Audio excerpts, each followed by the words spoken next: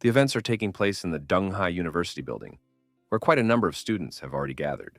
Linmu thought hard about his test paper and complained that it was too difficult. At that moment, a group of girls entered the classroom and immediately attracted attention. The students immediately recognized one of them and started discussing how cute she was, causing everyone to think this student was the queen of the campus, even though she was a freshman.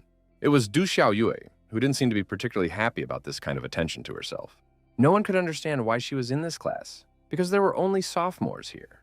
Turns out, she was engaged to a guy from here who her friends thought was pretty boring. In the end, the girl herself said she'd rather be all alone than marry that trash.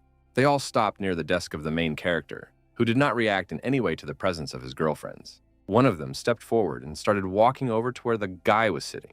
The girl slammed down on her desk with all her might to finally get her attention. She wanted to take the seat with her friends, but Linmu replied that there were plenty of free desks in the back where they could sit down. She didn't care at all, because it was her principle to take a seat right here. The girl immediately noticed that our hero cannot solve even such a simple problem, so even dared to take the first desk, although it is not necessary for him. The guy couldn't answer anything to that because, unfortunately, she was telling the absolute truth. He looked at Du Xiaoyu, who was completely indifferent to what was happening in front of her eyes. At that moment, someone else intervened in their conversation and patted our hero on the shoulder. It was one of his classmates who felt it was necessary to fulfill the request of such a beautiful girl. Eventually, the protagonist realized that he wouldn't be able to withstand that kind of pressure, so he started packing his things to move. Afterward, all the students watched intently as the frustrated loser left his desk. He walked past Du Xiaoyu and slid a glance at her face, which still didn't show any emotion. Still, the girl raised her voice sharply and called the protagonist a coward in disgust. Her friend didn't believe that someone like our hero could get into Donghai University, and suspected that he must have had some connections. In fact, Du Xiaoyue didn't care where the young man studied as long as she could break her engagement with him. After Lin Mu finished his classes, he walked lonely in the evening streets of the city, heading towards his home. Despite his indifference to his future bride, it was hard for the young man to tolerate such an attitude. He couldn't get the way the girl had coldly called him a coward out of his mind. The guy himself was also not happy about the engagement because it was all organized by his parents. The main character decided not to fill his head with all these problems. She wanted to go home to see how his grandfather was doing. Getting into the cab that arrived, he hoped the old man was getting better by now. It wasn't long before he arrived at the Lin family's mansion, which looked quite grandiose. Lin Mu walked closer to the door and informed his grandfather that he was already home. The young man was about to go inside, but stopped abruptly because he heard some strange sounds. He immediately recognized the shouts and guessed that his family was arguing again. The protagonist grudgingly noted that all of his relatives were already at the gathering. The air immediately stiffened, everyone froze, and there was an oppressive silence full of unspoken grievances. The first person to greet the young man was Lin Ron's aunt, who explained that Grandpa had gone to the hospital for a checkup and would be back soon. Lin Mu was not surprised by such news, so he calmly replied that he would go to his room.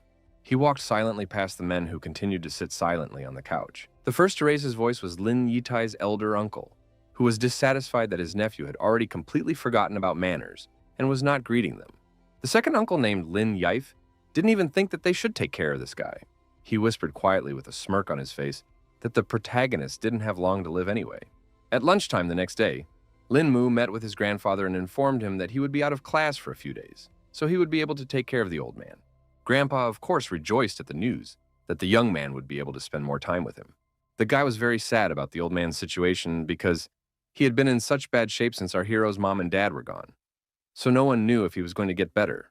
Auntie interrupted the conversation and said that Lin Mu and Grandpa already had to go to dinner. In just a couple of minutes, the entire Lin family was already gathered around the same table. The first to speak was Uncle Lin Yitai, who decided to discuss all the important matters at once. He said they are organizing an auction soon, so he has yet to be authorized to make a decision on the organization. But there have been some problems with the process recently. The man felt that now was a good time to put the auction department under his direction.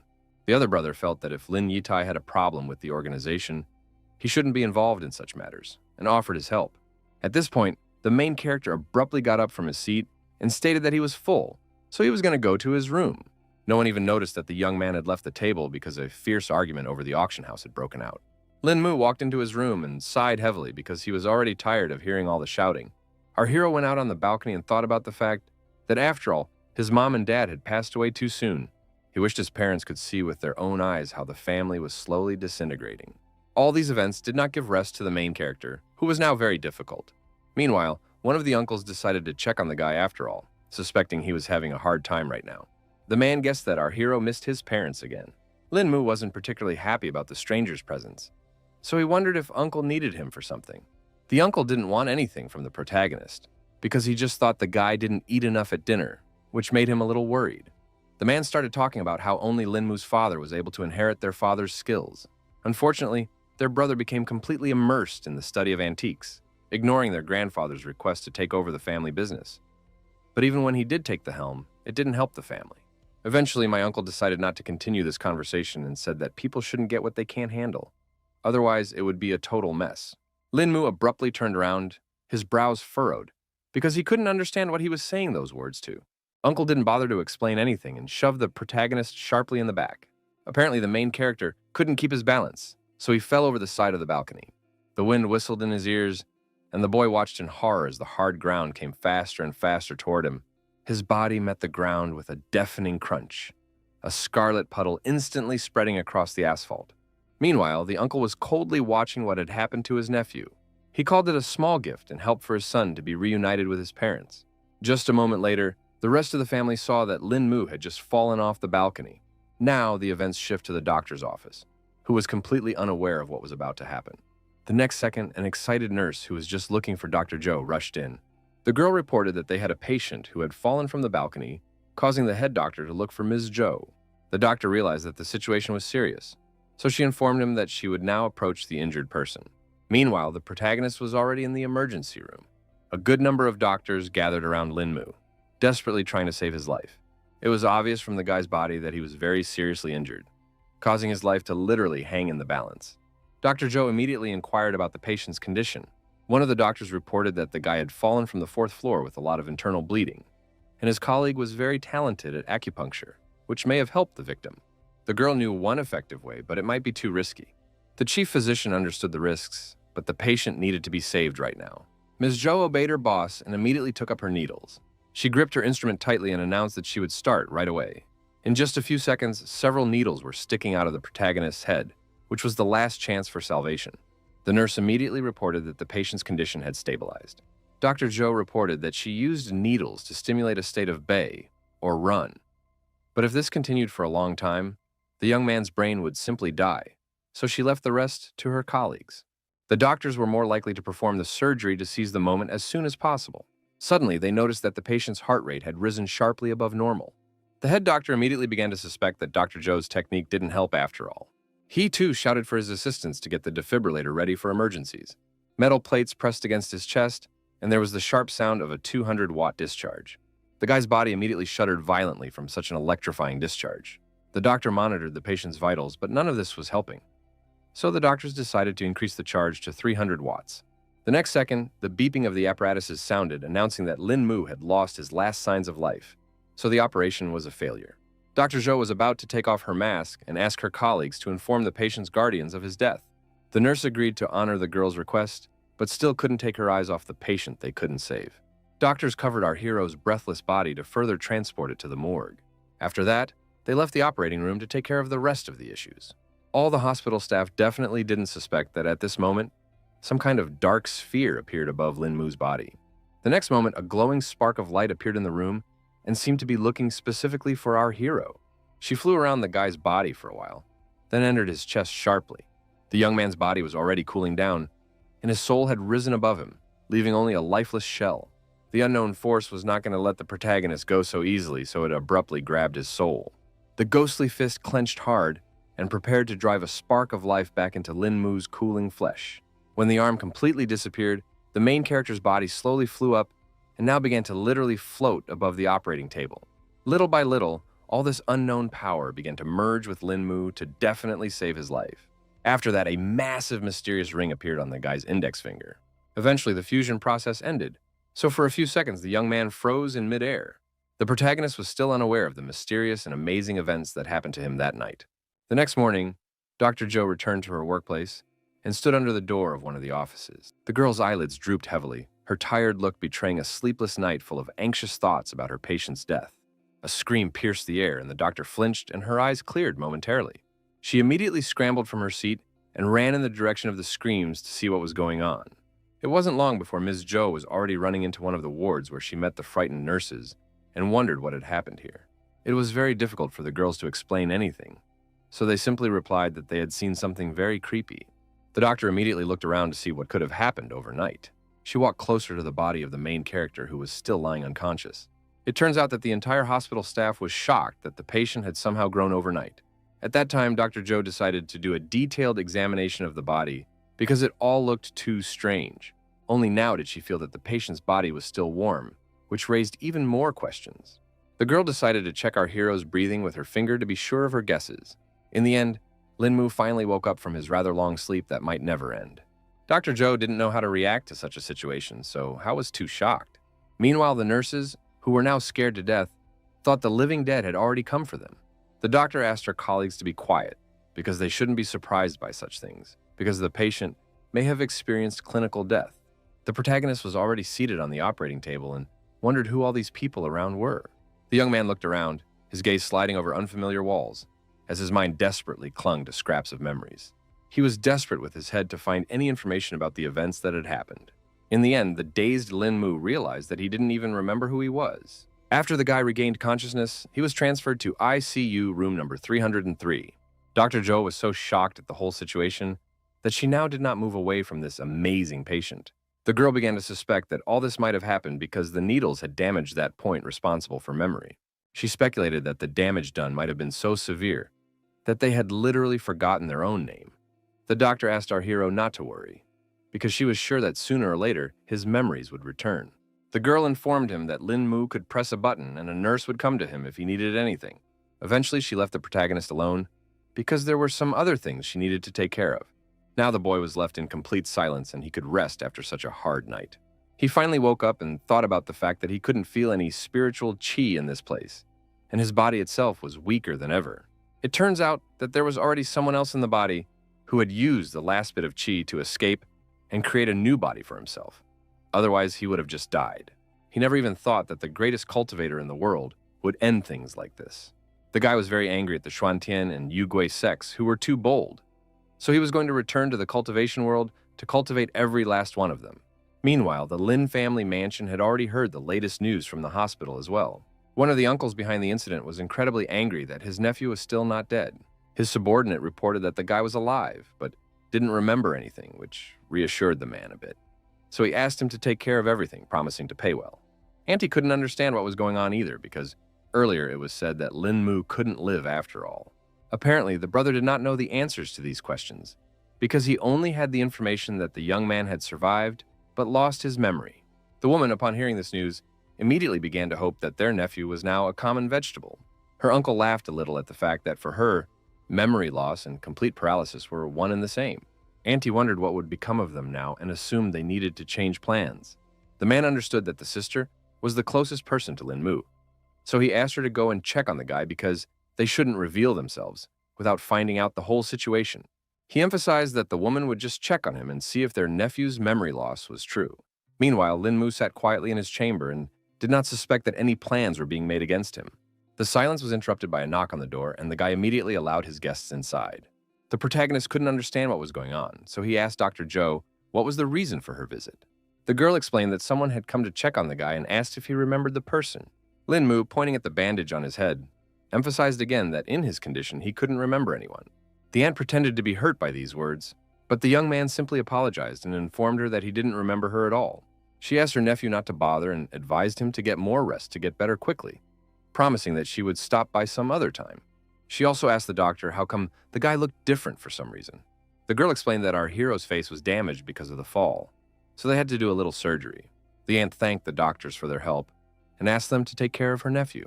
In fact, in her mind, she was already rejoicing that Lin Mu had indeed forgotten everything. A few days later, the guy was still sitting in his room trying to find some information about this world. Our hero learned that in this world, the human race had only existed for 5,000 years, but somehow its spiritual chi was too weak. Thanks to the book he had found, he was finally starting to figure out little by little what this place was all about. Also, Dr. Joe reported that the protagonist is almost cured, so he can already be discharged. Lin Mu then sincerely thanked the doctor for the care and support she had shown him throughout these days. The girl laughed at the fact that the young man acted as if he came from some ancient time. The young man was embarrassed because she now knew his secret that he liked martial arts stories. The doctor asked our hero to finally go to discharge, to spend more time with family and friends and get his memory back. After following the doctor's instructions, Lin Mu headed towards the exit of the hospital grounds. A cab was already waiting for the young man on the road to take him to the right place. The guy was actually very surprised that there wasn't much spiritual chi in this world, but humanity had evolved a lot without it. It wasn't long before the car pulled up outside the main entrance to the high school. The protagonist felt the pockets of his pants and realized they were completely empty. The cab driver informed him that the guy needed to pay $50, but Lin Mu had no way to pay. Lin Mu explained that he had just gotten out of the hospital, causing him to have no money with him. The man was shocked by this statement because he definitely didn't expect such a thing from the students of Donghai University, where the best and richest students studied. Then he suggested that our hero call one of his friends to pay for him. The guy got really embarrassed because he didn't even know if he had any friends. The main character didn't understand what he should do because he didn't know anyone at this university at all. Suddenly, a girl appeared in the car window who seemed to recognize Lin Mu and noted that they hadn't seen each other for a long time. Lin Mu realized that this was the perfect opportunity to get out of it. So I will explain the whole situation and asked my friend to pay for the cab. The girl didn't mind helping and thought her friend was in the hospital because he was having plastic surgery. The protagonist asked her to pay first so he could get out of the car and explain the whole situation normally. They walked around the university campus together, after which Lin Mu explained how he had gotten to the hospital. The guy also mentioned that he fell from the balcony of his own house, which seemed particularly odd against the backdrop of everything else. Hearing that he didn't remember anything, the girl immediately realized that he had forgotten not only the events, but also herself. The protagonist was immediately embarrassed and apologized for the fact that he couldn't even remember his longtime girlfriend. She then inquired if the doctors had told her about some way to bring back Lin Mu's memories. The guy hadn't heard of anything like this, but he also hoped he could get his memory back. The girl noted with sadness in her voice that memory loss might not be a bad option because sometimes even she wanted to forget everything. At this moment, they met up with Du Xiaoyue, who was accompanied by her girlfriends as usual. The girl averted her gaze from the protagonist, who caused her nothing but disgust. For a split second, her gaze still fell on the guy's face, causing her to immediately notice the change in Lin Mu. Du Xiaoyu immediately thought that our hero had managed to get some plastic surgery. The young man became very embarrassed at not being the first person to notice this, and once again tried to explain the situation. A friend intervened in their conversation and decided to confirm that Lin Mu had indeed had the surgery, and remarked that he looked quite cute. Du Xiaoyu only laughed off this guy's decision and emphasized that she still wouldn't marry some lowlife even after some surgery. The guy then concluded that it seems the previous owner of the body was engaged to this woman. The protagonist immediately suggested breaking off their engagement because he was not at all against such a thing. Du Xiaoyu and the girlfriend were incredibly shocked that the guy had so abruptly made such a decision. Lin Mu confidently stated that he would never want to marry someone like this girl. Of course, the main beauty of the university tried not to give the appearance when she heard such words in her direction, and only noted that it was quite brave on the part of the young man. The guy wanted to break off the engagement completely, so the girl would never bother him again. In turn, the main character's girlfriend laughed and supported such a bold decision. Lin Mu was very dissatisfied with this kind of attitude, so he now hoped that he would never meet Du Xiaoyu again. The girl could not take her eyes off the guy, whom she had previously considered a loser, because she had not expected such a drastic change. Meanwhile, the girlfriend was very happy for our hero, who finally accomplished his little revenge. Now the guy learned that before his memory loss, he was a weak and depressed man who was easily bullied and humiliated by everyone. The girl emphasized that each time it was not just intimidation, but a real shame. The protagonist realized that Du Xiaoyue had wanted to break off the engagement all along on her own, and he just let her go for nothing. The friend thought that this girl was unworthy of more, so she wondered what Lin Mu would do next. She thought the guy was already regretting his decision, since his fiancée was the queen of the university, but in fact, he didn't care at all. The girl decided to end this conversation and asked our hero to stay away from Du Xiaoyue next time. She also promised to show the guy the way to his class, because it was pretty clear he didn't even remember that. Along the way, someone threw a sharp dart toward our heroes, which stopped right near the girl's eye. It turned out that her friend had a practiced reaction, so she had no trouble catching it with 2 fingers. It was Chen Hao, who had been told many times by the girl not to play darts in class so as not to hurt his classmates. The guy was really scared because he had pissed off Tang Beibei, who was also the headman, and promised that it wouldn't happen again. In turn, the girl emphasized that her classmates' skills are not that good, so he can't show off in public. She decided to use the dart she was able to catch and demonstrate how to do it properly. In the end, Tan Beibei hit right into the very target with astonishing accuracy, leaving no chance of a miss. The protagonist was also surprised by this accuracy and noted that it was similar to the level of the foundation dimension. After that, the head teacher reintroduced their classmate, Lin Mu, to all the guys. She recalled that the guy was injured, causing him to lose his memory. So she asked his classmates to help him get his memories back. All the students welcomed the main character with loud applause to support him at least a little bit. The protagonist noticed that this Tang Beibei wasn't such a bad person, and she was also quite popular in her class. Lin Mu's introduction was suddenly interrupted by a knock on the study door. In just a second, the teacher who was just about to teach a lesson to the students walked into the classroom. The woman with a smile on her face asked her students if she had missed anything important. Lin Mu immediately thought that it was also their classmate, who was a little late. Tang Beibei immediately laughed because of her friend mistaking instructor Song Liangju for a student. The protagonist was surprised by this turn of events, and meanwhile, the teacher asked the student to go with her, since he had already returned to the university. The head teacher wasn't happy that her classmate wasn't obeying the teacher, so she shouted for him to hurry up and go with Ms. Song. Song Liangrao had already heard about what had happened to the guy, so she inquired if he was all right. Lin Mu thanked the teacher for her concern and replied that he was already fully healthy. She was pleased to hear such news from the guy, so she also added that if he needed help, he could always go to her office. The young man was grateful for the opportunity, but their conversation was interrupted by a knock on the door. It was Tan Beibei who came to see if they had finished their conversation because she wanted to have lunch with our hero. Ms. Son reported that they were finished so the students could go to lunch, and she also thanked Beibei for her help. The girl was happy at the praise from her teacher and felt that she should help because she was Lin Mu's classmate. Meanwhile, the protagonist, without saying a word, got up from his seat and headed for the exit. Song Liangru looked at the disciples after them and thought about the fact that it seemed that not only the guy's appearance but also his personality had changed. On the way to the cafeteria, our hero decided to talk about how his friend threw that dart so well. She must be working out a lot. Tang Beibei explained that given her training at home, this simple trick came quite easily to her, and asked if the young man wanted to practice. The guy, excited by such an offer of his out of loss, replied that it would be good for him to practice. The friend decided to examine the protagonist a little more closely and immediately noted that his body was stronger than before. The changes were actually quite significant, as if Lin Mu had practiced long and hard. The girl didn't know that falling from the balcony could do such good, but the young man himself wasn't particularly happy because he actually almost died. In the end, she agreed that it certainly wouldn't be worth the death of the main character. The guy saw that his friend got really upset thinking about it, so he asked her not to take it so seriously.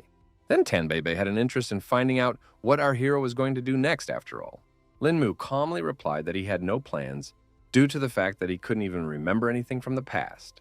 The girl tried to find some silver lining in that, so she asked with a smirk if the guy had ever wanted to live his life any other way. The protagonist instantly froze in confusion, realizing that he had never attempted to answer such a deep and complex question before. Tang Beibei revealed that the past Lin Mu was an introverted weakling who couldn't stand up for himself, and people like Du Xiao constantly bullied him. In turn, the current Lin Mu not only looked different, but also had a completely different personality. The girl believed that this accident was given to him by God as a chance to change himself and start his life. She suggested that the young man take the opportunity after all, since he had been blessed with such a super-powered body. The guy asked his friend in surprise what he needed to do to change his life in some way. A slight smile immediately appeared on Tang Beibei's face because it seemed like she already had a clear plan lined up. She wondered if he was even once familiar with the rumor of a mysterious organization called the Dragon Protectors. The protagonist was surprised to hear such a strange name for this organization. The girl explained that she had to say something about the martial arts world before she could talk about them. She directly asked if Lin Mu believed that there were people who could kill with mere leaves. The guy immediately assumed that these warriors were using spiritual chi filling, so he immediately replied that he believed that. The girl at once earnestly warned her friend that these people were not easy to find. She said that the legend said that some masters had reached the Xian Tian dimension, and even her grandfather had once gotten quite close to the place. Unfortunately, the old man was defeated by his inner demons and lost all of his cultivation, though to the joy of the entire family, he still survived. The main character asked Beibei not to be sad because Grandpa was still alive, which was the most important thing. The girl listened to Lin Mu and told him that there were a lot of talented people in their Tang sect, so she hoped that someone would reach the Xiantian dimension. The cultivator was surprised to hear of a familiar organization and immediately thought that his girlfriend was a member of Sichuan. Tang Beibei immediately laughed and poked the guy in the forehead because it was like what the protagonist thought of the Tang sect from a martial arts novel. She confirmed that their sect of poison and hidden weapon masters existed beyond the novels. At the peak of the organization, they had quite a few Xiantian experts, who were quite strong warriors. Lin Mu clearly didn't expect to hear something like this.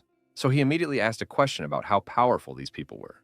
The girl knew everything from her grandfather, who said that all the techniques were created by these particular fighters. Our hero had already assumed that these Jian experts were equal in strength to the foundation measurement level, and asked if there were any such masters in their sect. His friend immediately emphasized that the dragon protectors were created by the Huaxia government for special occasions. That's why some sects send their disciples to the team to break through faster. And even Tang Bei herself coaches such a team. The protagonist started to have a bit of hesitation because he wasn't sure if he could join the team if he wasn't in a cult. The girl reassured him that the young man's potential, combined with good training, would allow him to be no weaker than their recruits, and asked if he wanted to join the Dragon Defenders. For a while, Linmu wondered if he should make such a spontaneous decision. In the end, the brave man firmly stated that he wanted to live another life after all. That was the end of their conversation, and the events continued deep into the night. The protagonist had already found himself outside the large building of Tenglong Corporation. In fact, the young man was surprised that the organization's bazaar was right in the middle of the city. Tanbebe didn't see it as a problem because it's the right place to house an important agency for the government. Plus, if there's any urgency, you need to respond as quickly as possible. The guy realized that he had said something somewhat stupid, so he confirmed that his friend was right after all. Quite soon, they were already inside the Tenglong Corporation building and headed towards the elevator to go to the upper floors. Our hero, having seen the enormous scale, ascertained that this was the base of the organization. Meanwhile, the girl pulled out her card to confirm her identity. She swiped the document across the elevator panel, as it could only be used with special identification. After a second, a notification appeared on the screen that the download of the required files had started. Tang Bei began to input the necessary information, while simultaneously explaining that the Tenglong Corporation was just a disguise. She asked the protagonist to just wait a bit to see the true extent of it. The cultivator was not yet familiar with such technology, so he was startled when the elevator began to plummet downward. A second later, the bell rang to let them know that they had already arrived at the right floor. When the elevator doors opened, Tang Bei announced that they had arrived at the Dragon Protector's base. It turned out that under the ground, there was a not insignificant room where a large number of employees of the organization worked. The girl wasted no time and immediately took her friend to the office of one of the leaders of the Dragon Defenders. The man sensed someone else's presence, so he immediately awakened from his sleep. He, surprised at the unexpected visit, immediately asked what Bei was doing here at such a late hour. Meanwhile, our hero had managed to see the glow of spiritual qi from this old man. So it looked like he had broken through the foundation dimension straight into the energy gathering dimension. But at the same time, the guy realized that this warrior was still far away from Xiantian's dimension. Then Tang Bei explained to Uncle Yang that she had brought him a rare martial arts genius, a person of extraordinary talent that one would not find among thousands of masters. The man was unhappy that the girl was making such a joke when introducing her boyfriend, and emphasized that it was too late for him to learn martial arts. She immediately explained that it wasn't her boyfriend and suggested that the leader check out the main character's skills on her own. Uncle Yang couldn't refuse Sweet Bei, so he decided to believe her words after all. He stepped toward the young man, placed his hand confidently on his shoulder, and gazed intently into his face. In the end, the man was greatly surprised because in him, the guy had a pretty strong body, even though he didn't have any martial arts skills. Tang Bei rejoiced because her words were confirmed and also added that Lin Mu used to be an ordinary guy before, but after the fall, his body had become many times stronger. Uncle Yan's eyes widened in amazement because it all sounded literally impossible. The guy himself didn't really understand much of anything either because the hospital had tried everything, but never figured out the reasons for these changes. The leader of the organization understood that our hero already knew about the Dragon Protectors, so he immediately offered him to join the organization. And Lin Mu did not hesitate and agreed. The man said that the young man has to pass a test before becoming part of the team, and when he does join, it won't be so easy to leave them. The protagonist had already heard all this from his girlfriend before coming here, so he had already made up his mind long ago and wanted to join them. Uncle Yan was happy with this answer, so he immediately said that he would start preparing for the test and was confident that with his talent, Lin Mu would be able to pass all the prepared tests. He handed the guy a book that described a breath-holding technique and asked the newcomer to burn it as soon as he read it, because leaking the information would not be tolerated. The man emphasized that our hero just needs to follow the instructions in the book, and then, after he has mastered the technique, find Uncle Yan himself. The young man also thanked the leader of the organization for the donated equipment and took the textbook firmly in his hands. Tang Bei, after making sure that all the details were settled, suggested that Lin Mu's trial should begin, to which Uncle Yang gave his consent. When the boys left the office, the man laughed contentedly because he had gotten such a capable fighter. He made sure that the girl had brought him some kind of miracle. So the Dunhai branch would be getting a new expert very soon. After meeting with the leader of the Dragon Defenders, the protagonist went to the dormitory. Linmu sat and carefully studied the breath-holding technique so that he could join the organization as soon as possible. He was still clueless as to why Lu Shouyang's spiritual qi was such a strange comma, and speculated that it might be because the energy here was weak. At this moment, the mysterious ring reappeared on his index finger. In just a second, it completely materialized and absorbed all the energy.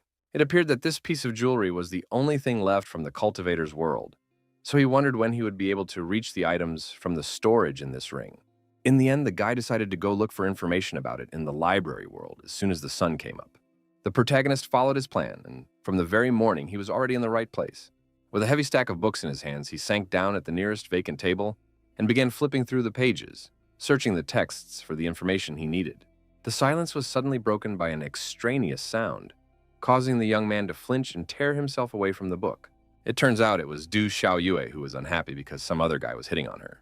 The girl coldly warned Van Don to leave her alone, adding contemptuously that his family money did not make him of any importance in her eyes. The young man still wouldn't back down because he realized that they were one colpagate and perfect for each other. Du Xiaoyue was displeased that he had such a high opinion of himself and emphasized that the Wang family would never pass on to him. After that, the girl, after making it clear that she wasn't interested at all, turned around and walked away from Wang Dong. The guy was so annoying that he kept pestering her and made fun of the fact that she was engaged to some loser from the Lin family as well. Everyone had already heard about Lin Mu being a complete lowlife, so Wang Dong felt that he couldn't be with such a beauty. It was actually quite difficult for the girl to contain her emotions being around such an unpleasant person. Meanwhile, the main character wasn't paying attention at all to what was going on between these two. Wang Dong saw that his competitor was here, so he decided to pester Lin Mu himself. The guy still continued to pretend he couldn't see or hear anything and wasn't about to take a break from his book. The bully was very pleased that our hero lacked any manners.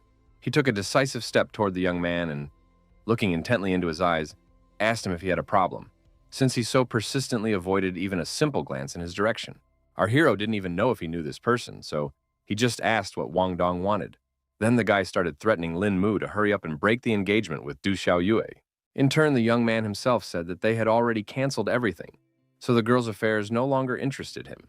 The bully turned around in surprise and asked Du Xiaoyu herself if it was true. The beauty herself decided to take advantage of the situation and quietly, idly lied that it wasn't like that at all. The guy couldn't stand the fact that the protagonist seemed to have lied to him, so he snatched the book from his hands with anger. From surprise, the young man let the textbook out of his hands and it crashed to the floor with a clatter. Wang Dong was very angry that the young man dared to cheat him and promised that he would definitely pay for it. Lin Mu was not at all afraid of such a development, so he just indifferently hummed in response. The protagonist did not tolerate such an attitude to himself, so he sharply grabbed the guy who still could not get behind him. He asked with a serious look what Wang Dong was going to do in such a case. The brave man did not trifle and decided to teach the bully a lesson who could not answer him. The bully, who was in fact a pathetic weakling, flopped clumsily to the floor. Wang Dong forcefully tried to stand up after the protagonist had taught him such a cruel lesson. Lin Mu, not satisfied with the humiliation he had already inflicted, kicked him with cold cruelty and then roughly stepped on his chest. The protagonist, after disarming his opponent, turned around to talk to Du Xiaoyue. Ono directly asked if the girl still really needed this engagement. The girl emphasized again that it was absolutely not her wish, but it was too difficult to go against the will of the old men of their families. In fact, Lin Mu hadn't even thought about the fact that Du Xiaoyue would annoy him so much before. The guy then turned to Van Don, who seemed to hear everything perfectly, and explained that technically they were engaged, so the guy had better stay away. Meanwhile, the bully raised his voice and asked if the main character knew who he was. The guy didn't care about this at all, so he pressed down on Wang Dong with even more force. Daredevil immediately howled in pain and now begged our hero to let him go, promising to just walk away. In the end, Lin Mu still let the kid go and immediately ordered him to disappear from his sight. The self-confident guy certainly did not tolerate such humiliation before, so silently left the library, without responding to our hero in any way. That resentment had sunk too deep, so he was already making plans on how to get back at the brave man who had acted so inappropriately. Meanwhile, there was a loud clamor around because no one expected to see such a fight in the university library. One of the students was very unhappy that someone allowed himself to make noise and fight in such a place. The main character immediately apologized and tried to lie that some student had just bumped into the table. He tried to remedy the situation and began to put the furniture back in its place. In turn, Du Xiaoyu noted that the young man had indeed changed, because he would never have done such a thing before. Lin Mu himself thought that this might be for the best, because he would have a lot less problems now. The girl, despite her dislike for her fiancé, warned him that Wang Dong was the kind of person who was eternally vengeful.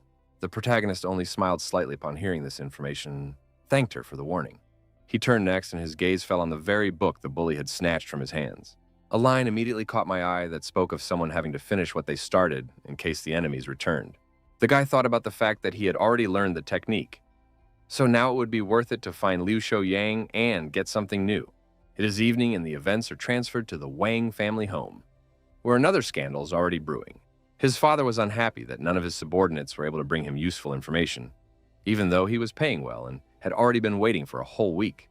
All the staff members were saying that Lin Mu was only a weakling and a coward, but the problem was that he was somehow able to break the young master's arm. They universally reported seeing the guy like this before, when he was a completely different person. The head of the family was interested when he heard about the sudden change in their purpose. One of the subordinates said that they bribed someone from the servants at the Lin family's house, who said that after the incident, the young man lost his memory and became like this, and even stopped showing up at home. Mr. Wang was going to act decisively, so he ordered his fighters to bring this guy in no matter what. All the guards lined up in a row and unanimously accepted the order. The old man wasn't going to be afraid of some loser Lin Mu just because of his family, because he had personally wronged him. The next morning, the protagonist, not suspecting that the hunt for him had already begun, came to the university as usual. Lin Mu still began to feel the tense atmosphere around him, which suggested that something was wrong after all. Suddenly, his path was blocked by some small van that looked rather suspicious. The next moment, a group of hooligans came out of there, specifically looking for our hero. Their ringleader announced with a smirk on his face that their boss would like to invite Lin Mu over for a cup of tea. The young man didn't expect this turn of events at all, because he certainly wasn't familiar with their boss. The bandits didn't like that he kept wasting their time, so they ordered him to go with them if the guy didn't want to get beaten up. In the end, our hero agreed to the stranger's terms, because he didn't want to get into a conflict again. Now he was convinced that the Wang family really did enjoy revenge quite a bit. In fact, Lin Mu wasn't afraid at all and thought that it was even for the best because he didn't mind participating in something like this. It wasn't long before Mr. Wang was informed that the man he needed had arrived on the scene. The man, exhaling smoke from his cigar, ordered his subordinates to bring the young man to him. The guards silently turned on the spot and headed out to do their boss's bidding. A few minutes passed and there was a knock on the door, whereupon the gentleman asked the guest to enter. It was obviously Lin Mu, accompanied by quite a number of guards. The man immediately inquired if the guy knew what he had interfered in, but the man pretended he had absolutely no idea. The head of the family then decided to give a little clue and said that Wang Dong was his son. The guy boldly suggested that the battered toddler had complained to his old man, who was now seeking revenge. The man only laughed at the boldness of our hero, because before him, no one had ever dared to speak to a distinguished gentleman in such a way. He stated that he would be more respectful to Lin Mu because of his family, so he would let the young man go as soon as he tore his tendons. The protagonist continued to stand his ground and wondered what would happen if he didn't. One of the guards put his hand on the guy's shoulder and advised him not to complicate an already difficult situation. Lin Mu didn't appreciate being treated this way, so he elbowed this Wang family subordinate. He grabbed the guard's arm about to straighten him out and emphasized that they were actually here talking, so no one should get in the way. The protagonist was so strong that he could easily throw over even the most experienced fighter. Eventually, the subordinate fell with such force that he broke the table beneath him. Mr. Wang immediately noted that the young man possessed some pretty good techniques. At the same time, he was sure that Lin Mu still wouldn't be able to cope when he was attacked by several fighters at once. The guy himself hadn't lost his fighting spirit, so the smile still held on his face. The man was incredibly angry over such insolence of the young man, so he ordered his men to tear him to pieces. Our hero asked all of his opponents to attack at once, because they didn't have much time for all this fighting. He got into a fighting stance because he wanted to deal with all the guards as quickly as possible and move on to their boss. Everyone started attacking Lin Mu, but he masterfully dealt with each opponent with a single precise strike. In 10 seconds, the protagonist had dealt with each guard and was now carefully adjusting his suit. Mr. Wang was shocked by this turn of events because he was confident in the strength of his subordinates. The young man offered to talk to him in person because he and his son had taken up too much of his time, which needed to be reimbursed somehow. The man was scared out of his wits, so he now said it was only their fault and offered $20 million in compensation. Lin Mu didn't really want to receive any money that was definitely obtained through unfair means. The frightened old man was desperate to prove that it had all been earned in a completely clean way. The protagonist decided to believe Mr. Wang and reached into his jacket pocket. He handed the man his credit card and asked him to transfer the amount he needed there. The old man didn't mind keeping his promise, but he needed a computer to do it. Lin Mu let him walk over to the work table, so Mr. Wang quickly entered the necessary information and reported that everything was ready. The man demonstrated that the money had already gone to our hero's card and offered him to check it personally. The boy thanked him for his cooperation, and meanwhile, the old man himself was surreptitiously reaching into one of the nightstands of his desk. Mr. Wang did not take his eyes off Lin Mu and asked him to take his time like this. He already had the gun in his hands and offered the young man some more time to chat. Seeing the muzzle of the gun, the protagonist immediately became silent, and the old man wondered why he had stopped so abruptly. The man noted that the guy used to be so cool about himself, but at one point, all his courage was gone somewhere. Lin Mu was still just as unafraid of his main opponent, so a smug smirk reappeared on his face. He abruptly knocked over the table where Mr. Wang was sitting to throw him off balance. The head of the family was not prepared for such a development, so he was unable to keep the gun in his hands. Our hero asked if it was worth it and reported that the man had just dug his own grave. Now the old man tried to justify himself and said that it was just a slight misunderstanding, and he himself really wanted to talk to Lin Mu. The young man was certain that trust was out of the question between them, so he wasn't even going to engage in a conversation with Mr. Wang. If he wanted to kill Mr. Wang, he would do it right now, so the guy advised him not to make him nervous. The man asked not to complicate the situation between their families and promised to fulfill any order of the young master, using all his abilities. The protagonist was quite interested when he heard such words and rejoiced at such an opportunity for revenge. In a fit of rage, he swiftly intercepted Mr. Wang's neck, intending to teach him a harsh lesson. The young man shoved some white pill into the old man's mouth, who didn't even resist. Mr. Wang swallowed this mysterious object without the slightest hesitation. He immediately grabbed his throat and started yelling at our hero, who gave him the unknown pill. It turns out that the young man gave him a poison from martial arts novels called Han Xiaobang Budian and promised to give him an antidote every 3 months if the man behaved well. Lin Mu warned that the man might die a painful death and advised him to think carefully about his decisions. At this moment, the protagonist's phone rang, who was about to leave Mr. Wang's office. It turned out to be Tan Bei Bei, who had already managed to lose her buddy. She asked the young man to come to the base as soon as possible because there was already an assignment for him. It wasn't long before Lin Mu reached the Tanglong Corporation building, where his girlfriend was waiting for him. Most of the staff had already gathered in the hall and were whispering amongst themselves because something important seemed to have happened. The protagonist, upon meeting his acquaintance, immediately worriedly inquired about what had happened. The girl reported that their organization had recently caught the leader of a mercenary group. Because of this, his subordinates took 20 people hostage, demanding the release of their leader, but he eventually lost control of the situation. It turns out that not only have the mercenaries taken hostages, but they want to attack the Pearl Tower, so they need to be stopped immediately. Lin Mu asked if they had a plan, and the girl told him that their main objective was to rescue the hostages and help the other units. The young man immediately thought that just the two of them would only go to rescue the victims of these villains. Bei Bei explained that if they had enough people, the organization wouldn't call for recruits. She explained that our hero only needed to locate the hostages and then notify his elders of the location. Meanwhile, the leader of the Dragon Protectors finally turned to his subordinates to inform their next steps. With the utmost seriousness in his voice, he emphasized that this assignment was very important, so they should waste no time. Finally, he firmly ordered all the fighters to immediately move out to their missions. After that, our hero, following the order, immediately went to the West District of Donghai City. He had to jump across rooftops, so no one could reveal his location. The guy started to suspect something because he felt that there were a lot of people in this place, but all the rooms were empty for some reason. Eventually, he did decide to jump off the building to get a better look at the area. Lin Mu hid near one of the windows to get a better look at what was going on inside. He could see that there were lights on inside the building, but he still couldn't make out any people. Only now did the protagonist realize what the whole problem was. The boy walked over to the hatch that was quite nearby to get a better look at this entrance. He sensed that this was where the enemies had been hiding all this time, underground. With some effort, Lin Mu lifted the heavy hatch to enter the base. Brave immediately saw the glow and found confirmation of his hunches. Beneath these trapdoors was a large staircase that led somewhere underground. All this time, a guard was standing near the entrance, looking around carefully to make sure no stranger was missed. Suddenly, the fighter heard someone's footsteps behind them, though they weren't expecting any visitors. As a result, all he saw was a pair of legs that was rapidly flying straight at his head. Lin Mu managed to masterfully produce a grab of his first opponent using his legs. The guard tried to call for someone to help him, but the guy squeezed his neck so hard it was pretty hard to do. The opponent helplessly wheezed, unable to even move as Lin Mu's iron grip tightened on his throat.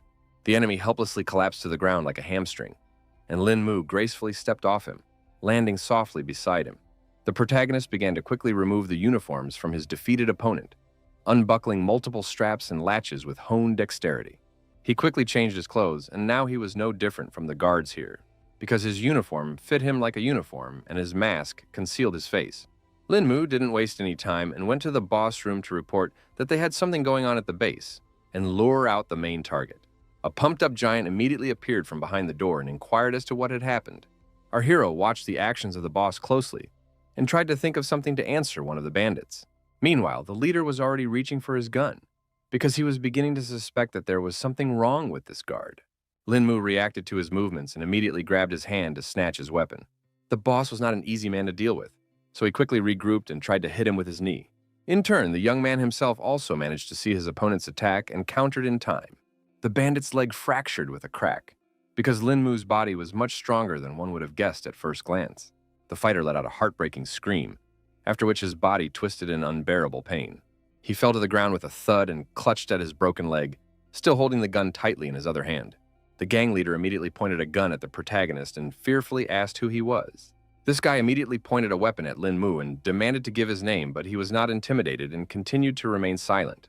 The young man realized that he couldn't deal with this thug that easily, so he hit him once more with his knee. Apparently, there was no way the bandit could block this attack due to his serious wounds and severe pain.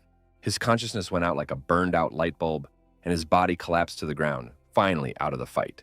The protagonist looked around and realized that all the hostages were just in this room. In the corner of the room, his gaze caught on two shabby bags without any identifying marks. The boy quickly approached the suspicious items and didn't hesitate to unzip the zipper to see what lurked inside. Turns out there was a mountain of money hiding inside them all along. Lin Mu was shocked that these people had stolen so much money, which was also all in cash. A new idea immediately popped into the guy's head because he realized that the hostages didn't know who he was yet. He zipped up the zippers, gripped the handles of his bags tightly, and raced away, realizing that now he could easily get rich. One of the girls didn't seem particularly pleased that the protagonist had done such a thing. She suspected that Lin Mu had killed the other guy just to take all the money for himself. Beauty was also quite bright, so she noticed one interesting thing right away. The girl noticed that our hero left a gun on the floor, which could have been her chansum. She skillfully performed a few somersaults and quickly grabbed the weapon in her hands. Undaunted, the brave hostage pointed her weapon at Lin Mu and ordered him not to move. Our hero only sighed heavily because now he realized that he would not be able to leave this place so easily. He immediately explained that he was not here to bully the hostages and allowed them to walk from here. The girl understood his motives, but as a police officer, she can't let the villain escape. So she ordered the guy to drop the bags and put his hands behind his head. Then Lin Mu was not confused and offered to split the loot in half, pretending that they had not seen each other in this place. The hostage still wasn't going to give up that easily, so once again she repeated her order to put the bags down or she would shoot. The protagonist realized that the jokes with this officer were short, so he threw all the money on the floor. Meanwhile, the girl turned to one of the hostages and asked him to take off his belt to tie the hands of the villain. At the same time, the young man sat down on the floor and already pretended to be resigned to his fate. Obviously, our hero had already come up with a new plan, so he was just waiting for the right moment to attack. It only took one precise movement for him to stop the man who was about to tie him up. In just a second, Lin Mu had already turned around in such a way that he was able to use the hostage as a live account. Eventually, the guy managed to knock him over in a way that knocked the officer off his feet. Without wasting a second, the experienced fighter ran up to the girl to snatch the gun from her hands. He emphasized that the hostage did not need to do that and asked her to go back to the corner and sit still. The officer realized that she had no other choice, so she complied with Lin Mu's order, who only grudgingly hummed. The protagonist realized that he had solved all the problems, so he headed for the exit again with 2 bags of money in his hands. Before finally leaving the enemy base, he decided to strip off all his uniforms. At the same time, the guard's body was still lying breathlessly at the entrance of this huge basement. A satisfied smile immediately appeared on the guy's face because he was able to successfully complete his first mission. He decided to search the territory of the base and find a suitable place to hide the found baggage. Lin Mu didn't hesitate to throw the bags into the well, which turned out to be a pretty good storage area. The protagonist was going to raise money after this whole operation was over. Afterward, he called Bei Bei to report that he had found something suspicious here. It wasn't long before the dragon protectors arrived on the scene and gradually removed the hostages from the bandit base. Among the victims was the policewoman who wanted to arrest Lin Mu for theft and didn't realize that he was standing quite nearby. The guy himself informed his partner that he would go report to headquarters to say that the hostages had been found and they could proceed with the next part of the plan. The girl herself was glad that all the people were safe now. They then put all the hostages on the bus, so the whole operation to rescue them went smoothly. For a while, Tang Bei stared after the transport with the rescued people and pondered the recent events. But she said the mission wasn't over because the hostages said there was something suspicious inside. The protagonist began to suspect something, so he asked what the people were talking about. Turns out they had already managed to tell the two mercenaries had gotten into a fight, but by the time the dragon protectors got here, two were already out. The main problem was that they couldn't find the very same bandit money anywhere. It was obvious that whoever knocked out those mercenaries was an expert, because it looked as if his opponents didn't stand a chance. The girl was about to report to her superiors that there was a master of such a level among the bandits. Lin Mu, who knew the whole truth, only smiled and agreed that a real expert had been here. After all the searches, our heroes went to the base of their organization to report the results of the mission. The guy reported that he had some business to take care of and said goodbye to Tan Bei. He quickly left the Dragon Defender's base and hailed himself a cab. The protagonist quickly jumped into the back seat of the car and asked the driver to take him to Pingjiang District. After arriving at the location, he handed the driver some money and asked him to wait here, while he quickly picked up some clothes. The man listened to Lin Mu, so the man was able to go about his business in peace. The driver decided to smoke a cigarette to pass the time while waiting for his customer. After a couple minutes, the guy came back and asked him to open the trunk so he could throw his stuff in. The cab driver still didn't suspect anything, so he quickly pressed the button and complied with his passenger's request. The protagonist wasted no time and quickly put 2 heavy bags of money inside. The driver with a cigarette in his teeth noted that the guy was very pleased after picking up his so-called clothes. Lin Mu just laughed in response, but he thought to himself that there could be no other reaction to 10 million euros. Meanwhile, Mr. Wang has already received the report of his body checkup after being poisoned by an unknown pill. The subordinate handed him an envelope and informed him that it said the man had not been poisoned. The doctor said he was perfectly healthy and there should be no problems with his body. But there was still one small flaw. Mr. Wang wasn't going to listen to his subordinate any further and asked to be left alone. He couldn't contain his anger because he was beginning to suspect that Lin Mu had simply tricked him. At that moment, his train of thought was interrupted by a sudden ringing on his phone. The man's gaze immediately darted to the screen of his smartphone, where an incoming call from an unknown subscriber was displayed. Mr. Wang abruptly brought the phone to his ear and coldly demanded an explanation as to who dared to interrupt him at such an inopportune moment. The voice in the receiver belonged to the very man he had been pondering only a moment ago. It turns out that the protagonist had already made a reservation at Wang Zhang's restaurant and hoped that he could have a little chat with his new acquaintance here. The man was immediately interested in such an offer, so he was going to get there in a couple minutes.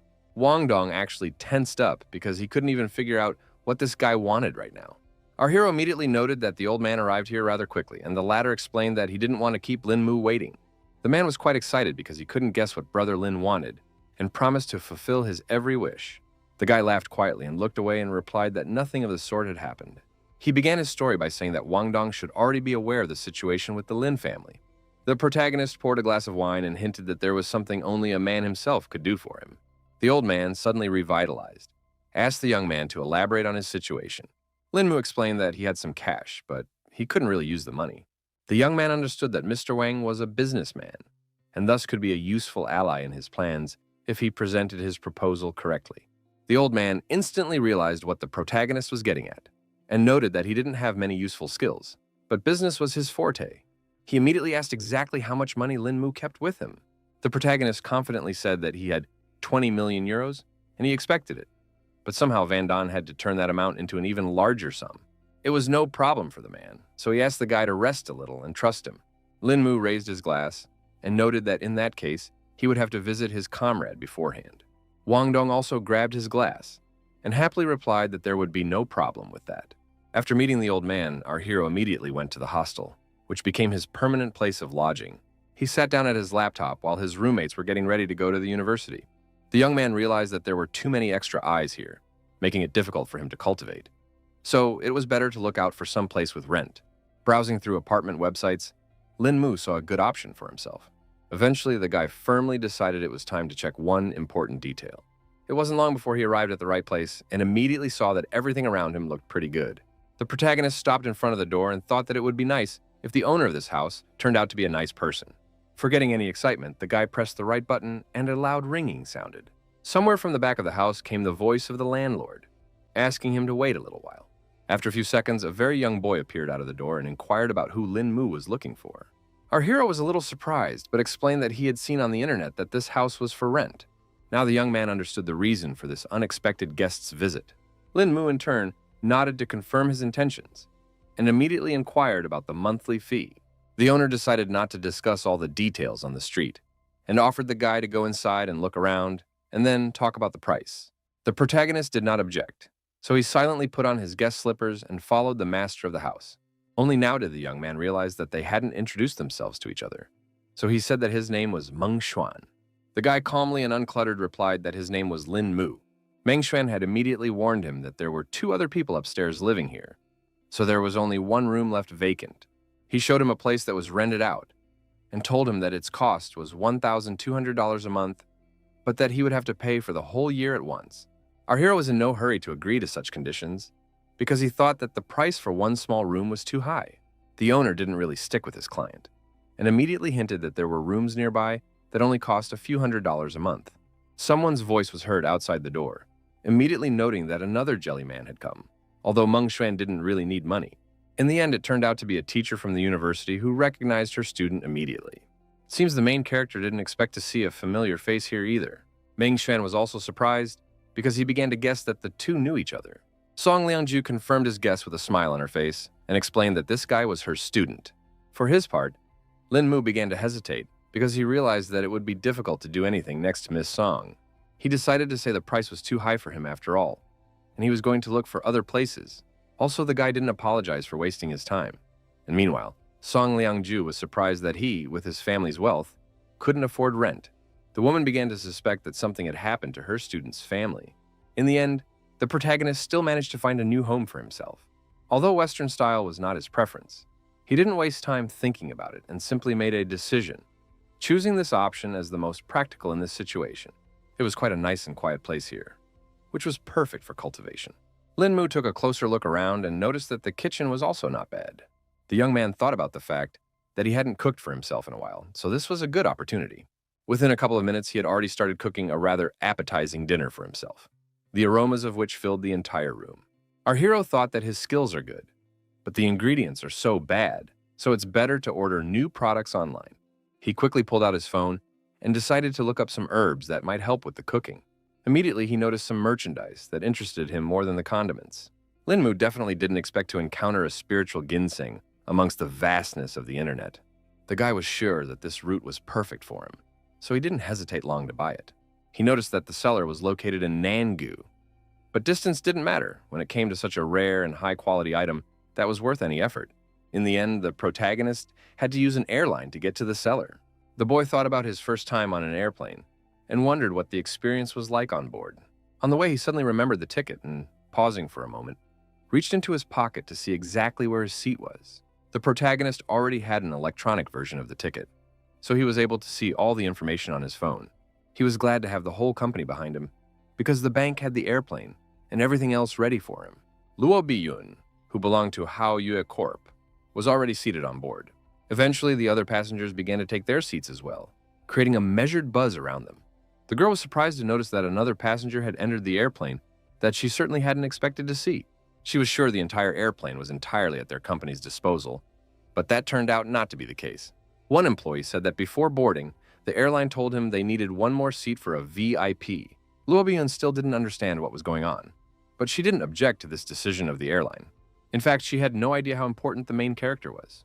For his part, Lin Mu decided to act as friendly as possible, so he greeted the other passengers with a smile on his face. He then sat down in the reserved seat and began to look at the functions of the built-in touchscreen. The girl was silent, but all the while she was scrutinizing the look and behavior of her unexpected guest. Her coworker offered to talk to the airline if this one didn't suit the supervisor, but she was totally cool with it, so she replied that it was fine. Luo Biyun mockingly pointed out that compared to the rest of the VIPs, there was still something interesting about our hero. Quite quickly, the plane flew to its destination and landed successfully at the airport. The first to come down from the board was Lin Mu, who wanted to take care of his business as soon as possible. The girl was surprised and a little offended that he left and didn't even speak to her. The employee wanted to give Ms. Lowe some advice, but ended up not having time to finish his sentence. The boss quickly replied that there was no need for that, because this kind of situation was not new to her. Meanwhile, the auction, which featured that most unusual plant, was already in full swing. The presenter talked about the fact that it was identified by a botanist and evaluated by professionals, so a lot of beneficial qualities were officially confirmed. That is why the starting price of this item was $15,000. The main character felt funny when he heard this amount, so now he thought that all these people didn't realize the full value of ginseng. The bidders immediately began to actively outbid each other and reached the mark of $22,000. Linmu didn't change his mind and immediately called out a bet of $44,000 to quickly win this battle. The presenter got excited when he heard such an amount and asked if there would be any other suggestions. He then began counting down to 3, and when finished, he struck his gavel, announcing the sale of this lot. He was happy to report that the plant had been sold to the young gentleman who was the protagonist. Linmu was satisfied with his success, so he quickly picked up his goods and left the hall. Also, the young man hoped that the bronze cauldron should be in place by the time he returned from the auction. Meanwhile, Lo Bi-yoon went to a dinner party where quite a few elites had gathered. Next to her was Miss Lee's assistant, whom she asked to come over. The girl handed her subordinate a glass of wine and asked her to hold it for a while. The employee was surprised because the banquet wasn't over yet, and Lo Bi-yoon was already going somewhere. Then she explained that all she wanted to do was to go outside and get some fresh air and leave the rest to Ms. Lee. Eventually, the girl settled into her car and rejoiced that she was finally free. At the same time, he realized that this freedom was only an illusion and could not be 100%. The bodyguards were still following Luo Bi-yoon, but she realized that it was all just for her own safety, although having 5 special forces was overkill. Suddenly, some plan had formed in the girl's mind, so a sly grin immediately appeared on her face. She decided to throw the guards off her tail while she had the chance, so she hit the gas pedal with all her might. The bodyguards immediately realized what their ward was up to and rushed after her as quickly as possible. The cars immediately moved from their seats and with all speed and flew after the unruly Luo Bi-yoon. In turn, the girl herself realized that her cunning plan hadn't worked after all. After driving a little further, she had to stop at a red traffic light. In the end, Lo Bi-yoon decided not to follow the rules of the road and made a quick right turn. One of the guards wanted to continue the chase, but his fellow driver couldn't go through the red light. In the rearview mirror, the girl saw that her plan had worked after all, so she laughed wickedly. She wondered what to do now, and for starters, she wanted to tell the bodyguards about not worrying unnecessarily. The girl was so excited about this opportunity that she didn't notice that the silhouette of a crossdresser appeared right in front of her car. Luo Bi-yoon had time to quickly react to the threat and hit the brake pedal. Also, a bright flash of light suddenly flew in front of her face, causing her to go blind for a moment and instinctively recoil. 6. It turned out to be a bullet that rattled through her car window, leaving a tear in the glass and showering the interior with shrapnel. The girl was shocked when she heard a gunshot and thought it was the same guy who jumped out in front of her car. Blood ran down her face because the bullet still grazed her delicate skin a bit. Though if she hadn't stopped, the consequences would have been worse. Luo Bi-yoon was sure that these people here were clearly after her, so she should find a safe place and hide until the bodyguard found her. The girl turned sharply into a narrow alley and raced through the deserted streets, her footsteps echoing between the blank walls of the houses. She hoped this place would be safe until the bodyguards got here. At that moment, the defenseless beauty heard someone else's footsteps behind her back, which made her tense up. Luo Bi-yoon heard that this person was walking quite calmly, so it must be just an ordinary passerby. In the end, it turned out to be Lin Mu, who was just passing by. The girl immediately recognized that it was the guy from the plane, because this mysterious gentleman could not be confused with anyone. She immediately grabbed the familiar man's hand and asked him to wait, because it was her only hope. The protagonist was surprised to ask what the miss wanted, and she was confused and couldn't answer accurately. In turn, the guy decided to make a joke and hinted that he did not need the services of a woman of easy behavior. Luo Bi-yoon was greatly angered when she heard such words from a young man who was interested in her. The girl felt a hot wave of shame wash over her. She realized what a ridiculous misunderstanding had just occurred. Lin Mu was about to leave, but she shouted after him, telling the guy not to be in such a hurry. The young man raised his eyebrows in genuine surprise, his gaze expressing a mute question and misunderstanding. Luo Bi-yoon lowered her gaze in embarrassment and tried to explain that she was being hunted by assassins, so she needed help. Now the main character understood the whole situation and agreed to help the girl to reach the police station, where she can be protected. It wasn't long before they approached the police station, and the guy suggested they hurry up. Lin Mu suggested that the girl go inside because in a situation like this, it was better to sit back in a safe place. She answered nothing and continued to follow the protagonist in silence. The protagonist didn't like the fact that the girl continued to pursue him So glared at her with his disgruntled deadline. He asked what the problem was this time, and assumed that Lo Bi-yoon wanted something else. In fact, the girl still couldn't believe that the mysterious stranger from the plane didn't recognize her. Linmu didn't see it as a problem at all because he couldn't think of one, and was about to leave because he was a bit busy.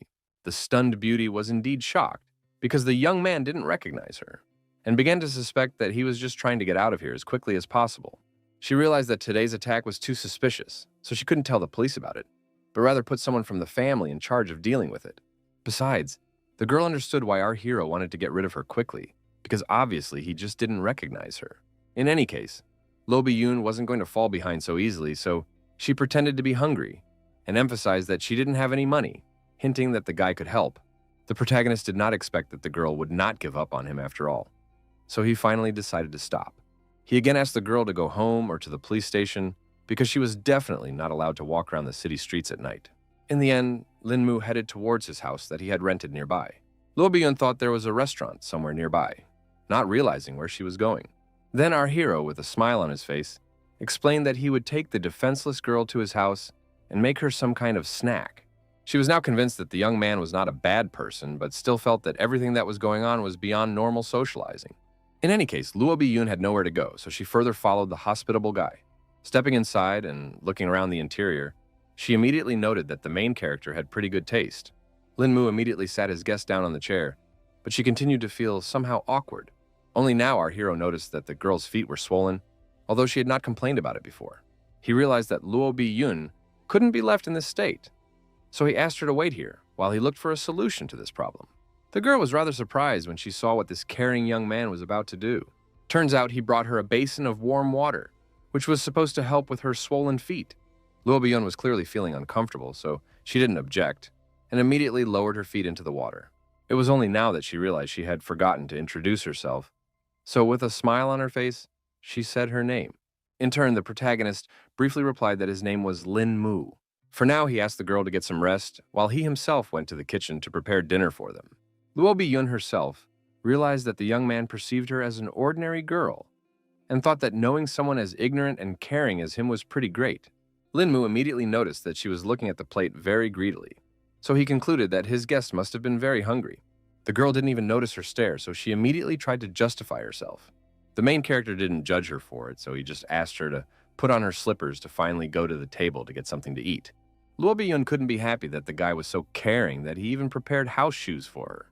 After sitting down at the table, Linmu explained that he had cooked the first thing that came to his mind and hoped that the girl would appreciate his efforts. The guest was pleased when she saw the bounty of treats that looked quite appetizing, so she was already anticipating a delicious dinner. Our hero was pleased to hear compliments, so he asked the girl to eat as much as she liked, since she liked it so much. Luo Bi-yoon realized that the atmosphere was already suitable to directly ask if the guy really didn't remember her. The young man sighed heavily and admitted that he really couldn't remember where they might have met. Then the girl decided to give a little hint and told him that it happened in Nangu City on an airplane. The image of one of the female passengers, who happened to be Luo Bi-yoon, immediately popped up in the guy's mind. She immediately laughed off the fact that Lin Mu was rather forgetful, because she hadn't changed much since then. The protagonist didn't mind and decided to wonder why the girl was being stalked by someone. She suspected it was all because of some work conflicts, but she was used to that kind of meanness by now. The guy had enough of this information to fully understand the whole situation, so he decided not to question Luo Bi-yoon anymore, and suggested that she finish her meal quickly so they could deal with her leg. After that, the girl herself also decided to end this conversation and continued her meal. After eating dinner, they went straight to examining the leg, and the main character immediately warned that they would need to be a little patient because it might hurt a little.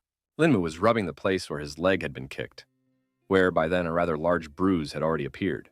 Luo Bi-yoon became very embarrassed, because it all seemed rather strange, since they almost didn't know each other. Fortunately, the girl earned just a sprain, so her health was not in any danger. But it was still complicated by the fact that it was on the girl's leg. If not taken care of in time, the wound might affect Luo Bi-yoon's walking, so our hero was willing to help, but it would all be too painful. The victim had already prepared herself to endure this pain, and the guy set about treating her. She was greatly surprised because she didn't feel any pain in the end, and thought that the main character was a professional doctor. The young man was obviously only a student, but the girl was still impressed with his skills. After that, she asked if she could use Lin Mu's bathroom, because she couldn't go back to her home like this. The protagonist didn't mind helping Lo Bi-yoon and asked her to wait for a while. He even decided to bring clean clothes for his guest, so he retreated to another room.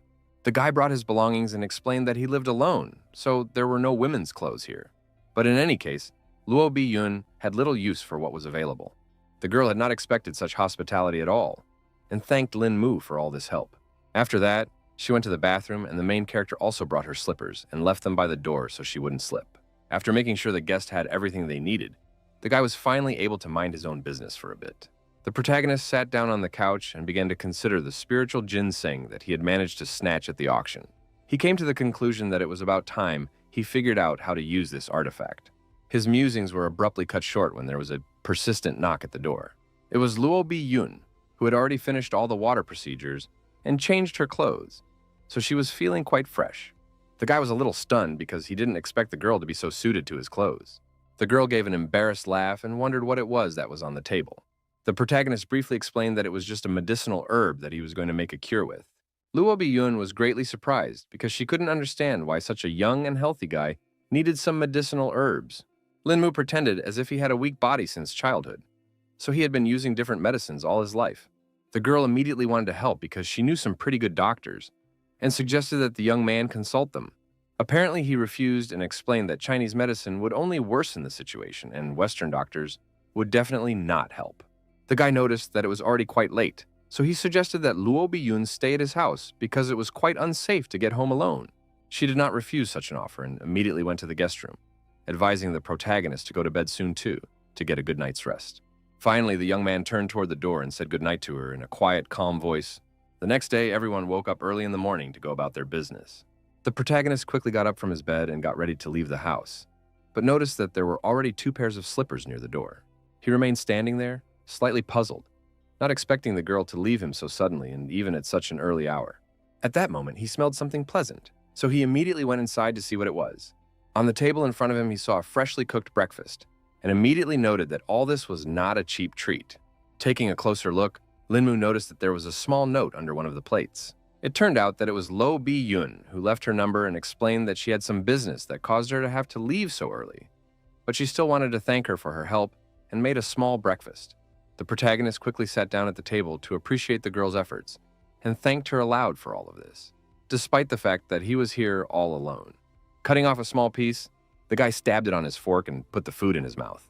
In fact, Lin Mu hadn't even expected that this entire breakfast would turn out to be so delicious. He had no idea at all that his new acquaintance had such good cooking skills.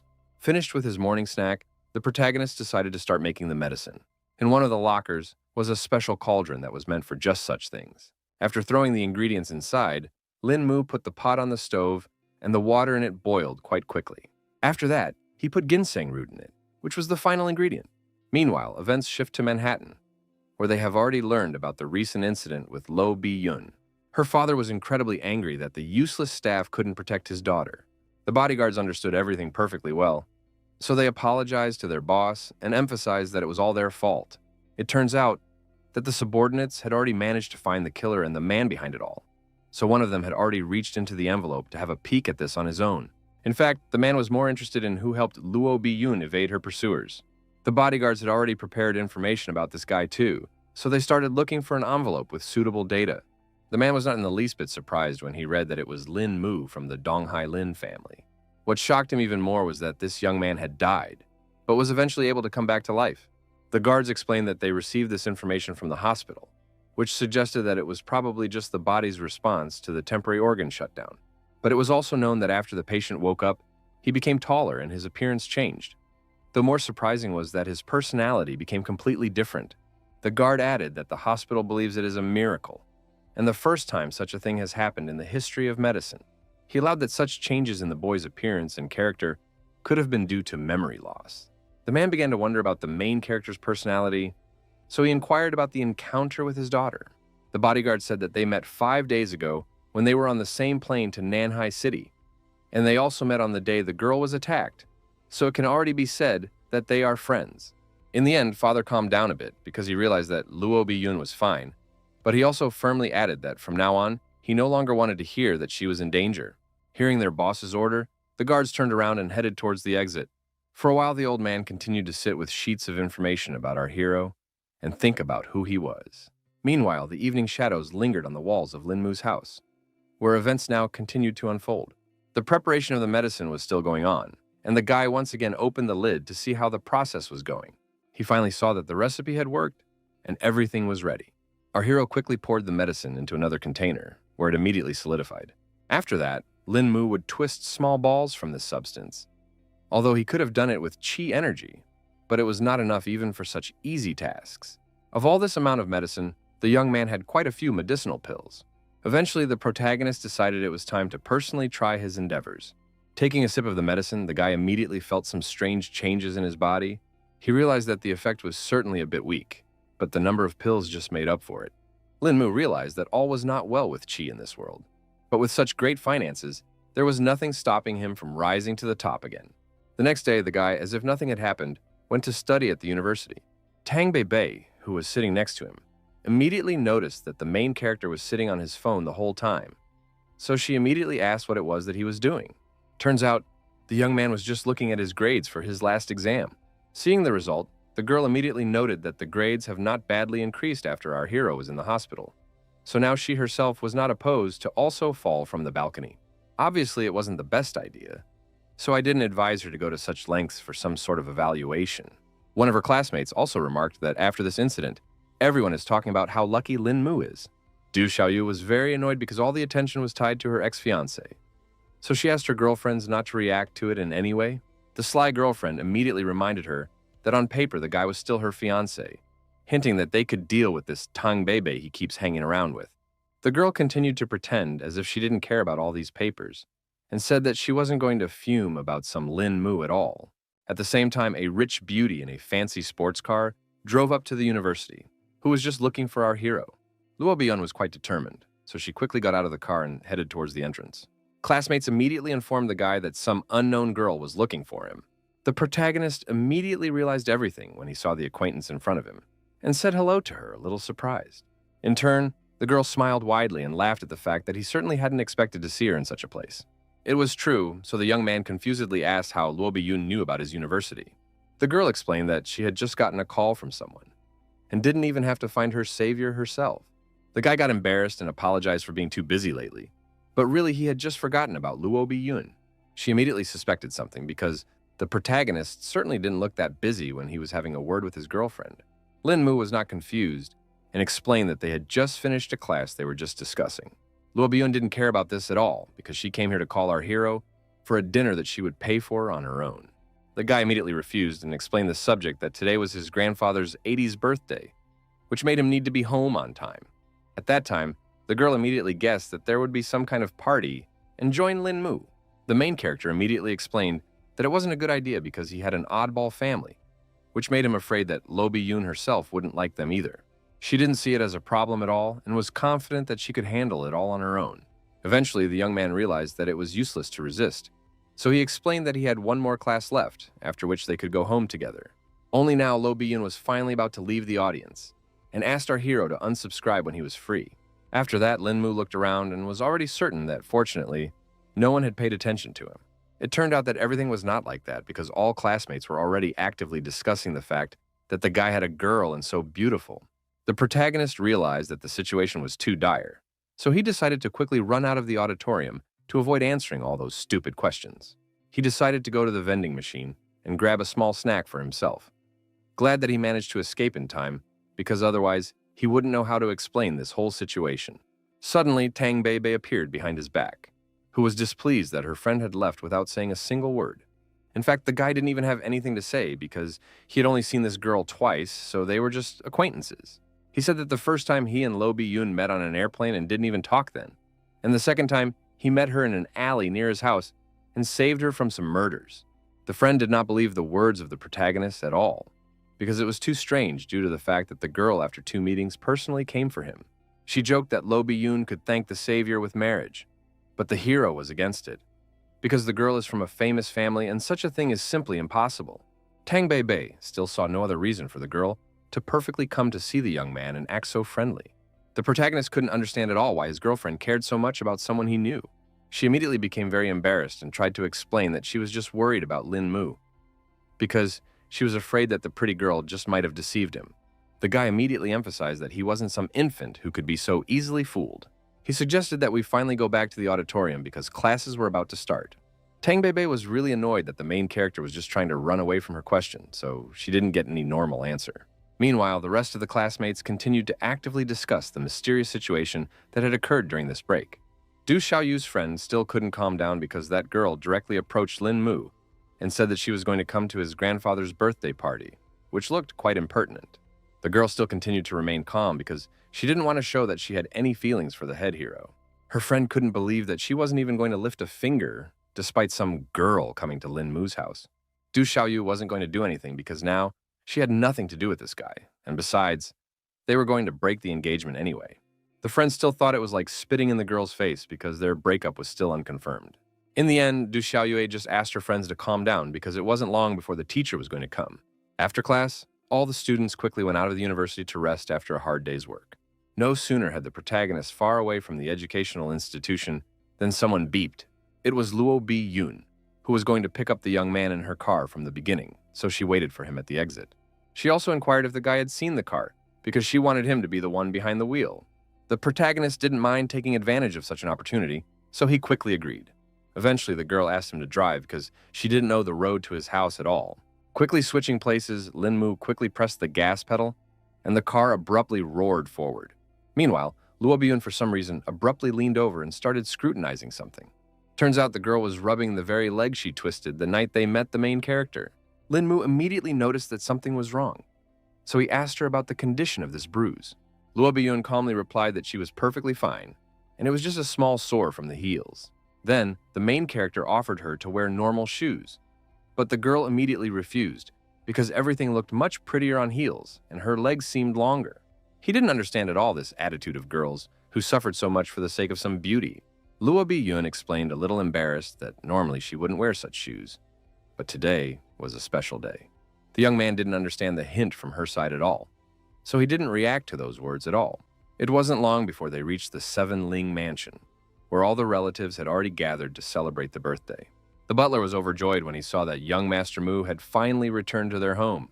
The protagonist said a brief hello to him, but was in no hurry to explain who he had come here with. The bewildered Uncle Chung had to inquire on his own who this girl was. The guy eventually explained that it was his friend named Lo Bi Yun, who he also decided to take to his grandfather's birthday party. The old man didn't object, so he welcomed Ms. Luo into their family's mansion with hospitality. The guy wasn't in much of a hurry to go in because he thought about what had happened here the last time he'd been home. He was looking at the balcony from which he had fallen off for unknown reasons, and afterward ended up in the hospital, where some rather mysterious changes in his body had taken place. Lo Biyun immediately noticed that the protagonist was behaving strangely, so she asked what was wrong with him. The guy smiled to show that everything was fine and offered to hurry inside. Inside, they were greeted by a huge crowd of people chatting carefree about life. The girl walked confidently forward and immediately noted that the protagonist had quite a large home. Meanwhile, the other family members had already noticed that Lin Mu hadn't come here alone, but they couldn't figure out who his companion resembled. Eventually, some of the guests began to realize that it was the Luo family's madam herself. The man tensed up when he realized that the Luo family that owned Haoyu Corp was present here, and couldn't at all assume how his nephew would meet such a person. It turned out that Du Xiaoyue was also here, who was surprised when she realized that her fiancé was with Luo Bi Yun. The family members who wanted to get rid of the protagonist tensed up when they found out about his connection with the Lo family. They began to suspect that all their hard work would now go down the drain because of the interference of such powerful people. The first to decide to speak was the aunt, who pretended that she was glad to see her nephew. She wondered why on earth the guy had walked into their party so late. Lin Mu briefly explained that he had a class, after which he had come here as fast as he could. After the guy's explanation, the woman went straight to greeting the Luo family representative because she never thought that the girl would come to their father's 80th birthday party. Luo Biyun was embarrassed by this politeness and explained that she didn't come here as a representative of Haoyu Corp, but as a friend of Lin Mu. The aunt explained that regardless of any reason, their family was happy for the girl's visit. The protagonist interrupted their amiable conversations and wondered where Grandpa was because he still hadn't seen him. The woman suspected that after the incident, he had forgotten that his grandfather had been diagnosed with Alzheimer's disease, so the head of the family was no longer able to attend such events. Anyway, the guy was going to talk to his grandfather, so he left all his relatives and guests, and Luo Bi Yun followed him. One of the brothers inquired if their sister had managed to find out anything from the daughter of the owner of Haoyu Corp. Auntie thought that this girl was definitely not that simple, so it was impossible to find anything related to her for now. The man then inquired as to what this girl had in common with their nephew, but the sister was clueless, though she was definitely sure that they were not dating. Meanwhile, the protagonist had already entered his grandfather's room and announced that he had come home. The head of the family was already too weak, so he needed servants even just to eat. Grandpa's gaze was rather blank, so he just mechanically opened his mouth to be fed. Suddenly he twitched and grabbed the servant's hand as if he didn't want to eat anymore. Only now did the subordinate see that young Master Mu had entered the room, causing her to be a bit confused. The boy calmly released the servant and explained that he just wanted to talk to his grandfather. The worker understood everything perfectly well, so she quickly headed towards the exit. Lin Mu squatted down in front of his grandfather and immediately wished him a happy birthday. Taking the old man's hands, our hero asked if he remembered his grandson, hoping to rekindle at least a spark of memory in his eyes. Through force, Grandpa still remembered that his favorite grandchild Mu was standing in front of him. At this point in the conversation, Luo Bi-yun intervened and smilingly wished Mr. Lin a long life and remarked that he would definitely last longer than the South China Mountains. The main character revealed that it was a friend he had taken to help celebrate her birthday. Grandpa still seemed to be hovering in the clouds, so he didn't say many words and only occasionally nodded back smiling. He grabbed his grandson's hand sharply again, but he also remained silent. Lin Mu understood perfectly well what the situation was, so he just continued to watch the old man. At this moment, a servant came into the room and informed the young master that the celebration was about to start, and Du Xiaoyue was waiting for him to come down. Our hero was rather surprised when he heard that name, so he hurriedly went to see what was going on and left his grandfather to the worker. She went quickly out into the hall, where his so-called bride was waiting for him, who did not seem pleased with his absence. Lin Mu finally found a moment to directly ask the girl what she was forgetting here. It turns out that Du Xiaoyu's grandfather asked her to attend the event and present a gift from them. She summoned her assistant, who held up a vase that looked very expensive, and briefly introduced the gift from the Du family. It was an authentic flower-painted vase from the period of Chinese Emperor Yongjin. All the guests immediately noticed this rare treasure and began to marvel that Old Man Du was indeed an incredible person, because a gift like this was worth at least several tens of millions. Our hero thanked their family for such a generous gesture, but refused to accept the vase because it was too expensive for their family. Du Xiaoyu irritably reminded that she was still the young man's fiancée, so it was normal for her to give such gifts. Guy thought that Ms. Du had also fallen off the balcony, because she now started talking about the engagement in complete seriousness. The girl once again emphasized that the engagement was planned by the heads of their families, so it has not yet been officially dissolved. Now the protagonist realized that he had made a serious mistake. He realized that if only he had broken off the engagement earlier, then Miss Du could have taken it easy and not come to the party. The guests were visibly shocked by such news, and immediately started discussing who could have broken off the engagement, suspecting that it was definitely not Old Man Lin who had Alzheimer's. Then the aunt intervened in this conversation and inquired what was going on here, and why the young man wanted to dissolve this union. Our hero explained without any nerves that Miss Du thinks he's too bad for her, which is why she's asked him many times to break off the engagement. Of course, Du Xiaoyu's grandfather didn't want to talk about it either, but that wasn't a problem because Lin Mu was going to personally talk to him. The girl was quite tense, but replied that it would be as her fiancé wished. At the same time, Lo Bi-yun announced that she had also prepared a gift for her grandfather, hoping that he would like it.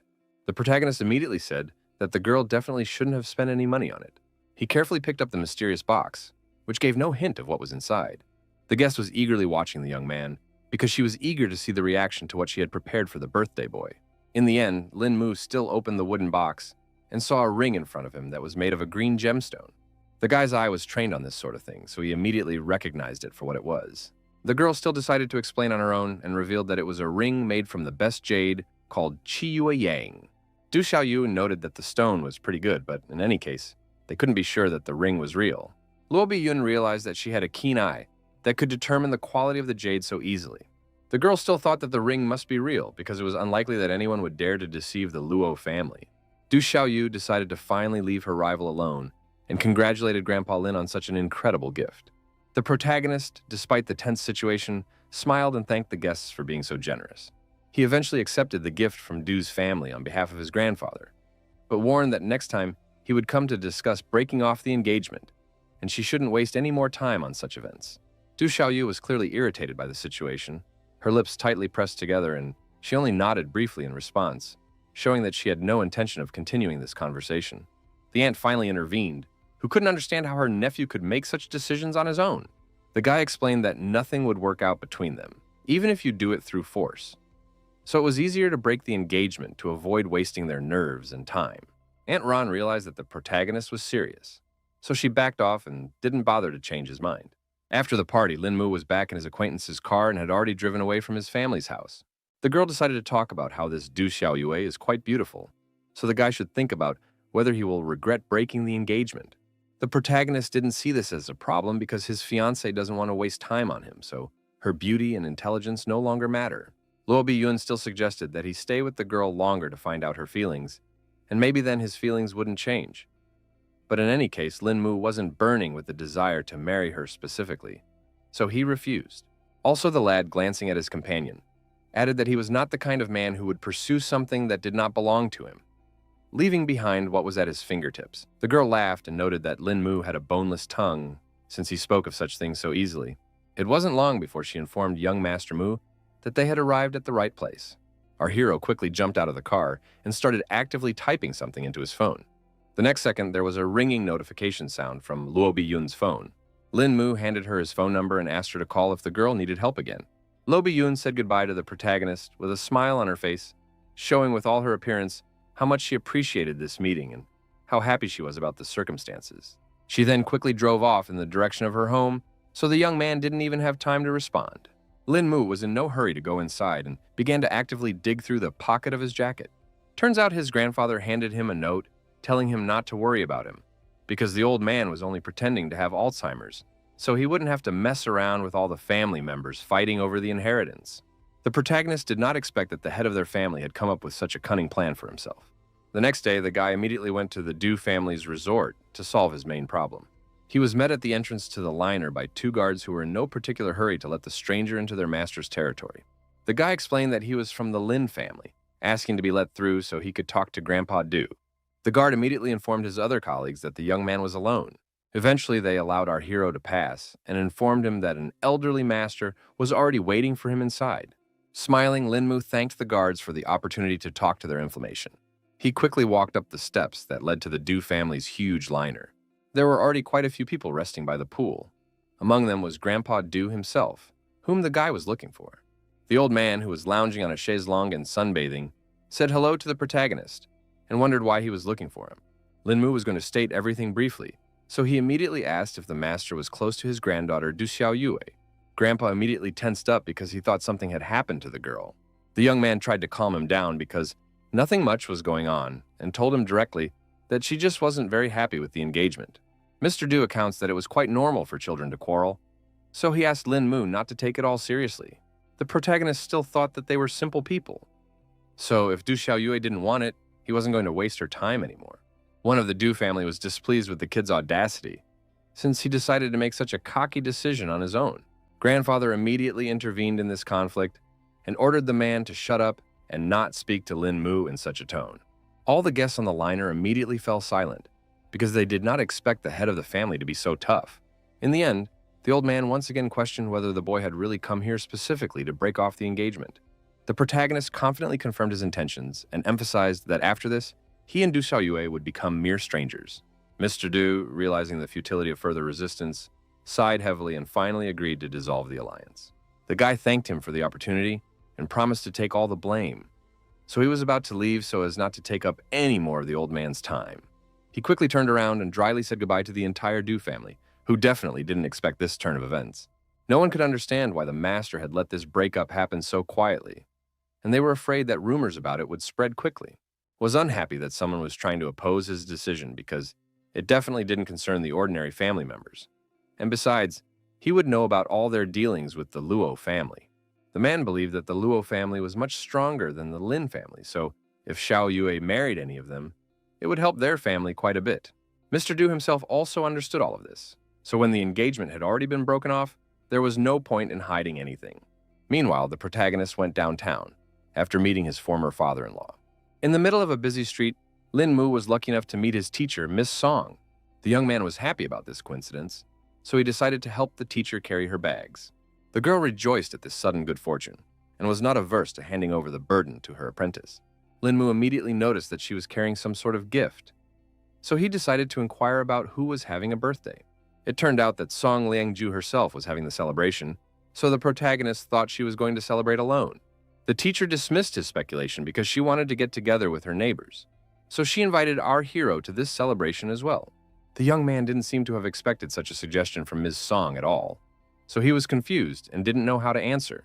Suddenly, Li Guanzhui, who was accompanied by his bodyguards, intervened in their conversation. He couldn't understand how Song Liangju could be so bored on her birthday, so he suggested that she throw a real celebration. The girl calmly replied that there was no need for that, because she had already found herself some people to celebrate the day with. Li Guangyu suspected she was talking about her friend Zixi, so he offered to take her along, and added that birthdays are very important in Korea. Song Liangju wasn't going to fall for his silly tricks, because she was Chinese, and she wasn't interested in Korean traditions. At that moment, she turned around and saw that one of the guards had already blocked her way. The girl tensed up when she saw such maneuvers, and asked Li Guanzhui what it all meant. Her acquaintance only grinned enigmatically, leaving this agitated question unanswered. He had been searching for Song Liangru for a very long time, and had put a lot of effort into it. So now he couldn't understand why she wouldn't give him any chance. It was hard for the guy to believe that she was going to choose some weakling over him. The protagonist was outraged that he was also involved in this fight, even though it didn't concern him in any way. And Song Liangru herself said that compared to Lin Mu, Li Guangju was just trash. The cocky suitor wasn't going to give up anyway, because the only reason he was putting up with all this was because he liked the girl. He asked our hero not to dream of any relationship because it's as if Song Liangju will just dump him as soon as she no longer needs him. The girl was unhappy that her acquaintance was behaving so inappropriately and asked him to stop slandering her. The guy didn't see any problem at all with her words because he was sure that she would definitely ditch Lin Mu sooner or later. Song Liangru asked her acquaintance to leave amicably because otherwise she wouldn't let him get away with such a prank. Li Guangju stood with an arrogant grin because he was sure that the girl definitely couldn't beat him. The girl could not stand it and tried to hit her acquaintance, but he managed to dodge in time. The young man liked that kind of fervor, so he suggested that the beauty try again so he could give her a couple tips. Now the main character realized that it's not so easy to be a good guy because he just helped to carry things, and in the end he already got into some trouble. One of the bodyguards decided that they didn't need to waste any more time on some weakling and attacked Lin Mu.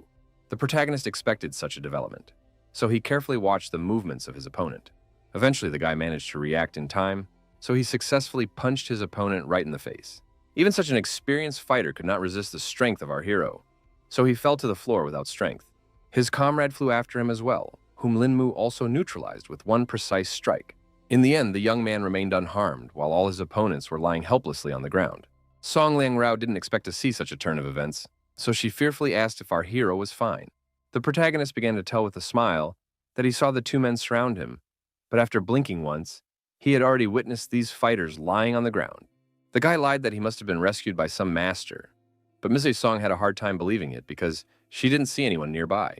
In any case, she was happy for Lin Mu being fine, so any details didn't bother her. At this moment, the bald bodyguard tried to stand up and report that the person who beat them up was definitely the young man himself. Our hero did not want to reveal his skills, so with all his might he stepped on the hand of the defeated opponent, so that he did not say too much. Meanwhile, Song Liangju asked the guy to hurry up and leave this place because her mood had gotten really bad because of all these people. In turn, Li Guangju wasn't going to let them go so easily because Lin Mu dared to injure his men. The girl was sure that his bodyguards were injured through no fault of their own, so she suggested that her acquaintance look for the master who had done all this to them. The guy despised professionals because they only knew how to hide like rats and wanted to see if he could find someone to save them again. The protagonist felt that the situation was starting to heat up, so he tensely looked at Li Guangju, who was in no way able to keep up with them. Song Liangju sensed this tension and immediately stopped her disciple because his potential opponent was too dangerous, as he had already won many taekwondo competitions and was quite strong. Meanwhile, Li Guangju kept trying to hurt our hero, calling him a lowlife who can only hide behind his skirt. The protagonist couldn't afford to stand on the sidelines because that way he would lose his dignity, so he was going to play a little game with his opponent. He turned to Li Guangyu with confidence in his voice and offered to see what he was capable of. The guy himself was glad that Lin Mu had the courage to accept such a challenge. Lin Mu wanted to get this whole conflict over with quickly and see if his opponent's words matched his real abilities. Li Guangju didn't wait any longer and accelerated sharply to suddenly attack our hero. He felt that now the protagonist should just beg for mercy, because Lin Mu simply wouldn't be able to resist his incredible strength. Song Liangru realized that there was no way she could help her student, So she remained standing back and simply asked him to be careful. The guy could already see that his opponent was not at all like some other weakling.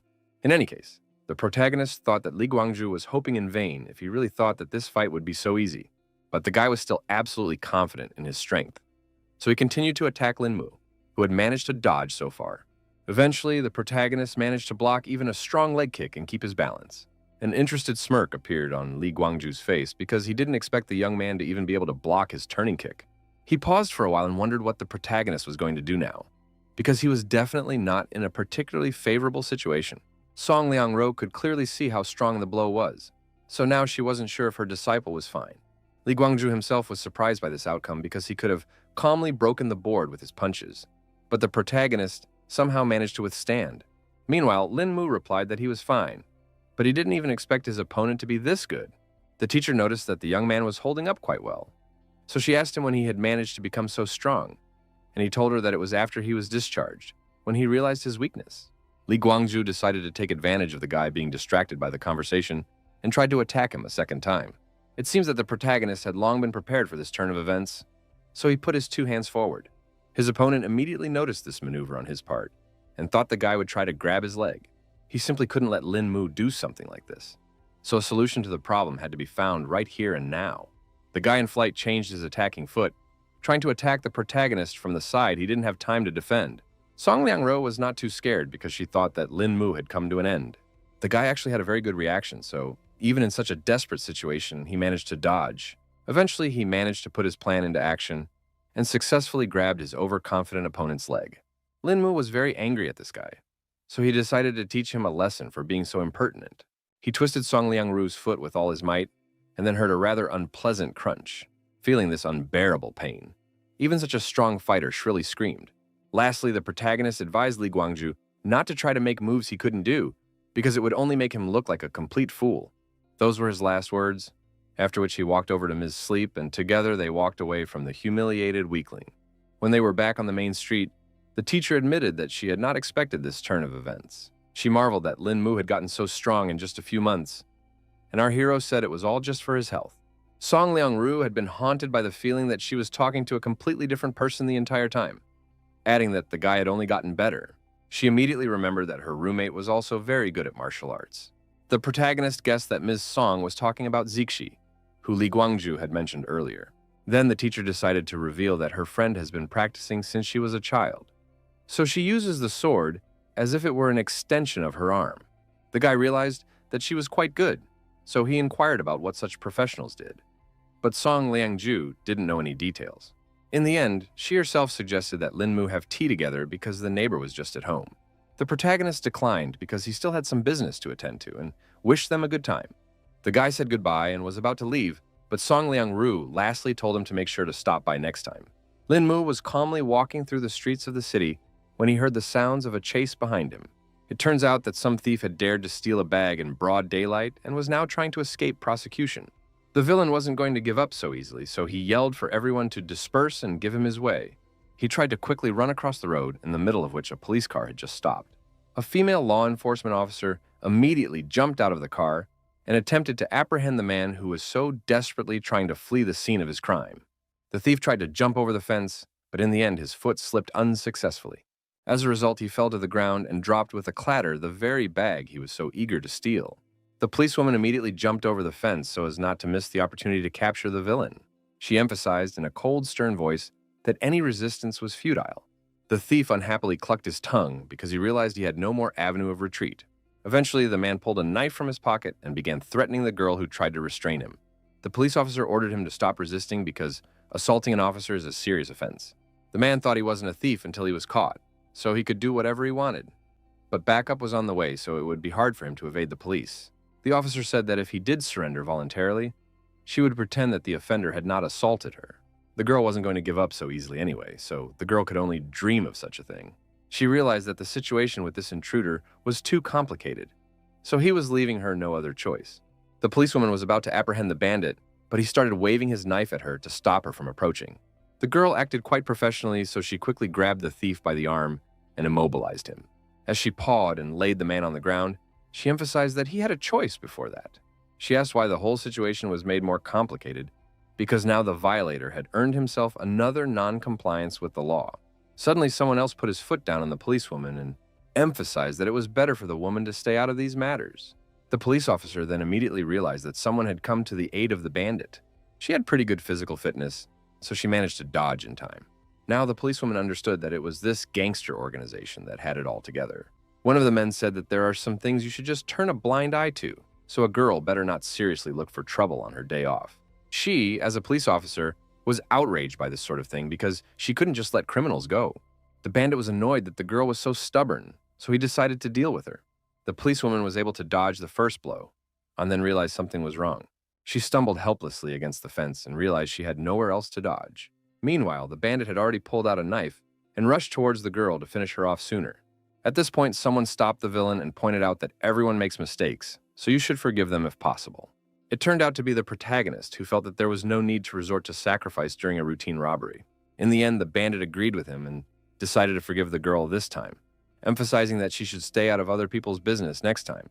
Lin Mu was glad that he had solved this problem so easily. Staring at the departing bandits, the guy didn't even notice that the police officer had already handcuffed him. The protagonist couldn't understand at all what it was all about, and the girl explained that he needed to fully realize what he had just done. The guy still didn't see the problem either because all he wanted to do was help a cop who was in trouble. In turn, the girl absolutely refused to believe that Lin Mu was not familiar with these criminals. The protagonist was annoyed by this attitude towards him because he really saw these people for the first time, but still didn't trust because the bandits obeyed him so easily. Lin Mu still didn't understand anything because he was sure that the bandits had only left because they wouldn't be able to defeat him in a fight. The policewoman was not at all sure that the young man could defeat 3 robbers, so she was still going to take him to the station and write a report to clear up the whole situation. The guy began to realize that the situation was quite serious, so he got nervous because he still had a considerable amount of important plans left, which were literally destroyed in a second. At that moment, another police car pulled up beside them, from where another officer got out and immediately recognized Officer Wang. The young man realized that she was the one calling for backup and saw that his colleague had managed to handle the perpetrator herself. Then the girl explained that it wasn't the same robber, but there were suspicions that this particular guy might have been an acquaintance of the bandits. The officer agreed to help her and take the perpetrator to the station himself, and Ms. Wang herself was to return to the office. At this point, the policewoman was a little embarrassed because she still needed help getting into the car because she had managed to twist her ankle during the contraction. Putting our hero in the car, the guy quickly rushed to help his coworker. He immediately noted that the girl was rather clumsy, tried to explain that things had accidentally gotten out of hand. Suddenly, Ms. Wang froze in place because she saw something shocking. It turned out that Lin Mu had managed to get out of the handcuffs, so he was no longer in the car. Now the police officers began to doubt that the protagonist was an ordinary man. In turn, the guy himself was thinking that he shouldn't have been prying after all, when he heard someone call out to him. The protagonist was greatly surprised because he saw that it was Ms. Sleep, who should have been home a long time ago. The girl explained that she had forgotten to buy some condiments, so she went out to get them, and suggested that Lin Mu take a walk together and then come over to visit with her friend. In the end, he agreed because it was the best choice for hiding from the police. Pretty soon, they had already gone to the store and returned home, where Zixi was already waiting for them. Surprised that they had managed so easily, one of the girls remarked that Song Liangju had found such a cool seasoning and asked what the name of this beautiful young man was. Another friend asked Zixi not to be so persistent because she might scare away such a handsome man. The main character said hello and said with a smile that he was glad to have this meeting. The girls couldn't wait any longer, so they asked their friend to introduce them as soon as possible, before she finally introduced Lin Mu, briefly calling him her disciple. Zixi guessed that this young man was the teacher's favorite since she had invited him home. Song Liangru then revealed that this guy had helped her teach Li Guangyu a lesson, so she called him over to thank him for such a favor. One of the girls was surprised by this fact because she still didn't know that Lin Guanzhui had taken up again. Zixi asked if she could call our hero Amu, and said that their acquaintance, although he was a scoundrel, but in battle he knew no equal. The protagonist took a seat next to him and noted that his abilities were definitely not comparable to the very girl he had already heard a lot about. Zixi guessed that her friend had already told her about her powers, because otherwise the guy himself hadn't guessed about her powers. She also hinted that an acquaintance of theirs named Meng Xuan was currently abroad, so they had a spare room in the house. Lin Mu definitely didn't expect to be asked to move so quickly, but he had already found a place to live, so there was no need for him to do so. The girl still offered to let our hero take the room downstairs and help all the others move things upstairs if needed. Song Liangju agreed with her friends and asked the guy to stay here to live and help each other. Since the girlfriends were so insistent, the protagonist decided to accept their sudden offer. He had been warned right away that the second floor was for girls only, so it was forbidden to enter without permission. Also, the guy should clean up after himself and always wash the dishes if they eat together. Lin Mu was starting to get tense with so many rules, but Zixi explained that there weren't that many and asked her new neighbor to listen carefully to all the details. Eventually, the girl finished listing all the rules and suggested we finally get to the celebration. Everyone remembered that they had gathered at this place to celebrate Song Liangju's birthday. 2 days later, the guy had already realized that it was pretty difficult with girls, and going shopping already seemed like a hassle. After a while, the protagonist was finally able to pack all the packages into the trunk of his car. At this moment, someone behind his back rejoiced at such an unexpected encounter. So Lin Mu turned around in surprise. Turns out it was the same policewoman who was already jingling the handcuffs in her hands. The young man noted confusedly that he really hadn't expected to meet the officer. At this point, the protagonist found a way to get away from the police officer and pretended that there was something amazing behind her back. The policewoman was very inattentive and fell for such a stupid ploy from Lin Mu. It turned out that the guy had already disappeared somewhere, so the girl shouted indignantly to the whole street. At the last second, she noticed the protagonist trying to flee the scene on his bike. The policewoman quickly sat down in her squad car and set off in pursuit of Lin Mu, who was driving quite fast. For her part, Song Liangru couldn't understand where Lin Mu had disappeared to so suddenly. At that moment, a cute couple was walking down the sidewalk, completely unaware of what was in store for them. A girl was walking with her lover and carelessly telling some life story when someone whizzed by nearby. She couldn't figure out what it was, and then she noticed that her ice cream had gone somewhere. They further witnessed a police car chasing this unknown object at full speed. The guy couldn't understand at all what was going on, because he had never witnessed a bicycle being chased by the police before. Meanwhile, the protagonist was highly annoyed that this female police officer was so stubborn and restless. He also realized that at this rate, the tires on his vehicle wouldn't last long. Lin Mu realized that he needed to look for alternative ways to retreat, and saw an inconspicuous alley nearby that was suitable for this. It turned out that the policewoman was closely following the young man's actions, so she reacted in time and swerved. A smirk immediately appeared on the girl's face because she was sure that the guy would definitely not be able to hide from her. The protagonist did not suspect at all that his plan had failed, and calmly walked down the street, rejoicing that he had managed to escape from this mad woman. Within a second, he heard a distinctive click and felt the cold metal of the handcuffs around his wrists. The young man directly admitted that the officer really got to him because she had been chasing him for such a long time. The police officer herself did not see this as a problem because she merely wanted to bring the escaped felon to the station. Our hero was still trying to prove that he hadn't done anything illegal and yelled that there was a robbery going on right behind the officer's back. The girl wasn't going to fall for Lin Mu's tricks a second time, but he spoke in complete seriousness. She promised that the young man would be a corpse if he fooled her again, but she still believed it because she heard a noise and shouting nearby. The police officer asked the protagonist to wait here while she checked to see what was going on. Obviously, the protagonist was not going to obey the girl, so he immediately tried to get out of the handcuffs. He was about to leave, but heard that the criminal had already taken a hostage. Eventually, the guy got interested in the whole situation because he hadn't yet seen a robber cover himself with hostages. A considerable number of people had already gathered in the shopping center, not knowing what to do in such a situation, and the robber threatened to shoot the defenseless man he managed to grab. As the protagonist got closer, he saw that the robber had captured a policeman, but people in the crowd told him that he used to have a little girl in his hands, with whom this brave girl had switched. Lin Mu was surprised because he didn't expect that the officer had such a good heart that she sacrificed herself for the child. The policewoman continued to keep her cool and ordered Lan Zidong to stop because he was already surrounded. The man was not going to give up and ordered everyone to fail and prepare a car for him because otherwise his hostage would die.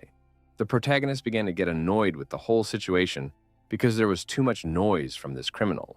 Suddenly, he just plopped down on the floor right in the middle of the crowd, causing the bandit to immediately look away from voicing his conditions. Lin Mu didn't bother to explain anything and carefully fixed his hair before continuing with his plan. The policewoman was shocked when she saw the guy and asked him to get out of here as soon as possible because it was too dangerous. It turns out that our hero decided to pretend that he had always been a fan of Brother Lan and wanted to give him some sort of gift. At this moment, a woman in the crowd indignantly shouted that Lin Mu had stolen her bag. The young man paid no attention to her and continued to talk about how the bandit was his idol, and ever since he was a kid, he wanted to be like him. The officer was incredibly angry at the fact that the protagonist was behaving in such a manner, and now she was sure that nothing good could be expected from him.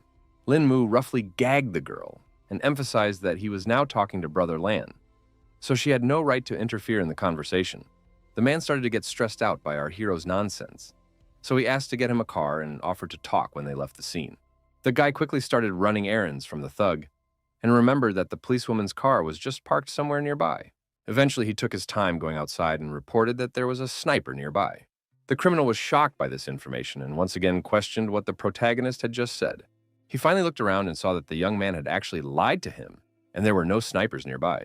Meanwhile, the main character took the opportunity that he had distracted the bandit and threw me his bag. Lan Zedong managed to react to this sudden attack in time and put out his hand, knocking the bag away. He decided to immediately fire his gun, but there was a misfire, so Lin Mu remained unharmed. The guy's reactions were perfect, so he quickly went low and grabbed his opponent's arm. After that, he turned around and gave the bandit in the head from the elbow, so he could no longer stay on his feet. The world around Lan Zedong abruptly spun, and in just a second, he was on the ground. Our hero then promptly clobbered the criminal, who now promised to finish him off at the first opportunity. In turn, the policewoman was already too angry, so she declared that she had had enough today and was going to deal with this annoying intruder right here and now.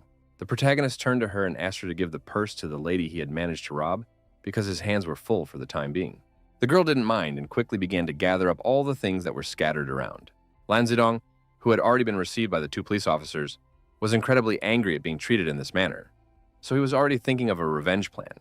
An hour later, Lin Mu had already returned home to his new roommates, who were completely unaware of what had happened to him. He was met at the doorstep by Song Liangju, who immediately asked where the guy had disappeared to so suddenly. The protagonist sighed heavily and replied that he just didn't want to talk about it because he hadn't had much luck lately. The girls still did not calm down because they were worried about the fate of their friend. Well, the one explained that nothing special had happened to him.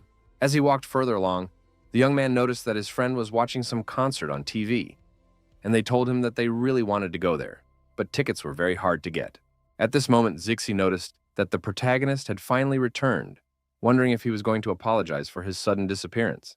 Lin Mu was well aware that he had no choice, so he promised to definitely redeem himself. He asked his acquaintances to wait a little while he stepped away to make one important call. The girls were surprised that our hero had just returned and he had some problems again, but the guy promised to tell everything later. Zixi was no longer sure that this young man was an ordinary student because he was acting too mysterious. Song Liangju agreed with her friend and noted that he seemed too masculine for his years, but the girl thought that wasn't his only oddity. As it turned out, the guy had already made arrangements for Yao Xianxian's concert and hoped his girlfriends had free time for him in 3 days. Zixi was overjoyed at this news and wondered how he had managed to get tickets. The protagonist didn't give details about old man Wang helping him, and briefly explained that he had some connections. The next day, the whole company went to an establishment to grab a bite to eat together. Lin Mu immediately noticed that this place was suspiciously quiet today. In turn, the friends were surprised that their acquaintance also came to the cafeteria today. The girl immediately felt someone else's gaze on her, so she turned sharply towards the company of friends. Suddenly, the protagonist looked closer and felt that there was chi energy lurking in her chest, which literally shocked him. The guy definitely didn't expect to meet another cultivator in a place like this. Zixi thought that he had such an eye for the girl because of her beauty, and the man confirmed it, adding that aside from all that, the stranger was rather calm. The girl didn't seem to like this description of this mysterious beauty, so she stepped on Lin Mu's foot with all her might. The young man did not expect to feel such a sharp pain at all, so he asked fearfully why he deserved such a punishment. Zixi irritably explained that it was as if our hero's eyes were already starting to pop out, and asked him to hurry up and get them something to eat. Lin Mu began to guess that this girl had somehow hurt his friend, but she didn't want to say anything. Song Lingju also said that she didn't know anything about this stranger, so our hero was only left to get lost in his speculation. In fact, the teacher thought that the young man had managed to fall in love with her at first sight. Lin Mu then explained that this girl just seemed somehow familiar to him, and there was also some special aura around her. Ms. Song was not impressed by all these words at all, so she only sighed unhappily. The protagonist realized that the situation was heating up, so he quickly took out the front row seat tickets for Yao Xianxian's concert tonight from his pocket. The girls quickly grabbed their gift and forgave the young man this time after all. A smile immediately appeared on Song Liangju's face, and she promised to take all her friends to the concert after class. It wasn't long before they arrived at the venue, where a good number of fans had gathered. The girls didn't expect Lin Mu to get such fancy places for them at all. They all admired Yao Xianxian because it felt like there were only more than 1,000 police officers patrolling the concert here. To Zixi, this fact was obvious because this singer was a real star. Of the entire crowd, only our hero had no idea whose concert they were attending. At that second, the very girl whose exit everyone had been waiting for appeared on the stage. She greeted all her fans with a smile and said that she was very happy to perform here in Dunhai. At the same time, everyone in the audience was actively supporting their idol and shouting their love for her. The girl went on to say that it was only because of her fans that she was here today and wanted to dedicate the first song to everyone who supports her. She asked everyone to enjoy a song called To the Descendants of True Love. 3 hours later, the concert was still going on.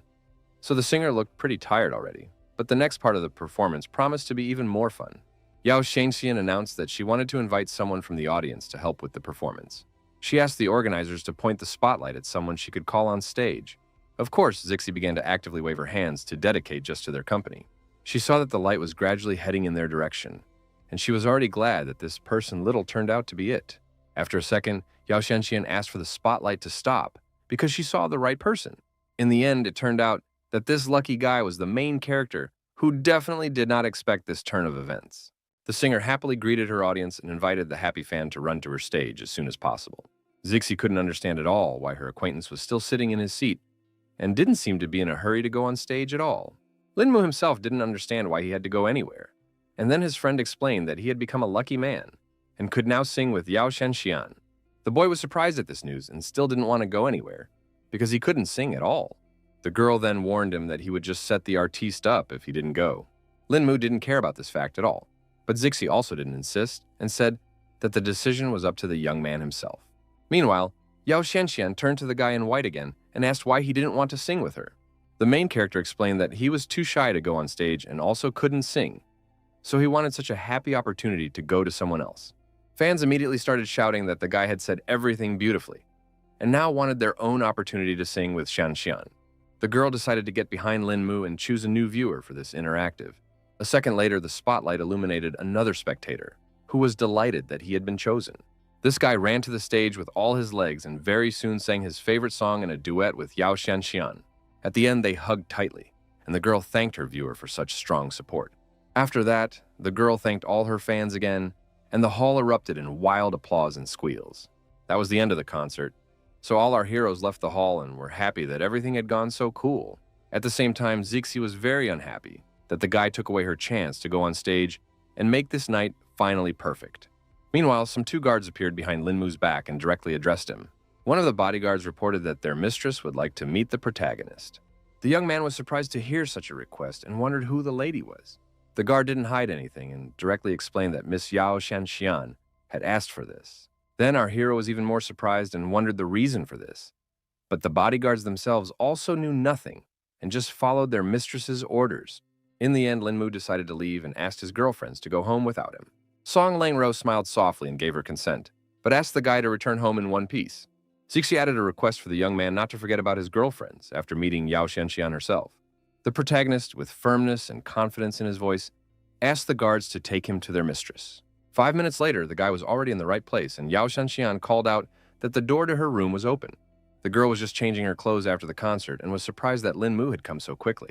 The shocked young man froze on the spot because he did not expect to see the singer in such a form. Eventually, he quickly closed the doors behind him and apologized for walking in at such an inopportune moment. Yao Shengxian said that there was no problem with that and explained that she had mistaken our hero for a servant. She quickly got dressed and asked Linmu, who still hadn't said a single word, to go inside. The guy in slight bewilderment immediately asked what Ms. Yao came here for. The girl wondered why he didn't go on stage, then assuming he was afraid she would bite him. The protagonist didn't immediately answer her question and asked the singer to sit a little more modestly because he couldn't have a normal conversation with her. Yao Shengxian laughed from the fact that the guy looked like a true gentleman, but it turned out that he could become a wild beast at any moment. Linmu apologized and was about to leave since the girl didn't have anything else to say. The girl was not going to let our hero go, so she got up from her chair and ran after him. The echo of her heels echoed around the room as she moved closer and closer to the young man. It turned out that the singer decided to smack the main character on the cheek, which was quite a strange act. After that, the girl abruptly stepped back, and the stunned Linmu asked if she was all right. Yao Shengxian laughed sweetly and explained that the guy just started killing so early, even though she just wanted to chat with him. The confused protagonist, who had a lipstick mark on his cheek, couldn't understand what a real celebrity could talk to an ordinary young man about. The girl explained that he was the first man to turn her down, which made him an interesting person to her. Linmu actually admitted that she was very attractive, but emphasized that not every man fell for it. This unusual behavior of the guy greatly hurt Yao Shanxian's self-esteem, who showed interest in him because of this. The protagonist was sorry if he had hurt the girl's feelings in any way, and apologized for all his words. In any case, Linmu had no intention of lingering here and quickly headed towards the exit. The girl did not delay our hero any longer, and was glad even that she had at least managed to get his name. Meanwhile, the young man quickly went to the restroom to wash off the lipstick residue that could have raised quite a few questions. He realized that there was no way he would have been able to explain what had happened anyway if someone he knew had caught him. The guy wanted to get home as soon as possible because his roommates would get angry again because of his long absence. So he decided to call himself a cab. The protagonist calmly left the room and headed towards the exit to meet his driver. At that moment, he heard some suspicious rustling behind his back and immediately felt that someone was following him. The mysterious stranger didn't bother to explain anything and asked Linmu to turn around quietly so that everything would go smoothly. The young man was well aware that he'd better not take any chances, so he raised his hands and offered to talk peacefully and not to turn to forceful methods. The mercenary immediately said that he usually tells the whole truth to a man who's about to die. But now it was different because he had lost that desire after seeing the face of the protagonist. In just a moment, the fighter had already bare his sharp blades that were hidden in his palm. Sufficiently accelerated, he threw them towards Linmu, who still continued to stand with his hands raised. The young man himself didn't expect at all that throwing knives would be used against him. At the same time, he didn't panic because his skills were enough to dodge such an attack. Linmu finally managed to catch these knives without any problems, so he asked who had sent this mercenary over. The mysterious stranger immediately picked up on the fact that the guy wasn't that bad, so he decided to back off for now and take his life a little later. The protagonist wasn't going to let him go without even finding out some information. He quickly made the decision to use those very same throwing knives and made one crisp throw. In the end, all the blades simply hit the ground because the mercenary was able to react to this attack in time. The stranger ordered our hero to keep standing still because otherwise he would definitely show how confident he was in his abilities. Linmu was also not one to be timid, so he suggested that his opponent come when he was fully confident in his success. The mercenary silently left, and the guy thought about the fact that this fighter was no weaker than him, so the man who hired him must have forked out a fortune for such an assassin. In addition to that, the young man noticed that this man didn't even put in his full strength, so it would be very difficult to deal with him alone. Our hero decided not to dwell on this, because his main goal was to become stronger, which will definitely help him cope with such a problem. For now, he came to the conclusion that he should just head home and meet his roommates. Linmu thought that he had acted very cautiously before, so now he didn't understand why he had attracted the attention of the assassins. Suddenly, the guy felt some unusual sensation, as if there was something strange somewhere in the crowd.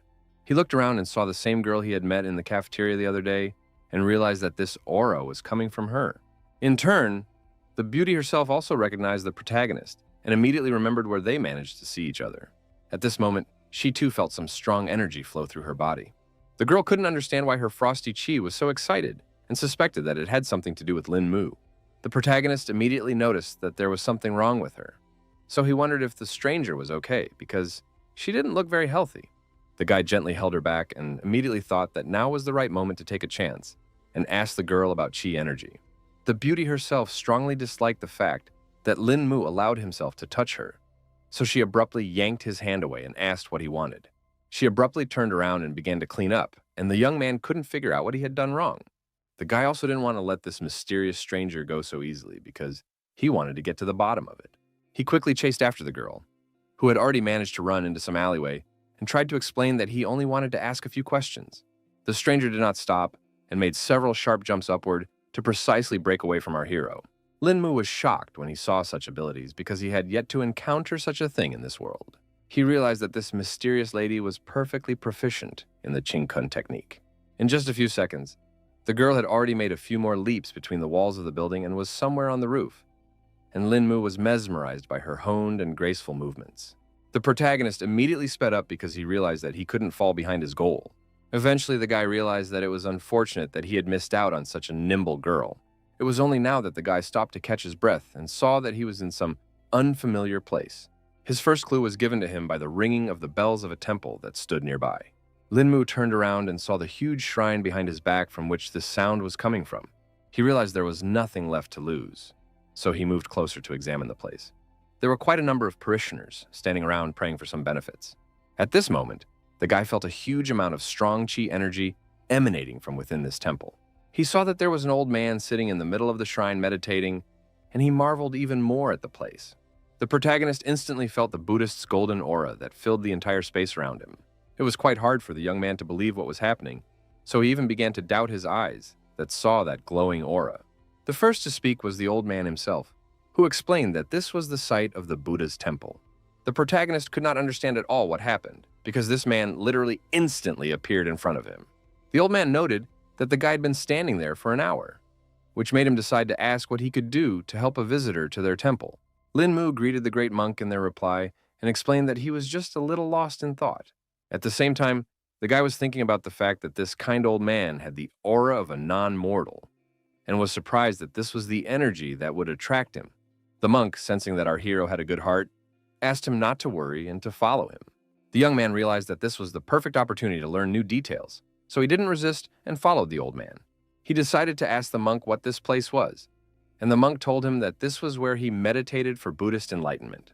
The protagonist was surprised that he was able to get to a place like this, so everything around him felt like some kind of dream. The guy even managed to see the real appearance of the legendary Buddha, which was definitely not possible for an ordinary person. Meanwhile, the saint decided to approach Lin Mu and directly told him that the latter had heavy sins lying on his soul, but there was some set of techniques that could help in his cultivation. Lin Mu was very happy to have this opportunity, so he thanked the Buddha. A second later, a bright flash appeared in Amitabh's fingers that held his immensely powerful energy. The next moment, that clot of holy power crashed right into the forehead of the protagonist. The great monarch himself did not expect at all that the Buddha would decide to bestow his great power on this young man.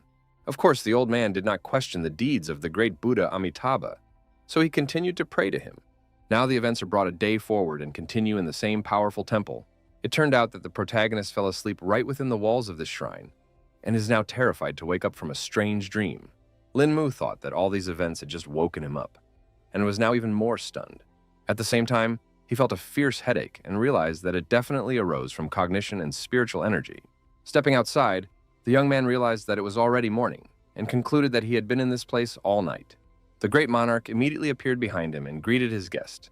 Lin Mu immediately bowed low and thanked the master for such a generous gift. The old man explained that kindness has no limits, and hoped the young man would treasure the knowledge he had received from the Buddha.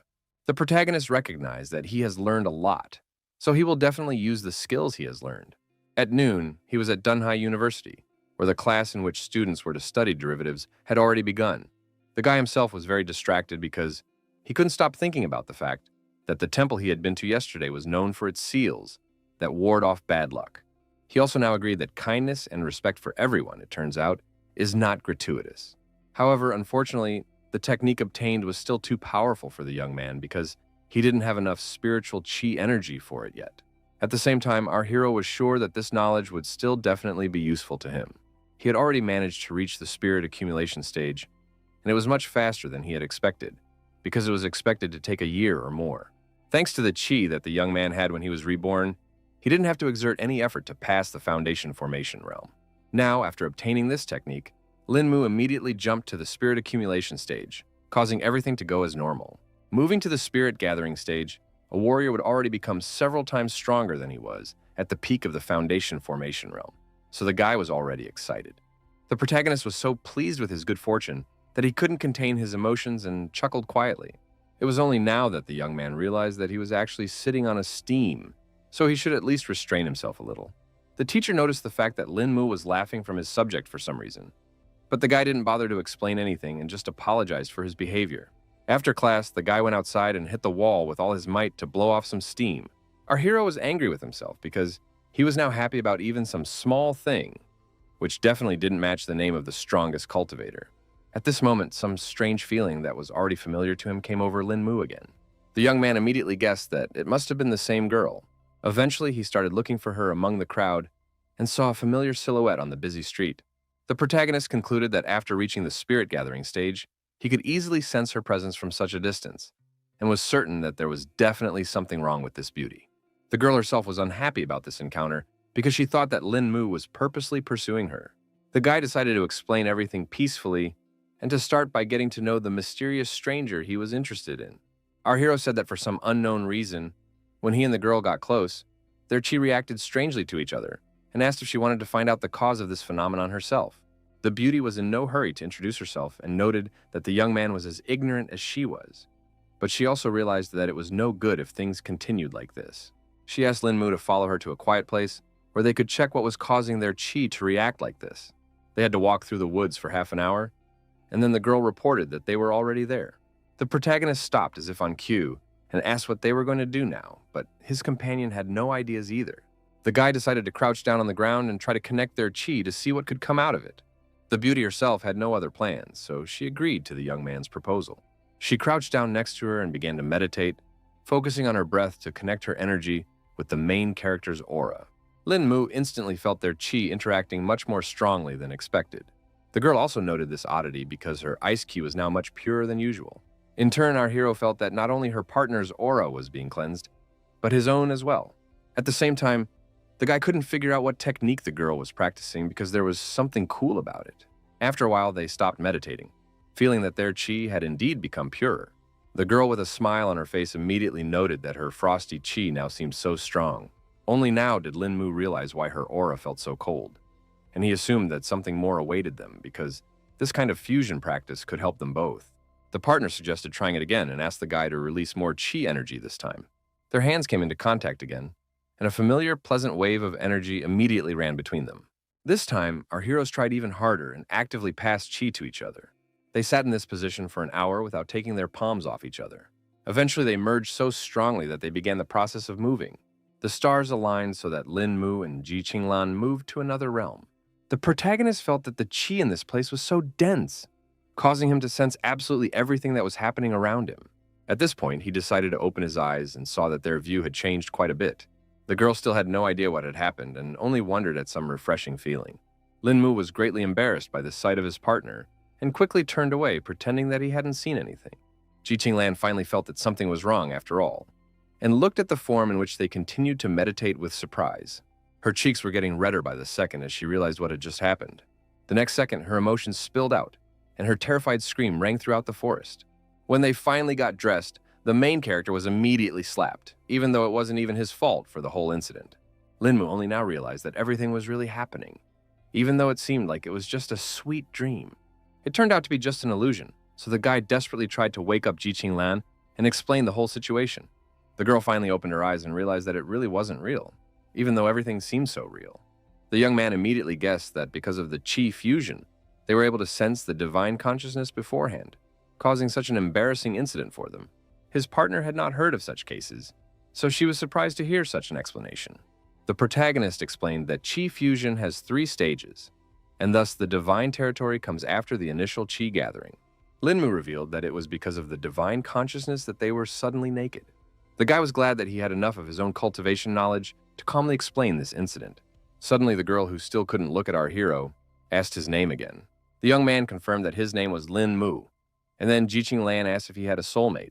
He took his time answering such an unexpected question and asked himself why she wanted to know such details. The girl was annoyed that the protagonist was behaving this way, so she yelled at him and ordered him to answer faster. Lin Mu was frightened by such a harsh tone and tried to prove that he was single, but she didn't really believe it. Ji Qinglan advised the young man not to lie to her because he wouldn't get out of here alive if he allowed himself to do something like that. The protagonist was still trying to find out why the girl suddenly decided to ask such a thing. Then she said that her grandfather used to say that the granddaughter was sure to marry someone who would have her all to herself. Lin Mu was in agreement with the old man because he believed that girls should stay with their first partner. The next moment, the guy realized that Ji Qinglan was going to marry him, even though there was still nothing between them. Now the girl sounded like a real demon and said in a commanding tone that now our hero must take responsibility for her, for he had seen her body and taken her innocence. The young man desperately tried to prove that it was just an illusion created by the divine consciousness, so it didn't count. The girl insisted on her own anyway, because she was sure that what he saw through that illusion was more real than what he was seeing with his own eyes. She emphasized that there was also a divine territory master in their family. So she had seen the notes left behind with her own eyes, and Lin Mu realized that he wouldn't be able to lie. Ji Qinglan wasn't going to listen to any compromise because she wanted the protagonist to marry her. The guy realized that marriage was a very serious thing and was afraid that they just might not be right for each other. The beauty again repeated her grandfather's words about marriage, which made our hero instantly petrified because he realized he was doomed. Lin Mu agreed that the grandfather had taught his granddaughter many things, and wondered what else the girl had learned from him. At that time, Lan said that the old man said that she shouldn't get married too early, so she should wait until graduation, and until then, she should be nice and find common ground with her boyfriend. Protagonist Hello relieved because he thought she would insist on getting married right today. After that, the girl disappeared in the middle of the forest, so Lin Mu had to return home alone. The guy was starting to get annoyed with all these worldly problems, so he decided to think about how to reach the initial peace stage more quickly. At this moment, he suddenly felt someone rushing over with all his might, and he suspected that it might be the same assassin. Turns out it was just some running stranger asking to make way for him. There were only a few meters left to the protagonist, but the man was still rushing at full speed, not intending to stop. At the last moment, the boy managed to dodge, and was glad that they weren't after him after all. Lin Mu thought that this stranger was performing short-distance running and was in a big hurry to go somewhere. Next, our hero noticed that this fugitive was being followed by a policewoman he already knew. He still didn't suspect anything untoward was going on here, so he assumed the girl was just running a sprint. The young man reflected on the fact that being an officer is really hard because you have to do a run every day. Lin Mu noted that that guy was running harder, and only now realized that there was something very strange about him. He sensed that there was something rather intimidating in this stranger's gaze. Digging into his memories, our hero realized that such a look is often found in his homeworld in the strongest fighters. The protagonist realized that this stranger's strength wasn't as good as a cultivation master, but he also exuded a lust for killing. Putting all these puzzles together in his head, Lin Mu eyed him that the policewoman was actually chasing the criminal. At that instant, the guy heard the sounds of gunshots and realized that this was too bad. He realized that he had just missed the culprit, and now blamed himself for his inattention. Lin Mu snapped out of his seat and ran as fast as possible in the direction where the gunshots were coming from. He ran into the alley and saw that the policewoman was already lying on the floor, and the perpetrator was holding a gun in his hands. The man shouted that this crappy girl wouldn't even spare her life to catch him. The girl was bleeding but still conscious because she was still lucky. Lin Mu was scared for her fate, so he immediately ran over to help in any way he could. Our hero carefully lifted the policewoman up to look where the bullet had hit. After examining the girl's body, the guy realized that the wound had gone straight to the heart, which was quite dangerous. He realized that according to the condition and the bleeding, the bullet just had to have passed by a vital organ. So it was the best situation from the worst, but still not that optimistic. The young man reassured the girl and promised that she would be all right, causing a spark of hope to appear in her eyes. The policewoman asked the protagonist to leave the place and not to risk his life, but he was not going to leave her in trouble, and the guy asked to cover the wound firmly with his hand. She couldn't understand what Lin Mu, who was walking unarmed towards a dangerous criminal with a gun, was going to do. The girl thought that our hero was completely crazy if he went to such risky steps for the sake of some stranger. The villain laughed at the fact that Lin Mu was building himself up as a noble hero and wasn't afraid to die at all. He thought the young man had watched too many action movies, so he decided to show him the harsh reality. The man didn't hesitate any longer and shot straight at the protagonist. The perpetrator was surprised because after a second he saw that for some unknown reason he was unable to hit the target. It was still a moment before he realized with horror that the ammunition in the gun had run out. The villain now doubted that Lin Mu was a mere human because he managed to dodge the bullet so easily. The protagonist didn't bother to explain anything and punched his helpless opponent in the stomach with all his might. The man immediately coughed up blood and was unable to resist such a strong attack. In the end, he unconsciously fell to the ground, but Lin Mu was confident that the criminal would stay alive. While still dealing with the villain, the young man remembered about the policewoman who was on the verge of life and death. He ran up to the girl again and saw that she had lost consciousness due to heavy blood loss. To monitor the condition of the victim, the protagonist immediately guessed to check her pulse. Lin Mu felt that the throbbing was very weak, so the girl should be taken to the hospital as soon as possible before it was too late. Everything was successful, so when the policewoman regained consciousness, our hero recounted all the events in colors. The guy didn't want to tell about his abilities, so he lied that a man in his underwear came to their rescue and hit the criminal in the chest with all his might and saved their lives. The injured girl laughed when she heard the description of their rescuer and asked if he had a red cape. She wasn't going to believe this obvious lie because it all sounded like a superhero movie. The policewoman already wanted to threaten Lin Mu for daring to lie, but she felt pain and coughed, so the guy asked her not to speak anymore so as not to worsen her condition. In fact, the protagonist did not expect that in this world there are also so-called superheroes, and thought that the girl had already burned him. He rejoiced that he had managed to bring one good thing after all, and took out the prepared pills from his pocket. The guy held out his medicine to Ms. Wang and asked her to hurry up and eat it. The girl was in no hurry to eat some unknown pill, so Lin Mu asked her not to worry and promised that he wasn't going to do any harm. In the end, the policewoman decided to trust our hero, but emphasized that he dare not even think of such a thing. At that moment, a doctor entered the room and announced that Wang's relatives had come to check on the patient. The protagonist immediately realized everything, so he was already about to leave this place to stay out of the way. The girl said goodbye and thanked him for the medicine, and Lin Mu said that he would visit the officer again in a few days. The parents were very worried and panicked, asking the doctor if everything was okay with their beloved daughter. The girl asked them not to worry and informed them that Wang was already safe so they could check on her. Meanwhile, our hero decided to say goodbye to Dr. Joe as well. The doctor wasn't going to let the guy go so easily, but he couldn't understand what was wrong. It turns out that the girl had managed to see that he had given the patient some medicine. So now, she wanted to know what it was. She thought it was outrageous because, seriously, ill patients shouldn't be allowed to eat anything. The protagonist asked Dr. Joe not to worry about it and lied that it was just vitamin C. In fact, he gave Officer Wang a purifying medicine that has a miraculous effect on injuries. The young man didn't explain any further and warned the girl that he would return to the hospital in a few days. Once again, the girl made sure that the person in front of her was not the previous Lin Mu, and now wanted to know if it was also the same one. The events shift to the next morning when the protagonist was having breakfast with his roommates. Song Liangju enjoyed the food prepared by the guy himself and admired his cooking talent. In turn, Zixi asked why he had returned so late yesterday, and the young man had to lie that he had just met a former classmate and chatted with him. The girl suspected that Lin Mu was hiding something from them, so she looked into his eyes and asked him if it was really like that. The protagonist immediately tensed up because he realized that the neighbors were beginning to doubt his words. The other friend just laughed and told him to ignore their acquaintance, because she often likes to ask stupid questions. Song Liangju decided to lighten things up a bit and suggested to her boyfriend to go out tonight, and he immediately remembered that her friends were going to a classmate's birthday party. The girls asked our hero not to worry about these details because they thought they would become friends after one meeting. Lin Mu was still not eager to go anywhere, so he tried to object at least a little. The girlfriends emphasized that there should be no objections, and had already decided for the young man that he would spend the evening with them.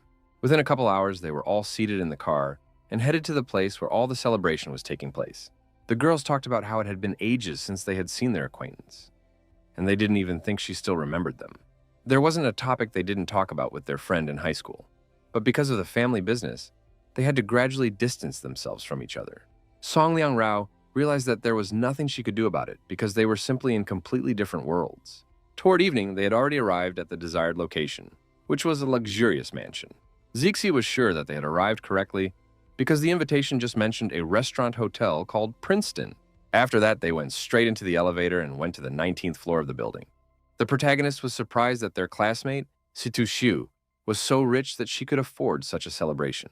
At that time, the girl said that the Situ family had been passing down inheritance from generation to generation for 500 to 600 years, making it quite easy for her to get rich. At that moment, a bell sounded, which notified the company of friends that they had arrived at the right floor. It was quite lively inside, and the guests Zero were actively discussing various topics, creating a noisy environment around them.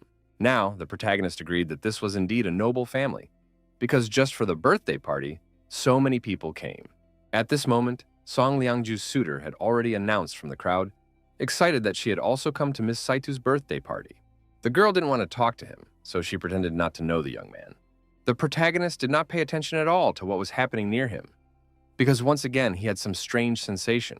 At this moment, he sensed the true king's aura and couldn't believe that there really was a person here who could exude such a strong energy. Eventually, the guy looked around, and among the crowd, he found the very girl who was emitting that aura. Lin Mu was surprised and couldn't understand why this woman was exuding the aura of a true king. The girl looked at him, and at that moment, her gentle voice came into the guy's head, noting that you can't stare at people so blatantly. The young man was greatly surprised that she had the skill of telepathy, because he didn't suspect that anyone in this world was able to master such a technique. He became more and more interested in this world because it turned out that there were so many high-level masters here. Song Langru immediately noticed that the guy was distracted by something and asked him what had caught his attention, but he wouldn't tell her and decided to move away to find a place to sit down. Eventually, a group of buddies found a vacant table where they could be seated. Zixi immediately decided to talk about Lin Mu, looking at some maiden and assumed that she must be very charming. At that moment, the very same beauty came on stage, and her servant asked all the guests for silence. Only now did the girl realize that all this time, the main character had been looking at their acquaintance, Sita Shu. In turn, the guy was glad that he was able to get information about this mysterious woman with the aura of a true king. He certainly didn't expect the source of that energy to be Ms. Situ herself, the culprit of this celebration. Meanwhile, the girl herself tensed up because she realized that the young man was beginning to guess about her hidden talents. She began to fear that someone might actually be able to unravel her family's secret. In the end, the birthday girl pulled herself together to thank her guests for taking the time to congratulate her. The girl wished everyone present a good time and used her powers to charm everyone around her even more. The guests were happy to hear such words from everyone's favorite Miss Situ, and once again wished her a happy birthday. The protagonist realized that, as it turned out, the birthday girl was also a master of charm, judging by the strong reactions of all present. Meanwhile, the servant asked all the guests to line up to present the gifts they had prepared. As if on cue, everyone left their seats at the tables and wanted to give their present as quickly as possible. Everyone was talking about how Ms. Situ was simply irresistible, but the girl only said that they had too high an opinion of her. There were even representatives of successful companies who hoped the birthday girl would appreciate their gift. She couldn't stop thanking everyone in attendance for their time and giving such wonderful gifts. The protagonist asked his girlfriends where their presents were and why they were still sitting in their seats. Song Liangju explained that only valuable gifts will be personally handed over to the owner, and ordinary gifts do not need to be taken on stage, they can just be handed over to the administrator. Linmu never thought that there could be so much fuss just to give an ordinary birthday present. In the end, he asked his girlfriends to wait here, while he too gave a prepared present for Miss Situ. The girls were shocked by this turn of events, because it is perfectly visible that the young man came here empty-handed. Zixi asked our hero not to do nonsense, because she was sure he hadn't brought anything with him. The guy was going to agree that it was all nonsense, but he wanted to personally turn his gift for Situ Shu anyway. The girl saw Linmu as a serious threat, so she wanted to see what he was all about. The guards immediately stopped the young man because they could not let the stranger near their mistress. The protagonist didn't panic and explained that he wanted to dedicate a few words for Miss Saida, emphasizing that she could really use it. All the guests started laughing at the fact that he was going to give the birthday girl such a pathetic gift. Zixi had had a hard time watching all of this, and now she made sure that their friend was overreacting. The girl intervened in this conflict and stated that she was extremely grateful to the gentleman, so she was willing to listen to him. In fact, she just wanted to see what this strange guy could pull off. Linmu himself was not at all afraid of judgment and ridicule from others, because he was absolutely confident in his actions. He finally said that this conversation was not for prying ears, because Ms. Situ needed to hear the words in person. The servant began to be annoyed by this impertinent behavior of the young man, because he was already able to get the attention of the birthday girl. In turn, Situ Shu noticed that our hero was far from being a beginner, so she couldn't figure out what he was trying to accomplish. The girl asked her subordinates to let the guy get up on stage to talk in person after all. The old man couldn't go against his mistress's orders, so he let Lin Mu pass, who briefly thanked him for the opportunity. The main character quickly made his way to the stage, while the birthday girl waited silently for her unusual gift. The guy was so reluctant for anyone to hear his words that he quietly whispered the intended message in his ear. All the guests were incredibly displeased that the scoundrel was so brazen that he dared to get so close to Miss Saida. Meanwhile, there was a look of surprise on the girl's face as our hero came to the end of his message. In the end, Linmu explained that this was the pair of words he wanted to give to Miss for her birthday, and hoped that she would really benefit from them. After a second, a smile appeared on the birthday girl's face, and she happily thanked the guy for his enlightenment and for this show. None of the guests had yet gotten such a violent reaction from the girl, so everyone was wondering what there was to say. Afterward, our hero returned to his girlfriends and immediately noticed that they had suspiciously disgruntled faces. A flustered Song Ling Ju explained that the guy scared them to death, causing them to become very worried about him. Zixi was already thinking that he was going to put on some kind of show here, which definitely wouldn't end well. Linmu immediately apologized to the girls for making them worry. At this point, the birthday girl herself came up to them and said hello to all her friends. Situ Shu immediately noted that this guy who was able to surprise her with his present was their buddy, so she immediately asked to introduce our hero. Linmu immediately stood up from his seat to get to know the girl better. After that, they both folded their hands in a welcoming gesture and exchanged pleasantries. Zixi couldn't understand why they were doing this and joked that her friends were portraying martial artists from the movies. The main character didn't even know how to respond to that, because it was literally true. So he blanched for a few seconds. The girl just laughed off the joke and noted that her friend remained just as funny. After saying goodbye to her friends, she went straight to the Saitu family estate, where she met up with her father. The old man turned to his daughter and immediately asked if she had a good time at her holiday banquet.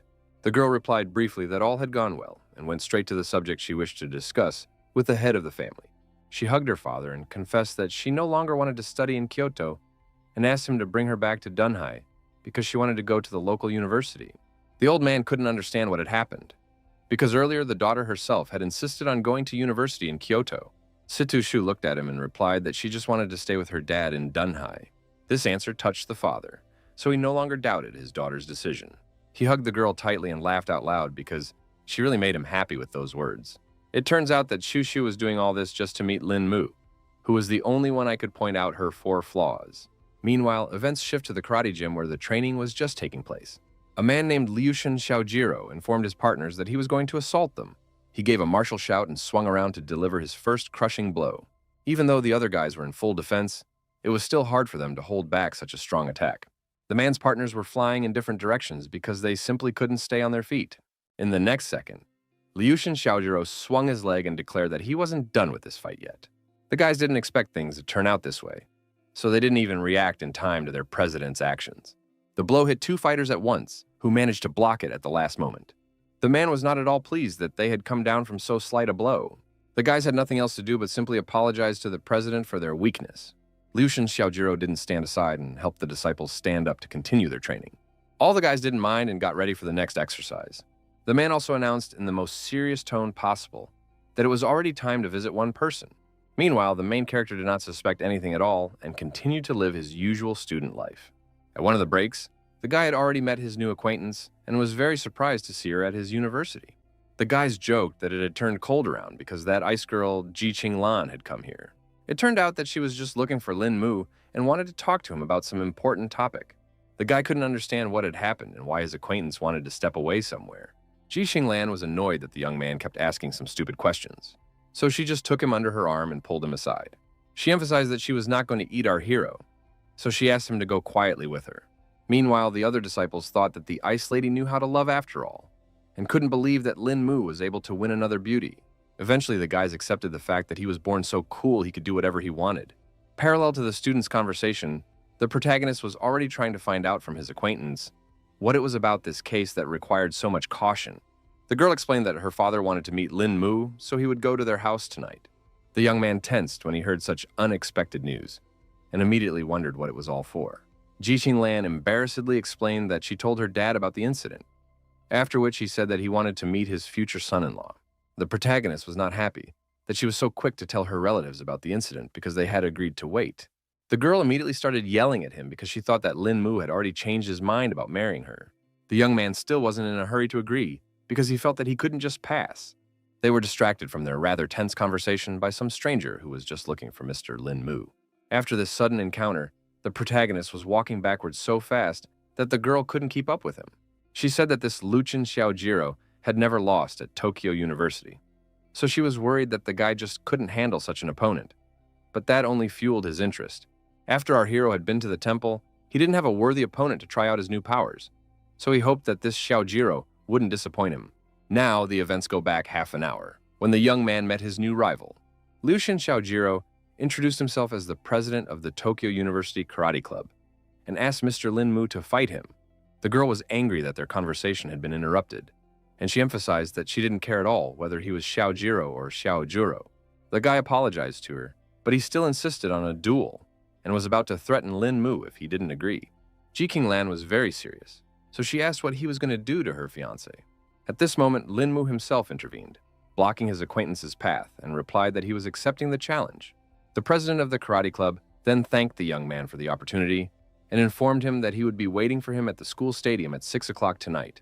In fact, our hero also felt that his opponent was quite strong, but he asked Ji Qinglan not to worry about it, promising that he would definitely win. The girl still wouldn't calm down and asked him not to announce such a thing so early. In the evening, there were quite a number of people gathered at the university's sports stadium, watching Liushin Xiaojiro intently and waiting for the fight to begin. The fighter himself sat quietly and meditated to gather his strength before the fight. The karateka had heard that the man their president challenged today was very strong, but were still confident that he was no match for their leader. The girls immediately took notice when the main character walked into the hall and noted that he was a real looker. The guy walked in accompanied by Ji Qinglan, who was very worried about him, so she didn't want to leave him alone. Lin Mu felt uncomfortable because he couldn't understand why everyone around him was staring at him so intently. Karate club members were disappointed when they saw their president's opponent because, by the looks of it, he was a real wimp. Before the duel began, the guy asked one question to Xiaojiro. and inquired why he had decided to make this sparring so urgent. The club president became even more serious when he was about to talk about the reasons for his decision. He explained that he was a friend of Mr. Li Guanzhui and had heard that our hero handled him easily, which showed the high level of his skills. Lucien Xiaojiro asked the guy to understand him correctly and emphasized that he was not going to avenge his acquaintance. The protagonist immediately remembered that it was about the same young man who was either harassing or grooming Teacher Song. The Karate Kid thought that Lin Mu was strong on the outside and strong in heart, so he would like to exchange his experience in this duel. Now, the young man understood the reason for this challenge, so he decided not to fight at full strength, as it was just an exchange of experience. Liu Sheng Xiaojiro didn't like it right away, because he wanted his opponent to be unmerciful. Whenever the karateka himself fights, he fights as hard as he can because it was simple respect for his opponent. The protagonist heard his opponent and agreed to exchange experiences in this fight. The club president immediately got into a fighting stance and asked the young man to attack first.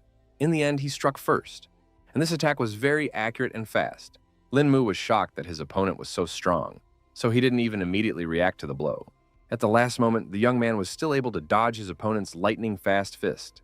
Now, our hero had verified that this Xiaojiro was indeed much stronger than Li Wanzhui, whom he had dealt with quite easily. But at the same time, he was sure that this guy was far from his power level. Liu Shen Xiaojiro was a very experienced fighter, so he never stopped attacking Lin Mu for a second, who only had time to place blocks. Despite the speed of his attacks, the protagonist had no problem dodging each one. All the karateka were actively supporting their president and waiting for him to knock out his opponent. Ji Xinglan suspected that any inexperienced person would probably think that Xiaojiro was suppressing Lin Mu, and the latter was now at a disadvantage. But in fact, you could see that the movements of the main character are not chaotic at all. It was as if he was playing with his opponent, testing his endurance. The guy was able to dodge even an incredibly strong leg kick that seemed destined to be fatal. He did agree that it was pretty close after all, because the karateka almost managed to hit him.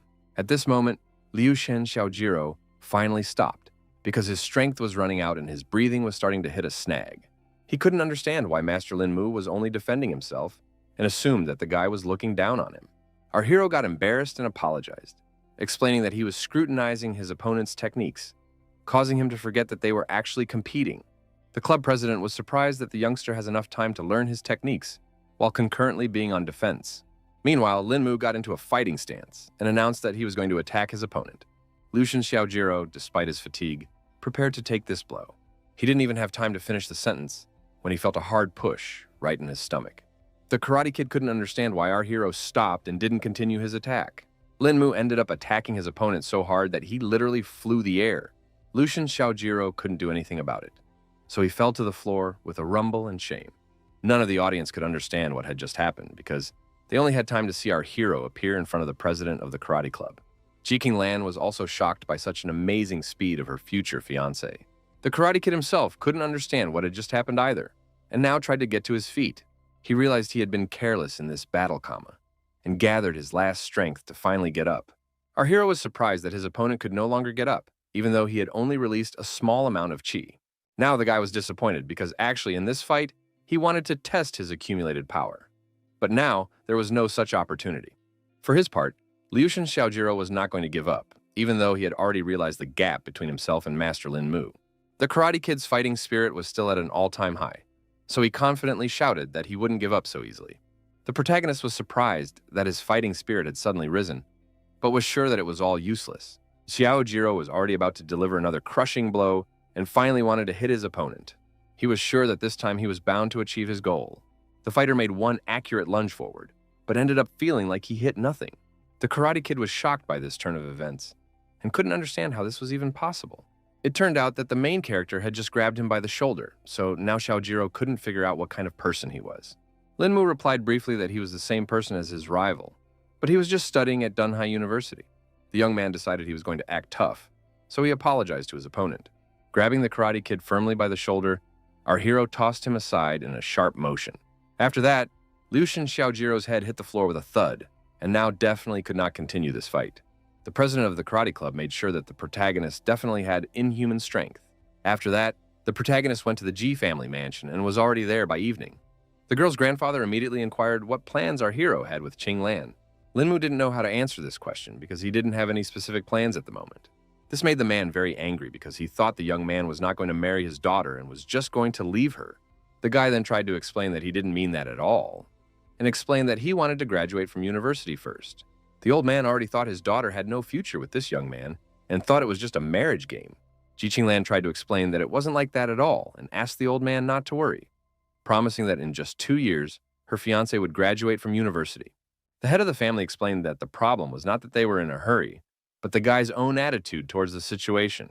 He called his granddaughter stupid because after graduation, everyone would have their own way and her fiancé just might run away. At the same time, the main character was unhappy that Jiqinglan herself was pulling him into this whole thing, and he also ended up being the one to blame. Meanwhile, the old man couldn't understand why the girl chose this particular guy who had no ambition. The granddaughter was desperately trying to explain to her grandfather that her fiancé was not like that at all. Mr. G could no longer listen to the girl, and finally declared that he would not consent to this marriage. At this point, the main character decided to intervene in the conversation after all, apologizing for it. He confirmed that he has no plans, and he's not going to make excuses because his own future is still actively being planned. The guy realized that by coming here today, he had caused everyone a lot of inconvenience, which was all his fault, and promised that it wouldn't happen again. After making this statement, Lin Mu quickly headed towards the exit and said goodbye to the G family. The girl did not appreciate this development at all, so she asked the groom to wait. The grandfather emphasized with the utmost seriousness in his voice that this guy was not going to be anything outstanding, and asked his granddaughter to just trust him. Jiqinglan didn't listen to the old man and still begged the protagonist not to leave. Eventually, she couldn't stand it and cried because Grandpa didn't understand her feelings at all. The girl ran out of the hall, but the old man still continued to be indifferently silent. His son finally raised his voice because he thought the last sentence was too harsh after all. The head of the family realized that although the Lin family was strong, it was no match for their bloodline, and explained that he only wanted to check whether the young man really loved his granddaughter or was looking for gain. If the groom had ulterior motives, he would have made concessions, but in the end he couldn't handle even that little pressure. The man still felt that Lin Mu was understandable because no one would be thrilled to be spoken to like this. The old man still believed that this guy couldn't be changed anymore, so even if he married Qinglan, he still wouldn't join their family. Eventually, the man accepted that his father's stubborn nature could not be changed, so he decided to leave things as they were for the time being. He himself thought that Lin Mu was a good kid, so he hoped that the young man's arrogance would eventually subside. Meanwhile, our hero thought about the fact that there were so many different situations in Suixian's world, but they never made him feel guilty, so he didn't expect that he would actually get angry today. Other than that, he started to feel his qi starting to weaken, but he eventually wrote it off to the fact that the original energy of this body was incredibly weak.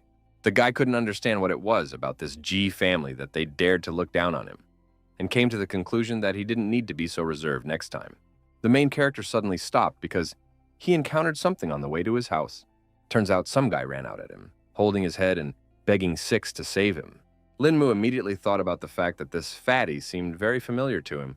After a few seconds, he remembered that this was the same Xing Weilong who had cheated men and molested women at the university. The guy immediately wondered what could have happened to a rugged bully in the middle of the night. The frightened bully tried to catch his breath and rejoiced that he was able to meet his acquaintance. It turned out that he was being chased by a horde of angry bandits who wanted to take his life right here and now. The protagonist was even more surprised when he learned the details of the situation. Xing Weilong panicked a lot and begged his classmate to save him because otherwise he would definitely die this night at the hands of bandits. The bandits said they only want the fat man, so the protagonist must get out of their way if he doesn't want to die with him.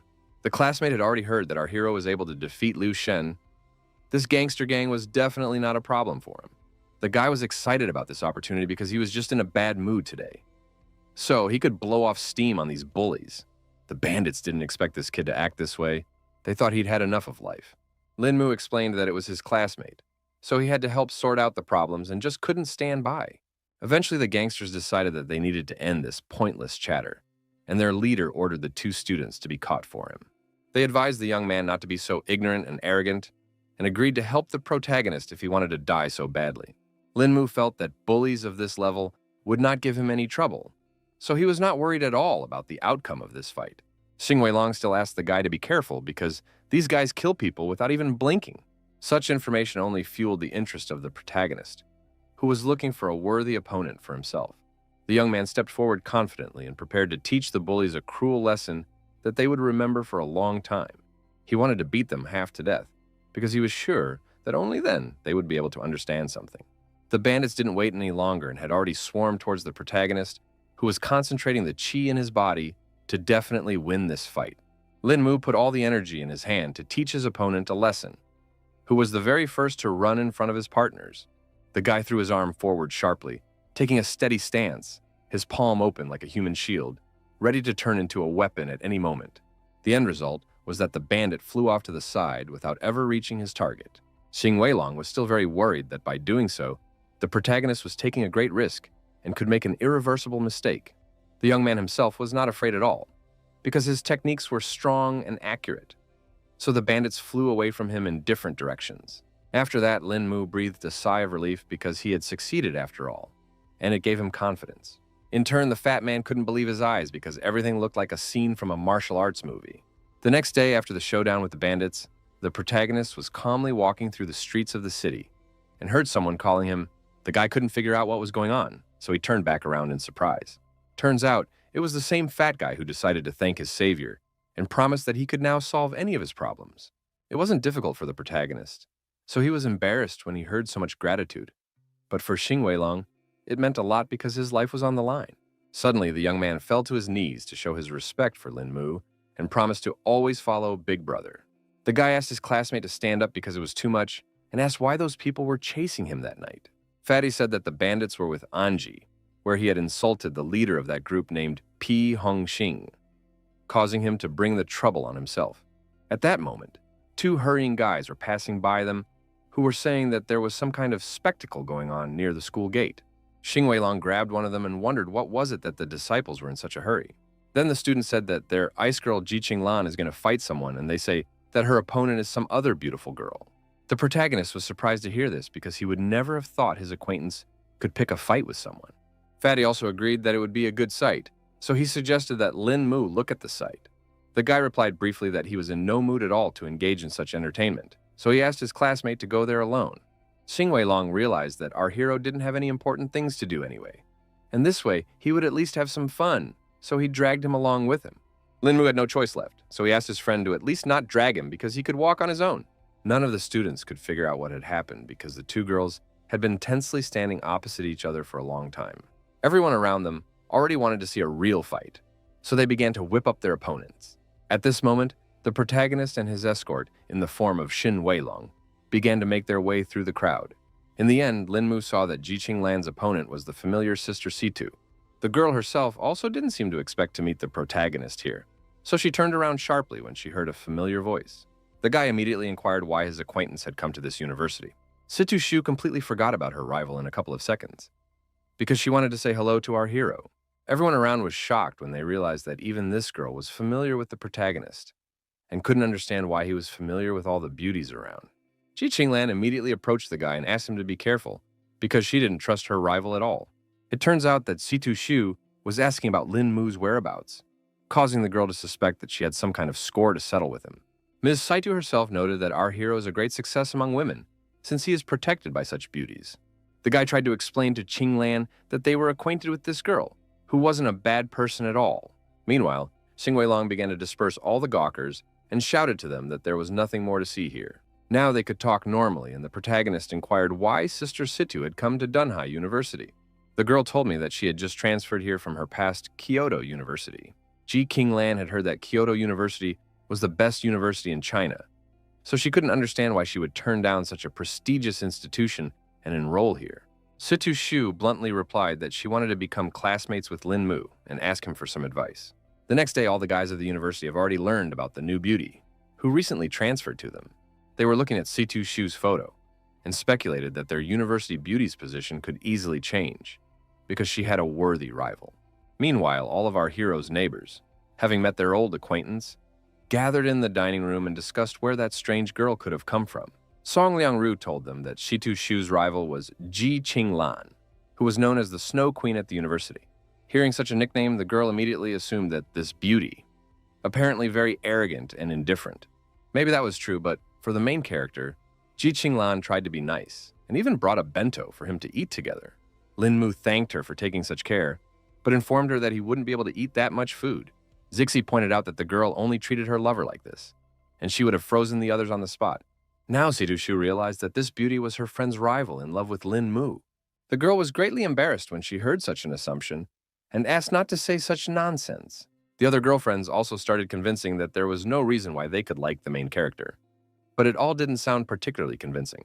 Situ Shu laughed with this reaction from the girls and told them not to worry because she was just kidding. Meanwhile, Lin Mu was approached again by some stranger who was looking for him. Ji Qinglan immediately became angry because someone dared to interrupt their conversation. The man apologized for the interruption in their meal and explained that their master wanted to discuss something with Mr. Lin. The guy immediately noticed that the stranger was big, but didn't look like someone looking for a fight, so he calmly asked who their boss was. Ji Qinglan wondered why Master didn't come here himself to talk to Lin Mu. The protagonist tried to calm her down and asked her not to bother people, and if there was really something serious there, he would deal with all the problems quickly. The guards nodded politely, thanking him for his cooperation, and invited him to follow them in. The girl asked Lin Mu to be more careful, and he couldn't believe that she still didn't trust his skills. The bodyguards led our hero to the car and asked him to wait a minute until they reported his arrival. They told their master the whole situation, and he asked the young man to get into his car. The man immediately asked if Lin Mu remembered him after their last meeting. The protagonist immediately remembered that it was the father of a policewoman named Wang. The gentleman immediately noted that the young one had a pretty good memory, because the young man was able to memorize him after one brief encounter. The man immediately decided to cut to the chase, and emphasized that this time, all hope was only on Lin Mu. The guy immediately emphasized that Van was his friend, so he didn't mind helping with her problems and asked what her condition was. The father reported that his daughter's rehabilitation went well, and asked our hero to stop by for a visit if he had time to do so. Lin Mu was only happy to have this opportunity, and promised that he would definitely drop by their family in a few days. Eventually, the lad inquired as to what the old man had sought him out for this time. The man realized that there was no point in dragging the rubber any longer, so he decided to move on to explaining the whole situation. He finished his story when they had already arrived at the right place, and emphasized that things were serious because otherwise he wouldn't have looked for Lin Mu. The protagonist started to worry because he agreed to help, but wasn't a doctor to look into the problem in detail. The old man didn't see it as a problem at all, so he asked the young man to put his best foot forward and ask if he needed anything, promising that they would get everything that existed in this world. Already sitting in the chamber were the agitated military men who couldn't raise why their acquaintance still hadn't shown up. They rejoiced when you saw that Mr. Wang had finally arrived on the scene. The man asked with concern in his voice how their leader was feeling right now. The soldiers reported that their head was still in a coma and that probably didn't bode well. Everyone felt very strongly about the old man's condition because, as an important leader, he's of great importance to China. Mr. Wang explained that if he is gone, the situation in the country will face serious problems. The protagonist asked him not to worry and promised that he would carefully do his best. He asked everyone to leave the room to wait outside, and the man emphasized that the chapter's life was now only in the hands of the guy himself. The soldiers were still not sure that this young man could be trusted with such an important assignment. The man was sure it was okay because earlier this young man had saved his own daughter. At this time, the protagonist began to examine the patient and was going to find out the cause of his illness first. The guy concentrated, letting a thin stream of chi energy flow through his pulse, letting it slowly spread through his body, exploring every cell as if scanning the patient from the inside. After all, he did find some peculiarity in the leader's body. Lin Mu saw that the man had no obvious organ abnormalities, which was not like most people who had reached their limit. This situation puzzled the young man, so he began to suspect that he might have missed something. The protagonist didn't give up and decided to try again, but this time he channeled more of his energy into the patient's body. He concentrated all his attention on it to notice exactly what the main problem was. In the end, the guy finally managed to feel that the old man had a heart condition. Turns out there was too much dirt in the right atrial artery, and it had been there for a long time, leading to a long-term lack of oxygen in the body and a massive failure. Lin Mu now calmed down because it was just a matter of time before a relieved smile appeared on his face. He would be sure that if one directly used qi, one could quickly cure the heart. The soldiers who waited under the door weren't sure if the head could survive all this after all. It was at this point that the protagonist came out of the room and said that the leader was fine and would wake up very soon. Everyone, of course, rejoiced at the news, but they did not expect the problem to be solved so quickly. The man still didn't calm down and asked Lin Mu how much longer their head would last. Our hero explained that the root of the disease had been eliminated, but the body of the elderly was already depleted, so if his energy was dead, he would last about half a year. Now, the events are moved forward 3 days after the guy managed to save the leader of the country. The old man had already taken his workplace and was outraged at what had happened during his absence.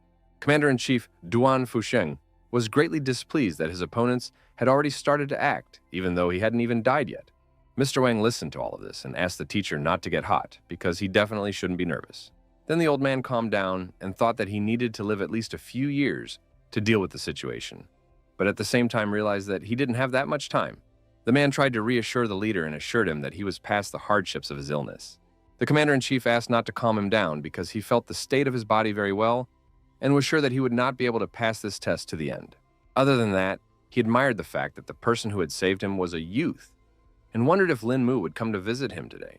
Mr. Wang said that everything had already been done for this meeting, so the guy would arrive here soon. It was at that moment that the doorbell rang, and the assistant announced that the guest had arrived. The man rose from his seat, greeting the protagonist, and noted with slight irony that they had just talked about him and he had already appeared as if he sensed it. Afterward, he happily introduced the youngster who had saved the commander-in-chief's life. Lin Mu immediately bowed his head respectfully and introduced himself to the leader. Duan Fuxing asked the guy to hurry up and sit down so that they could talk about all the events that had happened in the past few days. The old man also added that our hero wasn't a soldier, so he could safely call him just Grandpa Duan. The commander-in-chief joked that if it wasn't for Lin Mu's help, that old bag of bones would definitely not have lived to see today. The young man was embarrassed because he thought that Grandpa Duan was exaggerating since the treatment was not difficult for him.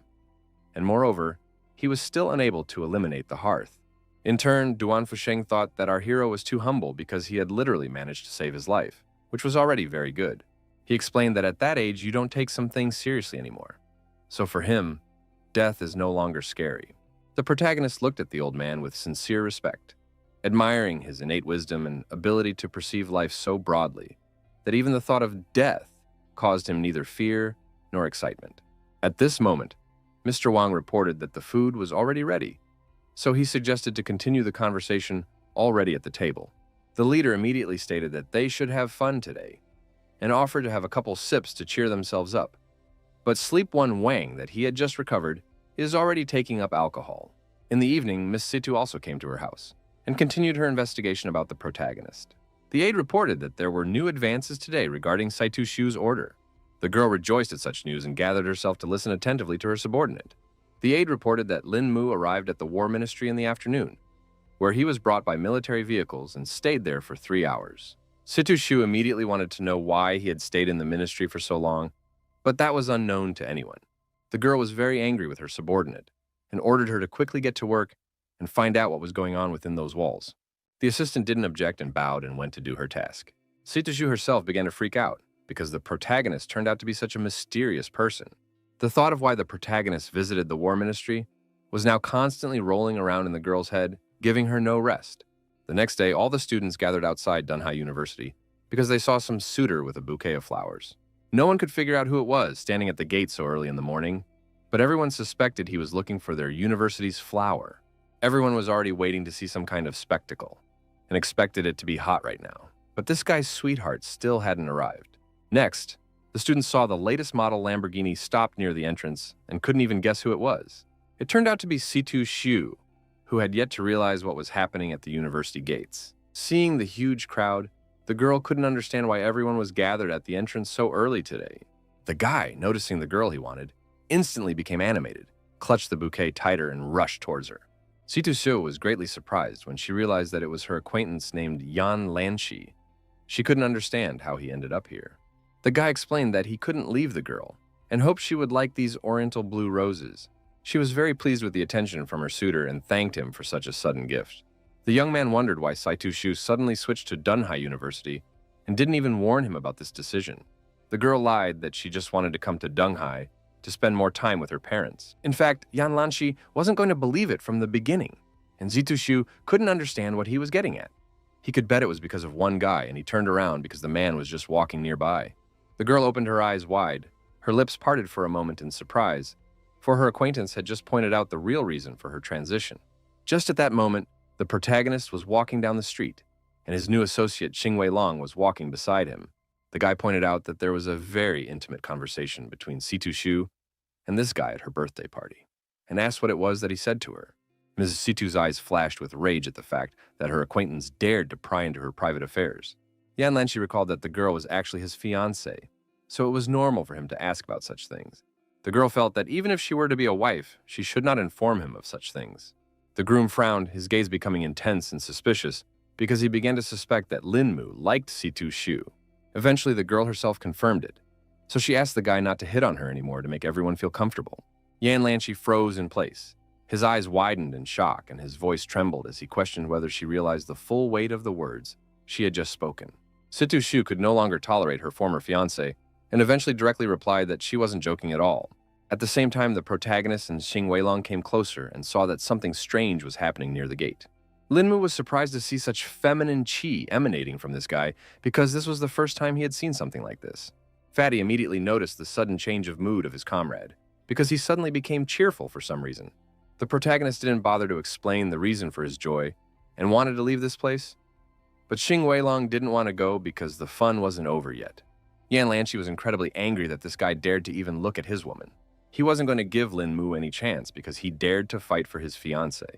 In the evening of the same day, the protagonist couldn't figure out where the fatty had brought him because it all looked rather mysterious.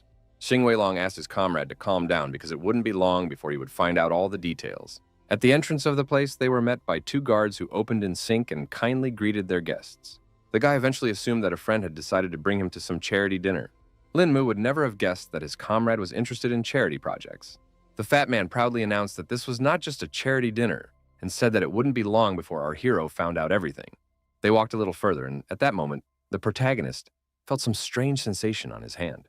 The main character couldn't understand what was happening because a ring from the past world suddenly appeared on his hand. Xing Weilong immediately noticed that something strange was happening because his comrade had turned pale for no reason. The young man tried to hide his hand and asked if there was a restroom, lying that he must have eaten something wrong. The fatty replied that the restroom was in front, and then Lin Mu asked him to wait here for a few minutes.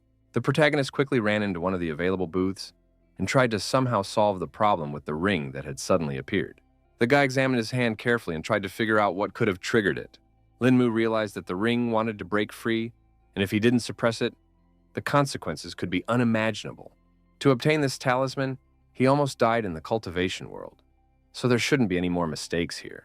Suddenly, the protagonist heard some familiar female voice directly addressing him. It turned out that it was Situ Shu who had unknownly appeared here. Our hero nervously clutched the hand with the ring and emphasized that it was actually the men's room. The girl didn't see it as a problem because there was no one here, and was also surprised that Lin Mu had decided to take an interest in charity. Lin Mu in turn explained that the fatty had brought him here, and also asked if Miss Situ had any important business here. She did not explain the reason for her visit for this evening, and immediately said that that man in the morning misunderstood their relationship with our hero. But the girl was going to deal with the situation. The guy immediately assumed that the guy outside the university gate was asking for his acquaintance's love. Situ Shu could no longer stand the fact that he was so blatantly pretending, because she was sure that he had also noticed Yan Lanchi's murderous aura. The protagonist agreed that he had captured this energy, but couldn't figure out what to do with the information. The girl was still very excited because she knew that her ex-fiancé was too good at tricks, so she had to be very careful in a fight with him. Previously, Lin Mu hadn't even suspected that Miss Situ might be worried about his safety, which flattered him greatly. Situ Shu sighed heavily and admitted that she wouldn't have done all this if it wasn't for the main character's instructions for her birthday. At the end of their brief conversation, the boy thanked his acquaintance for these warnings and promised to be careful. The girl declared that she had said all she wanted to say, and once again asked our hero to take care of himself. They ended up walking out of the men's room together, which looked pretty weird. The protagonist felt the most embarrassed possible about the fact that other people saw it. One guy noticed that the couple was in a big hurry and immediately assumed what kind of brazen things they were doing in the restroom. Meanwhile, on stage, the charity auction had already started and the bid had already reached 10 million. The moderator began counting down to that price to become the final price for that lot. He then solemnly lowered the gavel and announced that the last named amount was final. It turned out that the owner of this item was Ms. Lin, so the host thanked her for helping with the charity. Lin Mu had no idea that such a vase could be sold for 10 million, and the comrade explained that everyone here was a rich person willing to spend money on charity. The presenter then introduced the next lot, which turned out to be an ancient orange necklace, the value of which is that it is impossible to know the age of this artifact. Some experts have tried to use the C14 method for identification, but the composition of this necklace has never been recognized. They also say that nothing in the world can damage this jewelry. The main character froze, scrutinizing the item, his eyebrows shifting in deep thoughtfulness, while Xing Weilong didn't really believe this information. The guy noticed that his ring's reaction had gotten even stronger since the necklace had appeared. Linmu began to suspect that there might be some connection between the two pieces of jewelry. The first to bid was a gentleman who was willing to buy the necklace for 5 million. Xing Weilong was surprised that someone was willing to pay such a huge sum, and our hero was still sure that the prices would still rise. The host saw that Mr. Liu was the first to offer the first bid and asked if anyone else wanted to fight over the lot. The next to enter the fray was a girl who offered 6 million for the necklace. In just a couple of seconds, the price had already risen to 15 million and wasn't going to stop. The fight for the artifact was also still not leaving Mr. Liu, who eventually raised the bid to 20 million. The presenter immediately turned to the other participants and asked if anyone had more to offer. Xing Weilong couldn't believe that someone would be willing to give such money for a stupid necklace, but our hero realized that it was all going to charity. At this point, some old man in the audience offered 50 million for such a precious lot. Everyone was shocked that their opponent had raised the bet so dramatically to such a fabulous amount. The host immediately asked if anyone was willing to outbid Mr. Ao. He immediately started counting down to 3 to close the bidding for the legendary necklace. The man banged his gavel again and thanked the victorious Ao Xiaolong for his contribution to their charitable cause. Xing Weilong reacted violently to the winner, so the protagonist guessed that his friend knew this person. The fatty whispered and explained that this person was the head of the Ao family and was an important figure, both in the light and in the shadows. He realized that if their family placed so much importance on this necklace, apparently it was far from ordinary. The protagonist only now remembered that there are 6 other treasures in the cultivation world, similar to his ring, and they are known as the ancient armor of immortality. He immediately guessed that this necklace might be part of that ancient armor, and he didn't expect it to appear in a place like this at all. At the same time, some of the participants of the Thanksgiving banquet were in the VIP room. One of them was Yan Lanshi, who still couldn't stop thinking about our hero daring to play with his jouer. At this moment, Linmu felt some strange chill down his back that was coming off his new rival. The assistant walked over to his master and asked if there were any new instructions for him. In fact, this guy named Qing Shi reeked of something coldly dangerous, due to his creepy appearance and skin as pale as snow. Yan Lanshi directly stated that he didn't want to see that boy in the white suit anymore. His subordinates immediately understood his master's instructions and promised that the young man would no longer see the sun tomorrow. The guy immediately emphasized that our hero had good skills and asked his assistant they underestimate the enemy and be careful. Qing Shi asked his master not to worry because he had never lost a battle yet. Meanwhile, the host announced that the charity dinner was over and thanked the guests for their support for the cause. Then the protagonist still decided to ask why the fat man guided him to this place. But the latter asked the guy to watch his words, because some people wanted to come but didn't have that opportunity. Xing Weilong said that he originally wanted to buy something too and ask his friend to help him with the staff. But something went wrong in the end. The guy explained that he only brought in 5 million and thought he had enough. But in the end, he didn't even get a chance to bet. He thought that the rich people from Dunghai were too capricious, which was the reason why the bidding was so tough. The young man was sure that spending 50 million on a necklace was too much, even if it was the best piece of jewelry in the world. The protagonist speculated that Ao Xiaolong might have bought this item as a gift for someone. In turn, the fat man began to suspect that the man might have helped someone by buying this expensive item. Suddenly, Linmu stated that he needed to urgently go somewhere and was about to leave his partner. Xing Weilong couldn't understand why there was such a rush, because he was actually going to invite our hero to dinner. The guy emphasized that this was a very important case, so he promised to accept the invitation next time. Linmu simply followed his feelings, which eventually led him to the underground parking lot.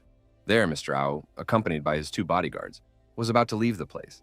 Turns out the protagonist was already going to take the $50 million necklace from him. He still took his time and just watched the car drive out of the parking lot for now. Quite soon, when Mr. Ao's car stopped at a traffic light, Lin Mu managed to catch up with him. The young man was well aware that first he needed to find out where the necklace itself was hidden. It was for this reason that he decided not to get hot and pick up the jewelry a little later. The protagonist knew that there are a lot of stoplights in this mountain, so it would be pretty easy for him to keep up with the car. At that moment, he stopped abruptly because he felt a familiar murderous stare on him. There were some suspicious-looking guys behind him, but the sensation was not at all like the presence of ordinary crooks. Lin Mu instantly turned around and asked the strangers who they were with courage in his voice. These mercenaries didn't bother to explain anything and already attacked their target in a second. The guy thought such a direct attack was too naive because he was easily able to dodge it. In fact, he definitely didn't expect that there were 3 more knives in the shadows that were ready to attack him from the other side. By the reaction of the protagonist, the bandits realized that they had managed to pull off their prearranged plan. Lin Mu carefully adjusted his tie and noted with a smile on his face that just a little bit more, and his opponents would have succeeded in injuring him, but that didn't happen. All the bandits shockingly froze in place because they couldn't understand how the guy managed to dodge all of their shadow blades. Suddenly, our hero noticed something flashed behind him, so he immediately reacted to the potential threat. It turns out that the professional mercenaries didn't wait any longer and decided to attack their target in a different way. The young man managed to capture his rival in time, and was displeased that his enemies were so dull and sneaky that they only ambushed him. Linmu only needed one precise strike to disarm this bandit who dared to attack him from behind. The mercenaries realized that they would not be able to resist such an opponent, so they decided to scatter. Meanwhile, the protagonist beat his opponent so badly that he literally flew into the air. In a second, he was already near the other mercenaries and noted that they were moving too slowly. The villains did not have time to react to the lightning-fast blows of the protagonist, so they just scattered in different directions. The remaining bandits saw that all of his partners had been knocked down in an instant and couldn't understand how the guy had managed to do it. In turn, the protagonist did not stand aside and had already decided to deal with the remaining mercenary. Suddenly, he felt he couldn't reach his opponent's body and hit an empty spot, even though he was sure he was hitting the exact target before he did so. The most mysterious bandit was already in a different place and was glad that he had such a good reaction. Our hero agreed that he was a jack of all trades, but this time, he wasn't going to make any more mistakes. At the decisive moment, his blow again passed through the void, his fist slicing only the air, and the bandit, like a ghost, remained unharmed. After a second, the mercenary leader raised his comrades and informed them that this guy was quite difficult to deal with, but he had already found a way to defeat him. Suddenly, all three of them vanished into thin air like smoke. So it was now impossible to know where they would appear in the next moment. Linmu hadn't encountered such a technique yet, so he still couldn't understand what kind of technique his opponents were using. After a closer look, the guy realized what he was dealing with. His opponents used air currents around his body in order to disrupt his opponent's thoughts, resulting in hallucinations. While our hero was in contemplation, the bandit saw that he was already open to attack and decided to make the first strike. In the end, the mercenaries walked through Linmu and were shocked at this turn of events. A smug smile immediately appeared on the young man's face because he guessed that this technique was made worse by anger, and these three had studied the technique too superficially to know that. The protagonist decided to use the knowledge he had gained and wondered why his opponents were hitting an empty space to enter them on emotion. The bandits were shocked that he had been able to guess the Shadow's technique and thought that the true blood of the elite flowed in him. The guy hadn't expected them to take him for their own so easily, so he decided to ask if they were being sent mercenaries to kill him too. Now the guys were afraid that they attacked some important person, so they asked our hero to return with them to solve this misunderstanding. But he refused because he still has a lot of important things to do. The leader of the group emphasized that they might be in trouble if Linmu didn't go along with them, and reported that a total of 9 assassins were sent on this mission. The young man asked not to worry about him because he believed that all these opponents were unlevel to him and was confident that he could defend himself on his own. Over all of this conversation from the roof of a neighboring building was Ching She, who seemed to have set up this whole operation. The man had not expected at all that the protagonist would learn the shadow technique so quickly and be able to deal with the first group of assassins so easily. Then, he licked his blade and began to prepare for the fact that he himself would need to show some real skills that the kid definitely couldn't handle. The protagonist immediately took off his seat and ran with all his might to catch up with Mr. Ao's car. The guy was already desperate because he realized that he had completely lost Shaolin's car and tried to think of another plan. Suddenly, an unknown force split the air in front of him, causing Linmu to have to stop. Of course, he didn't have time to react to such a lightning-fast attack, so he was badly injured. It turned out to be Ching Shi, who didn't even think that the guy wouldn't notice his first strike. The protagonist immediately felt that in front of him was a real expert, but he did not even guess that such a person would attack from ambush. The man coldly emphasized that he was a murderer, so he would do anything possible to achieve his goal. Meanwhile, Linmu had already fallen to the ground without strength and asked if Ching Shi had been following him since the fight with those mercenaries. The assassin confirmed his speculation and explained that, because of the young man's strength, he had to strike from ambush, adding that he was only the second target to be killed in this manner. With his last strength, the protagonist asked him to tell his name, because he wanted to know by whose hand he would die. Ching Shi was indeed about to leave, but stopped for a second after hearing his victim's request.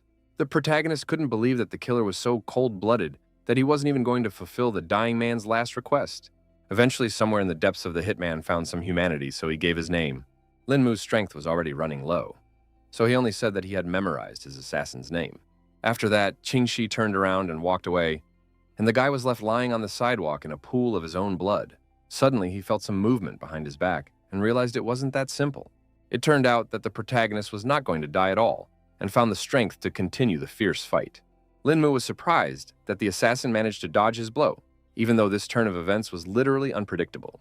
He was sure that the attack was as stealthy as possible, and because of that, he couldn't figure out how he could sense it and react in time.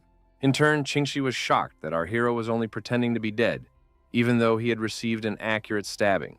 Meanwhile, the guy wasted no time and re-attacked his opponent, who again managed to dodge. Lin Mu now began to feel that the mercenary had also perfected in the spiritual realm, and was a master who had opened the middle and lower dantian. Despite this level of strength, the protagonist was not afraid and decided that he would definitely not lose in this fight. Our hero shouted at the top of his voice that the only person who should die here and now was Qingxi himself. The assassin even started to panic a bit because the guy was injured so badly, but his punches were still very strong. In the next instant, Linmu still managed to break through his opponent's defense and shorten the distance as much as possible. He concentrated all the chi energy in his hand to make this strike fatal to the assassin. Qingxi was unable to resist such precision and speed, so he only cried out in pain. The protagonist put all of his power into the blow, so his opponent simply bent in half, scarlet spatters splashed from his mouth, and his eyes widened in shock. In the end, Qingxi collapsed to the ground without strength because even such a master could not resist Lin Mu. He was still able to talk for a while, so he asked the guy who he really was.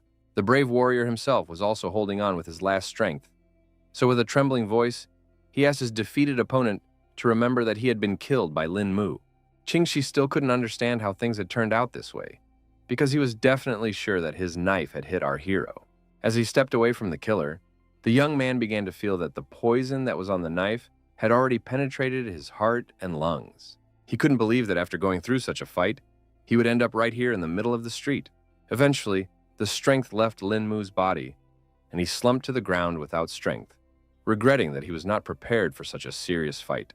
His eyelids grew heavy and began to slowly close, but at the last moment the guy managed to see someone's feet right in front of his face. The events continue into the night of the same day, only now Lin Mu has entered the temple. Someone still managed to save Lin Mu, who had now regained consciousness but was still not feeling particularly well. At that moment, the girl who saved him was just praying for her late master. 10 years ago, when Yunair was very young, she accidentally injured an old man, causing him to pass away. Before his death, the old man said that saving the terminally ill was the main task of a healer. So if there was a chance to save the girl, he was ready to die without regrets. He asked his student to go on living and save more people who would need her help. The girl tearfully recalled how the master had adopted her, after which she had contracted a strange disease from which the old man himself had saved her. Each time after the operation, the master had aged little by little and sacrificed himself for Yunair's life. Now she was going to use a technique that would take a lot of work to master because it was quite difficult to control. The girl opened the box, which contained a set of needles and a note thanking her for living up to her title as a divine medic. Yunair continued to live her vocation, so she couldn't let our hero have any problems. She methodically inserted needles into his body, her fingers moving with surgical precision, and asked the guy not to give up and hold on to his life. Lin Mu's consciousness swam, the world around him blurred into murky patches, and a hoarse, painful groan escaped from his chest. The girl was very nervous because this secret technique consumes a lot of energy, and if things continued like this, she might not even survive. Dr. Zhou tried to cheer herself up to save the protagonist after all, but it was all too difficult for her. At that moment, she remembered that the master had treated her like a daughter since their first meeting, and had saved her at the cost of his life. It was for this reason that the girl decided that once she had made a firm decision, it was too late to chicken out. She finally went to her master and asked for some strength to finish this technique. Zhou Xiun remembered how the old man had taught her precision in acupuncture, and calmly continued to stick needles into her patient's body. She also kept the thought in her mind that each shot required skillful speed. Other than that, there was no way you could ever dwell on an acupuncture point for more than half a second, because otherwise, the healer would simply lose all his labors. The girl was still trying to reassure herself with the belief that she was bound to succeed. She kept sticking them in after the learned pattern, but our hero was still lurching with discomfort as well. At this moment, Dr. Zhou noticed that the black color on Lin Mu's face was disappearing, showing the success of her technique. The girl was a little distracted by the guy's improving condition, and because of that, she rushed, so the next needle just flew out of her hand. She immediately thought of the master's phrase that if the acupuncture process was interrupted, the patient would simply die. There was no way she was going to let the protagonist die. So she decided to use her powers to support his condition. Joseon gently injected her energy inside Lin Mu's body and tried to capture his yang. All of this was giving the girl quite a hard time, so her breathing was getting heavier and heavier. In the end, she plopped down on the bed without strength because she still managed to save the protagonist, who was now completely safe. At this time, Situshu was resting peacefully in her house, but her sleep was interrupted by a sudden phone call.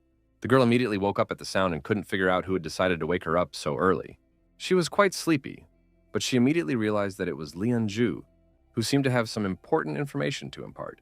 Miss Situ immediately woke up when she heard the news that Lin Mu had disappeared for 3 days now. She realized the gravity of the situation and asked her assistant to keep looking for news about the protagonist. It turns out that the girl had planned that her cultivation improvement in the future would only depend on this young man, so she simply couldn't let anything happen to him. That was why she tried to calm down a bit and think about what could have happened to Lin Mu. In the end, Shushu came to the conclusion that her suitor, Yan Lanshi, could be behind the missing guy. So she decided to call him right away. With fury in her voice, she asked without any clarification if her ex-fiancé had anything to do with Lin Mu's disappearance. It turns out that all these days the protagonist spent with Dr. Zhou, who at the cost of her strength saved his life.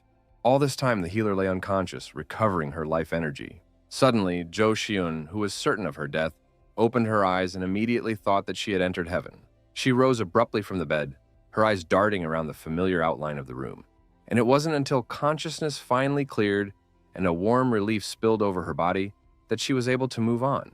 The girl immediately went to look for Lin Mu and thought that he had already left her house. It turned out that the protagonist was still here and had only gone outside to do some meditation to restore chi. The boy was greatly relieved when he heard the voice of his savior, who also had to fight for life. In fact, Zhou Xiun didn't think that he would recover so quickly, but was happy that he was already feeling much better. The girl herself still didn't seem to be feeling well, because after only a few words, she started coughing violently. The protagonist immediately ran over and picked up Dr. Zhou, who kept pretending that she was fine. He asked the girl not to worry unnecessarily and informed her that his body was already fine. Lin Mu sat down next to him at the table and thanked Dr. Zhou for saving him from the bottom of his heart, promising that he would definitely repay her for her help in the future. The girl emphasized that as a real doctor, she had to save and treat the wounded, so she did not ask for any payment in return. The protagonist decided to wonder how she managed to get rid of the poison in his body, because he was literally certain of his doom. Then she told me that the guy had been saved by an acupuncture method described in a secret book by her master, who had been able to save countless people with the help of needles. In turn, the girl had only superficially learned the teacher's technique, making it too difficult for her to use the method. At this moment, Lin Mu noticed that her skin color didn't look great, so he asked Dr. Zhou to behave a little more calmly and not rush anywhere. The girl explained that she just had a weak body, which made our hero get even more worried and wondered if there was any way to help her somehow. Then Zhou Xiun told the story of how the master had saved her from a serious illness by spending all his life force on her. The protagonist couldn't understand what disease could make her teacher so helpless, if even the girl herself with superficial knowledge was able to use the secret technique. Eventually, the doctor couldn't take the strain, causing her head to spin and her skin to break out in a cold sweat. In a second, she had already fallen unconscious on the table, and the protagonist, frightened for his savior, immediately jumped up to her. He quickly picked the girl up in his arms and was about to carry her inside the house, suspecting that she had indeed expended too much energy to save him and even spit on her own life. After putting Zhou Xiun on the bed, the protagonist decided to look around a bit. The protagonist noticed that the room was very clean, which demonstrated the cleanliness of his acquaintance. The next moment, he noticed that there were some strange bricks on one of the walls that stood out from the main interior. The guy immediately thought someone had done it on purpose because the bricks were not reinforced. Lin Mu carefully pushed back one of the blocks and saw that there was something hidden between the walls.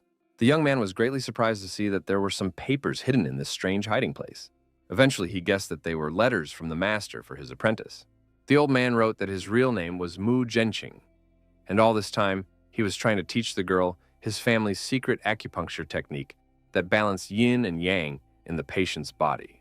As a young man, he traveled the world helping the sick and needy, but once offended a mysterious organization that tried to steal the family's secret equipment, and he had to hide it on Dunhai. When Zhou Xiun got sick, the old man had already been injured by the enemies, so he temporarily blocked her meridians to extend her life for 10 years. But if no one cured her in that time, she would die. Master hoped that he would find someone who could use this powerful yang extracting technique to save his disciple. But he also warned that without having a sufficient level of cultivation, this treatment method could not be used. Linmu was well aware that he should give Dr. Zhou these letters as soon as possible. For now, he was immersed in his thoughts that such a powerful technique could only be used with a high level of cultivation. The protagonist spent his time at the home of Zhou Shiyun, who lay unconscious until the evening.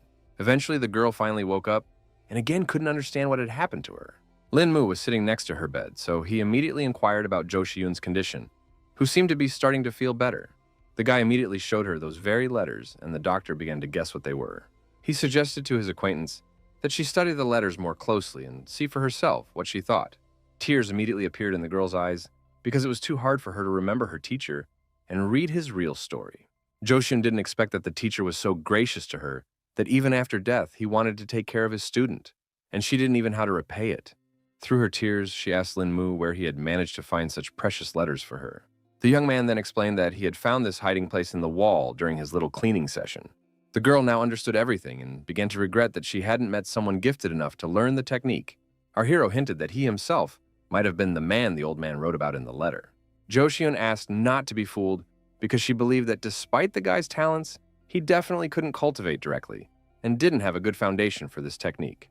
The young man was confident in his abilities, so he asked the girl not to worry, but Ta couldn't understand what he meant. He was sure that the doctor knew a bit about cultivation, so he demonstrated his skills so she could see his power level. The girl was shocked because not every master could concentrate chi energy in their fingertips. After successfully using the technique, they went outside and Zhou Shiyun couldn't stop talking about how our hero was quite secretive.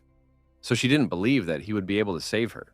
In turn, the guy suggested that there was a chance of curing the disease could be cured even without reaching the highest level of cultivation. The protagonist was certain that as long as there was hope for survival, no one would give up so easily. And the master's letters made them realize how precious life was. Meanwhile, the girl thought about the fact that earlier she was going to save a couple more people and then, consider, completely fulfill her mission. But the unexpected news about her illness changed all plans. Linmu emphasized that all good things were sure to return and reminded him that she had saved his life this time. So he responded in kind. After that, Zhou Shiyun remembered the old man's words that saving one's life was saving oneself. Memories of her teacher's warm hand stroking her head and his voice telling her about the vocation of a doctor immediately popped into her mind. Anyway, our hero thanked his savior and was now going to go home because apparently everyone had lost sight of him. The girl understood everything perfectly well because she herself had to return to the hospital. So she offered to say goodbye right here and now. Half an hour later, Linmu had already crossed the bridge that led to his house. The guy pondered that there were such powerful techniques in this world and guessed that the creator of yang extraction had a deep understanding of the human body, so no one could surpass this master.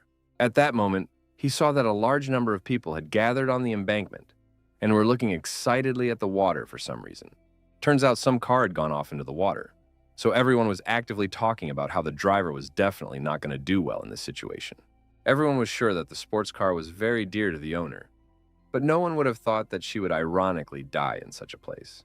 The guy started to get a little worried because the victim could be his acquaintance, so he asked those standing nearby what had happened here. A man who had already swam to try to help explained that some girl had flown off the bridge, but underwater it was too difficult for him to break the windows. The protagonist realized that he couldn't stand by, so he confidently headed towards the water. Everyone warned Linmu that it was useless and it was better to wait for the rescuers, but he couldn't waste time. The guy was going to go down and try it anyway because if you wait for the rescuers to arrive, only the car would be saved in the end. He didn't even bother to undress and quickly jumped into the water, despite all the risks to his own life. In an instant, he felt the coolness of the water and plunged to the bottom to find the victim. Our hero was glad that it was fairly shallow here and looked carefully around to find the car. Eventually, he did manage to locate a red sports car, which immediately gave him hope. Mentally, Linmu asked the girl to hold on a little longer while he swam to her. It turned out that the young man's fears were justified and his acquaintance was behind the wheel. Luo Biyun was already unconscious after such a long time underwater, so she didn't even fight for her life. The main character was very strong, so he still had enough strength to break the car window. The guy agreed that the glass was very strong, suggesting that it might have been bulletproof. So it was no surprise that the average person couldn't break it. For Linmu, such an obstacle was nothing, so in a second, the window shards flew in different directions. In this way, the young man managed to pull Lo Biyun out of the car and give her a chance to be rescued. Our hero realized that his acquaintance was about to die, so he needed to transfer some energy to her as quickly as possible. The brave hero bent down and his lips touched the girl's pale lips to keep her from dying. The events are moved to a couple of minutes ago, when Lo Bi-yun fell into the water and began to think about what people live for out of hopelessness. She supposed everyone had different goals, and many wanted to glorify their family or create a profitable business. The water increasingly filled the interior of the car, and the girl realized that she had no chance of rescue, so she could not hold back the tears in her eyes. Bit by bit, she began to choke, but she still couldn't accept that she was going to die in such a ridiculous way. The next moment, she saw Lin Mu's image in front of her and couldn't believe that she had been thinking of this person in the last moments of her life. The girl woke up already on the shore, when the main character managed to pull her out of the water in time. Our hero was very happy when his acquaintance finally woke up, and all the people around with a sigh of relief, because they were also very worried about the victim. The girl couldn't understand what was going on around her, so she thought that she had already died, and Lin Mu was caught in the heavens with her. The young man calmly asked his acquaintance not to say such nonsense, and explained that he had managed to save her. Suddenly, Lo Bi-yun threw herself into the main character's arms because she had missed him for so long. Lin Mu was well aware that the girl needed support after such stress, so he tried to calm her down and explain that everything was already fine. Clinging to the guy even tighter, she decided to ask how he had managed to find the car at the bottom of the river. Then our hero told the story of how he saw this crowd of people gathered around the drowned car and asked how his acquaintance had gone into the water. The girl herself couldn't understand the reasons why this incident happened, because her car was suddenly out of control, which sounded rather suspicious. Lin Mu decided to take Luo Bi-yu to change her wet clothes and asked her to take her time if she still hadn't recovered. People accompanied them with raucous applause and compliments for the brave hero who was able to save a defenseless girl who was in such a dangerous situation. Events continue on the morning of the same day as students slowly began to gather at Dunhai University. Jo Xian was trying to find our hero and was very worried because not long ago his phone was working. Now it was out of range. At this moment, Lin Mu's neighbors appeared on the horizon, who had already heard about the other girl who was looking for him. Dr. Zhou confirmed it and guessed that her savior's friends were in front of her. Song Liangju asked what the stranger was looking for the guy for, and immediately told her that he hadn't returned home for several days, so even his friends didn't know where he was. The girl confessed that these few days I was at her house and left only this morning. Obviously, all the girlfriends were shocked when they found out that their neighbor had been at some hottie's house all these days. Jo Xian immediately said that a few days ago, the guy was seriously injured, so the girl saved him and left him with her for a few days to rest and recover his strength. Zixi was even more frightened when she heard that Lin Mu had managed to get into some kind of trouble. The girl revealed that she had already heard that the main character had been attacked by an assassin named Qing Shi. Now, for the neighbors, everything fell into place, because the young man never disappeared without saying goodbye. Jo Xian still wasn't calm about the fact that the young man still hadn't shown up, and was afraid that something had happened to him on the way to the university. Meanwhile, at Mr. Yang's house, they had already received new information from the spy. The aide informed he that Qing Shi, sent to kill Lin Mu, had failed his task, and that young man had already returned home. The man thought that it was all a complete outrage, because this assassin was too strong a cultivator. The servant asked Yan Zhongqing not to be angry because it was only some youngster. The old man agreed that it was easy to say such a thing, so he suggested to his subordinate to go actually eliminate this Lin Mu. The aide immediately panicked, emphasizing that he didn't dare perform such a task, so it was better to assign it to an assassin. In the end, the Lord ordered that only Pai should go this time, who definitely shouldn't relax, since it was now known that their opponent was an unusual child. Meanwhile, the guy stepped over the threshold of the house, and the girls immediately froze when they saw their mysteriously missing neighbor. Lin Mu, of course, apologized to the girls and explained that he had a few things going on these days. Zishi was very unhappy that our hero had returned home and didn't even say a word about it, and said that they were all very worried about him. The girls also confirmed that they had been looking for the guy the whole time, while he quietly returned home in the meantime. Song Liangru immediately stood up for her disciple and reminded her friend that his wounds had just healed. Lin Mu was immediately very surprised because he couldn't understand how the girls knew about his injuries. At that time, the neighbors said that they had already met Sister Zhou, who told them about the whole situation. Zixi got really pissed off and couldn't hold her emotions in anymore, because she couldn't understand what kind of relationship the guy had with this girl. The protagonist quickly tried to explain the situation and revealed that Dr. Zhou was his savior the last time he fell off the balcony. The girl was still reluctant to believe that Lin Mu had lived with her for so many days, and nothing had happened between them in the end. Their conversation was abruptly cut short when the protagonist's phone buzzed in his pants pocket. The guy asked his girlfriend not to say things like that about him and apologized for having to take that call. It turned out to be Dr. Joe, who was finally able to reach Lin Mu, who appeared to have gotten his phone wet, after which it was simply repaired. The girls couldn't watch this because they were very jealous of the guy for this mysterious stranger, so they started parodying their conversation. Suddenly, the protagonist heard that something strange was happening to his acquaintance, because only her screams could be heard in the tube. An unfamiliar voice informed him that the guy needed to immediately come to the third floor of Yinghuang Chaoji if he didn't want something to happen to Zhou Xiyun. The protagonist was scared for Dr. Zhao and tried to find out who he was talking to, but it was too late because the call ended. After such a strange call, the guy stared silently at his phone and now couldn't figure out what he should do next. Song Lang Rao saw that he was very agitated and inquired about what had happened to Zhou Xiyun. Lin Mu assumed that Dr. Zhou had been kidnapped, so there was an urgent need to rush out to rescue her. The girls were in no hurry to let our hero go, because they were afraid that it was all a set-up trap. So first, it was better to report the incident to the police.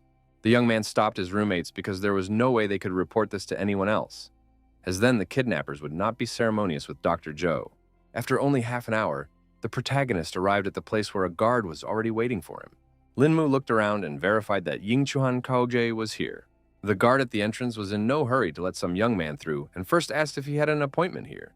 The young man was in a great hurry, which made him angry at this bodyguard and informed him that he had come here to meet their boss. The man still didn't miss the cocky young man and asked who he even was, because not everyone could just barge in on their boss. Then our hero decided to demonstrate his strength and grabbed the guard by the arm, explaining that the boss himself asked to come here. Eventually, the bodyguard had to take our hero to his boss, not understanding where this strange guy even came from. He knocked gently on the boss's office door and announced that he had a visitor. Inside, our hero was waiting for the massive figure of a bald bandit, which immediately caught his eye against the background of a fragile bound doctoress. The girl's eyes were full of fear, for she feared not only for her life, but for the safety of the young man himself. Lin Mu was now certain that his acquaintance had indeed been kidnapped, so the situation was very serious. The guy didn't care at all what the kidnappers' goals were, so he asked the bandits to let Zhou Xiyun go first, after which they could talk. The leader of the group rejoiced when he finally saw this famous, insufferable person, which turned out to be an ordinary good-looking kid. So now he will be able to get easy money. Meanwhile, bodyguards began to quickly surround the protagonist to take him hostage as well. The young man said with confidence in his voice that he didn't want to simply waste his time, so he asked all the opponents to attack him at the same time. The fighters were angered that Lin Mu appeared so brazen, so they were going to show them their strength. Before the head of the guard could finish, he heard muffled blows, which caused him to freeze on the spot, because he had not expected such a rapid development of the event. It turned out that everyone who dared to attack the protagonist was already lying helplessly around him and screaming in pain. The remaining guards were incredibly startled by this turn, and didn't even have time to consider what Lin Mu had just done. The leader of the bandits was also confused, but quickly ordered his subordinates to pile on their main target. The protagonist despised his weak opponents who didn't even know how to behave in battle, so he disparagingly called them a herd of sheep. At the same time, Pai advised Lin Mu not to get so cocky, because it was obvious that he wouldn't be able to stand up against a whole bunch of experienced fighters. After a few seconds, the bandits came close to the protagonist and began to attack him from all sides, not giving him a chance to escape. The guy decided to use the shadow technique he managed to learn during his last fight, so he simply dissolved right in front of his opponent's fist. All the bodyguards immediately froze in place, because they couldn't understand what had just happened. The protagonist was already behind them and wondered who they were so confusedly looking for. Zhou Xiyun, who had been closely watching the progression of this battle, was certain that for such a high-level cultivator to dispose of these little bipeds was too easy. The girl's guesses turned out to be pure truth, because the guards only had time to get punched in the face by Lin Mu. Our hero was very disappointed that his opponents could not withstand even one blow and immediately fell unconscious. After dealing with all the bandits, he went up to the girl to free her from the ropes and apologized to her for being late. Pai realized that he had suffered a crushing defeat, and now he couldn't understand how some youngster had managed to wipe out all of his subordinates. Meanwhile, Lin Mu laughed off the fact that all the guards were too weak and suggested that their leader should definitely be stronger. The man pointed a gun at our hero in a panic and started yelling that good kung fu skills are not enough to become invincible. The protagonist agreed that he wasn't faster than a bullet, but he only needed to be faster than Pai to win a duel with him. The bandit was pissed off that Lin Mu was so stubborn, so he didn't want to wait any longer and pulled the trigger of his gun.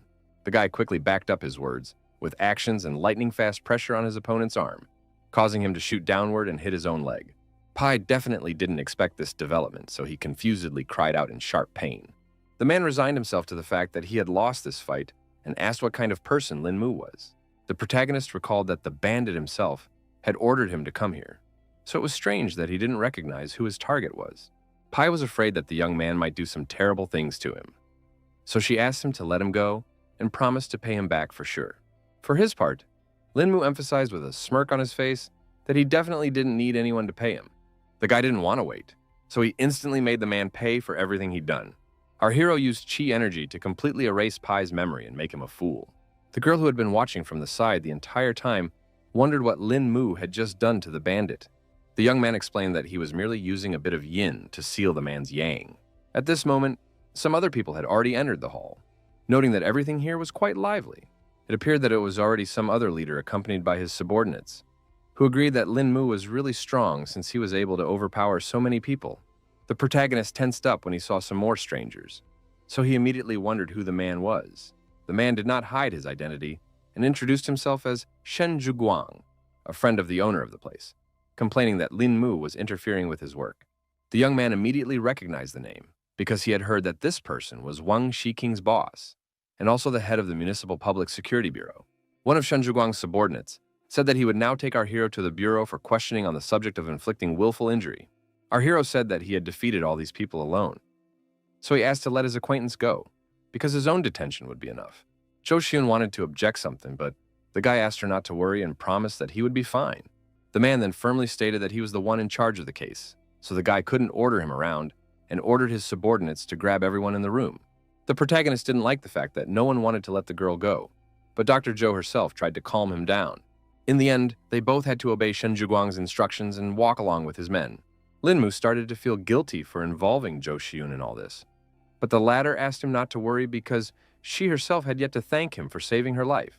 In the corridor of the hotel, they met up with Xing Weilong, who couldn't understand what kind of movement was going on here. The fatty immediately recognized Brother Lin's familiar face and wondered what he was doing here. The guy couldn't figure out who all these people around his friend were, so he asked where they were taking Lin Mu, because it all looked too suspicious. Someone from the group explained that the police were working, and the protagonist fell under suspicion, and the fat man himself was advised to mind his own business. Lin Mu was glad that his buddy had shown up so timely and handed him some small note. The protagonist asked Xing Weilong to call the number on that piece of paper a little later and tell that person his arrest. Very soon, Lin Mu and Zhou Xiun had already arrived at the Public Security Bureau of Dunhai City. The policeman who conducted the interrogation informed the girl that her buddy had already confessed to everything, so she could be free.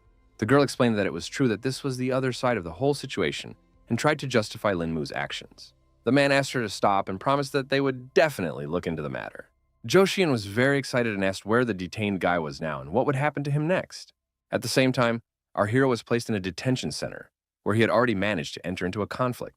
Turns out, the guy had already decided to teach his cellmate, who also couldn't resist his power, a lesson.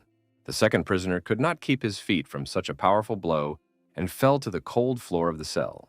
The protagonist emphasized that he wanted some rest and asked his neighbor not to disturb him. The battered fellow was dissatisfied with the fact that his partners had become as stooped and didn't attack Lin Mu. Eventually, the other prisoners mustered up the courage to teach the arrogant newcomer a lesson. Lin Mu decided to play a bit with his new opponents, so he let them hit him once. The guy threw himself forward to make it easier on his opponent and warned him that he might regret it. It turns out that our hero had a cunning plan, so he concentrated all the energy in his head, causing it to become literally iron. This was followed by an unpleasant crunching of the fingers of the overly brave lad, who now realized his mistake. After only a second, he screamed hard from the incredible pain and grabbed his broken arm. Everyone around him began to realize that this guy was not easy, because he was obviously a good fighter. It was then that the strongest prisoner decided to enter the fray and teach the overconfident newcomer a lesson. Lin Mu was carefully observing the situation around him, so he instantly noticed that someone was about to attack him. The man shouted belligerently and swung around to deal with the protagonist quickly. The young man realized that he was about to make a surprise lunge to the chest and a kick to the stomach, which showed his good martial arts skills. In the end, the protagonist simply tossed his opponent aside and noted that he was still too bad to measure his strength. The man gave up and still agreed that Lin Mu was indeed a strong fighter. The other inmates were shocked by this development, because Brother Huan, who fights the best, only to be defeated by some boy. Meanwhile, Shen Zhuguang, who was sitting quietly in his office, was already being told off for grabbing Lin Mu. The man was confused because he was sure he was acting according to all the rules and regulations because this guy hurt people. The boss couldn't understand the officialdom and informed his subordinate that the man was someone they could touch. The policeman started to worry that the Yan family might get angry if they let this guy go, and the chief realized that it was all this family's shenanigans. In the end, the boss informed him that if anything even happened to Lin Mu, not even the 10 Yan families would save his subordinate's head. The police chief didn't even know how to respond to these threats, because he realized that the matter was serious. He finally found the strength to reach out to Mr. Lee, but all he heard in response was a humming tone. The man realized that Central Bureau Chief Lee himself had called him to let this person go, and now he was afraid to imagine what kind of power Lin Mu finally possessed. He quickly jumped up from his seat and ordered Xiao Liu to quickly go to the detention center.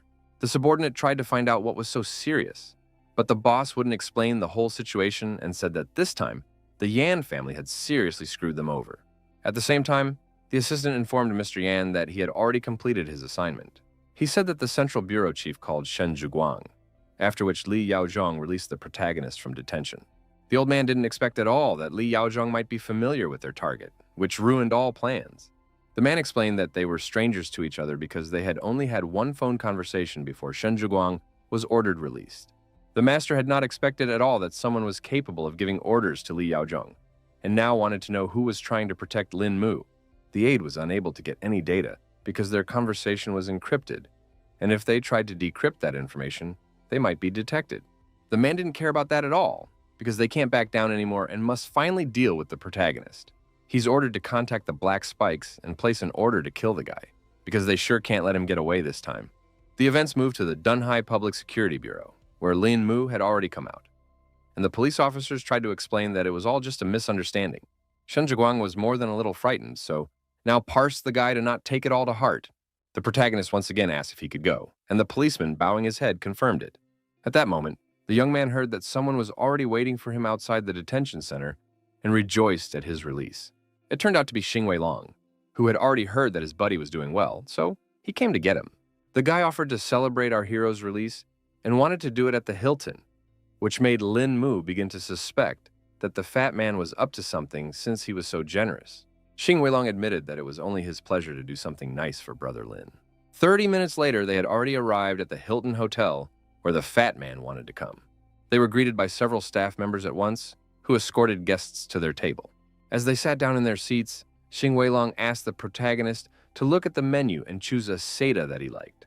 The young man explained that he wasn't very good at picking out food, so he entrusted this task to his buddy. The fat man chuckled and warned our hero that he had only himself to blame if he didn't like something.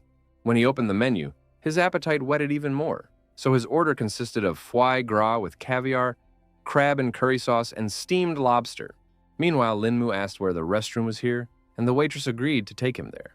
Our hero thanked the hotel employee for such a high level of service and followed her. The girl stopped in the hallway and explained that the restroom was up ahead on the left side. At the same time, there was a meeting with Yao Shenxian in another room at the hotel to discuss the lead role for a new movie with her. The girl had already read the script and liked it quite a bit, and she had no questions about the contract, so she wanted to know who would be the lead actor in this movie. The director said they haven't yet chosen the person who will be her partner, so he asked if she had any recommendations.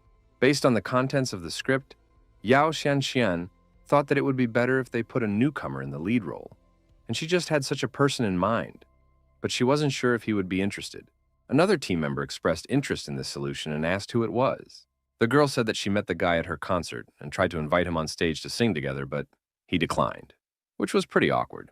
Now, a moment later, our heroes left the hall after enjoying the fine food, and Xing Weilong suggested to go here again in the future. On the way, they met up with Yao Shenxian, who was shocked that she had met Lin Mu here.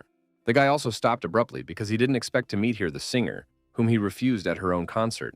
Xing Weilong immediately recognized this famous superstar and was surprised that she knew his brother and so closely. The girl immediately went to the principal and informed him that this was the guy she was just talking about, and asked his view on the idea. The man agreed that she had pretty good taste because this young man looked good and was poised perfectly for the main character in the movie. The director also got into this conversation and asked Lin Mu to talk it all over, promising that it wouldn't take long. Xing Weilong happily answered for his friend and said that they had a lot of free time today, so they could discuss all the details. The main character still hasn't said a word, and the fat man has talked about being big shots in the entertainment industry, so this conversation could be quite useful. In the end, Linmu agreed with his buddy, although he wasn't particularly burning to go to this meeting. After that, they asked the hotel for a bigger room and went to talk about the movie. Yao Shenxian introduced the famous investors Hua Xia and Mr. Wang, who will sponsor the filming, in front of the guys. They exchanged pleasantries and shook hands as a sign of familiarity. The girl also introduced screenwriter Huang Shuyue, producer Wang Jiang, and director Feng Yufang. When everyone sat down at the table, she immediately offered to cut to the chase because they had one serious proposal for the main character. Yao Shenxian revealed that Mr. Wang is preparing to shoot a new movie on, and she recommended Lin Mu as an actor for the lead role in it. Xing Weilong couldn't believe his ears when he heard that his friend was being offered to star in a movie, even as a lead actor. The director confirmed that in terms of our hero's looks and character, he is perfect for the role, as if it was tailor-made for him. The guy was still in no hurry to agree to this offer, because he didn't know at all what he should do. The man explained that life is like a show, so it all depends on how the actor acts in life, because his acting was just a variation of life. Lin Mu felt that it was all too wrong because he might not be able to do his job, and the movie would end up being a waste of time and effort. Yao Shenxian asked the guy to believe her, because she believed that no one else could handle the role, and promised that everyone on the team would actively help him.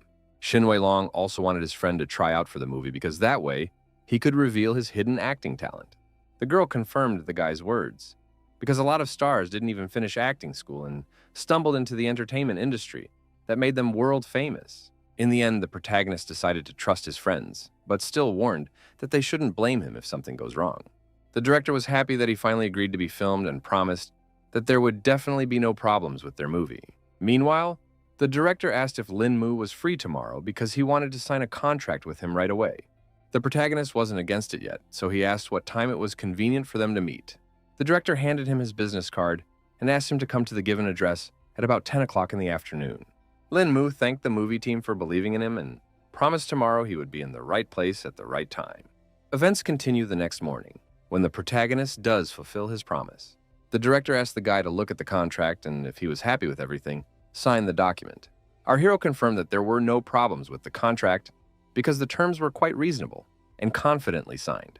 Afterward, the director and Lin Mu shook hands and expressed their hopes that they would work together. At this moment, Yao Shanxian, accompanied by the principal, walked into the office and asked if either her new colleague would mind if there was already an audition later. The young man still had no plans, so he had no problem agreeing to it, and with a smile asked them to prepare well for such an important event.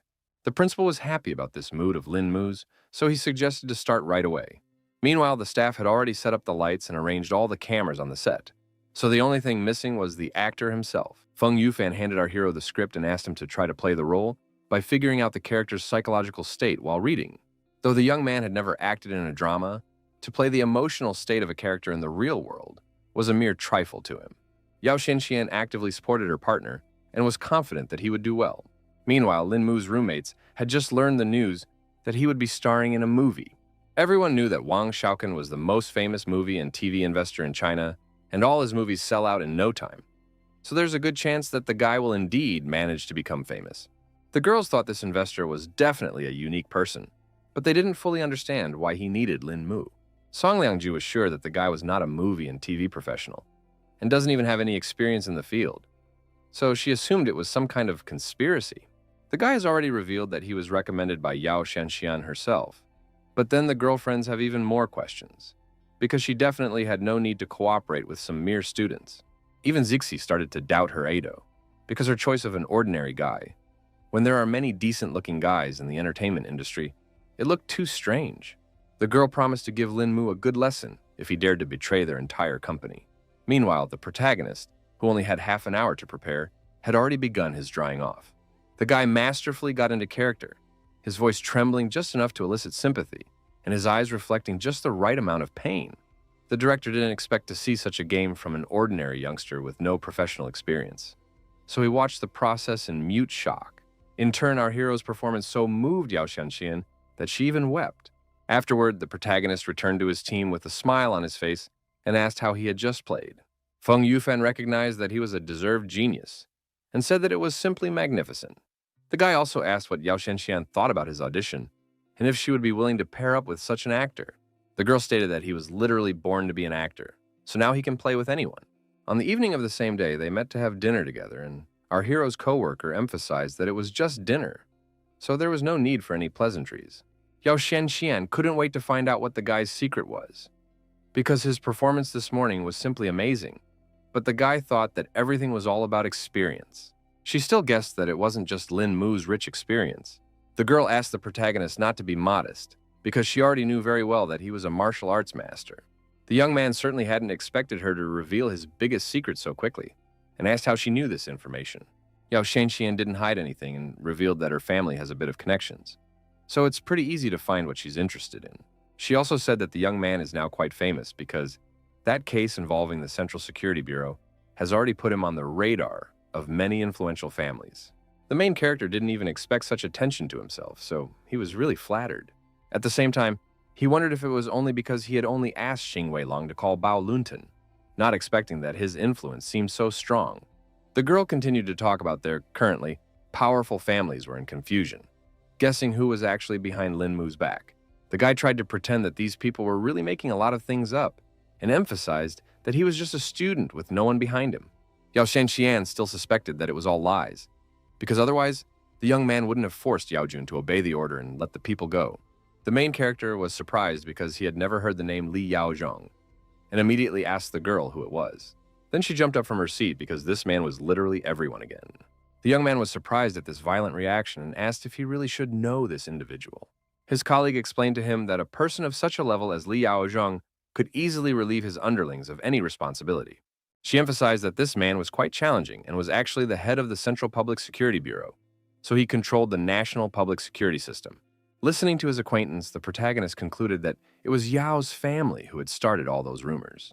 She confirmed the guy's speculation and said that according to the information she had received, the person who had almost killed Lin Mu last time was an elite cultivator who had been secretly raised by the Yan family.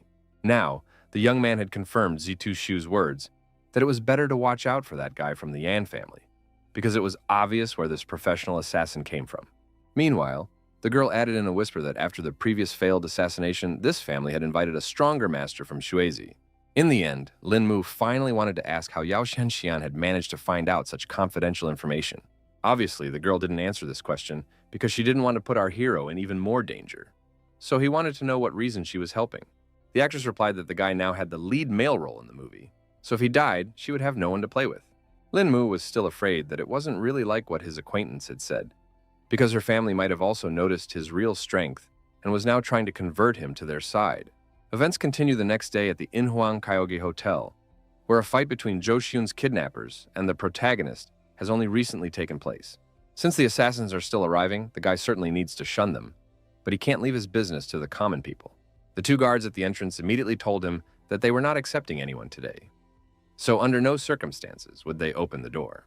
The protagonist did not expect such a turn of events, but it was only to his advantage, because the fewer people, the fewer witnesses there will be. The security personnel were displeased that Lin Mu continued to stand beside them as if he hadn't heard their warning at all. At that moment, Leader Min came out of the hotel and apologized to the guy because his subordinates don't really know what they're doing. Wu Tianming couldn't believe that his bodyguards had the guts to stop Mr. Lin himself, so he ordered them to apologize to their esteemed guest. Then the guards bowed their heads to our hero and explained that they just didn't recognize Lin Mu, but the latter didn't hold a grudge against them because it was just following the rules. Once inside, the man asked if the reason the young man had stopped by was because he finally had some free time. Meanwhile, the guards still couldn't figure out who this Mr. Lin was because they hadn't even met him before. Wu Tianming said that they were a little unlucky today because some brothers right now were discussing the redistribution of territory again. The main character thought it was just great because he just had an idea. A man stopped near one of the doors and said that the brothers were here, but he was very uncomfortable going in during their meeting. Lin Mu didn't object, so he confidently pushed open the door and agreed to go in by himself. The guy was acting pretty cultured, so from the very doorstep he apologized for the disturbance. No one had yet had a chance to say anything when he had already announced that he had some business to discuss with everyone today. The bandits were not happy with this defiant behavior of the boy, so they ordered their subordinates to simply shoot him. Some of them recognized our hero after all, which caused them a wave of concern. Everyone who knew Lin Mu personally understood that his visit did not carry anything good. The man who had already managed to threaten the young man, seeing his comrade's strange reaction, asked him who he was. In Brother Yeezy's mind, Shenju's words that he should never provoke this guy again, otherwise there wouldn't even be anything left to bury from the subordinate, immediately surfaced. In a whisper, he informed the old man that this guest's name was Lin Mu, and even Shenju himself deeply respected him. The brothers were shocked to hear that so respected a man among them was behind this young man. The old man immediately began flattering the protagonist to make amends, and asked him to sit down in one of the chairs to talk things over in peace. Some of the bandits still didn't understand why their comrade's behavior had changed so drastically, but they didn't object. The guy noticed all those looks and asked them not to look at each other like that because he knew exactly what they were thinking right now. Then the man tried to lie that they had been playing mahjong late the previous night, causing their eyelids to twitch a little. Linmu asked them not to worry because he wasn't here to share territory, but to ask for one favor. Brother Easy still couldn't understand why our hero just didn't report a case, but decided to show up in person. The guy reached into the pocket of his jacket and explained in parallel that this case was not very convenient to discuss over the phone. He pulled out some kind of box and told me that a European man was about to show up in Eastport City as a professional assassin, so he would need help to find this particular person. The bandits immediately inquired if their target had any distinguishing features. Our hero wasn't entirely sure because all he had was information that this man was from Europe and would be entering the city within the next few days, so they needed to keep an eye out for any foreigners arriving. After listening to all the conditions, the brothers began to fear that it would be quite a complicated operation. There are many foreigners leaving the EC every day, so unless they know what their target looks like, it will be like looking for a needle in a haystack. Plus, tracking down a killer can be dangerous and cost the lives of their subordinates. Lin Mu understood their worries perfectly, so he hinted that the higher the danger, the greater the reward would be. He explained that as long as the bandits helped him with his search for the killer, they would be given a special pill. No one had any idea what this medicine was, so Brother Easy asked the young master what it was. The guy wondered who here had the courage to let him demonstrate the power of this little pill. The bandits began to look amongst themselves again and were in no great hurry to agree to such a venture. In the end, one of them still found the courage to go for such a risky experiment. The man was not particularly afraid of taking such a risk, so he asked Lin Mu what he should do. The protagonist, thankful for the opportunity, calmly asked him to take off his clothes and turn his back to everyone. One of the leaders of the group quickly took off his shirt and asked if our hero would fit this look of his. From the scars on his body, Lin Mu concluded that the person in front of him was a former soldier, so he was confident that such a person would be able to withstand his attack. The guy warned that he was about to strike, so he asked the man to bear with him for a while. Bandit was ready for something like this, so he'd let the young master do whatever he wanted. In just a second, a deep cut appeared on his back that stretched across his entire back. The strong urchin only wheezed quietly in pain, but still absorbed the blow. Everyone else was frightened for their comrade's fate and couldn't understand what Lin Mu was about to do. The young man firmly ordered everyone to shut up and advised them to observe the process more closely. He demonstrated taking only a small portion of the pill to show its incredible effect. The protagonist sprayed his medicine on the bandit's wound and explained that just a little bit could heal such a serious wound. The skin around the cut began to sizzle strangely, but after only a few seconds, it was completely gone from his back. The bandits couldn't believe they were actually seeing this one because the skin literally tightened before their eyes. Lin Mu emphasized that everyone was now convinced of the efficacy of this medicine and explained that this pill would save a person's life as long as they breathed. Then he clarified whether the bandit he was conducting his experiments on was named Wu Tianming. The man instantly turned around and confirmed the main character's words. The young man made sure he was a real man, so he gave him the first pill. The bandit immediately began to refuse such generosity from the young master because this gift was too expensive.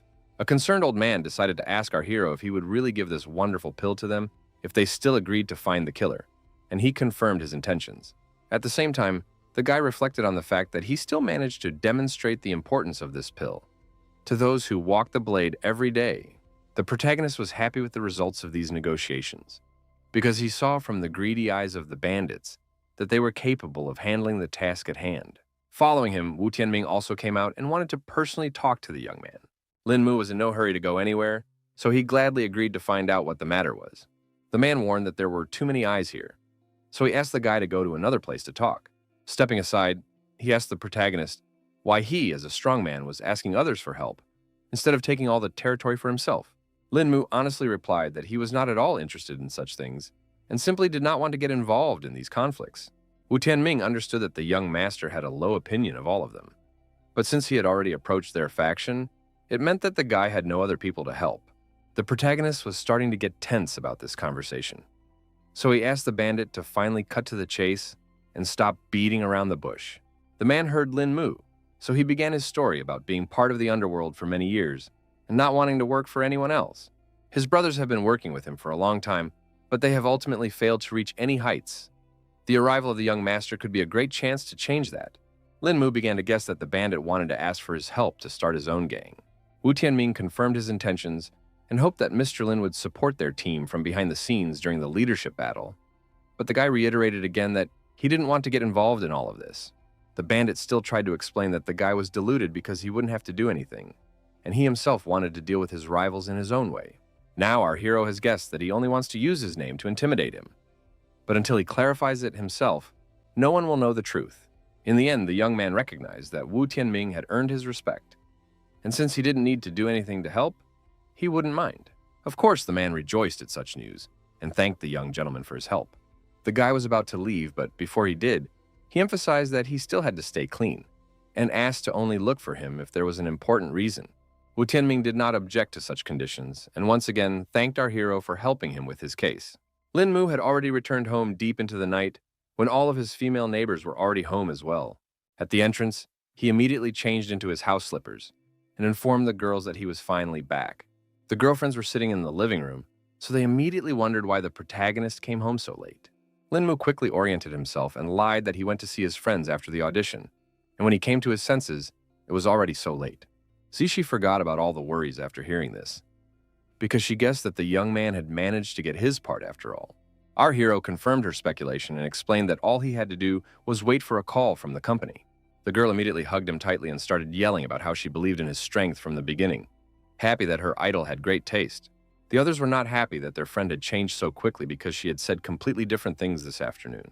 Zixi asked the guy not to listen to Xuanrong and promised that she would teach Yao Xianxian a lesson if she just wanted to play around with Lin Mu. The main character reassured the girl and emphasized that her favorite singer just wants to do her job well. Her friend didn't expect that after just one day of acquaintance, Lin Mu would already side with her college and defend her. She was very upset because the young man's heart had already been stolen, so they no longer had any chance in front of the real Adol. The plot then develops on Green Lotus Mountain, which was completely covered by a dense forest. Yan Lanqi arrived here, excited to have a long-awaited meeting with Ling Sheng, who had long since arrived at the place.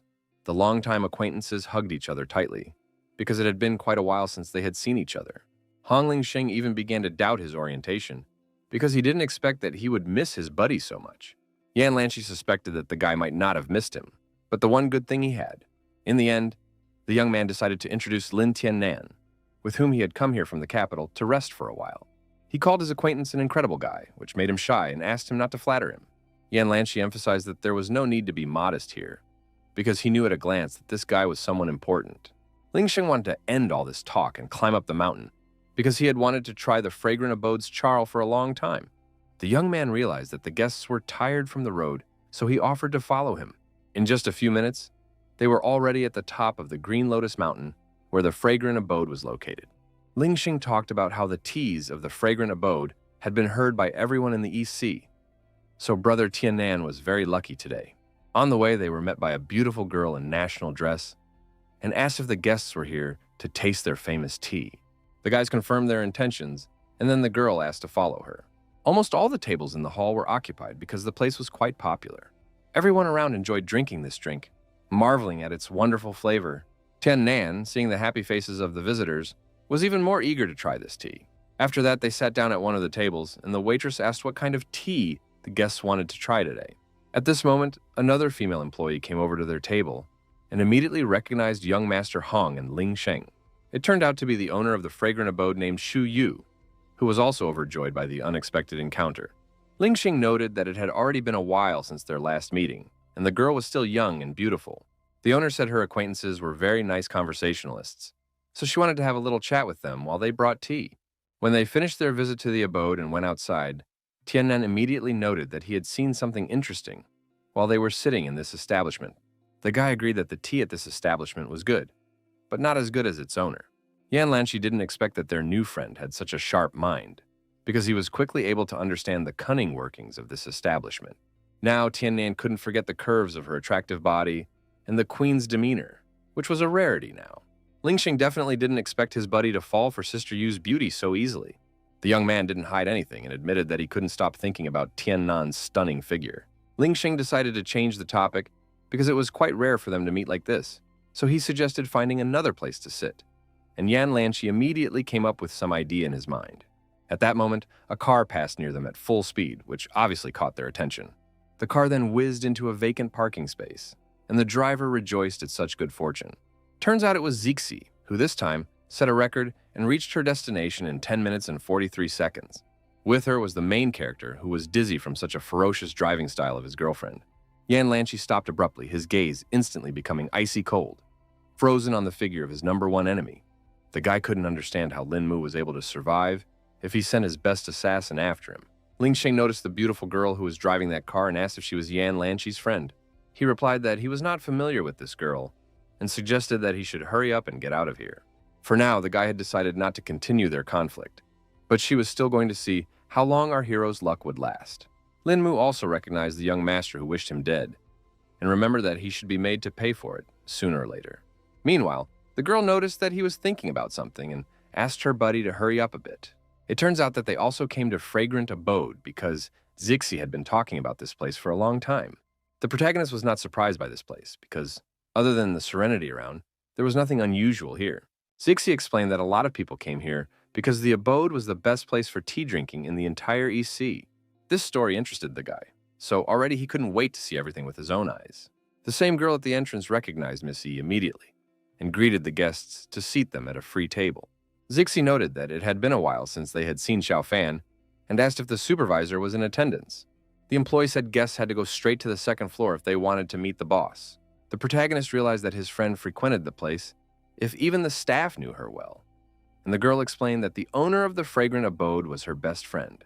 Meanwhile, the boss had already left because she heard a familiar voice and asked why the girl had decided to visit her today, and she said that she wanted to introduce her friend. Lin Mu immediately sensed that Sister Yu was also a cultivator, but from her pale face and weak steps, he assumed that she had used too much qi recently. Zixi also noticed her friend's unhealthy appearance, so she began to worry about her condition. Boss didn't want to talk about it because she used all her energy to help cure Shuren's illness. At this moment, the main character joined their conversation and wanted to personally introduce himself to Sister Yu. The beauty immediately appreciated the young man and said that he looked quite extraordinary, so she called Zixi very lucky. The girl immediately began to justify herself and emphasized that they were just friends, and Lin Mu had brought her to try the flower tea she had created. Sister Yu jokingly called her a bad girl because she always only has eyes for tea, but it couldn't be any other way because this drink was the best in the world. Eventually, she went to make tea and invited her guests to sit down at the table. Our hero immediately started talking about how the owner was an unusual person, so he couldn't understand why she was stuck here in Fragrant Abode. Zixi wasn't sure of the reason because at the time of meeting, Sister Yu was already the boss of the establishment. The guy could perfectly sense that the woman was using a lot of qi and guessed that her husband's condition wasn't good either. His companion confirmed that for the past few years, her friend had been using energy to suppress his strange illness, but even that wasn't helping. The protagonist could not understand what this trouble was and did not believe that there was no one in the world who could cure this patient. Zixi thought that only divine Dr. Mu Renkin could help in this situation, but the world was so huge that they simply wouldn't be able to find him. The young man immediately remembered the name because it was teacher Zhou Shiyun, and now suggested that a little radiance could cure the illness. Lin Mu wanted to talk about how he knew some information about Mu Renking, but he abruptly stopped. He abruptly flinched because he felt that Sister Yu had just been attacked by someone. Indeed, some two men took advantage of the moment when the woman had spent a lot of energy on her husband's injury and attacked her from behind. She still wasn't afraid and emphasized that if it wasn't for her weakness, these two wouldn't even be her opponents. One of the bandits admitted that he wasn't that strong, but believed that the victory was also about stealth. This moment, an excited Lin Mu and Zixi rushed into the room, who couldn't leave their acquaintance in distress. The woman was worried for their safety, so she asked our heroes to leave now. Brave Zixi didn't listen to her friend because she couldn't stand by when someone dared to harm Sister Yu. The man thought those were pretty serious words, so he ordered no one to leave this place because he wanted to deal with everyone. He didn't waste any time and attacked first, but the girl still kept standing and was ready for this fight. Only now did Zixi realize that her pattern was too fast, so she wouldn't have time to dodge his strike. Lin Mu suddenly appeared in the villain's path and stopped his attack with one slight movement. The man couldn't realize what was happening now because he definitely didn't expect to run into such a strong opponent. Our hero was still unhappy that the stranger had allowed himself to be so rude to the lady. So he pushed him aside with all his might. The blow was so strong that the bandit even coughed up his blood and was now definitely not in a position to continue this fight. Sister Yu was also surprised because she didn't expect the guy to have such strong chi, and now realized that the guy in front of her was a high-level master. Meanwhile, the second man was not frightened and was only angry that some youngster dared to harm his comrade. After just a second, he had already released several sharp needles, so the main character didn't react to such a sudden attack and died instantly. The woman was greatly frightened and tried to warn Lin Mu that there was a dangerous poison on those needles. The guy wasn't surprised by such petty tricks, so he quickly used chi energy to create a barrier around himself. Our hero's skill level was enough to make a solid shield around him. Eventually, the needles simply stuck into the barrier and now carried no danger. Sister Yu was shocked that such a young cultivator had already learned how to control his chi to such an extent. It turns out that the protagonist had a cunning plan and was going to return the bandit his own poisoned needles. The man certainly didn't expect such a turn of events, so he only managed to cry out in pain and surprise. His knees buckled helplessly, his back hit the stone slabs, and his arms spread out at his sides. The poison was quickly starting to spread across the bandit's face, so he needed to hurry up and take the antidote. His hands were shaking so badly that he just couldn't open the bottle, which only made the panic grow. The man took too long to do so, so the protagonist quickly jumped up and snatched the bottle from his hands. At this moment, Sister Yu found the strength to stand up on her feet and approach her enemies to say that such people didn't deserve to live in this world, so they would now go to hell. The bandit tried to say something, but the poison was working more and more, so the strength was leaving his body. His last words were a promise that he would not let Shu Yu go even after his death. An excited Zixi immediately ran over to her friend to see if she was all right. The owner replied that she was fine, and only had a minor internal injury, but it would go away after a few days of rest. Meanwhile, the protagonist decided to wonder where the two criminals came from. It was hard for the woman to talk about it, but it turned out to be her husband Lian Chen's younger brothers. They harbored a grudge ever since their brother was the only one to receive true teachings from their teacher, so they attacked while he was cultivating, causing his chi to be in disarray, causing him to almost die. The girl was very pleased that people could be so mean, so now she thought they definitely deserved to die. Shu Yu continued with the story that her husband had decided to forgive his companions since they were from the same sect, but they had refused to let them go until now. The protagonist was sure that these villains had attacked the woman stealthily when they learned that she was now weakened. The woman complained that Lian Chen's chi was becoming more restless with each new day, so she was unable to suppress it. Zixi then decided to inquire if her friend had received any news about Dr. Mu Renking, but she still hadn't learned anything new. Lin Mu was finally able to say that they no longer needed to look for the old man because he had passed away over a decade ago. The girl asked our hero not to say such nonsense, because she was sure that the doctor was just a hermit. In fact, Shu Yu had long guessed this for a long time because the master hadn't had any news for a long time. Zixi tried to support her friend because there was no way she should stay and find a way to cure her husband. Sister Yu thanked the girl for her kind words, but based on her personal knowledge, only Dr. Mu's slight radiance could cure Lian Chen. The protagonist firmly pronounced that the doctor's death did not erase his legacy, so his cures were still intact. He said that events had coincided in such a way that he was fortunate enough to learn the old man's secret techniques. The guy didn't mind offering his help and taking a look at the husband of the owner of the abode, because he might be able to save the patient after all. Zixi didn't fully trust her mate, and emphasized that this was a matter of life and death, so jokes were unnecessary here. In the end, Shu Yu, not listening to her friend, still decided to trust our hero and asked him to save Lian Chen. The woman agreed that Lin Mu was very young, but at the same time, he was a skilled master, so she believed his words. She then grabbed one of the vases on her desk and twisted it a few times. The next moment, there was a loud cracking sound, and steps appeared in the floor that led somewhere downward. Our heroes watched this mechanism in amazement, and Shu Yu asked them to follow her. In fact, Zixi didn't even realize that there was an underground passage here. Shu Yu explained that she had arranged for Lian Chen to stay in a hidden room down here for convenience. When they reached the bottom of the stairs, the woman came to the large doors behind which her husband was. The man lay in the middle of an empty room with only a stone slab that served as a bed for him. Nurse Yu said that he hadn't woken up since the last time she used chi to heal him. The protagonist wasted no time and immediately began to examine the patient, first checking his pulse. The guy used the radiance to go over Lian Chen's entire body to find the cause of his ailment. After a few seconds, he let go of the man's hand, so the girls asked with hope in their voices what the patient's condition was. Lin Mu sighed heavily and reported that the patient's condition was worse than he thought. Now he was unsure if he would be able to save the man. But Zhu Yu asked him to at least try, because it was her last hope.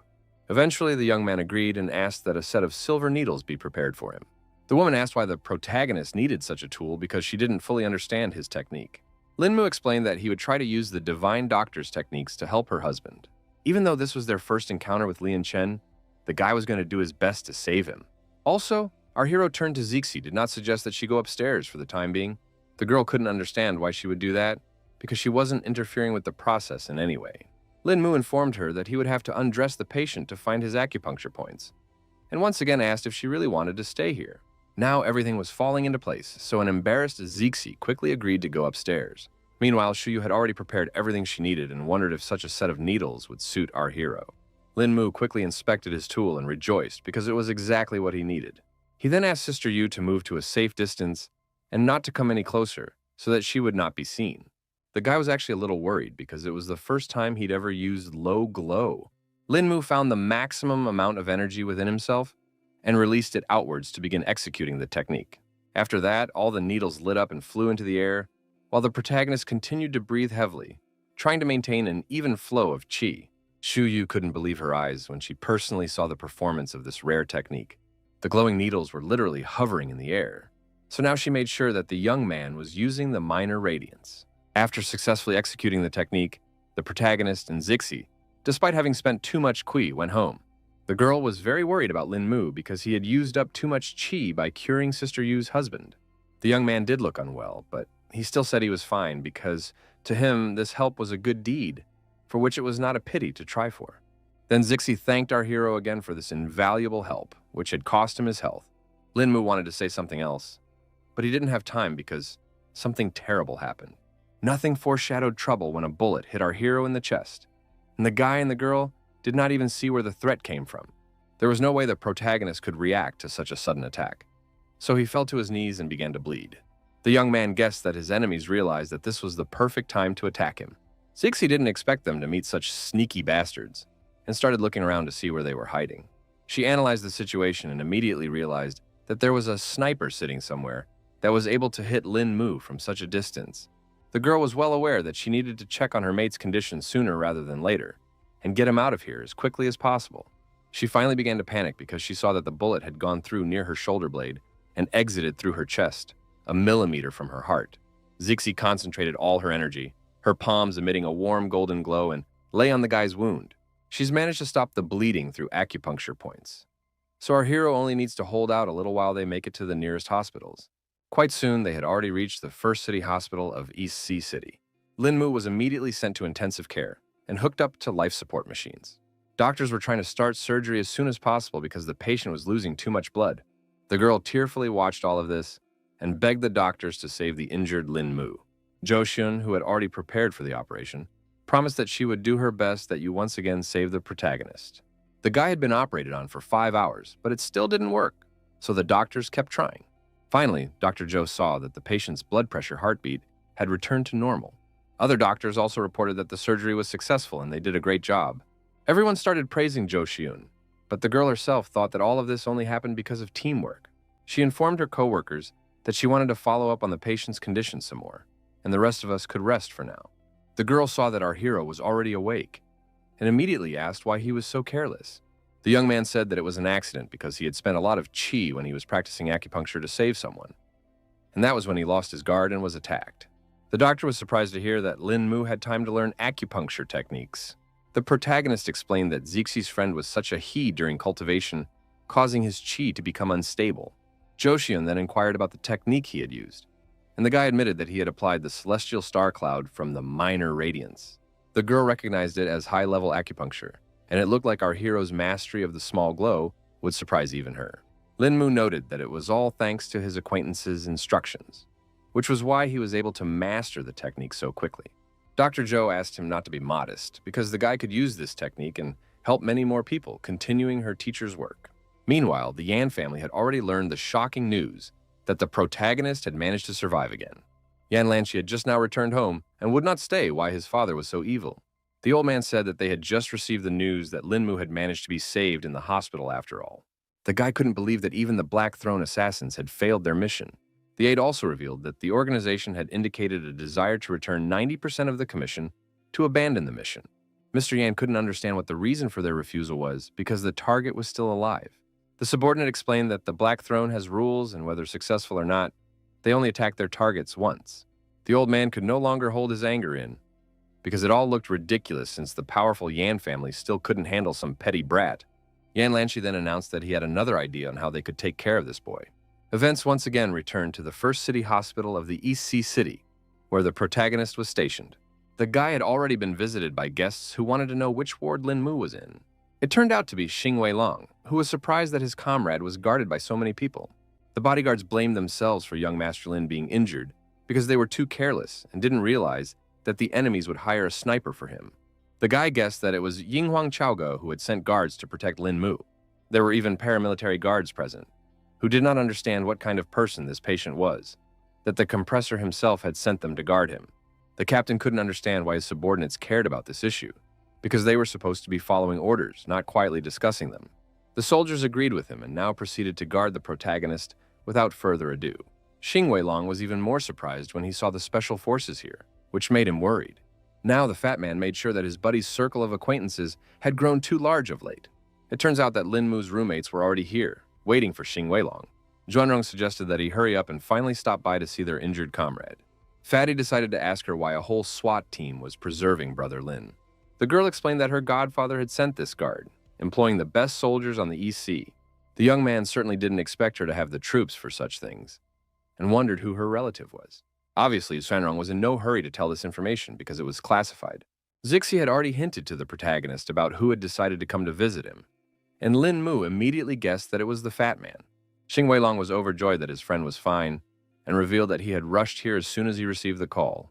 The girl noted that they had told him the news 3 hours ago, but for some reason it still took him a long time to get here, even though his home was not far away. It seemed something had happened after all, because the guy was in no hurry to say the reason for his lateness. Zhou Xian that everything was fine, and asked her friends to let Lin Mu rest because it was already too late. Xing Weilong was unhappy about being chased away so early, and Xuanrong noted that it was a punishment for being late. Our hero thanked his friend for his concern, but he was really quite tired, so he wanted some alone time. Zixi began to nudge Xing Weilong towards the exit to hurry up and stay out of the way. In the end, he asked Brother Lin to get a good rest so he could visit him tomorrow. The guy agreed to everything and asked the guys to finally leave him alone and remember to turn out the lights before leaving.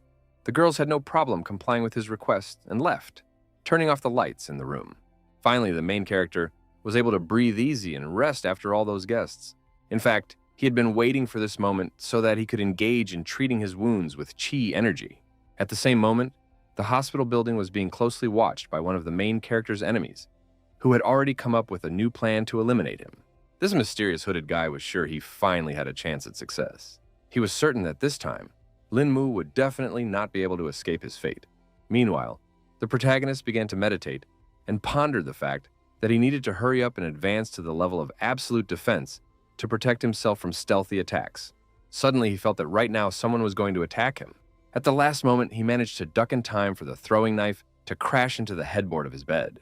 In just a second, other knives whistled in the air and were also aimed at Lin Mu. The guy reacted lightning fast to this attack, so he deftly caught all the sharp blades. Now our hero realized that the enemies were not going to give him a second for any rest and recuperation. He ordered his opponent to step out of the shadows with confidence in his voice, for he was well aware of another's presence in his chamber.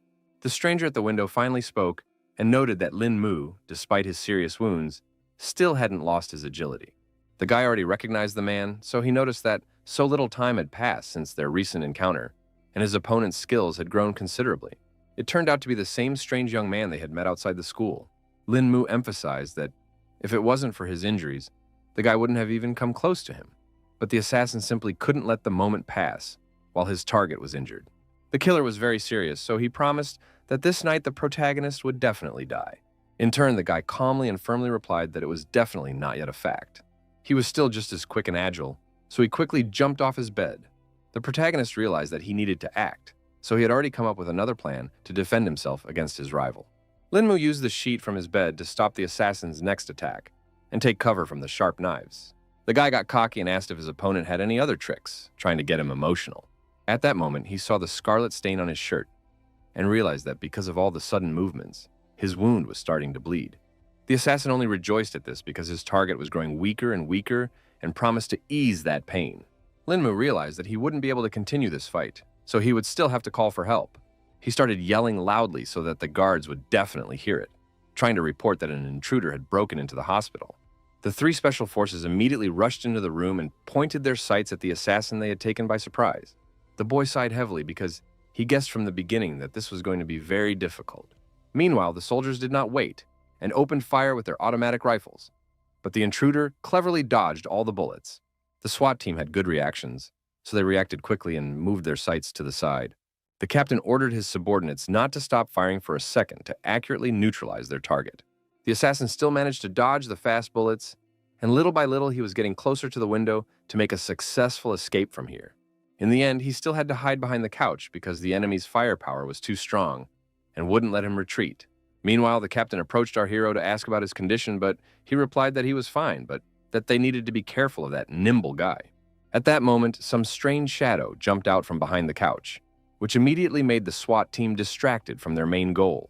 The soldiers already thought they had hit their target, but in the end it turned out to be only a cape.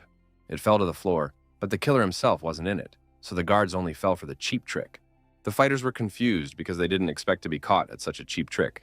At that moment, the guy himself jumped out from his hiding place and quickly threw knives at all the soldiers. The SWAT team did not expect such a turn of events, so they did not have time to react to the danger, which caused them to receive a knife in the hand.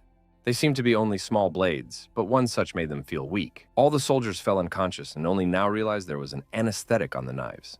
The protagonist noticed that his opponent didn't kill all of the SWAT team, which showed that he didn't seem to be that evil. The killer replied that he was a man of principles, so he tracked down his target and did not harm innocent people. In the end, he suggested that Lin Mu stop resisting because it was simply useless. In fact, the strength was increasingly leaving our hero because of the open wound, so he began to breathe harder and harder. Then the guy realized that this was the right moment to attack his target and finally straighten out the annoying Lin Mu. The protagonist was well aware that he was in no position to dodge, so in that case, he needs to move on to another plan of action. In any case, he was going to fight to the end, so he used chi energy to heal his wound at least a little. Sharp knives flew at the guy again, and using his hands, he was able to stop two of them, but one still hit the target. One of the blades stabbed right into our hero's stomach, which completely changed the course of the battle.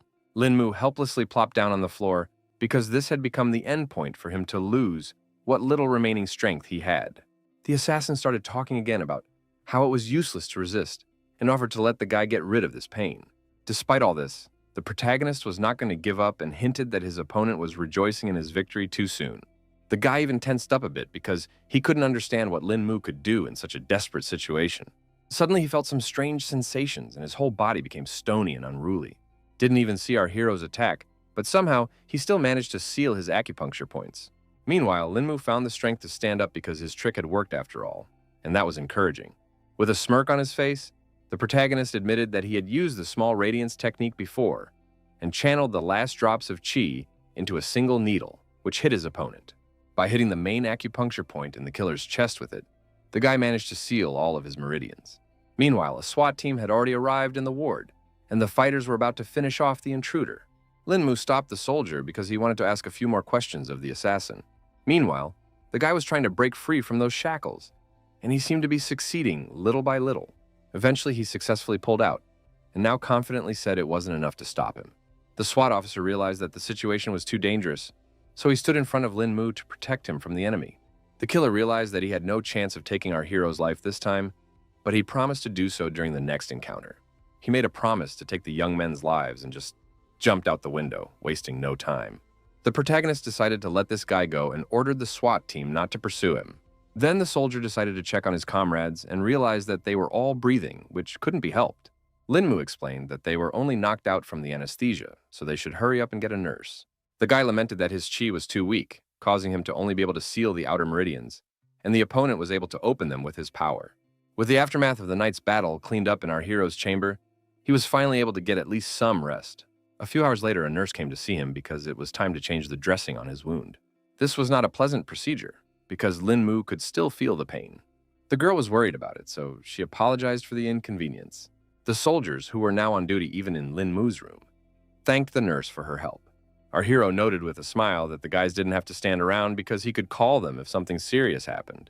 The guards still didn't want to leave this place because they had to protect the young master at all times. So they asked him to just pretend they weren't here. 3 days later, some new guests have already arrived at the hospital to the protagonist. The SWAT team immediately informed them that this was a secure area, so they couldn't let the strangers through. The man did not say anything and only held out his document to them to confirm his identity. Seeing who was standing in front of them, the guards even panicked a bit because they expected to see this person here. This important person said that they wanted to talk to Lin Mu alone, so the soldiers could be free for now. The Special Forces fighters did not object, so they saluted and carried out the order. It turned out to be Mr. Lu who wanted to check on Lin Mu, who was finally on the mend. The lad was glad when he saw the familiar old man and immediately inquired what had brought him here. Mr. Lu jokingly called him a rascal because Bei Bei had only just graduated, and the young man, unsupervised, had already caused a lot of trouble. Our hero promised that he was a law-abiding citizen of the city, and the murderer was the first to start this fight. After that, Lin Mu decided to inquire about who had come along with his mentor. The man said that it was old Zhang who had come here to specifically visit the guy, because the people higher up had already found out about him. The protagonist was surprised to see Lu Shoyan serving this man like this, which meant that he was indeed some kind of authority. Mr. Zhang started talking about how their organization had big plans for Lin Mu, and he had come here to ask if he was willing to accept one special mission. In turn, Mr. Lu promised to solve all the young man's problems if he still wanted to help. The old man added that they would not only help with the Yang family, but even if all the families in Huaxia joined forces, they still wouldn't be able to harm Lin Mu. Our hero began to suspect that this man, old Zhang, must have a lot of power in his hands to be handing out such promises. The guy decided not to think long and apologized for being rude, and directly asked who this distinguished gentleman was. Lu Shoyan explained that they couldn't reveal old Zhang's identity yet, but hinted that the decision to have them meet was made by the highest authority in Huaxia. In turn, the old man himself explained that they were simply a small group of people who stand at the top of the organization. The young man couldn't understand why such strong people needed his help, because he thought he was just an ordinary person who knew a little bit of kung fu. Lu Shoyan started to get angry that he was asking unnecessary questions, because the guy should only answer questions from old Zhang. The old man himself saw nothing wrong in it because he thought that doubts were quite normal, because in his place, everyone would not be in a hurry to agree. He explained that all powers were complexly interconnected, and there was a great effect from that. But some matters were out of control, and even the power in his hands didn't help with that. It was still hard for the protagonist to understand why this person should be him, because there are many high-level masters, even in Bao Long's group itself. The man explained that everyone in the group is not clean hands, so they can't fully trust them. In the end, the old man said that Lin Mu could contact Shuyan at any time after thinking over his decision. Mr. Lu was about to leave, so he asked our hero to seriously consider their offer. Also, before he left, he said that he had one kung fu teaching that the guy could learn. The protagonist thanked them for this opportunity and said goodbye to old Zhang and Mr. Lu. Zhou Xian also met these men on the way and immediately realized that they were here to visit Lin Mu. Upon entering the room, the girl immediately wondered who the two who had just left here were. The protagonist replied briefly that it was some of his friends who heard about the trouble and decided to visit him. The doctor then said that she had brought the patient's labs, and from the labs, it appeared that his body was different from the others. Lin Mu tensed up when he heard such conclusions from his acquaintance and wanted to take a look at it himself. Zhou Xian thought that such rapid healing of bullet wounds was simply an amazing phenomenon. Our hero saw that a medical account had been opened in his name without his knowledge and noted that it was somehow inappropriate. The girl apologized and explained that she was just being a nosy doctor, promising that she would take the remark into consideration. At this moment, an excited Zixi ran into the room, wanting to report some very bad news. It turns out that some trouble was going on in the fragrant abode, because Sister Yu and her husband had disappeared somewhere. The protagonist asked his girlfriend to calm down and tell her again what happened. The girl explained that just this morning, she had decided to go to the establishment to see her acquaintance. Then she saw some kind of crush at the entrance, which didn't bode well. Zixi tried to walk through all these people, because she began to feel that something terrible had happened. Eventually, she saw a frightened Xiao Fan who was being tried to calm down by some guy. The girl calmed down a bit and came to her senses when she saw the acquaintance as her superior. She was finally able to reveal that someone had broken into the fragrant abode and kidnapped Sister Yu and her husband. The protagonist, who has yet to be discharged from the hospital, certainly didn't expect trouble to return so soon. At that moment, a call came in on the ward phone that interrupted the conversation about the fragrant abode. The guy didn't know what to expect anymore, so he quickly picked up the phone and answered it. A second later, he cried out in shock, because it seemed he had been given some not particularly good news again. Cho Xion guessed that these were the same kidnappers, and Lin Mu briefly confirmed her guess. The guy reported that the voice was altered so he couldn't recognize who it was. Meanwhile, the kidnappers themselves have already arrived at some abandoned building to pull off all their dastardly plans. Turns out, it was all pulled off by the very same killer who recently came for the protagonist's life. He even called his boss here to demonstrate the results of his work. Hidden behind the massive doors were the bound Xu Yu and Lian Chen, who could not defend themselves in any way. The mercenary asked his superior not to worry because they had just knocked out their hostages. The mysterious man asked the assassin not to hurt these people because he only needed Lin Mu's own life. The young man promised that this time there would be no failure, and he would finally deal with the main character. The boss had a pretty tough attitude, so he emphasized that this was the last chance for the killer. The guy was also serious about this task, so he promised to cut his life short by his own hand if he failed to kill Lin Mu. The boss was pleased with this attitude, so now he waited for good news from his subordinate. The mercenary had been an assassin for over 20 years and had never failed, but now he had failed twice in killing our hero. So he was going to wash away that shame with his own blood. The assassin was sure that after today's encounter, only one of them would survive. Meanwhile, Lin Mu was telling his friends that the kidnapper had asked him to come to the appointed place alone. Cho Xian was certain that it was a trap, so the guy should definitely not take such a risk. Zixi believed that the young man had not yet recovered from his wounds, so she asked for permission to go to this particular place. The protagonist asked her not to worry because he was already perfectly fine and could handle the task himself. Plus, he was sure that these kidnappers were probably a bunch of good-for-nothings, so they weren't an equal to him.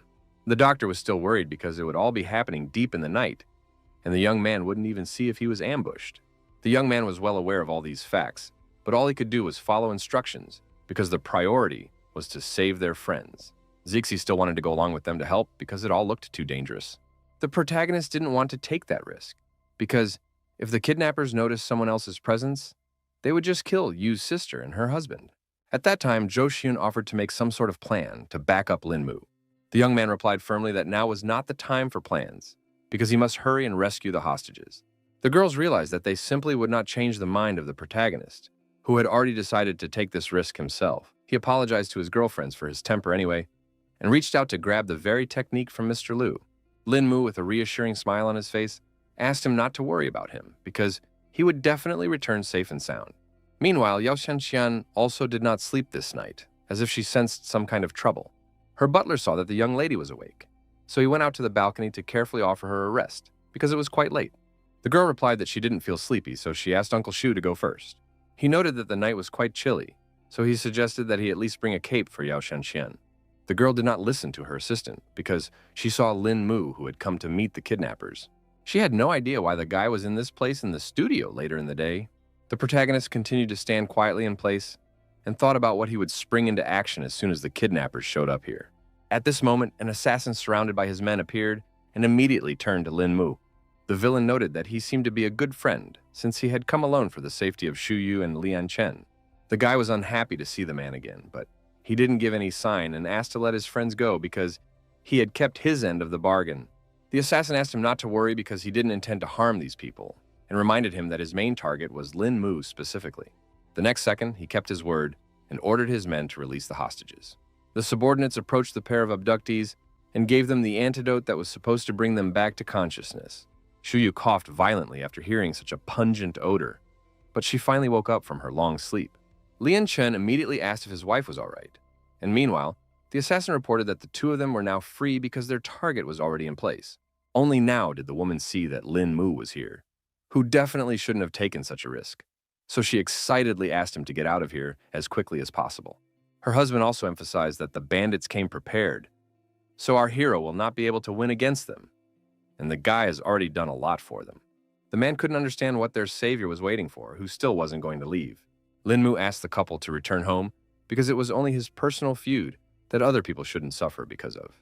Xu Yu couldn't hear all those words because there was no way they could leave the young man in such danger. The protagonist continued to remain calm and explained that they would only be a distraction for him. In the end, Lian Chen agreed with the guy's words because they were rather weak and would only be a nuisance if they stayed here. Before leaving, the man said with a smile and hope in his voice that they would definitely wait for the triumphant return of their savior in the fragrant abode. The guy asked me not to worry about him and to be sure to make a good cup of tea for him. The assassin chuckled at the fact that he was so naive, because it would still have to be seen if Lin Mu would be able to leave here tonight. The protagonist didn't lose confidence and offered to finally resolve their conflict that night. Lin Mu stood in a fighting stance and motioned for his opponent to attack first.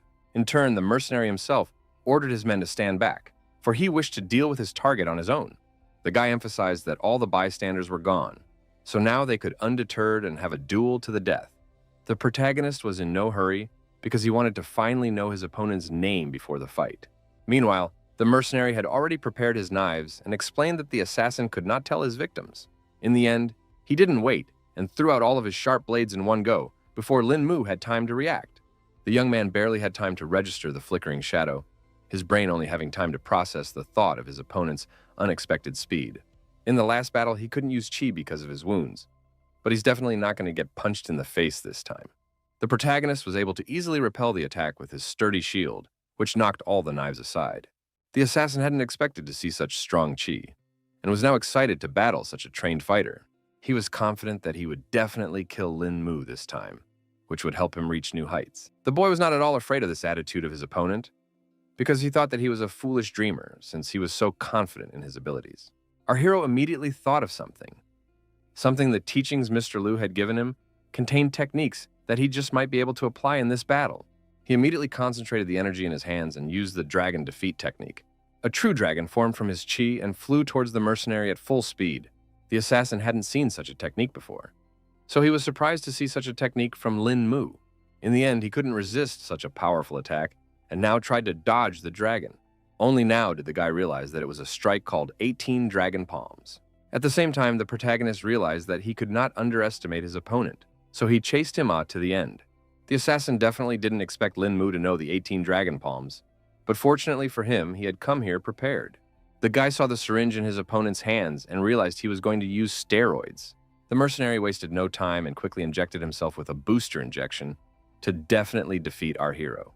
He confirmed Lin Mu's speculation and explained that he would be able to increase his strength for a short time, so the young man should already be preparing for his death. The assassin, tossing the syringe aside, suggested that the protagonist should now attack first. Now he slowly straightened up to his full height and declared that the time for games was over, and now everyone would see the true power he had been hiding until now. The protagonist couldn't believe that his opponent was willing to harm his body just to achieve his goal. The mercenary emphasized that he didn't want to do it, but after all the defeats, he simply had no choice. Today, his future depended on him killing Lin Mu, so he had to take such drastic steps. The assassin's eyes lit up with rage, and he quickly shortened the distance to accurately hit the protagonist. Lin Mu realized that the opponent had started to actively attack. Therefore, one must come up with some plan of action to stop. Meanwhile, the mercenary was already using the flower rain technique, and the guy could see that he was getting faster and faster. Our hero advised the caller to stop wasting his energy on flying daggers, because it wouldn't help him anyway. Lin Mu also stopped restraining herself and used her dragon shield to accurately defend against this powerful attack. Thus, the sharp blades simply shattered against this energy barrier and no longer carried any danger. The assassin realized that this technique didn't work, because eventually the protagonist managed to block all of his attacks. Only now did he realize that he could no longer rely on his daggers in this fight. Suddenly, a dragon's head, with its mouth open, appeared near his face, appearing literally out of nowhere. In the end, Lin Mu decided to use the spiritual dragon to knock the confused opponent off his feet. The blow hit the mercenary with monstrous force, and his body was thrown a few meters away like a rag doll. Now the protagonist was sure that his opponent had finally lost this fierce battle.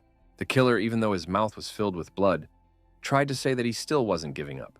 In the end, the guy couldn't even say a few words because of the pain, and Lin Mu suggested that he should finally give up because all his internal organs were damaged, and it was impossible to continue fighting in such a condition. The opponent accepted his defeat after all, so he asked our hero to finish him off to end this torment. The young man promised to save his life if the killer would tell him who was behind it all.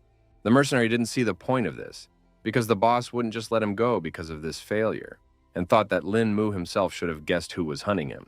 The protagonist was beginning to guess who they were talking about, but he still couldn't understand why these people would go so far to kill him. The killer suggested that the young man must have been upset because he was a constant victim and could not live peacefully. Lin Mu thanked his opponent for telling the whole truth and asked if he had any last words. The guy reached into his jacket pocket and asked that upon his death, the flying dagger teachings be passed on to his younger sister. He explained that the girl on the phone was his sister who attends a university in the eastern seaboard. The protagonist tensed up a lot when he heard the name of his university and began to suspect how things might have turned out. It was hard for him to say a word when he was handed a picture of his sister. Turns out it was Tan Bei Bei, our hero's classmate who brought him to the Dragon Protectors. The assassin also didn't expect Lin Mu to be familiar with his younger sister. The protagonist now realized that he was from the Tang sect, so he inquired as to why he had decided to become a mercenary. The boy was afraid he had no time at all to tell his story. Lin Mu asked him not to worry about it and promised to pass this teaching on to Bei Bei. The killer thanked our hero for his help and asked him to be careful in the future because many people will continue to hunt. Finally, the strength left his body and he spoke his last words. After that, the protagonist decided to call the right people to straighten things out. He asked for help getting rid of the corpse and was going to send me the coordinates to do it. An hour later, only a red stain remained at the assassin's spot, and Lin Mu thought about the fact that from now on, every day would be more and more dangerous for him. Afterward, the guy was finally able to return to his home to rest from the tumultuous events of the past few days. He stepped over the threshold and loudly announced his return to all his friends. All of his roommates and Sister Yu and her husband had gathered in the living room and were incredibly worried about Lin Mu's fate. Our hero was immediately approached by Zixi, who asked if he had managed to settle everything. Xu Yu and Liang Chen were very worried about the guy because they were the main reason why something could happen to him. Lin Mu asked them not to take all the blame because he was the reason for the kidnapping, so it was up to the young man to apologize. Meanwhile, the man decided to wonder if this was the same way their savior had managed to defeat that killer. The protagonist briefly explained that they had a duo, one-on-one, and he had no problem winning that fight. Liang Chen's eyes glistened with genuine admiration for the guy who had already definitely earned his respect. Xu Yu realized that it was already over and noted that they now owed a dinner at the fragrant abode to thank everyone for their help. Afterward, all the girlfriends escorted their guests out and asked them to be careful on their way home. Song Liang Rao immediately noticed that the guy was very depressed for some reason and suggested that he tell him everything. Our hero told us that he was worried that life was too unpredictable and that killer turned out to be his girlfriend's brother. Zixi, hearing such terrible news, asked how things could have turned out this way. In fact, the young man began to guess that it was his family that was behind all these events. The girl couldn't believe it when she heard such shocking assumptions of the main character. The protagonist explained that he had already moved on from his family's internal conflicts, but they still wouldn't let him go, so now he had to forget about any mercy. He also believed that his relatives were to blame for his parents' deaths, so he needed to investigate the whole situation. At this moment, someone decided to call Lin Mu, which seemed rather strange because it was already deep in the night. The protagonist frowned, slowly bringing the phone to his ear, his voice sounding wary, for a call at this late hour clearly didn't bode well. It turned out to be Lo Bi-yun, who was in tears asking the young man to come to her. Lin Mu quickly arrived at the Luo family's house where his acquaintance was now. The guy rang the doorbell, but no one opened it for him, which made him tense up even more. A few minutes later, the girl appeared in the doorway, her eyes red with tears and her voice trembling with a rush of emotion. She immediately threw herself into the main character's arms and was glad that he had come to her after all. The guy tried to calm Lo Bi-yun down and offered to come inside to talk about what happened. It turns out that for the past few days, when she closes her eyes, she immediately remembers being trapped in that car. The protagonist hugged her gently, his voice sounding calm and confident as he reassured her that what had happened was just an unfortunate set of circumstances and not something sinister or deliberate. The girl still thought someone had purposely messed up her car to take her life. Lin Mu began to suspect that these were the people who had harassed the girl last time as well. Luo Bi-yun shook her head because she wasn't sure how it all happened. The young man promised that he would protect her because he now realized that the girl was in the same situation as himself. She asked the main character to stay the night because she was too scared to stay by herself. The guy didn't mind because he didn't want to go anywhere anyway and agreed to keep him company. After that, they lay down on the bed together and Lo Bi-yun started talking about how she felt safe around her boyfriend. The protagonist decided to find out some more information and asked the girl if it was true that Haoyun Corporation started its rise during World War II. Lo Bi-yun said that when the war spread to Asia and China, her family produced and sold weapons to supply the military to expand their business. Their corporation bought up many large military companies to start developing weapons, which became the foundation for the Lo family. After years of research and development, their weapons have become recognizable around the world, and some are even labeled as must-have weapons for Americans. It can be said that the Lo family has penetrated the heart of America and supports their country's technological defense.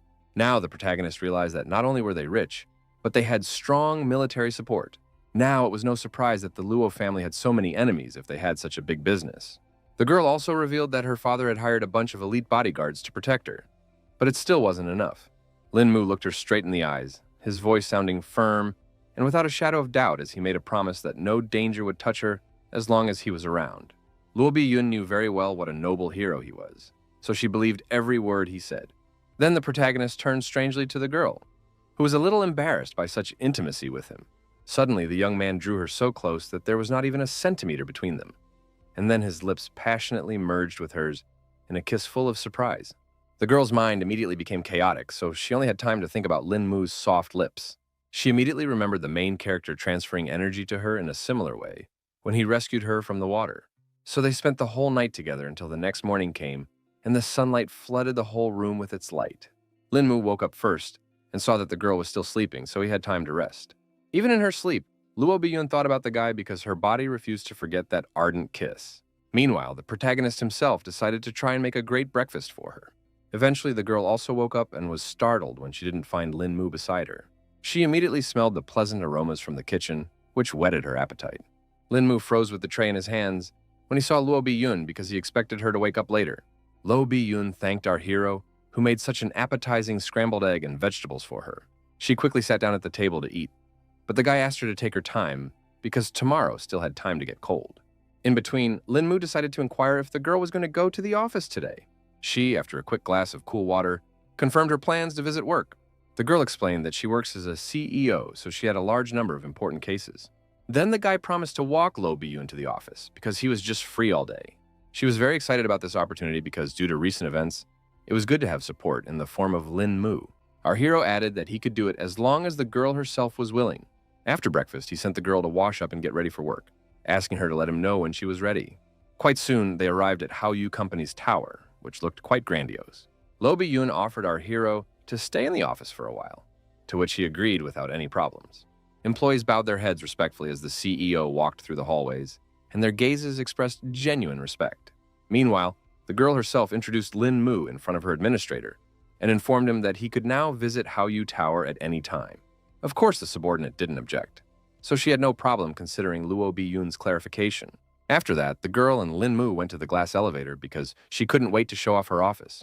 In just a few seconds, they were on the top floor of the tower, and the director announced that they had arrived at the site. The system immediately informed me that I needed to scan my retina to gain access to the office. The device immediately recognized Mrs. Luo Biyun's eye, so it immediately granted access to her office. In the end, the protagonist agreed that the office looked just fine.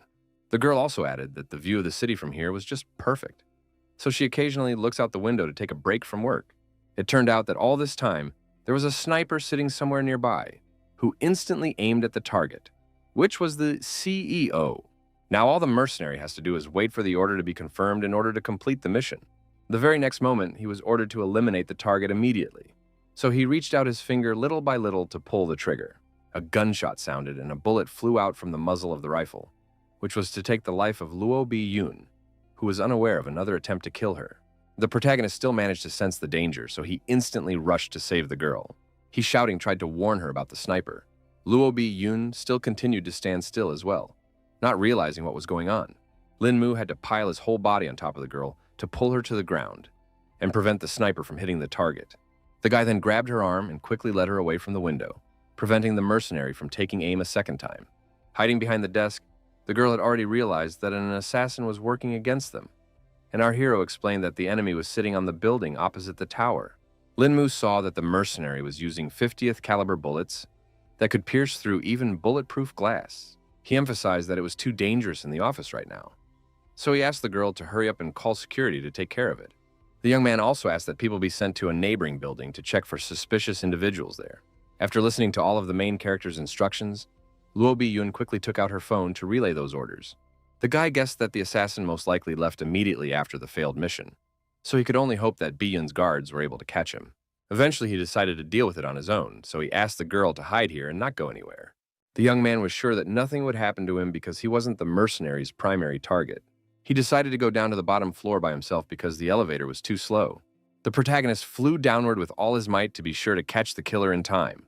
Still, he had to speed up even more because there was no way a sniper could escape. It wasn't long before Lin Mu found the building from which Luo Bi-yun had been shot from. The young man was able to calculate the trajectory, so he was almost certain that the killer was right there. Lin Mu stopped abruptly because he realized that it would be easier to use the fire escape to climb up. It would also help him not get caught by the others. So the mercenary would definitely not have time to escape from here. Eventually, he met some man in glasses and a suit who looked rather suspicious. Turns out, it was indeed a killer who didn't expect to be found so quickly. The mercenary didn't wait and quickly pulled out a gun, pointing it at Lin Mu and firing a shot.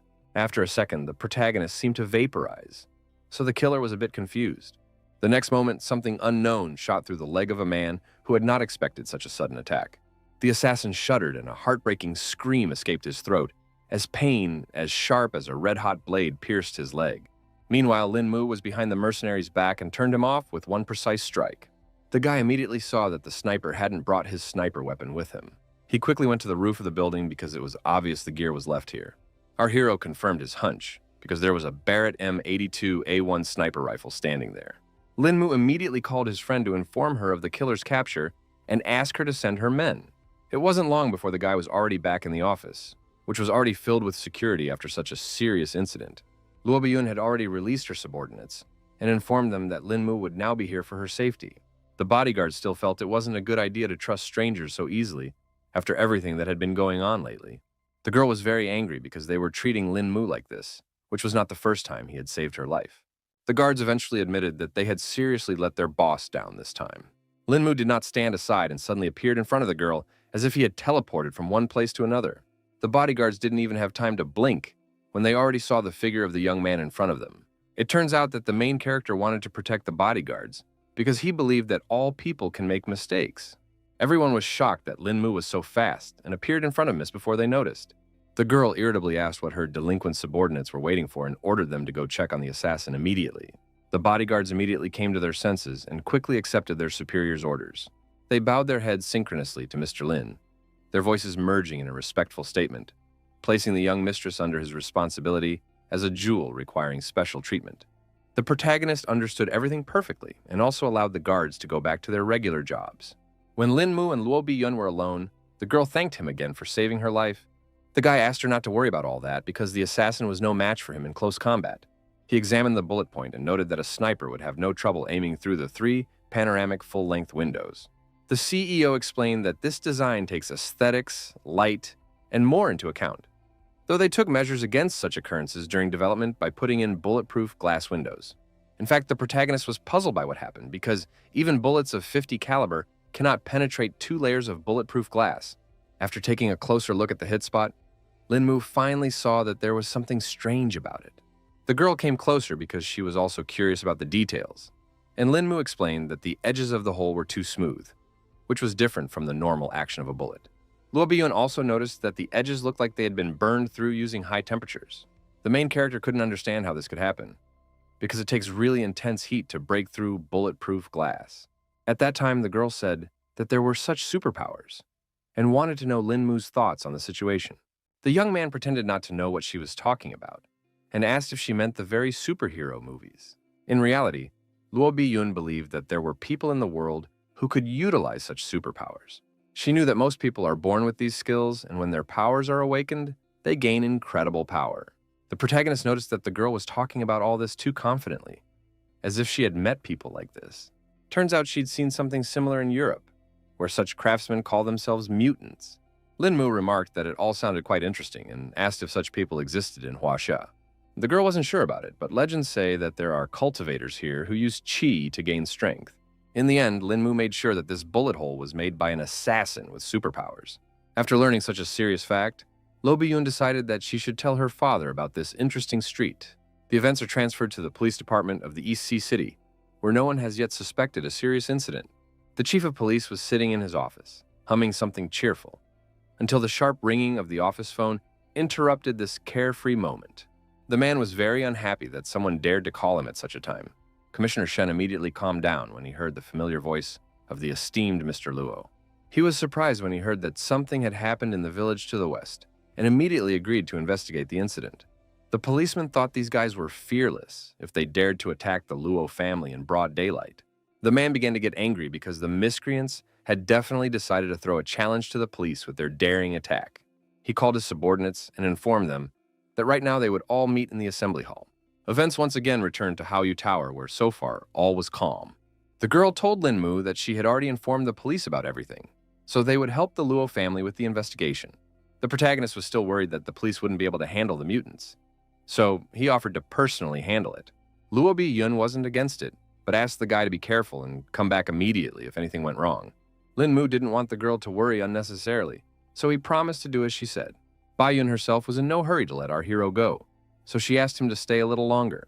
She quickly ran up to her lover and lightly smacked his lips before leaving, and Lin Mu didn't expect the girl to be so passionate. Luo Biyun was embarrassed after such a gesture, and said that she would now look forward to Lin Mu's return. The protagonist traveled to the western zone of East Sea City, where the very same Ye Mu village was located. He saw that it was just an ordinary village, so he didn't fully believe that mutants could be hiding here. The guy saw only children and old people in front of him, which didn't look suspicious at all. Nothing at all caught Lin Mu's eyes, so he continued to look around carefully. Eventually, his gaze settled on one building that stood out among the others. The guy realized that there weren't many people in the village, but for some reason, the diner was still open. The protagonist felt that there was something strange about this noodle shop, so he decided to look inside. He asked the owners if there was any food left, and they kindly invited him to sit down at a vacant table. Lin Mu didn't hesitate long and immediately ordered a bowl of yangchong fried egg. After just a couple of minutes, he had already been brought some cooked noodles that looked very appetizing. Taking a closer look, the young man immediately noticed that the noodles were actually poorly cooked. Looks like his hunch was right, and this noodle shop is not open for legitimate business. So we need to find out more about this place. After finishing his portion, the protagonist informed the owner that he had left the money for it on the table. Then the man asked our hero to wait a bit, because he hadn't given him his change yet. The change was a sharp blade that almost flew into Lin Mu a second later. The knife ended up crashing into the table behind the guy's back, who was able to dodge this attack. The man was greatly surprised to see that the youngster had managed to escape after all. The protagonist realized that his hunch was confirmed, so he asked the two who they even were. The woman also didn't stand still and tried to attack Lin Mu from the other side. She tried to slash the young man, but his reaction was perfect, so the knife flew a centimeter away from his body. The owner froze and was confused when she saw that she had missed after all. Lin Mu moved lightning fast behind her back, and his hands sharply pushed her forward. The woman's body was thrown back with such force that she flew several meters before collapsing heavily to the floor. The blow was so hard that she was bleeding profusely, and before she lost consciousness, she only had time to tell her comrade to run away from here. The man began to realize that the main character was too strong, so they simply couldn't stand up to such an opponent. Lin Mu was in no hurry to attack and emphasized that he had just come here for a portion of noodles. But for some reason, the owners decided to attack him. It turns out that the man and woman weren't the only ones hiding in the place, so the owner asked all of his other associates to flee the place. That's when loud footsteps were heard on the second floor of the diner by people who heard that something untoward was going on. The protagonist didn't even realize that there were some other people hiding upstairs. The guy was only distracted for a second, but the owner had already seized the opportunity and tried to escape. All the man could think about was that he needed to hurry up and meet his boss to report the incident at their diner. Of course, Lin Mu was much faster, so he deftly blocked all avenues of retreat. The owner was shocked at this speed and couldn't even guess how the young man had caught up with him so quickly. Meanwhile, the protagonist wasted no time and rushed forward, his fist whistling through the air and smashing into his opponent's jaw with such force that he didn't even have time to raise his hands to defend himself. The man was unable to stay on his feet and simply fell to the floor, so now also posed no danger. Lin Mu realized that by doing so, he had managed to uncover the mutant disguise in this village. Taking a closer look at the body of the defeated owner, our hero noticed that he was wearing an elastic mask. Meanwhile, all the runaways couldn't figure out what to do now because the noodle shop was left unprotected. The boss thought that the SWAT team had already found their trail, so they should get out of this village as soon as possible, so they definitely wouldn't be found. A subordinate reported that he had hidden some cars in a warehouse, so they could use them to escape. They all quickly ran to the hangar from where some overly suspicious sounds were already coming from. A deafening explosion broke the silence, the shockwave picking up the mutant and hurling him away from the door. None of them could figure out what was going on, and feared the SWAT team was already in place. The boss wasn't completely sure yet, so he asked his subordinates to calm down and wait a bit. Turns out it was just the main character who didn't look like a SWAT officer at all. The leader of the mutants thought they were just some brat and ordered his companions to kill him, not realizing what they were getting into. The subordinates instantly began to follow their boss's order and instantly swarmed towards Lin Mu, who was not at all afraid of such competition. A slight smirk appeared on Lin Mu's face because he was amused at the fact that some lowlifes were trying to kill him. He was easily able to dodge the first attack, so the first opponent just flew down. The other warrior immediately reacted to the mishap and rushed to his comrade's aid. The protagonist still remained calm and continued to stand still, waiting for his opponent's next attacks. The guy ended up bouncing high at the last moment, and his opponent was unable to do any damage. Muten definitely didn't expect this turn of events, so he didn't even know what to do in such a situation. In fact, Lin Mu couldn't understand why these people didn't use their abilities against him. Meanwhile, the fighter realized that he needed to attack the protagonist somehow differently, to find any option to strike. He hit the guy on the other side, but apparently the guy was too fast to be hit by such an obvious attack. Lin Mu then decided to address the other mutants who were still standing by. The guy decided to show off his skills and tried to get the others emotional to show their real strengths. The two fighters who had challenged our hero a second ago were now writhing in pain. In just a second, they were already lying helplessly on the floor, begging their boss to save them. Even the leader was beginning to fear Lin Mu because the latter was able to knock out his men today with a move. He began to suspect that the guy might have turned out to be a high-level cultivator. And meanwhile, our hero decided to wonder if the others wanted to attack all together. The young man began to suspect that everyone around him was scared, so he decided to take the initiative and attack first. Little by little, Lin Mu began to concentrate the chi in his hands to further utilize his strongest techniques. The leader trembled with fear because he saw the strong energy of their rival and realized that they couldn't stay here any longer, or else the entire gang would be destroyed. Realizing the risks involved, the man ordered his subordinates to get out of here quickly while he tried to apprehend the enemy. The rest of the gang realized that the situation was too serious, so they did not oppose the decision from their leader. The protagonist only had to laugh off the fact that his opponents had run away from him so quickly. The leader himself also started running away to pull Lin Mu in the other direction away from his comrades. The next moment, a spirit dragon came out of nowhere and pierced through the man. Our hero noted with a smile that he had already managed to catch his opponent, though he hadn't even taken a step out of his seat. After that, the gang boss slowly fell to the ground without strength and let out his last exhale. Meanwhile, the other mutants wouldn't stop running, and one of them knew a loophole through which to escape their enemy. All the bandits didn't realize yet that the protagonist's dragon had already caught up with them and didn't give them any chance to escape. Sensing something amiss, they finally looked up and saw a serious threat above them. Now, the mutants realized that their opponent had already caught them, and there was no more chance of escape. The fierce dragons of the protagonist also appeared in front of them, which were not going to spare any opponent. Before the bandits could say anything, Lin Mu's aides attacked them and took away all of their life force.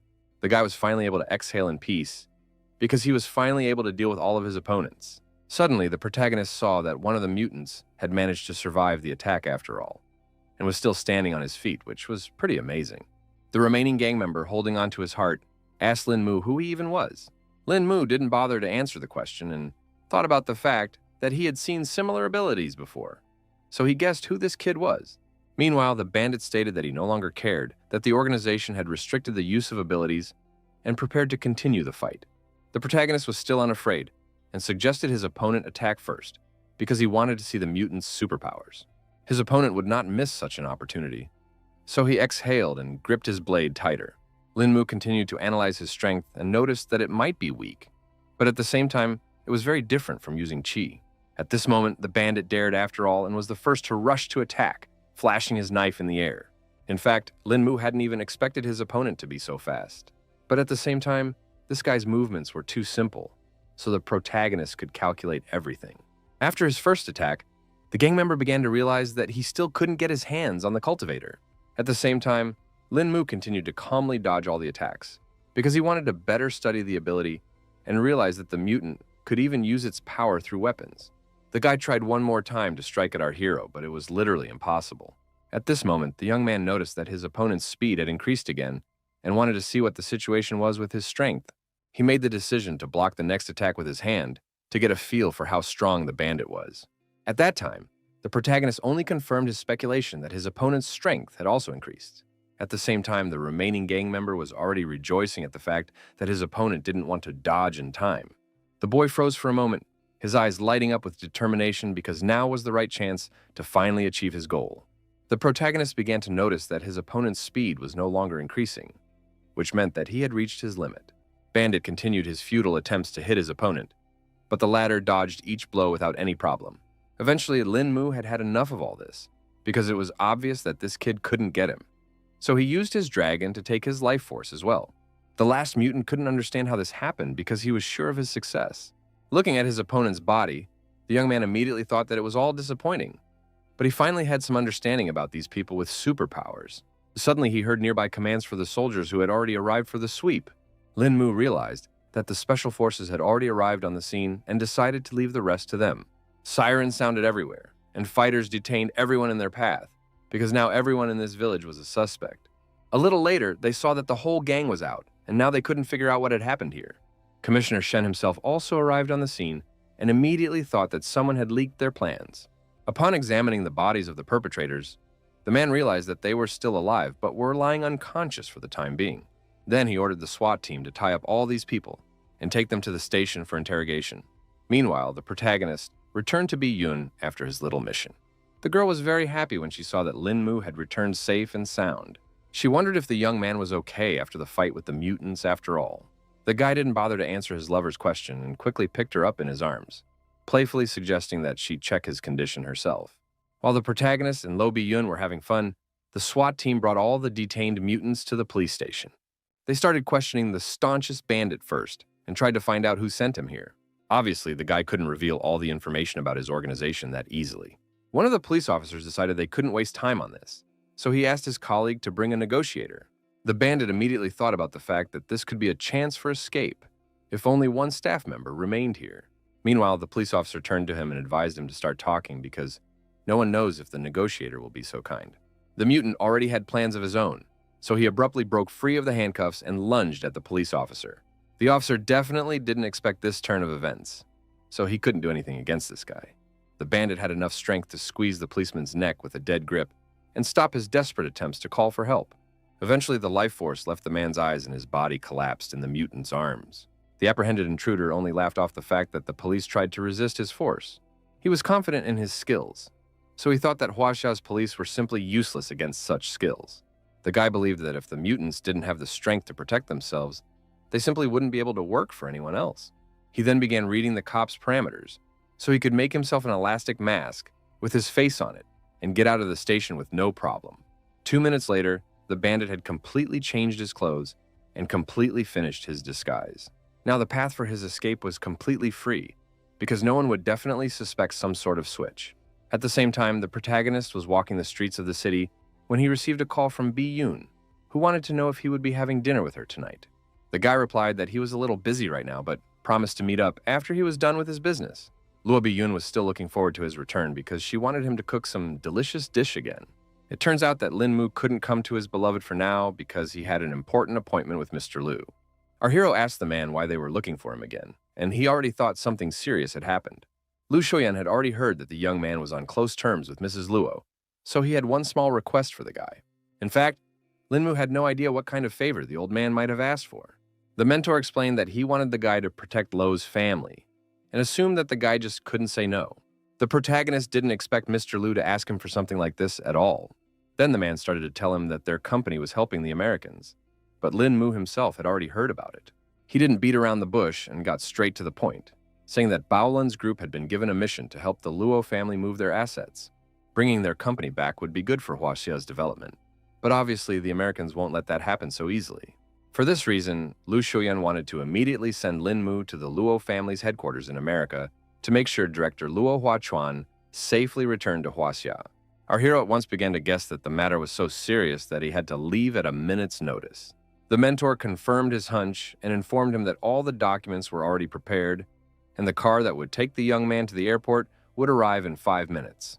The young man hadn't expected things to be so urgent that he wouldn't even have time to warn his friends of his departure. Mr. Lu asked him not to worry about all these details, promising to warn Mrs. Lo and his 3 girlfriends about it. A few hours later, the protagonist has already arrived at New York International Airport. The guy still couldn't believe he'd dragged himself to the United States of America. He was also worried about all his girlfriends yelling at him because he left without any warning. Among the crowd at the airport was the man Mr. Lo had sent to meet our hero. This relieved the tension at least a little, so Lin Mu happily extended his assistant's hand as a sign of familiarity. It turned out that it was Mr. Luo's personal assistant named Wang Qing. He asked the young man to hurry up and get into the car where they could talk quietly. The man thanked the protagonist for agreeing to protect Mr. Lo for his return to the country, but he promised to explain the rest of the details of the case a little later. For his part, Lin Mu immediately promised that he would do his best to successfully protect Mr. Luo. So far, the assistant had only revealed that they were heading to Lo's estate, which was in Midtown Manhattan, so it would take about 30 minutes to get there. Upon arrival at the site, one could immediately appreciate the condition of the family that had such a gorgeous home. The assistant also introduced our hero to the butler who was to escort him to his private room. The old man was respectful of Lin Mu, and after bowing, he invited him to come inside. Meanwhile, the assistant went to the boss to inform him of the new bodyguard's arrival. But the old man still didn't trust an ordinary student who was called in for such a demanding job. Wang Qing admitted that he hadn't checked our hero's background, but based on his first impression, it felt like he wasn't an easy guy. Jiang Chu from Baolin's group understood that this was a personal recommendation from Lu Shuyang, but he still wanted to see how strong this guy was. He offered to give the protagonist a little test as early as tomorrow morning. Wang Qing didn't really appreciate Captain Jiak's idea because he himself didn't even know how to fight, so it questioned the appropriateness of this operation. Jiang Chu asked him not to be such a whiner, because the man had been protecting Mr. Luo for years and was the perfect person to check. The assistant wasn't particularly happy about this news, but he had no other choice. The next morning, they met at the gym when Lin Mu came in for a little morning exercise. Our hero didn't suspect anything yet, so he calmly said hello to Wang Qing. The man didn't give any sign at all and told me that he comes here every morning for a workout. The young man noted the serious scars on his assistant's body and immediately guessed that he was an experienced fighter. Wang Qing didn't see it as anything special, so he thought it was just ordinary scratches. The protagonist decided to talk about how the house was pretty well equipped, so he asked an assistant to give him a little tour. The man didn't mind honoring the boy's request, but he offered to spar first. Lin Mu was surprised at such a suggestion and immediately guessed that Brother Wang wanted to test his abilities. The protagonist did not trifle and immediately showed all his strength with just one precise blow. Wang Qing was a rather weak fighter, so he couldn't stay on his feet and fell to the floor with a clatter. The young man immediately reached out to his opponent and asked if he was okay. Lin Mu apologized to his opponent because he had overreacted a bit. The assistant agreed that Lin Mu was indeed gifted, which was quite impressive. He replied that he was fine and would fully recover after a good rest. Eventually, the protagonist decided to leave the man alone and decided to walk through the mansion himself. Wang Qing slowly rubbed his reddened cheek and thought about the fact that before, he couldn't even believe that the young man would make him with just one punch. At this moment, Jiang Chu walked into the hall and immediately noticed that his subordinate seemed to have already sparred. The assistant said that this young man was very strong, so he couldn't even counterattack. Even the captain hadn't expected the visiting student to be such an experienced fighter, which now inspired confidence. This was also the first time Wang Qing had met such a trained fighter, whose kung fu had transcended the limits of a normal person and reached an indefinable level. Jiang Chu took note of these facts and handed his comrade the ointment for his bruise, apologizing for the inconvenience. Half an hour later, Lin Mu finished checking the entire area of the mansion, which turned out to be quite large. Now the guy realized that it would be hard to defend such a big place if someone attacked him. It turns out that all this time, he had been wanted by the butler, who had already circled the entire area. Looking for Lin Mu, he informed us that our hero had to go to escort Mr. Lo, who would soon be leaving his office. The old man also said that the special costume for the young man was already in his room, so he had already rushed there to change. A few minutes later, Mr. Lo was informed that his entire team and vehicles were prepared for the trip. Captain Jiang Chu also confirmed that they could move out, so Mr. Luo had already gone to his car. The man looked around and noticed that his assistant wasn't around, so he asked where Wang Qing had gone. Lin Mu, watching all of this from the side, remembered that this was actually his lover's father. Meanwhile, the subordinates tried to hide the aftermath of the morning sparring and said that Wang Qing just wasn't feeling well. So Tianfeng took over his duties. Luo Huachan didn't pay much attention to this, so he informed the others that he was ready to depart. Jiang Chu immediately said that the young man would also ride in the same car as Mr. Luo. After getting into the car, some kind of anxiety immediately came over Lin Mu, as if something bad was about to happen. In the meantime, the driver said that they had received the news of their Hua Xia, and all the necessary documents were already on confirmation, so we would have to wait a few months. The man sternly emphasized that the next 2 months would be critical, causing all agencies to be on high alert. At that moment, all the passengers of the car did not realize that right now a truck was coming at them at full speed. It was simply impossible to dodge this collision, so the truck literally demolished the car in its path. The guards immediately jumped outside and prepared to fight, because it was obvious that the enemies were somewhere nearby. The bandits, armed with assault rifles, also smartly jumped out of the truck and were about to grab their main target. The next moment, the bodyguards collapsed to the ground one by one because they couldn't withstand the barrage of bullets.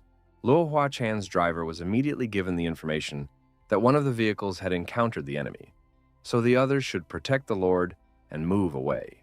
He at once informed Mr. Lo that danger was coming upon them and began to turn around to drive to the estate. The deputy asked everyone to hold on tight because a garbage truck was already trying to run over them. The protagonist didn't expect at all that they would be ambushed on their first outing, and now realizes that the situation is worse than he thought. Only now the driver saw that the situation was irreversible, and they were about to collide with the truck, which was very dangerous. The driver immediately hit the brake pedal with all his might and still managed to avoid the accident. A gasoline truck was already waiting for them on the other side, so there were no more ways to retreat. Lin Mu realized that a fight was unavoidable as the bandits surrounded them from all sides. He asked Mr. Lo to get out of the car as quickly as possible because it was too dangerous to stay here. The man obeyed his bodyguard, but the problem was that the belt was intentionally jammed. Luo Huachan started to panic a lot because he was now literally chained to the seat. Our hero remained calm even in such a situation and immediately thought of using his chi to cut the belt. In one crisp motion, he cut the seatbelt, freeing the man. Lin Mu asked him to listen to him carefully because he would be trying to get the Lord out of this otation. He quickly grabbed Mr. Luo and asked Tianfeng to also follow him to have some support. The guy noticed some strange movements overhead, so he immediately ordered everyone to stop and stay away from the car. The bandits had thought out every detail of their plan, so they threw heavy beams on the car to cut off any escape routes. For a while, our heroes were able to stop and regain their breath after all. Luo Huachan was a little disappointed because they had prepared for so long for this trip but were still attacked, and thanked Lin Mu for saving them. The protagonist felt threatened again and quickly managed to react in time, pushing Luo Huachan aside to avoid getting hit by bullets. He grabbed the gentleman's arm and ran forward as fast as he could, dodging every bullet. The man was very confused and still couldn't realize what kind of chaos was going on around him. At the same time, as many as 3 bandits were sitting on the roof of one of the buildings and wouldn't stop firing at their target. At that moment, they noticed that one person from the group had suddenly disappeared. It was Tianfeng, who decided to leave Mr. Luo to the protagonist, while he himself went to deal with those guys on the roof. The guy asked his partner not to worry, and promised to do his best to protect the bodyguard did manage to sneak upstairs unnoticed, so he was able to take his enemies by surprise. Meanwhile, the bandits decided to proceed with Plan B because their target had managed to escape after all. Tianfeng mockingly wondered if it was him they were looking for, and the opponents definitely didn't expect him to appear here. This guy was also a good fighter, so with his bare hands, he was able to disarm the first opponent at this point. The rest of the gang only now saw what the opponent had done to their comrade. Meanwhile, Captain Zhang Chu had already rushed to the spot to help Lin Mu, who was left alone to guard Luo Huachan. He reported that the other faction had already dealt with the enemies at their place, so it was safe to take Mr. Luo and leave this place. Mr. Luo was still worried about the captain, but he asked him to hurry up to get to the manor quickly. No sooner had they emerged from their little hiding place than the young man saw that the bandits had already discovered them. The opponents brought a whole machine gun to shoot the silver sedan, behind which our heroes were hiding all this time. Even the calm Lin Mu calmed down when he saw the heavy artillery that could cause them a lot of problems. After analyzing the situation, Zhang Chu ordered our hero and Mr. Luo to quickly leave this place, while he diverted the enemies to himself. Meanwhile, the bandits had already given the command to open fire on their target. After that, machine gun bursts were heard that did not stop for a second, echoing between the walls of the houses. Zhang Chu understood that the firepower could be deadly, but at the same time, the speed of the bullets wasn't that fast. He realized that he needed to run even faster to win for himself the opportunity to knock out all the enemies. Meanwhile, the protagonist began to carry out his part of the plan and tried again to get Mr. Lo to safety. Lin Mu had managed to notice that the captain had some incredible speed, so he now understood that this person was also not to be underestimated. Zhang Chu was indeed easily able to dodge all the bullets in his direction, even though there were simply an incurable amount of them flying. Finally, he ran behind one of the cars where the bandits were now aiming. They quickly pointed their machine guns in the right direction and started piercing the car with bullets. The criminals also managed to get into the fuel tank, which was quite dangerous. Eventually, there was a massive explosion that scattered the rest of the cars as well. The bandits began to rejoice because they were confident that they were able to eliminate Zhang Chu, who was hiding behind those cars. Their leader noted that it was too early to rejoice because their main target needed to be captured. Turns out, it wasn't that simple, because the captain was still alive and was even able to run to the enemy's truck to disarm them. No one had time to react to Zhang Chu's sudden appearance, so the first bandit quickly flew away from his precise strike. The enemy slumped to the floor without strength, and his comrades still couldn't understand how this could have happened. They thought it was simply impossible because they were certain that they had just recently slaughtered their opponent. Jiang Chu only laughed at the fact that some simple guys had tried to kill him with such a simple method. The captain didn't mince words and decided to demonstrate everything he was capable of. He moved so fast that his enemies didn't even have time to react. So now, one by one, they were flying away from his blows. The gang leader watched the scuffle from the sidelines and was not at all pleased with this development. It had only been a couple minutes, and his men had already lost this battle to Luo's subordinates. The man then decided to go to Plan B, which required him to call one person. He realized that the Luo family's guards were too strong, so only a group of mutants could help them in such a situation. The next day, Lin Mu was resting quietly after this whole special operation while someone was watching him from far away. This strange guy was gathering his strength to approach the protagonist with some kind of proposal. The guy himself was nonchalantly lying on the lawn and enjoying a sunny New York afternoon. The stranger finally approached Lin Mu and introduced himself as Liu Yuan, explaining that he was just looking for him. The protagonist paid no attention to him and only wondered what had happened. The young man had already heard that the gentleman was a kung fu master, so he wanted to ask if he could teach him a couple of defense techniques.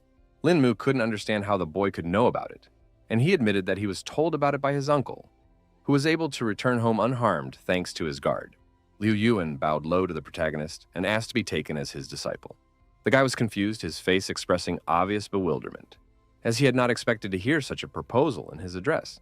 The young man kept begging our hero to help him, but suddenly someone else interrupted their conversation.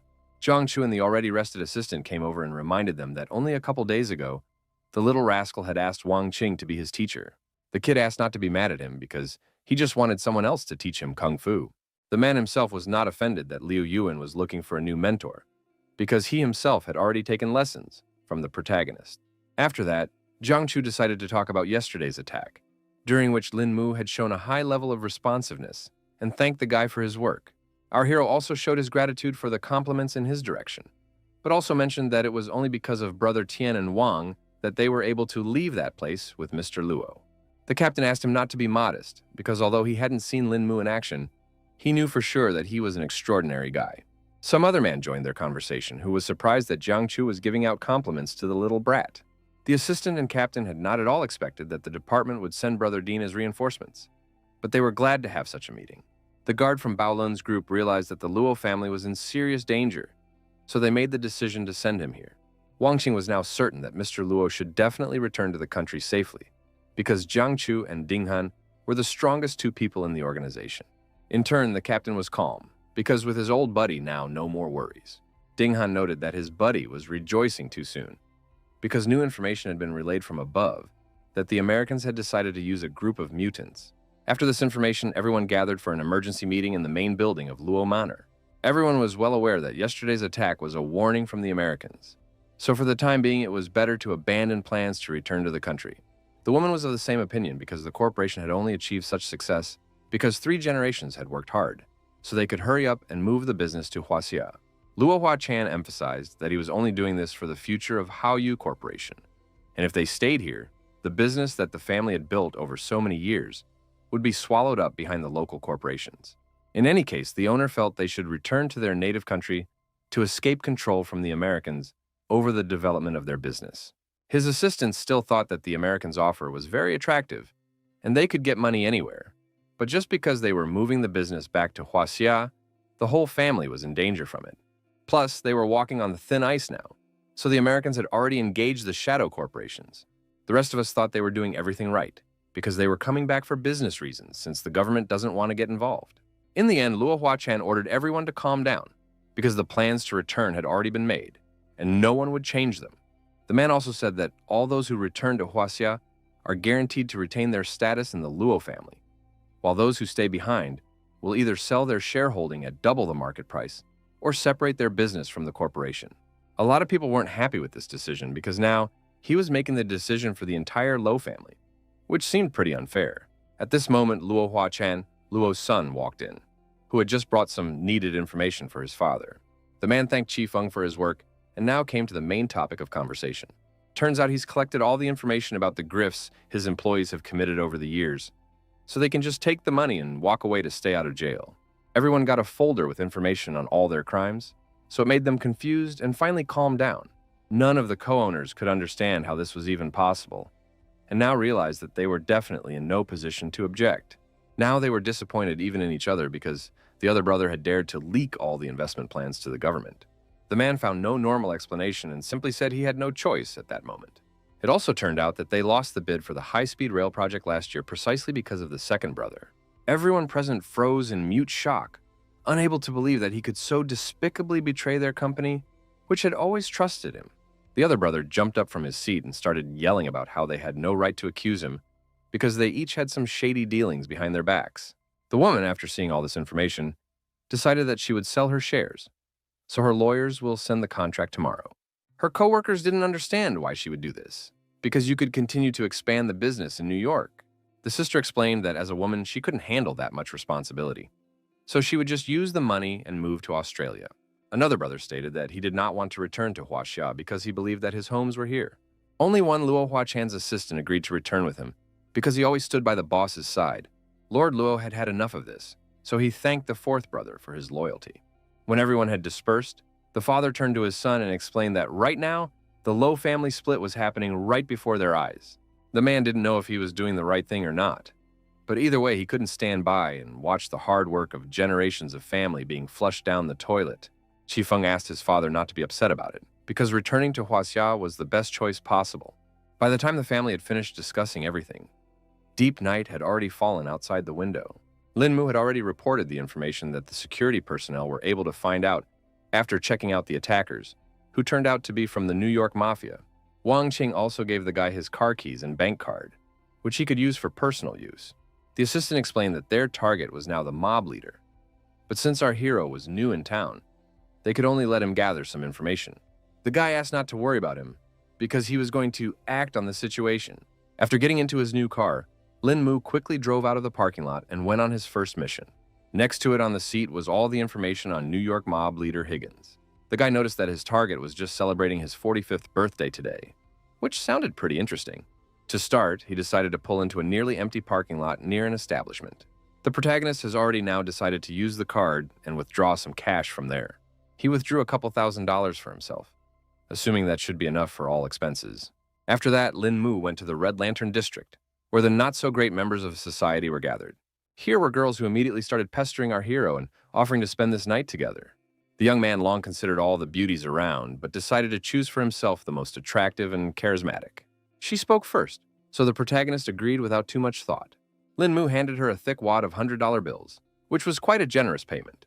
He immediately asked if his new companion knew where the coolest nightclub was. The girl had no problem agreeing to take the guy to this bar, and promised that it would be the best night of his life. She called our hero cute and was happy that he had brought her to such a lovely place, offering to order some drinks to lift her spirits. The guy didn't react to all her flirtations, because his main mission was to track down the head of the mafia.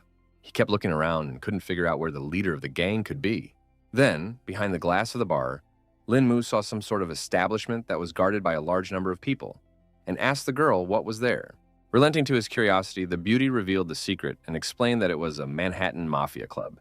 She also added that the entire entertainment business in this county belongs to this particular group. Lin Mu pretended that he had only seen the mafia in movies and showed interest in this establishment. The girl called the young man very amusing for saying so, and unfortunately replied that she could not escort him into the establishment. The protagonist immediately handed her another wad of money and emphasized that she could have it all if she showed him how to get there. Meanwhile, inside the establishment, they were celebrating the mafia leader's birthday and were unaware of the surveillance. The guy immediately noticed that the place was very cool, and his companion told him that the place was only open to the mafia, so most people couldn't get in here. The girl did not stop only on this hall, so she offered our hero to see an even more amazing place. She took him outside to show off the posh mansion that belonged to mob leader Higgins. Beauty had heard that this luxurious house was made to keep all the bandits' mistresses there, so it was a desirable place for many girls. The young man continued to pretend that he was merely interested in the life of the mobster, and asked what the mob leader could be doing now, to which his friend for the evening replied that he must be spending time with his mistresses. A smile immediately appeared on the face of the protagonist, because he began to realize that his efforts were definitely not wasted, and he was able to extract a considerable amount of information. In the end, the beauty suggested that Lin Mu find a place to rest, so they quickly went to a hotel called the Royal Crown of Manhattan. Impatient, he literally flew into the hotel room with the girl in his arms. In the end, Lin Mu didn't want to take advantage of the girl after all, so he gently knocked her out. He carefully tucked the lady into bed, and before leaving, He thanked her for such a rewarding night for him. Events returned to the luxurious mansion of Higgins, who did not realize that our hero got pretty close to him. The man was indeed sitting with one of his mistresses, who was upset that he hadn't visited her in a long time. The bandit then lost his temper and began to complain that he had wasted so much time planning the ambush. But Luo Huachan was still able to get away. The girl asked him not to get angry, and reminded him that destroying the Luo family was quite a difficult task that definitely shouldn't be rushed. Higgins said that he had already begun to think out the next plan, which made his mistress nervous because this family was not to be trifled with, and a run-in with them was a very risky move. The mobster believed that luck comes with adversity, and the government agreed to give him the Lowe family's Manhattan real estate once the mission was successful. The beauty next door didn't think it was as easy as it looked, because the Americans made too favorable an offer. The mob leader wasn't worried anyway, because the government had summoned a group of mutants, so they should just team up and get their act together. The girl didn't see the point in taking such a risk anyway, because they were already doing well with the territories after all. The man then explained that being a mafia was not a very forward-thinking decision, and if they got these companies, they could launder money and move into legitimate businesses. His lover thought it was all done just for her, so Higgins kissed her and promised that this time he would make it right. Somehow the main character was already in the mansion and clapped when he saw this performance. Lin Mu was glad that he had arrived just in time to see the touching mafia love story, and fortunately, the trip was not in vain. In fact, the protagonist thought that the mafia leader's posh mansion would be better guarded, but he didn't even have any trouble getting in. Higgins immediately asked who the intruder was, but the guy didn't answer because it wasn't that important. More important was that the mob's plan was definitely not destined to come true. The man didn't wait for Lin Mu to act, and immediately reached for his gun to finish him off. The gang leader was very unhappy that some brat was daring to threaten him. In the next instant, the room was filled with a deafening rumble of gunfire, the bullet whistling out towards Lin Mu. In the end, Higgins could only hit the vase, and the young man was no longer around. The protagonist only laughed off the fact that the mob leader was so ruthless.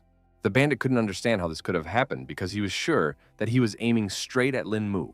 The guy explained with a smile that the mobster's accuracy wasn't bad, but he himself was faster. Higgins thought the protagonist was just kidding, and quickly began reloading the gun to definitely finish him off this time. He just couldn't believe there was some person he couldn't shoot.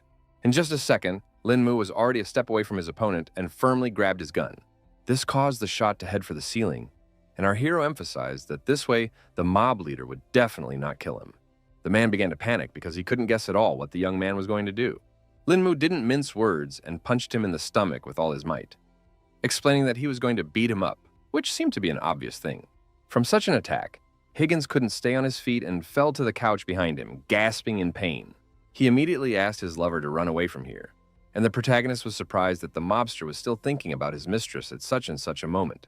The girl's heart clenched with anxiety, for she clearly realized that in this dangerous situation, her man could not cope alone, and he urgently needed help. In the end, she decided to deal with Higgins' enemy on her own, and threw herself at Lin Mu with a knife. The protagonist was disappointed by this turn of events because up to this point, he had no intention of killing his mistress. Suddenly, the girl felt a strange pain in her chest and couldn't understand what had happened to her. The next instant, she fell to the floor without strength, causing Higgins to scream heartbreakingly. Gritting his teeth in pain, the mafia boss struggled to raise his head and, with a hoarse voice, he once again demanded an answer from Lin Mu.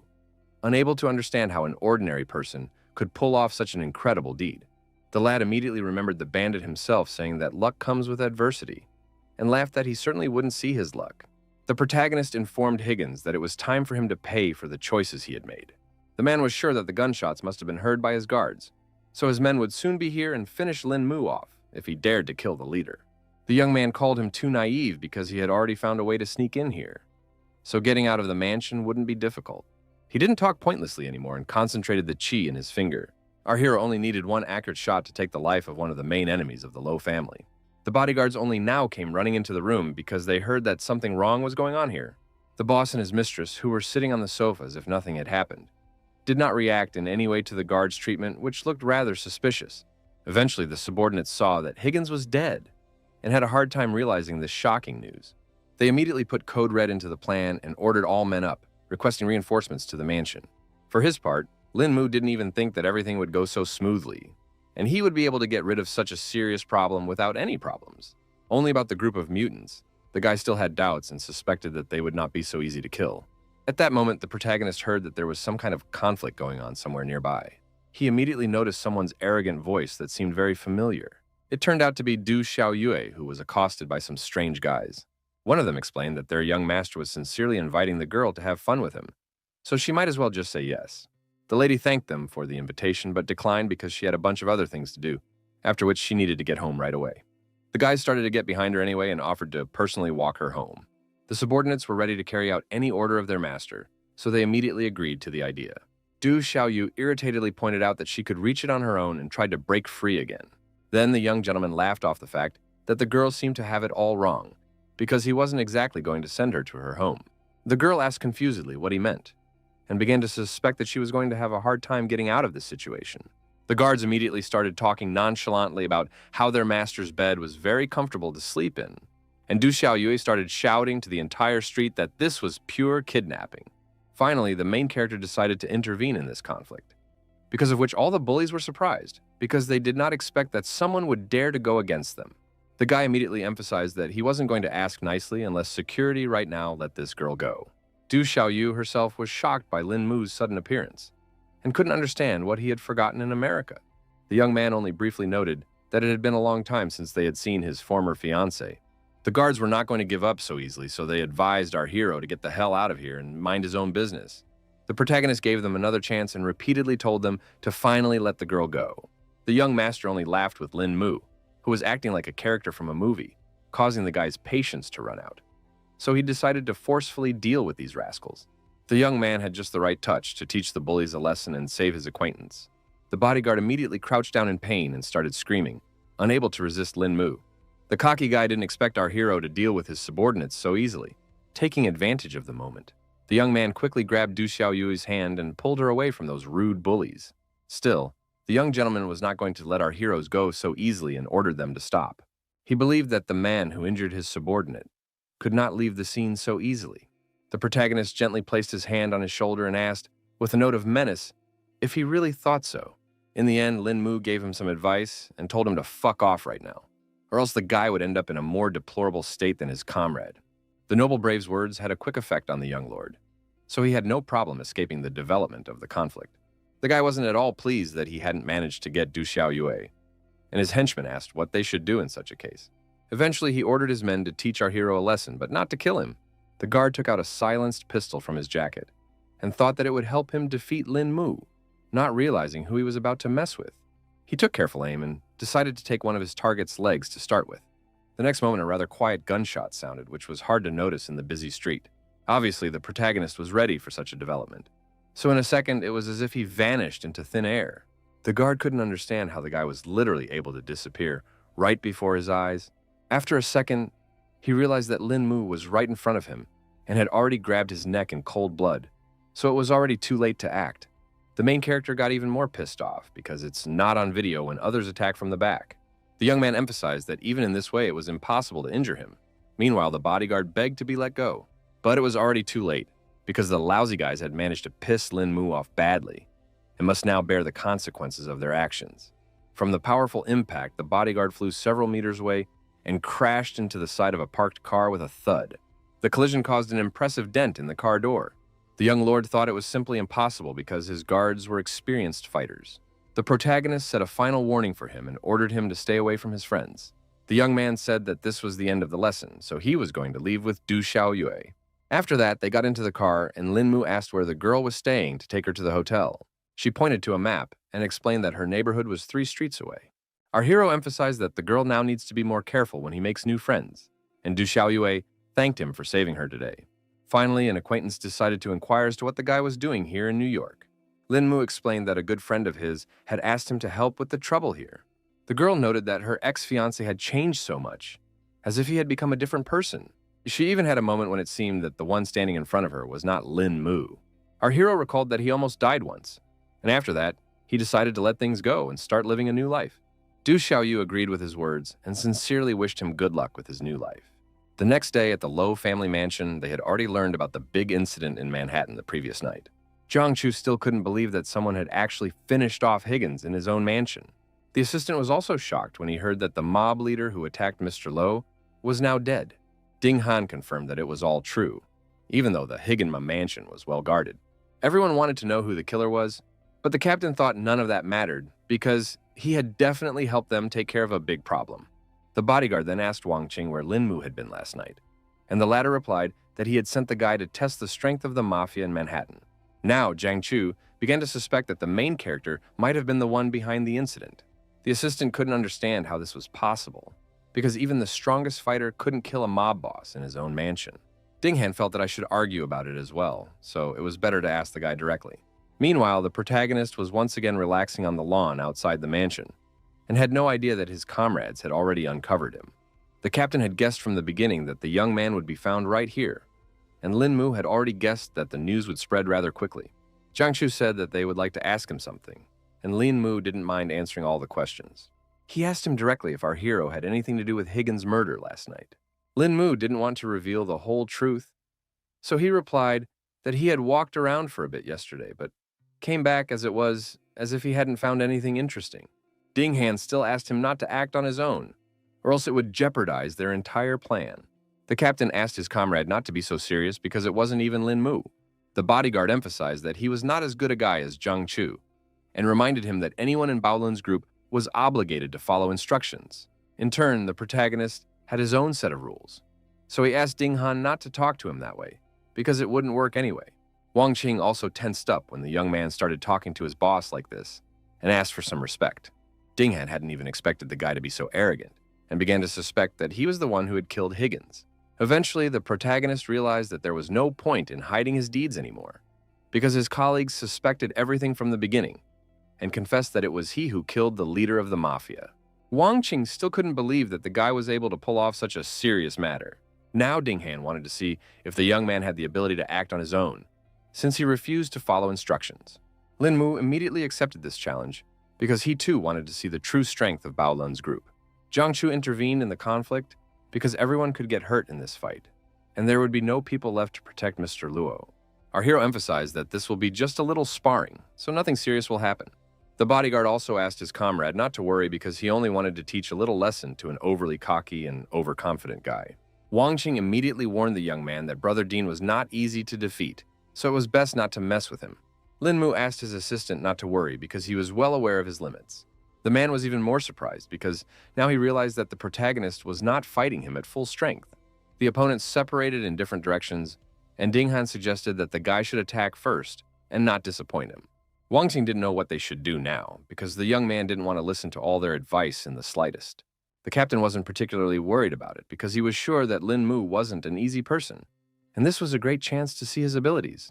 Eventually, the assistant apprehensively reported that their comrades had already started the fight. Cheng Chu asked Wang Qing to watch very carefully because the bout promises to be interesting. The protagonist tensed up because he saw that his opponent had already started to approach him. Everyone was sure it would be an exciting duel, but meanwhile, the bodyguard and our hero clashed their fists for the first time. Ding Han quickly moved away from his opponent and regrouped to attack further. The man tried to hit Lin Mu again, but he managed to deftly move aside, even though the guard was quite fast. The bodyguard himself didn't expect the young man to be as lightning fast, and didn't keep up with his movements. Jiang Chu watched the fight with admiration because from the beginning, he was confident of the protagonist's impressive skills. Meanwhile, Wang Qing couldn't understand how the friend had sensed the main character's strength level. The captain explained that one should watch Lin Mu's strikes carefully because he relied on the power of qi instead of brute force. From the outside, it may look like a low blow, but it wasn't like that at all. At this moment, the protagonist was finally able to break through Ding Han's defense, who only now realized his mistake. At the last moment, the man managed to put up a block to protect himself from the heavy blow of his opponent. The captain believed that if Lin Mu's opponent wasn't a pro like Ding Han, this punch would have broken all of his opponent's bones. In the end, the man admitted that he had underestimated the strength of the protagonist. The guy smugly emphasized that this was just the beginning, because he still had tricks to surprise the bodyguard. Ding Han became even more angry because of Lin Mu being so cocky, and informed him that he would not hold back now either. The man got back into a fighting stance and swung around to teach the protagonist a lesson. The blow was so sharp that Lin Mu had to try his best to dodge it. This only fueled the protagonist's interest, so he decided to try hard to win this fight. Our hero took a few steps back to better prepare for his next action. He filled his entire body with qi energy to show everyone around him what he was really worth. Jiang Chu couldn't understand what kind of golden aura was flowing out from Lin Mu's body, and his partner was in mute shock. Now even Ding Han was surprised by the young man's training, because such fighters were rare, even in Bao Lun's group. Meanwhile, our hero did not wait for something and was the first to attack his opponent without giving him a single chance. The bodyguard saw that Lin Mu was now even faster, which only made this fight more difficult. Eventually, the man was unable to dodge such a swift attack and received his first blow. Ding Han felt his legs go under, and he began to slowly settle on the ground, unable to resist the inevitable. He realized that if things continued like this, his defeat would come sooner or later, so he needed to act very quickly. The man quickly regrouped and noted that the guy's punch was great, so he wants to see his other abilities. The protagonist wasn't afraid at all, so he gladly agreed to continue their sparring. The opponents simultaneously attacked each other and eventually clashed fists a second time. A powerful explosion of energy arose between their hands, which lit up everything around them with a bright flash. Wang covered himself with his hand from such a powerful light and noted that their comrades seemed to have become more serious about this battle. Just a second later, Ding Han attempted another strike, but the protagonist managed to dodge in time. Then the young man did not trifle and released even more ki energy outwards. Jiang Chu couldn't believe his eyes because he and Ding Han had been considered kung fu talents before. They have worked hard for over a decade to get to the level they are at today. Except Lin Mu was only 20, so it was surprising that he had become such an advanced fighter at such a young age. The captain was certain that the young man's level must be exceptional, which was the reason he was able to reach such heights. At the same time, he realized that combat experience was the kind of thing that is gained by numerous encounters with death. Wang Xing began to suspect that their comrades had better stop, because there was no telling how far this fight could go. Jiang Chu didn't pay attention to his words and kept thinking that our hero's battle experience was also very frightening, because even Ding Han could no longer hold his own against such a strong opponent. He believed that there was only one possible explanation for such a strange phenomenon in the form of Lin Mu. The man began to suspect that the main character might be the reincarnation of a seasoned kung fu master. In this way, the young man was able to inherit the knowledge and experience of his past life that made him invincible. Meanwhile, Ding Han once again missed a very strong punch that came straight to his face. After that, the man fell to the ground without strength, and our hero advised to finally admit defeat, and added that the bodyguard was indeed strong, but still could not defeat him. In the end, the opponent bitterly admitted that he had lost today after all. But at the same time, he wasn't going to admit defeat so easily, so he would use every bit of strength he had to continue fighting Lin Mu. Even Jiang Chu started to panic because he couldn't understand what his friend, who was already on the verge, was trying to prove. The man wouldn't listen to him and found the strength to steal himself from the ground, because he hadn't had such a good fight in a long time. He activated the body's latent reserve, causing his face to contort with tension and the veins to bulge under his skin like a web of living cords. The protagonist immediately sensed that his opponent's chi flow speed had doubled, and it looked like he was about to use his decisive strike. Wang Xing couldn't understand why their comrade had just changed so much, and the captain told him that it was Ding Han's secret technique. Jiang Chu still couldn't understand why the bodyguard would go this far, because he wouldn't be able to defeat Lin Mu even with his secret skills. The man didn't care at all, because he was already flying at full speed straight at his opponent. The guy didn't expect Ding Han to attack so swiftly, but he managed to jump back at the last moment. After blocking the blow, our hero immediately felt that the opponent's strength had greatly increased compared to last time. These blows caused Lin Mu to fly back a few meters, but he was still standing on his feet. The young man remarked that this was simply astonishing because he hadn't thought that Ding Han had any trump cards. Eventually, the protagonist decided that he too would not be deterred, and quickly adopted a fighting stance. The captain was still surprised at how strong the chi emanating from Lin Mu was, and couldn't understand how he was doing all this. In any case, the bodyguard was no longer afraid of his opponent and began shouting for him to attack, rather than stand aside. Then the guy decided to demonstrate all his capabilities by concentrating energy in his hand. The man was even more surprised now, because he had not expected materialized chi to be used against him at all. The next moment, a bright golden light emerged from the main character, blinding everyone around him. Wang Xing and Jiang Chu also immediately realized that they had just witnessed the use of such a rare technique. In the end, Ding Han was still able to stop this attack with his fist, but his condition was getting worse. The young man saw that this movement had left wounds on his opponent's body, so the bodyguard would definitely not be able to last even longer.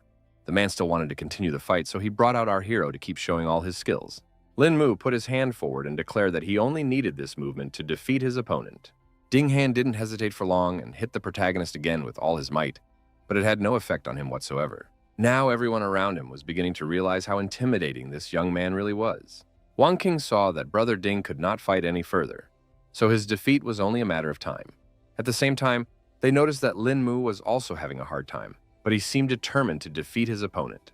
This was the first time Jiang Chu had seen Ding Han in such a difficult position, even after using his secret technique. In fact, the bodyguard felt that being defeated by a skillful master like Lin Mu was the best honor for him. The captain began to feel that his comrade wanted to release all his chi to make a killing blow. The protagonist then decided to remind her that they had agreed that this was just going to be a friendly sparring session. The guy pushed Ding Han away from him in one slight movement so that he couldn't accomplish what he had planned. He approached the whole thing with a cold mind and suggested his opponent finally stop. For his part, Jiang Chu didn't expect the young man to deflect Ding Han's deadly strike so easily. It was all too complicated because rage had already clouded the bodyguard's mind, who couldn't lose so easily now. Lin Mu continued to stand his ground and extended his hand to his opponent to end this fight. He emphasized that if they continued fighting, Ding Han would only strain his body more, which would hinder their main mission of protecting Mr. Luo. The man understood perfectly well that our hero was saying the right things, but he still doubted his decision. Jiang Chu couldn't understand what was going on, but he noticed that both of them had finally stopped. Eventually, the bodyguard finally bowed his head and acknowledged what he had lost in this fight. He collapsed to the ground without strength and began to grieve over his defeat in a fair fight. The protagonist tried to reassure his opponent and emphasized that he didn't lose at all. Ding Han couldn't understand why the guy was saying such strange things because everything was already obvious. Lin Mu explained that his comrade had gained experience through this battle, which was already a small victory. The man agreed with our hero's words and accepted his helping hand to get up from the ground. The frightened Wang Qing asked the captain if there was now a winner in this fierce duel. Jiang Chu acknowledged that their friend had lost this battle, but praised Lin Mu for not using his full power to avoid disrupting the plans for their main mission. Meanwhile, that same night, the enemies of the Lo family decided to meet in a building in New York City. The boss was quietly sipping on expensive wine when he was informed that the professor and Ms. Picasso had already arrived on the scene. Without further ado, the man asked his subordinate to let the guests inside. Old Hamel immediately picked up on the fact that it had been quite some time since they had seen Lawrence.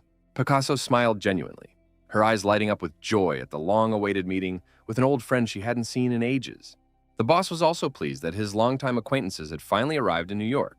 The professor had already become thoroughly familiar with the entire situation because the government had informed them that Lawrence needed support to complete an important mission. The old man reported that he had taken 15 mutants with him, 3 of which were level 4.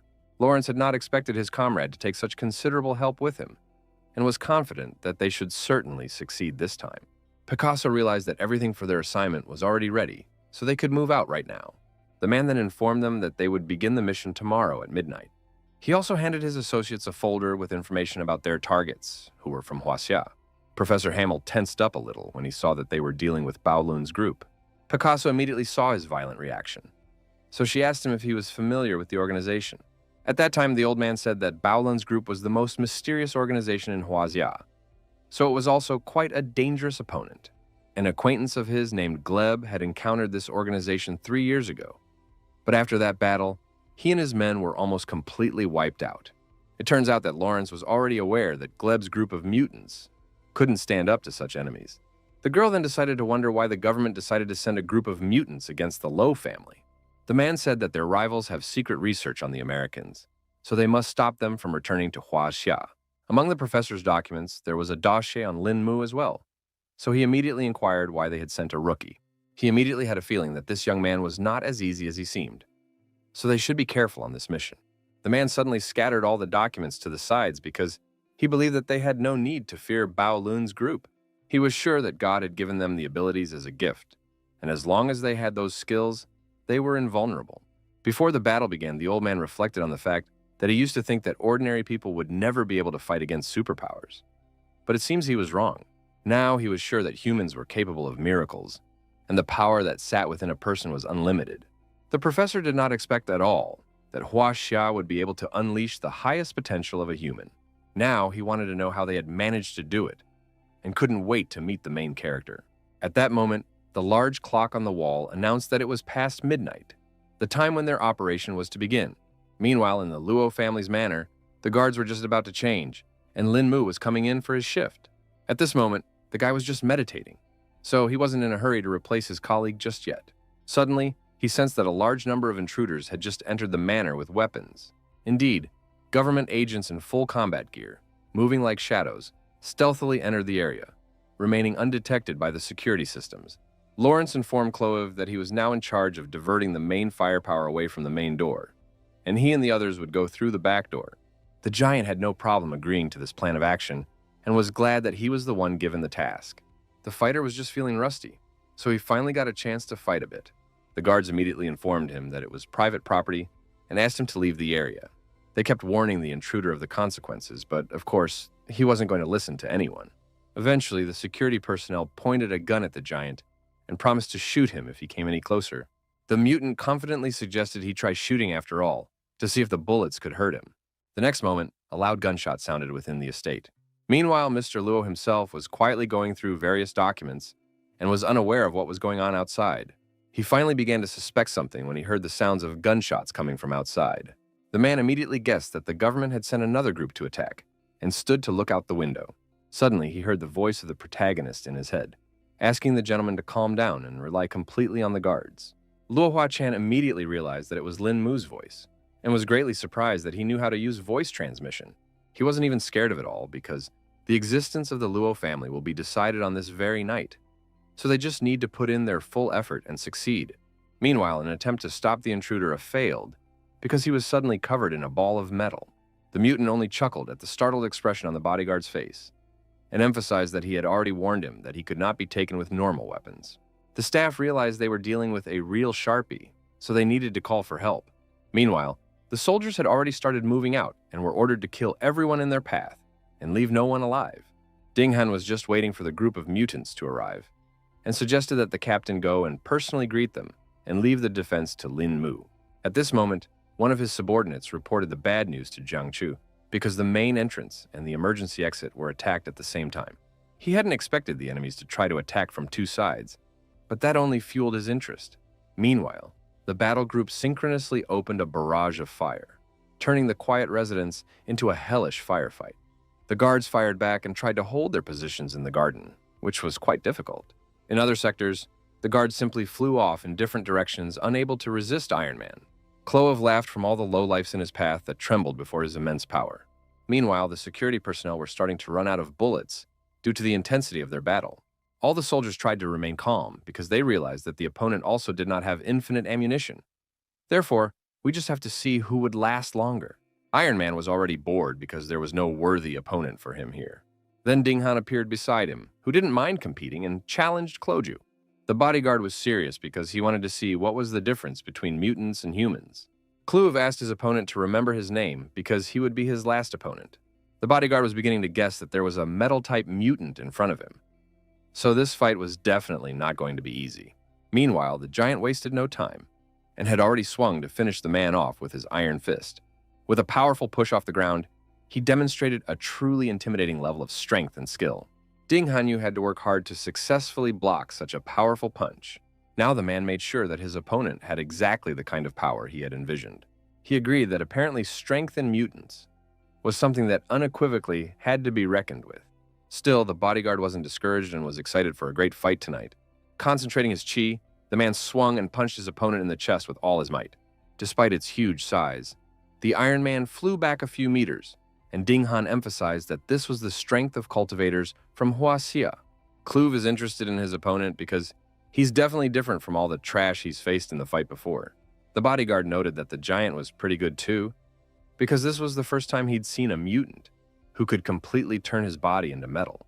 Meanwhile, the guards noticed that the enemies had sent a woman here, and immediately thought it was not worth it to fear such an opponent. Picasso didn't appreciate at all that a bunch of some idiots were saying such things about her.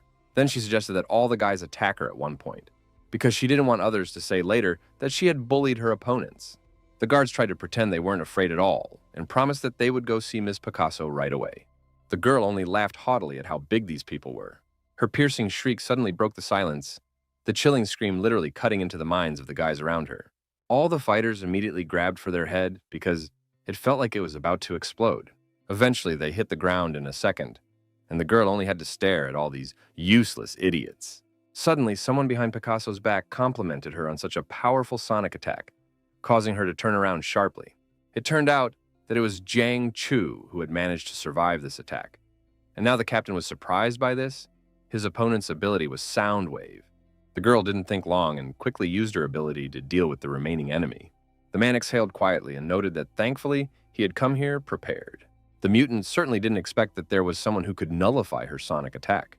The captain then explained that he used his chi to enclose the area around him, so the sonic attacks wouldn't be able to harm him.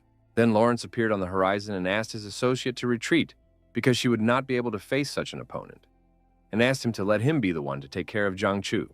With a cold smile, the man introduced himself to the captain as Carnage King Lawrence. Zhang Chu did not appreciate such an arrogant nickname at all, and immediately went after his opponent with his fists. Suddenly, the leader of this mission vanished into thin air, something the man definitely didn't expect. The captain was pretty sure he had just hit his opponent, but something had gone wrong. A moment later, Lawrence had already appeared in a completely different place and had swept his opponent completely miss. Now Zhang Chu guessed that this mutant had an ability that helps it move quickly. From the beginning, Lawrence expected that any warrior in Bao Lun's group would be able to quickly figure out his trick, told that Dark Force was his superpower. The captain tensed because she had never heard of such a skill before. At the very least, he now realized that this superpower worked with shadows. It was now clear that this was the reason why this mutant could move without any noise or hesitation. Zhang Chu immediately began to guess that he needed to strike before the black smoke began to appear in order to achieve his goal. He immediately tried to do so and still managed to collide with his opponent's fist. Now the captain laughed from the fact that this time Lawrence had nowhere to hide because he had caught his image badly. The mutant even felt pain and noted that Zhang Chu was quite good. Gradually it began to dawn on the man that he seemed to have finally figured out his opponent's attack pattern, and now the fight was taking on a completely different, more predictable character. He now realized that he now needed to hit Lawrence's vital points. Eventually the captain managed to face the mutant for the second time, so the mutant began to disappear quickly again. Lawrence was surprised to realize that Zhang Chu was the first opponent in years who had managed to find a vulnerability in his seemingly flawless fighting technique. The man then emphasized that the mutant had simply underestimated the strength of Bao Lun's group. Suddenly, he noticed that something wrong was going on, because all the black smoke was moving towards him. Lawrence laughed quietly because he hadn't expected his opponent to fall for his silly trick so easily. Only now did the captain realize that his chi was slowly leaking out, which was too dangerous. Meanwhile, the brother had completely dissolved into smoke, and his voice spoke intimidatingly about how the man had already lost this battle because his power would soon be absorbed by the power of the darkness. Zhang Chu was scared out of his wits because he didn't expect him to die like this at all. At the same time, Ding Han, who was fighting Iron Man, had also already used up almost all of his strength and was at his limit. Clove agreed that the bodyguard was pretty good, but he didn't want to give him any more indulgences. He was sure that a warrior's kung fu was useless when he met the true might of steel. Ding Han began to feel that the power emanating from the enemy had just changed drastically, causing him to panic. A second later, the giant grew even more in size and screamed loudly like a true beast. Now the giant loomed over the bodyguards like an insurmountable mountain, and at such a moment, even the bravest of the brave would have collapsed at the realization of their own powerlessness. Iron Man ran at full speed at Ding Han, who was greatly confused in such a tense situation. It was still hard for the man to realize that his opponent had just shifted into another form. Eventually, Clove used a steel kick to finally finish off another enemy. Incredibly, Ding Han, gathering all his will into a fist, not only managed to set up a block against the crushing blow, but also stayed on his feet, showing unprecedented resilience. The man nonchalantly continued to hold up his steel fist, something that was definitely not possible for every person. Clove was only amused by the fact that an ordinary man was able to withstand his attack. Ding Han, despite the effort he made to block the punch, joked that it was just an ordinary fist, which didn't scare him at all. Then the giant chuckled and hinted that this was far from all he had prepared for this fight. Eventually, Iron Man used an even more powerful punch, unwinding his arm. As a result, the man could not withstand such a powerful attack, causing bloody splatters to fly in different directions. At this point, the captain heard that his comrade seemed to be beginning to lose his battle and looked away from his opponent for a moment. Lawrence immediately emphasized that it would be better for the man to take care of himself because he was not in a good position himself. After that, he abruptly vanished into thin air, causing Zhang Chu to be confused once again. Once again, the captain could not see his opponent and was desperately trying to figure out where he was. Then the enemy started talking about how he had so expected that the group's elite representative, Bao Lun, was still able to stand after being caught in an illusion for such a long time. At the same time, he was sure that Zhang Chu would not be able to block the sitting punch that attacked him from the back. The next blow came right on the man's head, leaving him disoriented. From the last strength of the captain tried to stay on his feet, but his body treacherously hamstrung, and he collapsed to the ground, finally exhausted. Meanwhile, chaos reigned around. One by one, the guards fell under crushing attacks, unable to resist the superior strength of their opponents. The mutants were excellent with their sharp blades, so they could easily deal with ordinary humans. One of them used double knives and a hurricane dance technique that no one could go against. Picasso wasn't left behind either and continued to use sound waves to knock out every opponent in her path. Eventually, the entire mansion grounds were dotted with bodyguards who could no longer continue the pain. All the fighters realized that they couldn't defeat all these enemies, so they decided to retreat to save at least some soldiers. The protagonist watched the situation from the sidelines and saw that the mutants were much stronger than he expected, so his mobs would hold out more. He decided it was already time for him to show up, so he quickly snapped out of his meditation seat. As quickly as possible, the lad found his captain to come to his aid. It turned out that both Dinghan and Jiang Chu were already here, and they immediately reported that the enemy unit was too strong. The strongest mutants had already gathered around, who only laughed at the fact that yet another naive human had come to meet his death. Clove thought our hero had come here to see the superiority of the mutants. The young man was not afraid and emphasized that as long as he was here, no one would harm the Luo family. The Iron Giant only laughed from the fact that Lin Mu was so arrogant and thought that he could stop the entire team by himself. The protagonist turned to his comrades and asked them to go to Mr. Lo's defense, giving him the opportunity to deal with all of his enemies. The guy promised with confidence in his voice that he would be sure to get all that pesky trash out of their way. Lin Mu instantly concentrated, releasing a powerful stream of chi energy that enveloped his body with a shimmering radiance, ready for an instant attack. Even Clove didn't know what kind of strange power the protagonist used, so he was a bit scared because their opponent was unpredictable. Lawrence began to suspect that it might be a trap, so he asked his companion to be careful and retreat. Lin Mu uttered the words with icy clarity. His voice sounded like a sentence, leaving no doubt that this night, no one would leave the battlefield alive. Lightning seizing the moment, the guy quickly applied Dragon Defeat to be the first to attack his opponents. The mutants hadn't seen anything like this yet, so they couldn't figure out what this technique was. In a second, the dragons began to sweep away all the enemies in their path, not giving them a chance to survive. Picasso tried to help her allies with a sound wave and destroy Lin Mu's dragons. It turned out that the main character's chi even passes through the opponent's technique, so all her efforts were pointless. Eventually, one of the spirit dragons came through Picasso and took her life.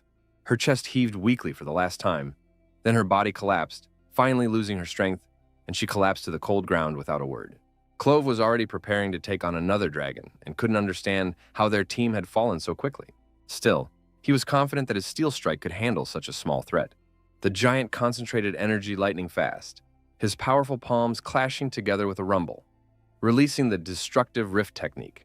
A second later, the powerful shockwave from the explosion hit Clough in the chest, throwing his body aside. Lawrence had not expected events to unfold in this manner, and in a panic asked if his comrade was all right. Iron Man didn't even feel any pain because to him it was like an ant bite, so he could keep fighting. The captain and Jiang Chu, who were standing to the side, were shocked that our hero had only used one move and had taken out so many enemies. Meanwhile, Lin Mu laughed from the fact that the mutants were only capable of such weak opposition. Lawrence shouted that he would try to hold our hero back, while Clove was inside eliminating their target. The protagonist advised them to give up quickly because no one could stop him anyway. The boss of the organization was already too angry because the guy had managed to defeat his subordinates, so he couldn't let Lin Mu disrupt their operation. Jiang Chu desperately tried to warn the young man to dodge this black strike because the captain had already felt the effects of it. Now, our hero has realized that this guy's power is too problematic, so he needs to come up with something to negate that ability. Meanwhile, on the other side of the mansion, the guards were still as defensive as ever and weren't about to let anyone try to go up against Mr. Luo. In turn, Iron Man was going to kill anyone who got in the way of his goal. This turned out to be absolutely true, so all the fighters started flying in different directions from Clove's unstoppable attacks. The giant even decided to engage his head and use the steelhead strike technique. With one such blow, he literally smeared one of the bodyguards. At the same time, Dinghan decided to use a secret technique to allow Jiang Chu and Mr. Luo to escape from the battlefield. The captain was definitely not going to do something like that, so he asked his comrade not to be so reckless. Either way, the man wanted to die with the assurance that he had at least stopped the enemy and helped his team. He started yelling with all his might for his comrades to get out of here as fast as possible. The protagonist was still in the shadow illusion of Lawrence, who was sure that the guy could not defeat him now. not realizing that he was deliberately waiting for the first step from his opponent. Lin Mu tried to bring his enemy out of the shadows, but he obviously had no intention of doing so. Eventually, the young man directly revealed that in fact, his opponent had just fallen for his ruse. Lawrence could not believe our hero's words because from the beginning, he was confident in his abilities. On the opposite end of the battlefield, the situation was critical, as Ding Han, exhausted and bloodied, was barely staying on his feet under Iron Man's ruthless onslaught. Like thunder, Lawrence's figure materialized from a cloud of black smoke. The leader flopped to the ground in some strange way and couldn't seem to realize what had happened himself. Clove even stopped for a second because he couldn't understand why his comrade was here. Iron Man was shocked that even Lawrence couldn't do anything to this strange guy.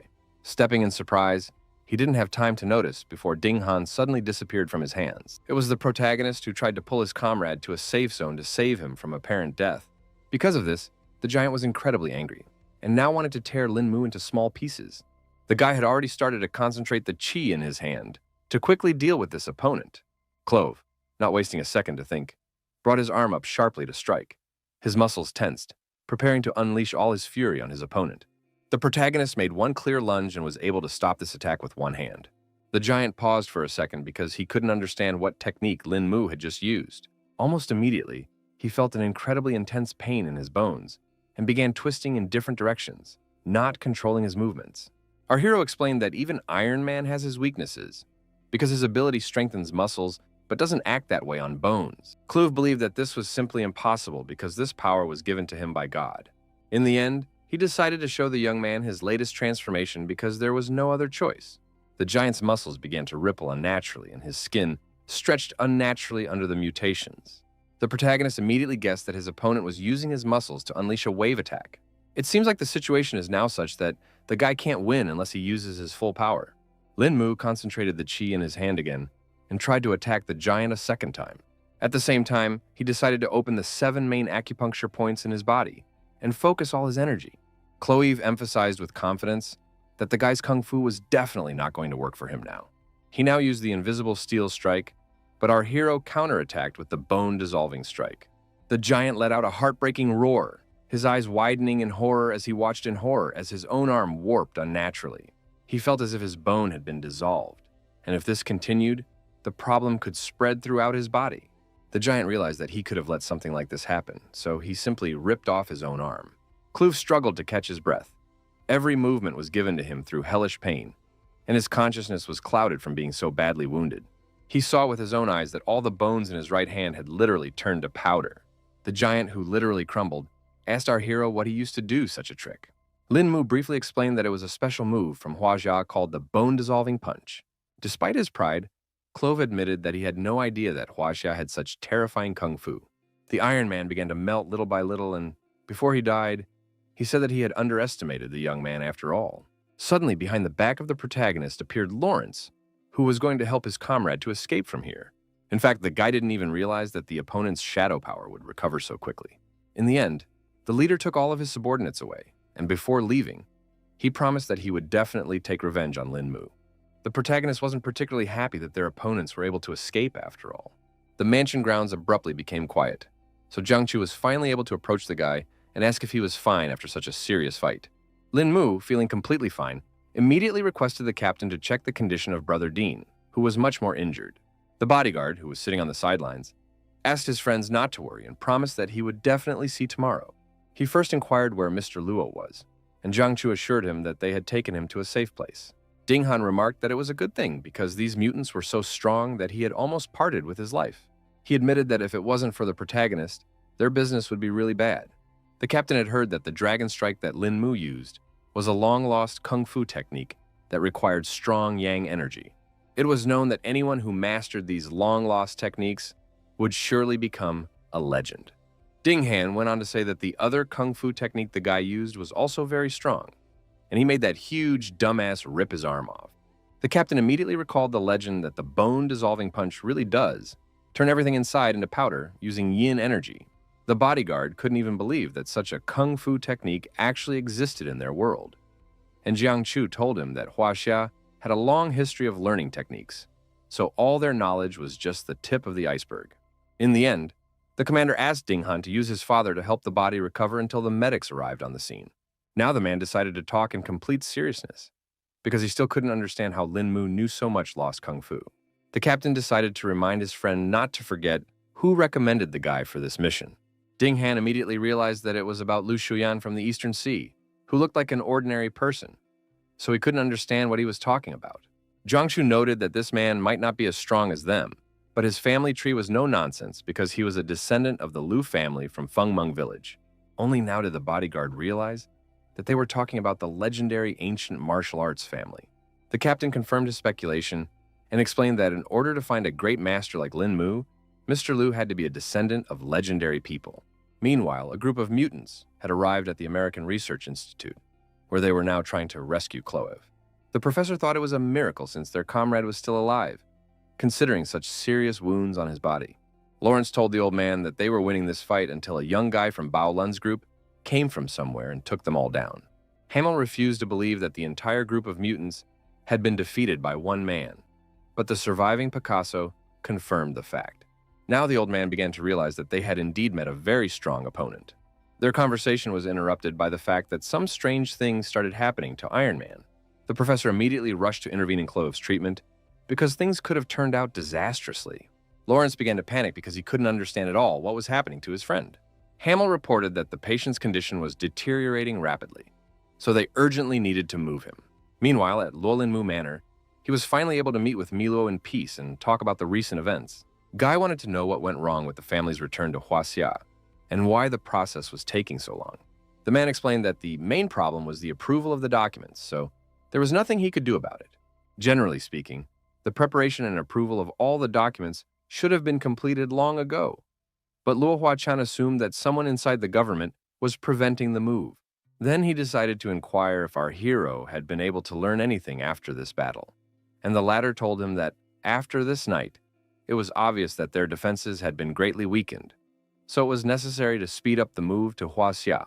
Lin Mu decided to inquire about the person who was responsible for approving the documents, and was going to personally visit him for a chat. The man immediately rejected such an idea because he thought it was too dangerous. The young man asked not to worry about him, because he had his own special methods for such situations. In the end, Mr. Lowe decided to trust him, and laid on the table information about the key 3 people who were responsible for the documents. The protagonist was excited about the opportunity and promised that he would meet them as soon as possible. 30 minutes later, the guy had already gotten the right materials that he might need during this mission. In fact, he was surprised that you could buy anything in New York's black market. Lin Mu bought some sort of mask to slightly change his strategy this time.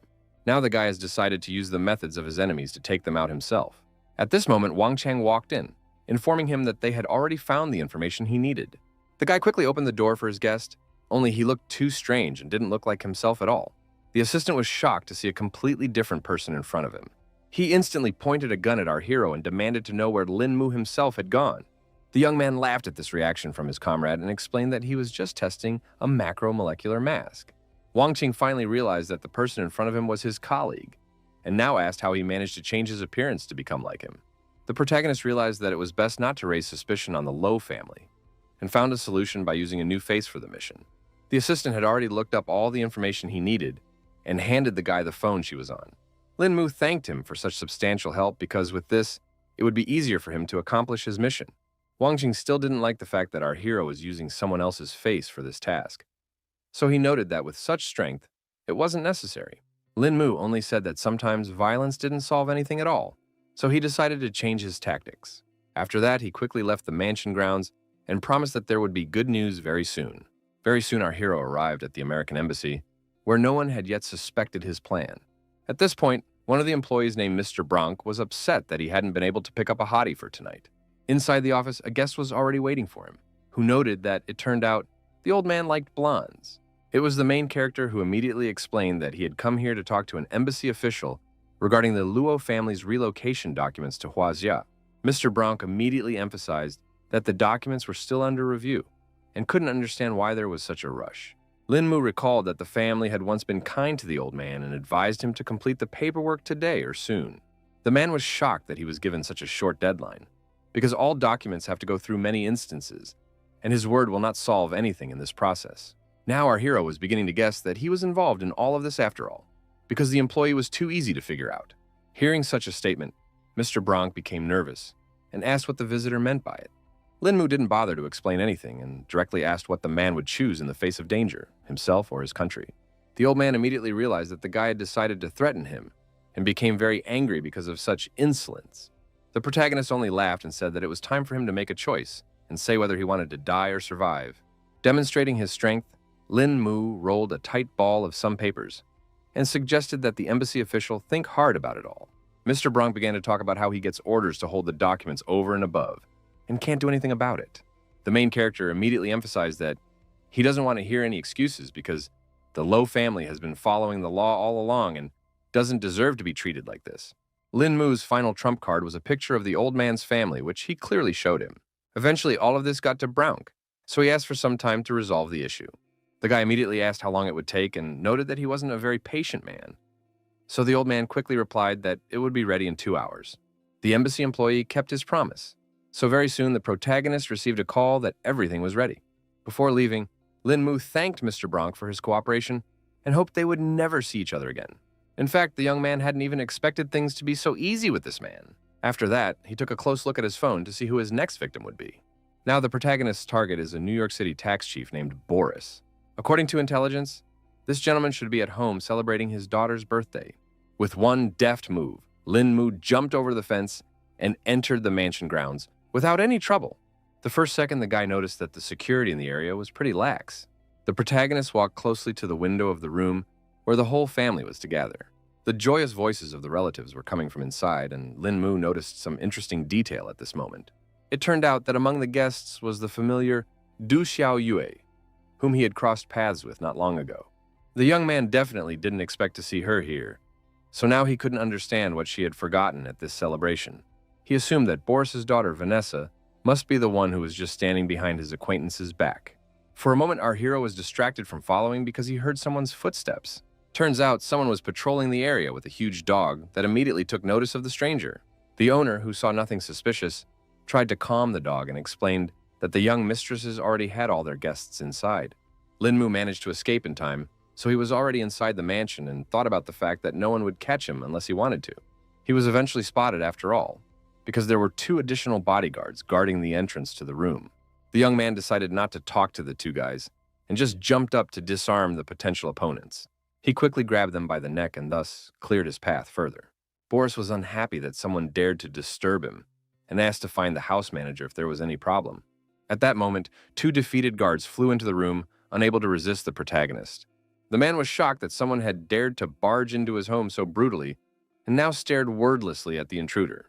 A sly smile shone on the protagonist's face as he said hello to his target.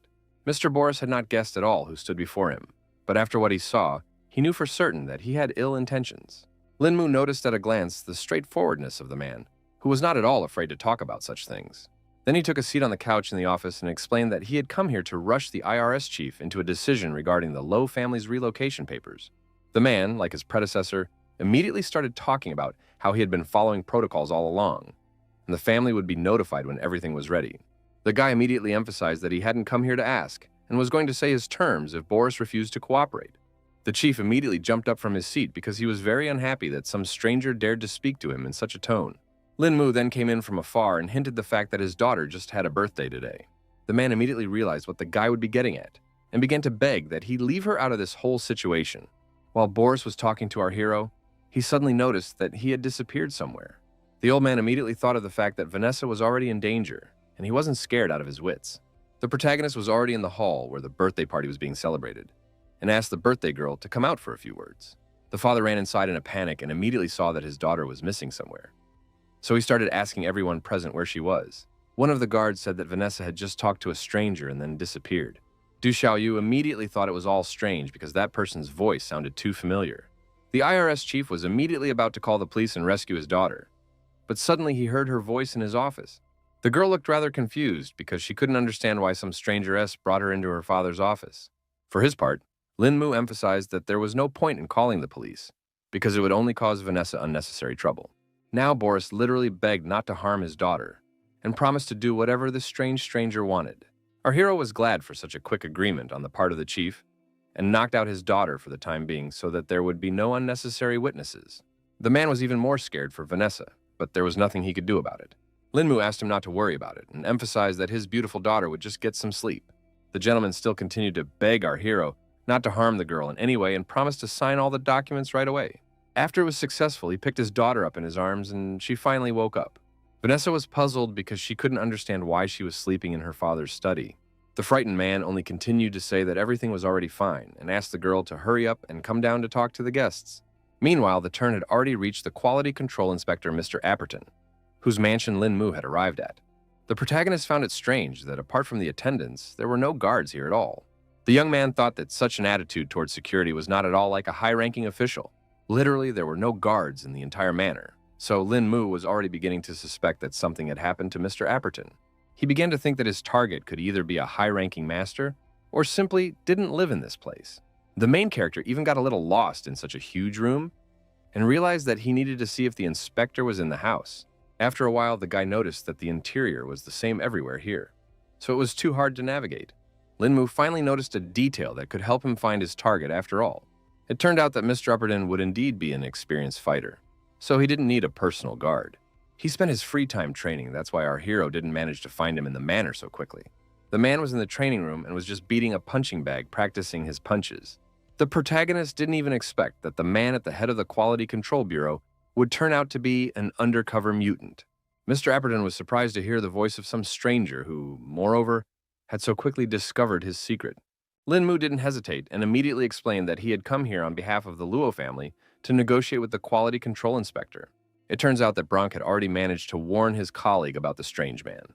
So the man was already going to straighten out our hero so that he would not provide any more problems. But also the inspector promised to sign and approve all the documents for the move if Lin Mu could defeat him. The guy realized he was dealing with a pretty outspoken person, so he didn't mind exchanging a few blows with him. The inspector had already heard that his opponent had defeated the entire mutant team with his own hands, so he was excited to be fighting someone like that. He decided to attack the protagonist first because he couldn't wait for such a good fight anymore.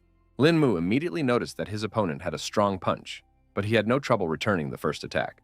Mr. Apperton continued his furious attack, his fists raining down on his opponent in a hail, each blow more precise and powerful than the last, leaving no chance for respite.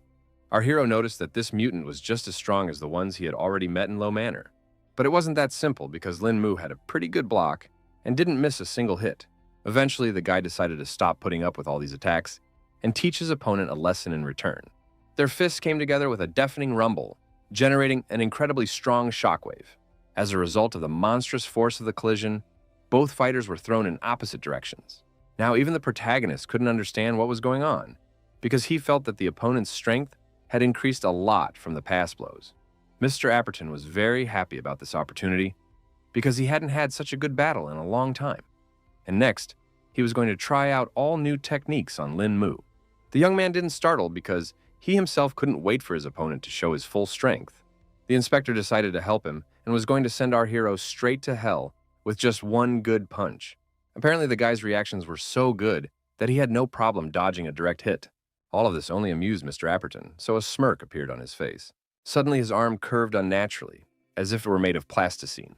The protagonist did not expect this turn of events at all, so he only watched as the fist was getting closer to his face with every second. At the decisive moment, Lin Mu lacked a fraction of a second, so a hard punch slammed into his jaw. Now the lad realized that his opponent's strength lay in controlling the position of his joints and muscles. He gently rubbed the abrasion on his cheek and said that he had no idea the man would turn out to be so arrogant. Mr. Apperton paid no attention to our hero's words, for he was already impatient to continue the fight. He didn't wait any longer and immediately delivered another crushing blow to the main character's head. After that, the mutants launched another series of attacks, causing Lin Mu to only have to stay in a block. In the end, the guy fell to the ground because he couldn't use chi and unleash his true abilities. He still found the strength to stand up after all, and emphasized that it seemed that normal combat techniques were useless against strong mutants. Apperton couldn't understand what our hero was talking about, and noticed that he looked somehow too whole after so many blows. Lin Mu still admitted that he used chi to protect his body, but he also recognized that his opponent had done a remarkable job of turning his strength into fighting skills. It turns out that the inspector hadn't heard of chi energy before, so now he was even more confused. The guy said that it was a type of strength that was gained through cultivation, and stated that it was now his turn to teach a lesson. The man himself was only too happy to see which was stronger, the main character's chi or his mutant powers. Lin Mu didn't trifle and gave his opponent a good punch to the face, so the latter didn't even have time to react. The crushing counterpunch threw Upperton across the room, after which his body dented into the wall with a deafening rumble. Now the inspector, who certainly did not expect such a turn of events, could not understand how the guy managed to achieve such speed. Our hero explained that this was what the chi effect was all about, and emphasized that he had only used a third of his power in the last strike. The man found this power too intimidating, and recognized that the power of mutants was not that exceptional in this world. He finally conceded defeat and asked if Lin Mu had any other requests, besides confirming the family's relocation documents. The young man replied briefly that this was his only request, and now hoped that the inspector would do his best to expedite the process. Pretty soon, Luo Manor had already learned some good news about their documents. The aide informed Mr. Lo that the last document had already been signed, so they could finally move all the assets. The head of the family rejoiced at this marvelous fact, and couldn't believe that Lin Mu had managed to do such a great job. He asked his subordinate to send orders to everyone in the manor that they should gather for the long-awaited return to Huaxia. It wasn't long before all the staff successfully landed at the East Sea International Airport. The protagonist was very happy that he was safely back home. Luo Huachan immediately saw his daughter, who had come to meet her family and her lover. Bayan immediately ran up to her father, whom she hadn't seen for so long. The girl threw herself into Mr. Luo's arms because she was so worried about them getting back to Huaxia without any problems. With a slight smile, the man hugged his daughter, calling her silly, for he vowed never to leave her alone again from now on. Bai Yun, who was now crying with happiness, remembered to thank the young man who had protected her father. The main character emphasized that it wasn't just his merit, because the Lo family came back thanks to everyone's hard work. Guy understood that Mr. Lo and his daughter had some plans to be together, so he decided that everyone else would go from here first. The old man again thanked all the allies from Baolan's group for returning to Huaxia in one piece, and promised to help Lin Mu if needed. In farewell, the commander looked around at each warrior, demanding caution. After that, the other members of the group suggested that our hero first return to the Baolan base to report on the completed mission. 30 minutes later, they had already met with Mr. Lu and reported the completion of their special assignment. The man was overjoyed after hearing such wonderful news, and now he had no regrets in choosing Lin Mu to do so. He couldn't stop thanking the young man for being able to defeat so many mutants, including Lawrence, and bringing glory to the East Sea Division. The protagonist still thought that he was just lucky, as the opponent was indeed very strong. Lu Shoyan asked the guy not to be modest because he had already been told the entire course of the fight, and admitted that he hadn't expected Lin Mu to be so strong. Ding Han and Jiang Chu also confirmed that it was because of the protagonist that they survived and completed this mission. Anyway, the top of the group was very satisfied with the results of the mission, so a paid vacation in the East Sea was prepared for Jiang Chu and Ding Han. The bodyguard rejoiced at the opportunity and thanked the Lord for such care. Colleagues immediately thought of Fragrant Abode, a famous tea house in the East Sea, and decided to take the opportunity to come to the place. Meanwhile, Mr. Lu asked the protagonist to follow him, because they had a separate conversation. The man took our hero as far as the outskirts of the East Sea city, so that surely no one would hear them. Lin Mu's experience was beginning to tell him that someone important he needed to protect might have already appeared. Lu Shoyan laughed off the main character's assumptions, and emphasized that there weren't many important people around. He continued to walk forward towards the mansion, and along the way a large number of servants greeted their master. The man asked his subordinate to call everyone and gather them in the main room. Meanwhile, Lin Mu noticed that everyone he had just met were all high-level cultivators, and there was also something else conspicuous about this place. When they had already gone inside, Mr. Lu turned to old Zhang and informed him that he had already brought Lin Mu. The old man was happy when he saw our hero, because they hadn't seen each other for a long time due to his long absence. He had already heard about the great job the young man had done this time, and the man was thankful for more compliments in his direction. At the same time, all the servants in the house had already gathered into a huge group and were heading towards the main hall for the meeting. The subordinate reported to Mr. Lu that all the men had arrived at the site.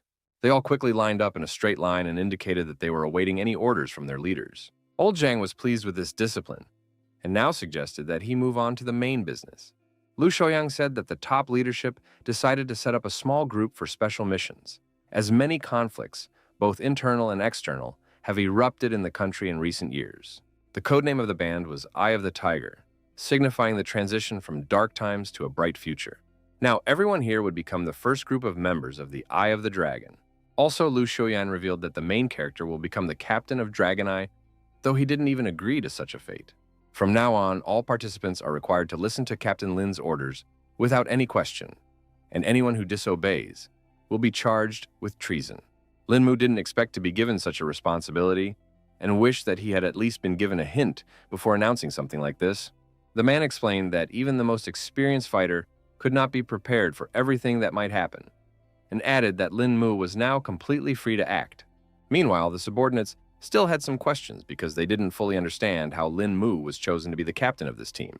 Mr. Lo calmly explained that this guy had abilities beyond their comprehension and began to suspect that not everyone seemed to be okay with that choice.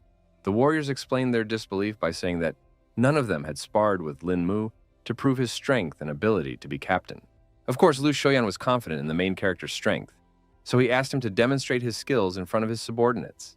The young man was well aware that everyone here were high-level cultivators and were skeptical of his abilities, so he didn't mind proving his level. Then he released his golden chi and asked everyone around him to carefully observe his actions. The fact that the energy surrounded the main character's body as if it were a shield was enough to surprise all the fighters. After that, the protagonist released a huge dragon, forming it from his chi. The powerful energy vortex emanating from Lin Mu swept all the subordinates off their feet. No one could understand what had just happened, and only thought about how frightening that aura was. The main character mockingly explained that the movement earlier was a welcome gift to them from the new captain. The fighters had now fully experienced Lin Mu's power, and now wanted to know what kind of technique it was. In turn, those who had heard some of the legends began to guess that it was the dragon defeat technique. The guy immediately noted that this fighter had a pretty good eye for recognizing this technique. Old Man Zhang had applauded the way our hero had knocked everyone down using just one move, and was now certain that he was indeed worthy of being the captain of the special team. Mr. Lu once again asked if there was anyone who disagreed with Lin Mu's appointment as captain, and suggested that those people step forward and challenge him to spar. After what they had seen, everyone was afraid to object in any way to such a powerful master. So now they just kept silent. The protagonist asked everyone to just trust him, and promised to lead his subordinates to the successful completion of missions, bringing glory for their country. Everyone now showed respect for their new leader, and obeyed him with one voice. In addition, Lin Mu promised to make an individualized plan to improve the cultivation of the soldiers, and do his best to ensure that everyone could freely possess their chi and their bodies. Such conditions, of course, interested all the fighters, so they thanked the captain for such an opportunity. The protagonist immediately decided to schedule a special training session that would take place early in the morning at the same location.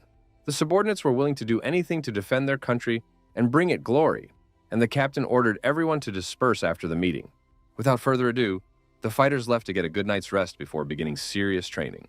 Old Man Zhang decided to still talk to our hero, because he couldn't stop admiring his strength and character, which met all expectations. He felt confident knowing that this particular guy was the captain of the Dragon Eye. Lin Mu thanked Mr. Zhang for all these compliments, and promised to do his best to complete every mission assigned to him. After the meeting, the boy and Mr. Lu went to a tea party, where they decided to discuss some more details. The protagonist stated that he needed a cold weapon, so he asked the man if he knew any suitable craftsmen. The man was surprised to hear such a request, and inquired as to what type of weapon he wanted for himself. Lin Mu had a rather specific question because he wanted to find a copper sword for himself. Eventually, Mr. Lu remembered that he knew where to get such weapons, and decided to offer one place for our hero. The old man decided to send the young man to U's pawn shop, where presumably the weapons he needed could be found.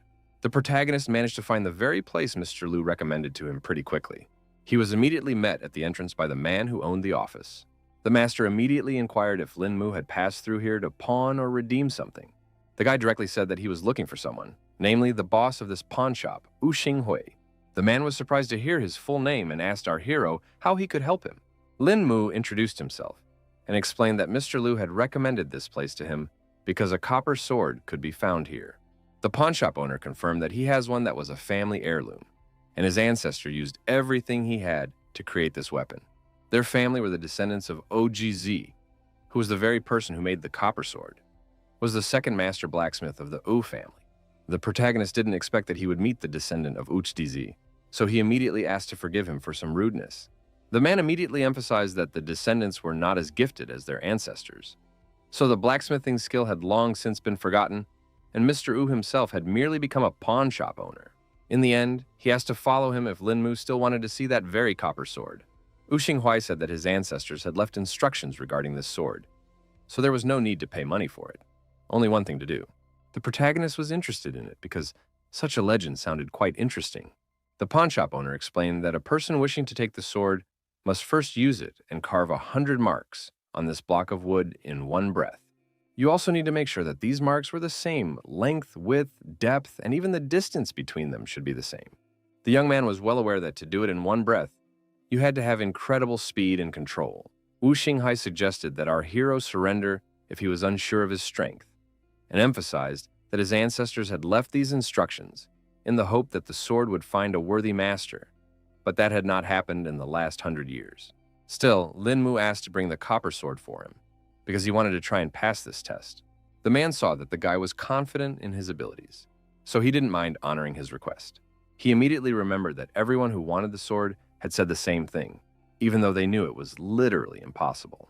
The protagonist immediately thanked Mr. Wu for the opportunity. A couple minutes later, the pawn shop owner appeared with a briefcase in hand and informed him that the copper sword was already here.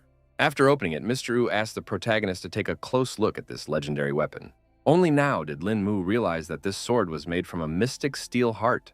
He decided to tell Wu Xinghui himself about it as well, because it was simply unbelievable. Mr. Ao was greatly surprised that the protagonist knew what material was used to create this weapon. The guy remembered that such a material could only be found in the cultivation world, and couldn't raise how it could exist in the mortal world. Then he decided to inquire of the sword's owner himself, and asked how his ancestors came across this material for forging it. Wu Xinghai said that according to family records, this material fell from the sky and does not belong to this world. It became a little clearer to our hero why the aura from this sword was so unusual. The man also added that the name of this weapon was Chu Hong, and asked Lin Mu to try his luck sooner rather than later. Taking the blade in his hands, the lad made sure that it was incredible, for it was as thin as the wings of a cricket, and its flexibility was superior to any other sword he had ever seen. The protagonist tried to infuse the sword with his chi, and it worked because the blade became hard and sharp. He continued to marvel at the fact that his chi was flowing into this weapon without any difficulty, which felt simply incredible. The man pointed at the very same wooden block and suggested that Lin Mu finally proceed with the trial.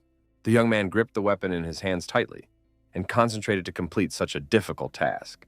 He sliced the air in front of him several times, trying to make 100 cuts in a few seconds. Lin Mu reported that he had finished his assignment and asked Mr. Ao to check the results. The pawn shop owner lumbered over to the wooden block and began to scrutinize the cuts the guy had left behind. In the end, he saw that the protagonist had failed to fulfill all the conditions. Wu Xinghui excitedly informed Mr. Lin that he had not succeeded at all. In fact, the protagonist couldn't believe this fact, so he asked the man to wrap up on the other side of the block. The sword wielder didn't object, and without further ado went around the block on the other side. As a result, he saw the same 100 cuts on the trees, which were exactly the same, as if they had been made to fit a ruler. Wu Xinghui was shocked that someone had still managed to leave all these marks in just one move. The guy laughed contentedly and asked if it was a confirmed fact that he was able to pass this test after all. At that time, the man happily announced that the protagonist had succeeded in passing the test. So now no one was worthy of this sword except Lin Mu. He solemnly handed over the case to the celebrant and confirmed that from now on, the Chu Hong blade belonged to its new master. Other than that, the protagonist said he had another small request and asked if the pawn shop owner could help with that. The guy wanted to make a belt to hide Chu Hong, so he asked Mr. Wu if he could make such a thing. The old man admitted that his skills weren't as good as they used to be, but he wouldn't mind trying to take on the job. Our hero was happy that everything was working out this way, and gave Wu Xinghui his card, asking him to call when everything was ready. The man also said that he would make the belt as a gift because he was very happy that Chu Hong had finally found his worthy owner. The protagonist then took his new weapon and said goodbye to Mr. O until their next meeting. After that, Lin Mu chose an abandoned wasteland on the outskirts of the city where he could try out his new sword without interference. The guy once again concentrated enough chi to merge with the blade into one. In his thoughts, he turned to Chu Hong's sword and asked for a demonstration of his full strength. All with a few blows, the protagonist managed to chop a huge block of rocks into small pieces. The guy didn't even expect to find such an awesome sword in the mortal world, and thought it was only for the best because it could help in battle. The next day, Lin Mu decided to meet up with an acquaintance whom he hadn't been able to say goodbye to properly due to his departure to New York. Yao Shenxian had already heard that it was because of our hero that the Luo family was able to return to the country safely. News about how the guy defeated a whole group of mutants quickly spread through the city, so the girl already knew all the details. Lin Mu couldn't stop marveling at the Yao family who had access to all the classified information. The girl said that Yao was an ancient martial clan, so they also have people working in Bao Lun's group. Now, the young man was not at all surprised that she was so well informed about all the happenings in America. It turns out that our hero had some request for Yao Xianxian, So he held out a sheet with a list of herbs to her, asking for help in gathering them. The girl knew very well that these herbs were hard to find, so she immediately inquired why Lin Mu wanted to gather them. The fellow did not explain his plans in detail, and replied briefly that he wanted to do some pillorying. Yao Shenxian still kept up with him and asked what kind of pills he wanted to make. The protagonist continued to keep the secret and promised to tell everything when he had already made the cure. Eventually, an acquaintance agreed to help and was going to contact the family's alchemist to prepare all these ingredients. Lin Mu immediately thanked Yao Shenxian for helping him. Now the guy decided to inquire about the filming of the movie there. The girl said that they were flying to the capital to shoot some outdoor scenes and would be staying there for a couple of days, and asked if our hero would be free to keep her company. The boy's eyes lit up with delight because he was all for it, as he had wanted to visit the capital for a long time. Yao Shenxian decided to end their meeting because she still has to go back to the studio, and our hero offered to give her a ride to the right place. She refused help because she could get there on her own and quickly said goodbye to Lin Mu. Meanwhile, the protagonist decided to send a list of herbs to Ji Qinglan and Zhou Siyun so that they could help him as well. It was already evening when the boy returned to his home and began his usual training, learning the 13th movement of Tai Chi. He noticed that the movement was rather simple and gentle, so there was little belief that it would actually make a difference. The protagonist couldn't help but feel that he was making some kind of mistake, so he concentrated more on training. Eventually, he thought the mistake might lie in the materials Mr. Liu had given him, though it was literally impossible. The young man came to the conclusion that he should look at the manual again and study it carefully because he might have missed some detail. A couple minutes later, he was already sitting at his computer and going over all the video lessons again, watching every move. In the manual, aside from explaining the various stages of cultivation, there were also only 13 simple Tai Chi movements. The protagonist continued to actively search for the problem, which still could not give him any peace. Eventually, he did manage to find that little detail that was ruining everything. The guy noticed that the creator had gone back to basics, so the average practitioner wouldn't be able to recognize what was behind it all. He realized that he had been careless all this time and was already thinking that this was a completely useless manual. But the whole point was that Tai Chi's creator must already be at the golden core level, and if not for the meager spirit chi in this mortal world, he would be able to be of a higher level. After once again scrutinizing all the techniques, the protagonist went outside again to practice. Lin Mu combined normal movements with his chi to squeeze the most out of these techniques. After a couple hours, our hero finally felt he had mastered the 13th movement. In fact, the guy hadn't even expected that practicing movements 1 through 13 would allow his chi to flow through his body without any obstacles. At this moment, he was approached by Zixi, who inquired about the last movement in his training. The girl noted that it was very similar to Tai Chi, but it felt a little different. The protagonist confirmed her speculation and explained that he was just practicing Tai Chi. Zixi had heard that this technique was a form of meditation, so she couldn't understand why the young man was practicing such a thing. Lin Mu then explained that if she wanted to understand the entire concept of Tai Chi, she would first need to open so many punctuation points of her body. The girl immediately guessed that our hero had already managed to pass this test, which was quite a shocking fact. The guy dismissed her assumptions because he only understood part of it all, and practice helps raise the cultivation level. Zishi, mesmerized by the skill of the protagonist, with burning eyes began to beg to teach her at least the basics of this amazing practice. To begin with, the main character decided to teach her basic movement and how to conduct chi through her body, and if she practiced with all the time, it would also help raise her kung fu level. Zixi was actually surprised that the guy wasn't afraid at all that someone would be loitering around here nearby and steal all those moves while he was training. The protagonist asked her not to worry about it because a person who understands nothing about martial arts will never understand the meaning behind the techniques. After that, Lin Mu proceeded to train his girlfriend, who diligently repeated his every move. Thus, they practiced until the morning, and the guy advised his student to keep repeating the learned moves. As a result, our hero began to notice that Zixi was very gifted because she learned very quickly. At this point, he received a call from Mr. O, so the training had to be interrupted. It turned out that Chu Hong's ball strap was already ready, so Lin Mu informed him that he would be there soon. The young man explained that he had to go away to take care of some business, and when he returned, he would definitely continue his studies. It wasn't long before he arrived at Ao's pawn shop, where the owner was already waiting for him with the finished harness. The protagonist immediately noted that this accessory was a perfect fit for him, and thanked U Xinghui for doing such hard work. The guy was sure that it would now be much easier to use Chu Hong's sword during active combat. He recognized that the Wu family's blacksmithing skill was simply incredible, so he was lucky that he was able to stumble upon them and find this amazing sword. The man thanked for the compliments and emphasized that it only proved that the meeting between him and the All family was destined by fate itself. After that, The protagonist immediately went to Dragon Eye's training base to meet with his subordinates.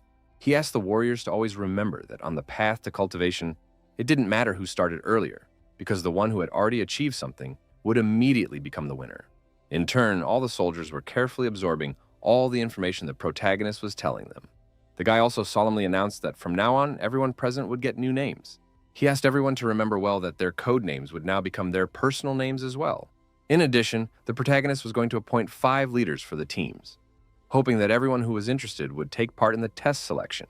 Of course, the soldiers appreciated such an idea, because they would be able to show off their skills and prove themselves to the capital. Toward evening, Linmu returned to his home and started training his friend again.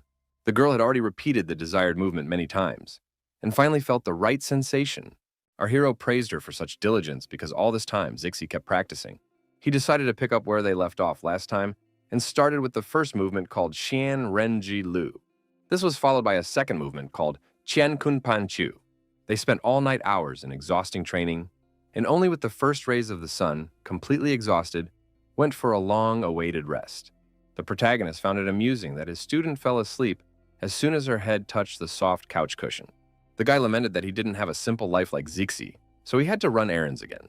Quite soon, he met up with Yao Shanxian, who immediately noticed that he looked rather tired. Linmu already, he was beginning to feel the effects of spending his time training the Dragon Eye brothers during the day and practicing Zixi at night. Meanwhile, they have already arrived at the airport to fly from here to the capital for filming. The girl informed the director, who was still dealing with some issues, that they had already arrived on the spot.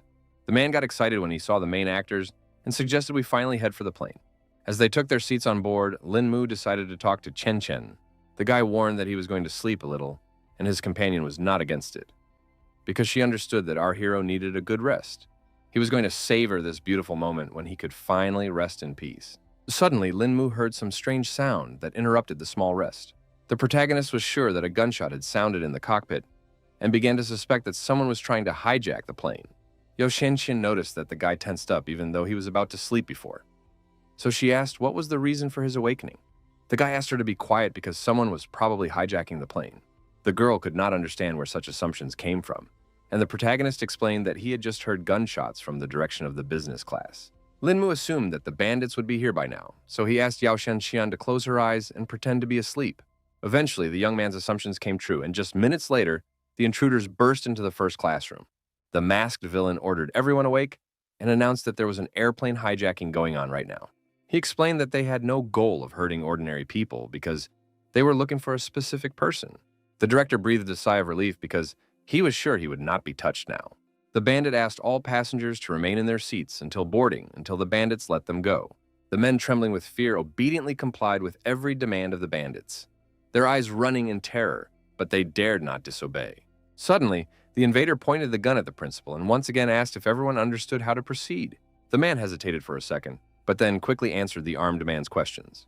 Bandit emphasized that as long as everyone cooperates, everything will be fine. But if anyone wants to play the hero, he asked not to be blamed for being ruthless. Suddenly, the main character appeared behind him and asked if he had a real gun. The intruder turned around sharply and asked how the guy managed to get here so quickly. The entire crew was shocked to see how Lin Mu decided to risk his life so much. The bandit began to shout irritably that it was, of course, a real gun, and suggested that Lin Mu try it out for himself. Our hero pretended that he was just curious to see the real weapons, because they usually use props on set. Yao Shanxian maintained an icy calmness, her lips touched with a slight sneer, because she knew for sure that the criminal had made a fatal mistake by contacting this person. Lin Mu went on to say that he was only a fan of guns, and noted that the bandit was holding a limited edition Arthur revolver. This turned out to be true, and the criminal was glad that some regular guy knew about such things, explaining that it had cost him a lot of trouble to hold that gun. The guy kept playing his part and marveling that it was indeed a limited edition. Eventually, the bandit ordered our hero to return to his seat and stop talking about meaningless things. After this conversation, the main character only laughed off the fact that this bunch of idiots are trying to kidnap an airplane. Of course, the guy didn't bother to sit back in his seat and rushed over to attack one of the bandits from the back. The villain didn't expect to find such a bold person, so he didn't even react to Lin Mu's sly strike. One lightning-fast blow, and the man collapsed to the floor, his consciousness shutting down before his body even touched the ground. The director turned pale, his eyes widening in horror as he couldn't believe that someone dared to break the rules, endangering the lives of all the hostages. The main character didn't expect his boss to believe this guy's words and be so scared. Eventually, the man admitted that maybe he had exaggerated the problem a bit. Other staff members also agreed that they did not have to sit here and wait for their fate because they could only count on themselves. The director realized that he wouldn't be able to stand up to that many people, so he asked what their plans were. Linmu asked everyone to stay in this classroom and watch the kidnapper, and leave all other problems to him personally. He decided to change into the bandit's clothes so as not to reveal his identity, and noticed that the outfit fit him quite well. The guy also grabbed a revolver, so he definitely didn't stand out among the other criminals. Before leaving, our hero again asked all his buddies to be good and stay where they were while he dealt with the remaining invaders. Yao Shengxian decided to point out that the guy's acting was incredible, so she believed that he would do well. Before leaving, the young man once again firmly emphasized that everyone should stay smart and sit here while he checked the situation at the front.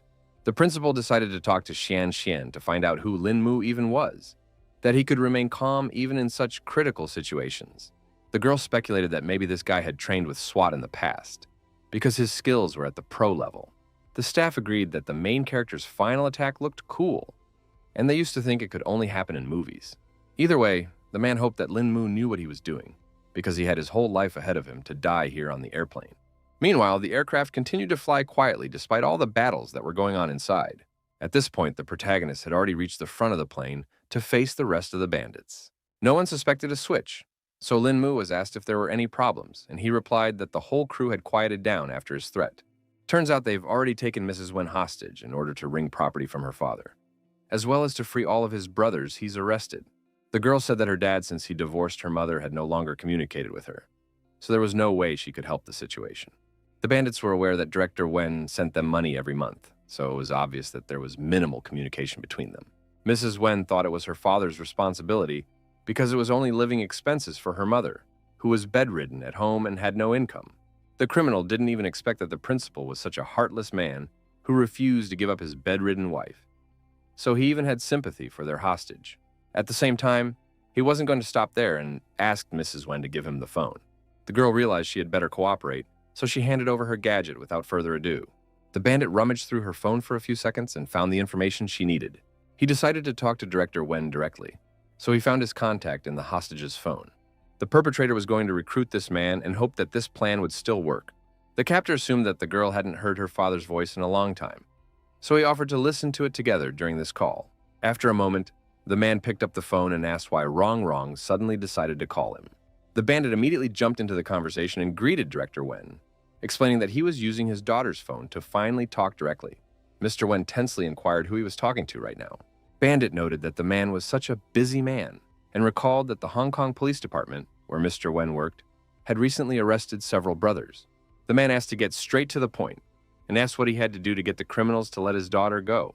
The gangster briefly outlined the terms, which were that the police must return all the goods to them and release all his men. Mr. Wen stressed that they must understand that he does not have absolute power in the department, so it will be a tough assignment. The bandit didn't care about that because the man was now responsible for an airplane with passengers and his own daughter. The chief of police was at the police station of X City at that moment and realized that he had no choice. Wen Qiming explained that he would need time to hand over the goods and figure out how to release people from prison.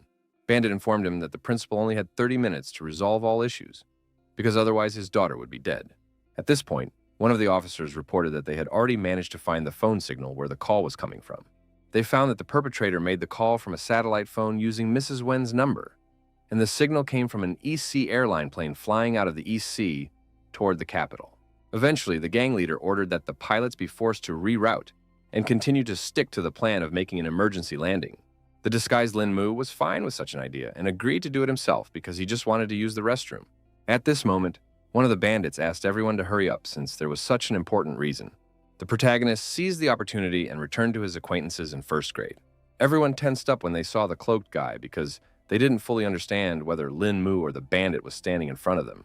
The young man assured that it was him and said that the terrorists wanted to change the route, so he was just going to say hello to the pilots. He again asked everyone to stay in their seats and not move until he returned.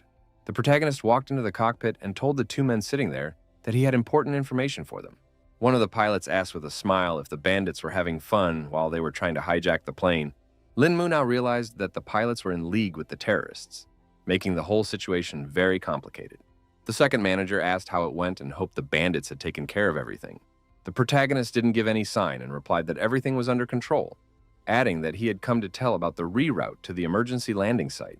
The pilots were surprised to hear such a change because it was a little earlier than planned, but promised that everything would be fine. They began pulling the right levers on the control panel to change the route and select a new landing spot.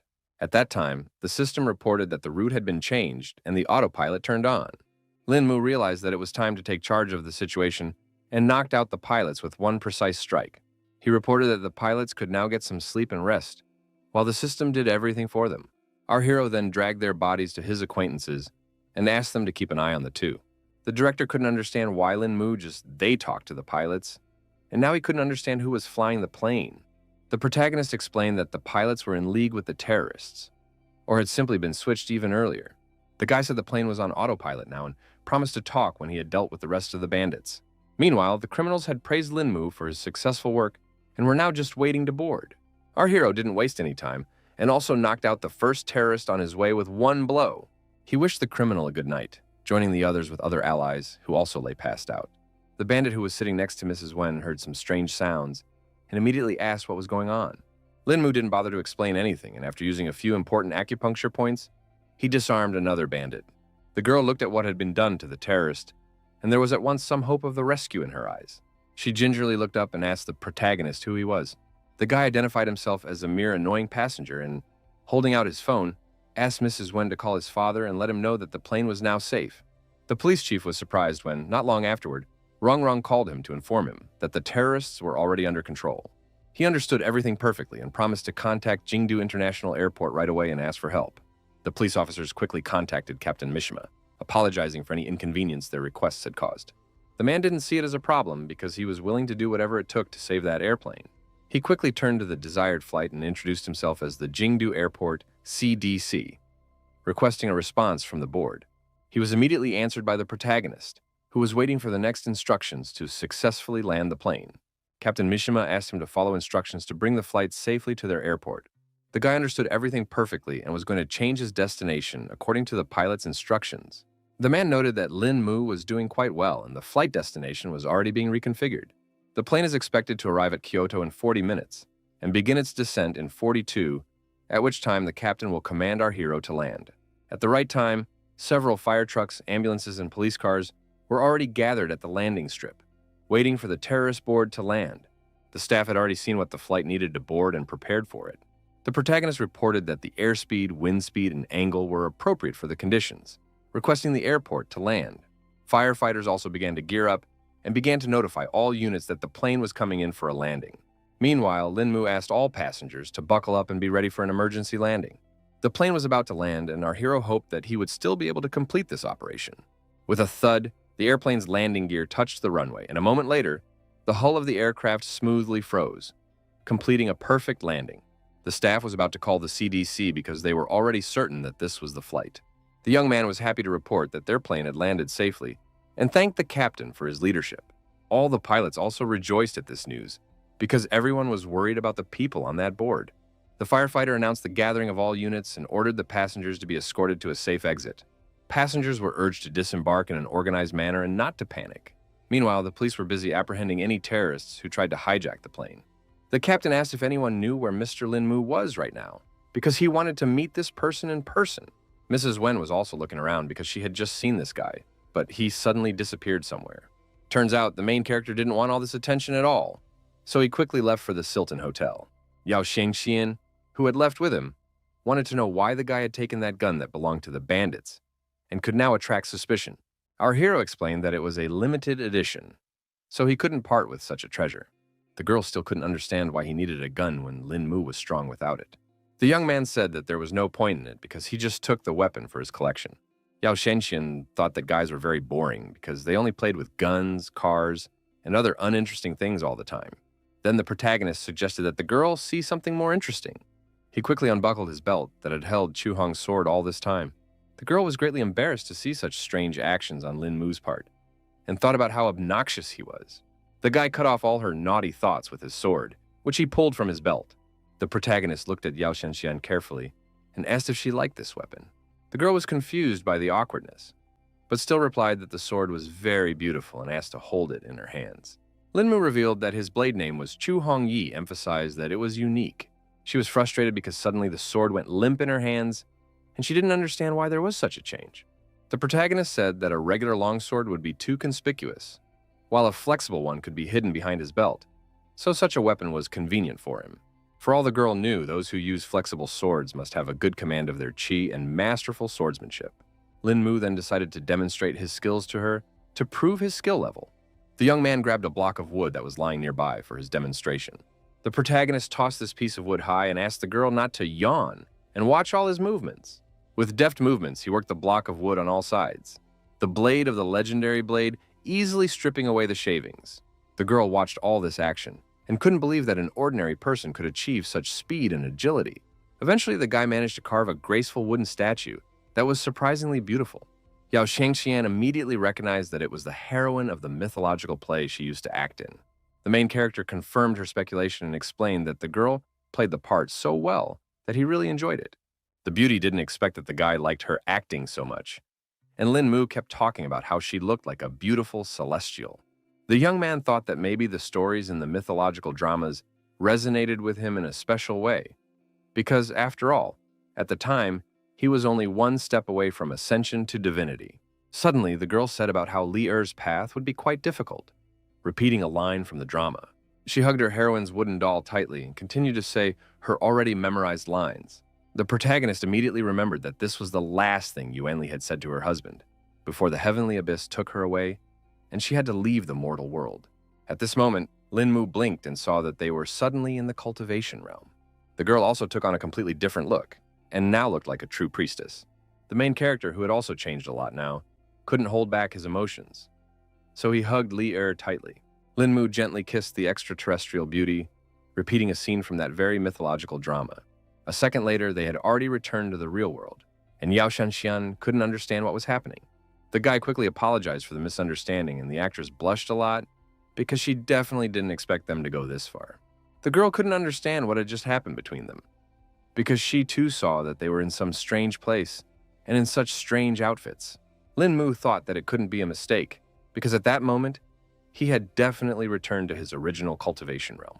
Meanwhile, a group of mutants in America were still trying to save Clove in the same way. The professor explained that their comrade's over-impulsiveness had caused a surge of energy, so now it was only possible to keep him on the borderline between life and death. The captain felt that this garbage was just wasting their strength, so there was no point in keeping it any further. The man asked what were the chances of recovery from the brain injury, and Hamill replied that it was too difficult to determine. It was the old man who had raised this giant all along, so his fate rested on his conscience. He still had one wild idea, for which was to find a powerful mutant with mental powers, and thus control Koev's body. The captain guessed that the professor just wanted to make a puppet of the giant to use in battle. Hamill confirmed that theoretically this plan could be put into action. The military man thought it was just a great idea, so he asked the old man to get to work immediately. The professor had already begun to think through how he would pull this operation off and had taken orders from General Thomas. Events now shift to the capital of the United States of America, where all the major officials have gathered. The meeting hall was completely filled, because many important events have taken place in the country in recent times. General Thomas also entered the meeting room, and his appearance at once attracted all eyes. Everyone was hoping that the military man would explain in detail what had happened during the last operation. Mr. Thomas explained to the congressman that the failure was mainly due to the sudden appearance of a very strong figure on the enemy's side. The others were unhappy with these results, because the military said they had carefully weighed the enemy forces before launching the operation. The general confirmed and emphasized that after the assessment, they did believe that the task would be successfully completed. The congressman couldn't believe that they had sent so many men and ended up failing some one opponent. Mr. Thomas reported that the thing was that their level 4 mutants couldn't even withstand a single bout of this man's attacks, so he suspected that his real strength surpassed level 5. He was sure that against such an opponent, they didn't stand the slightest chance of fighting back.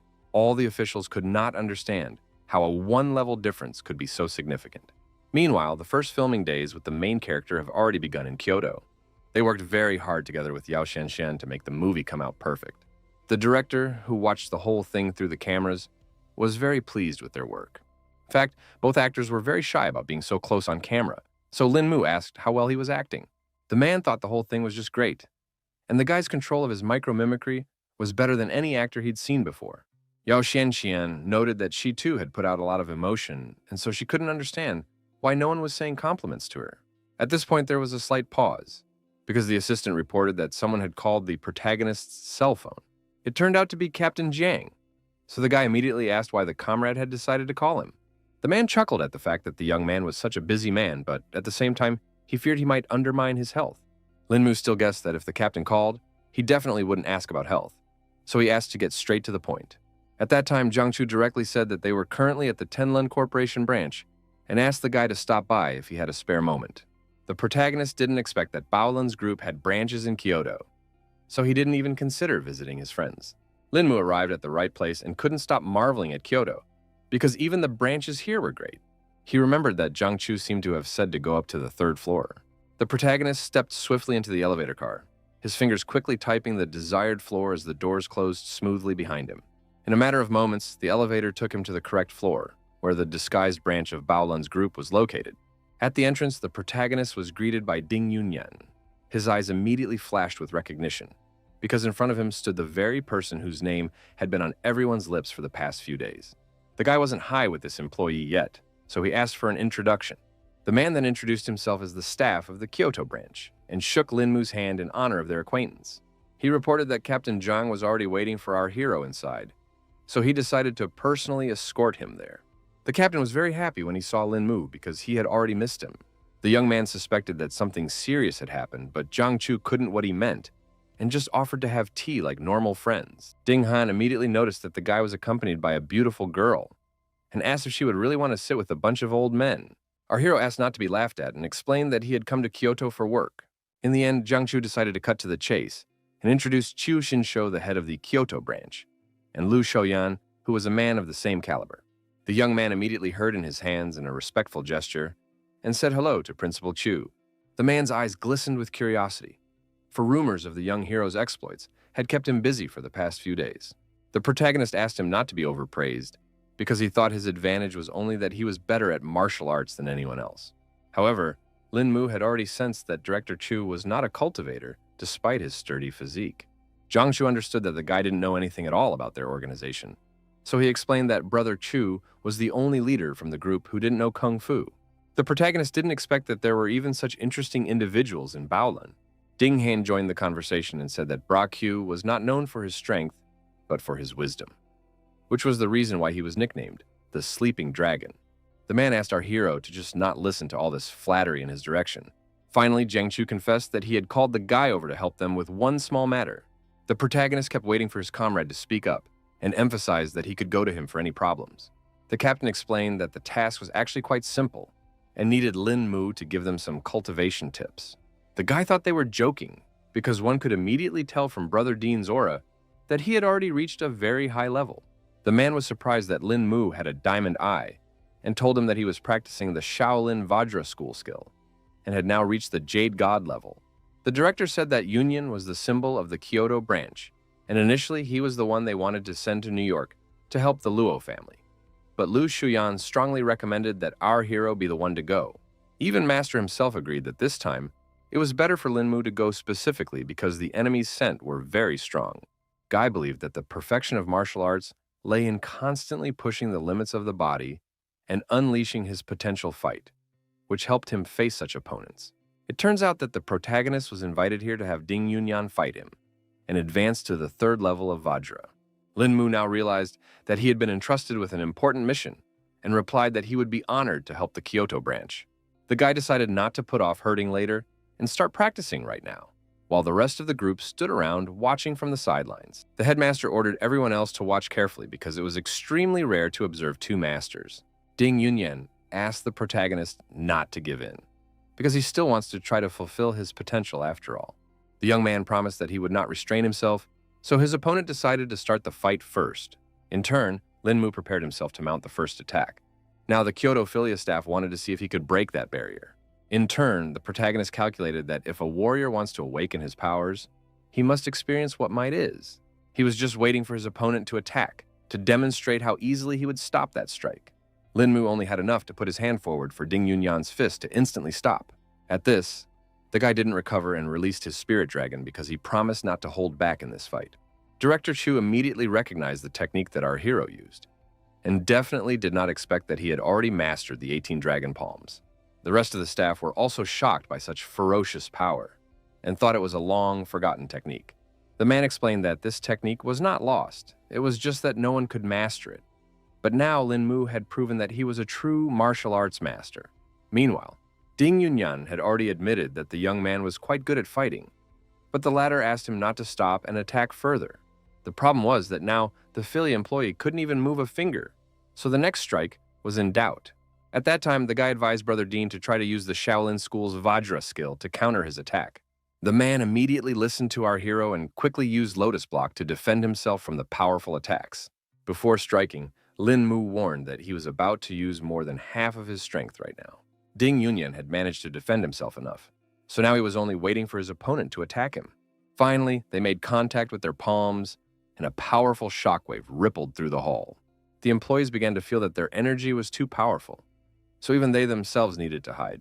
Director Q had not expected at all that the young man would be able to pass through Yunyang's finest primes so quickly, and this level of strength was beginning to terrify him.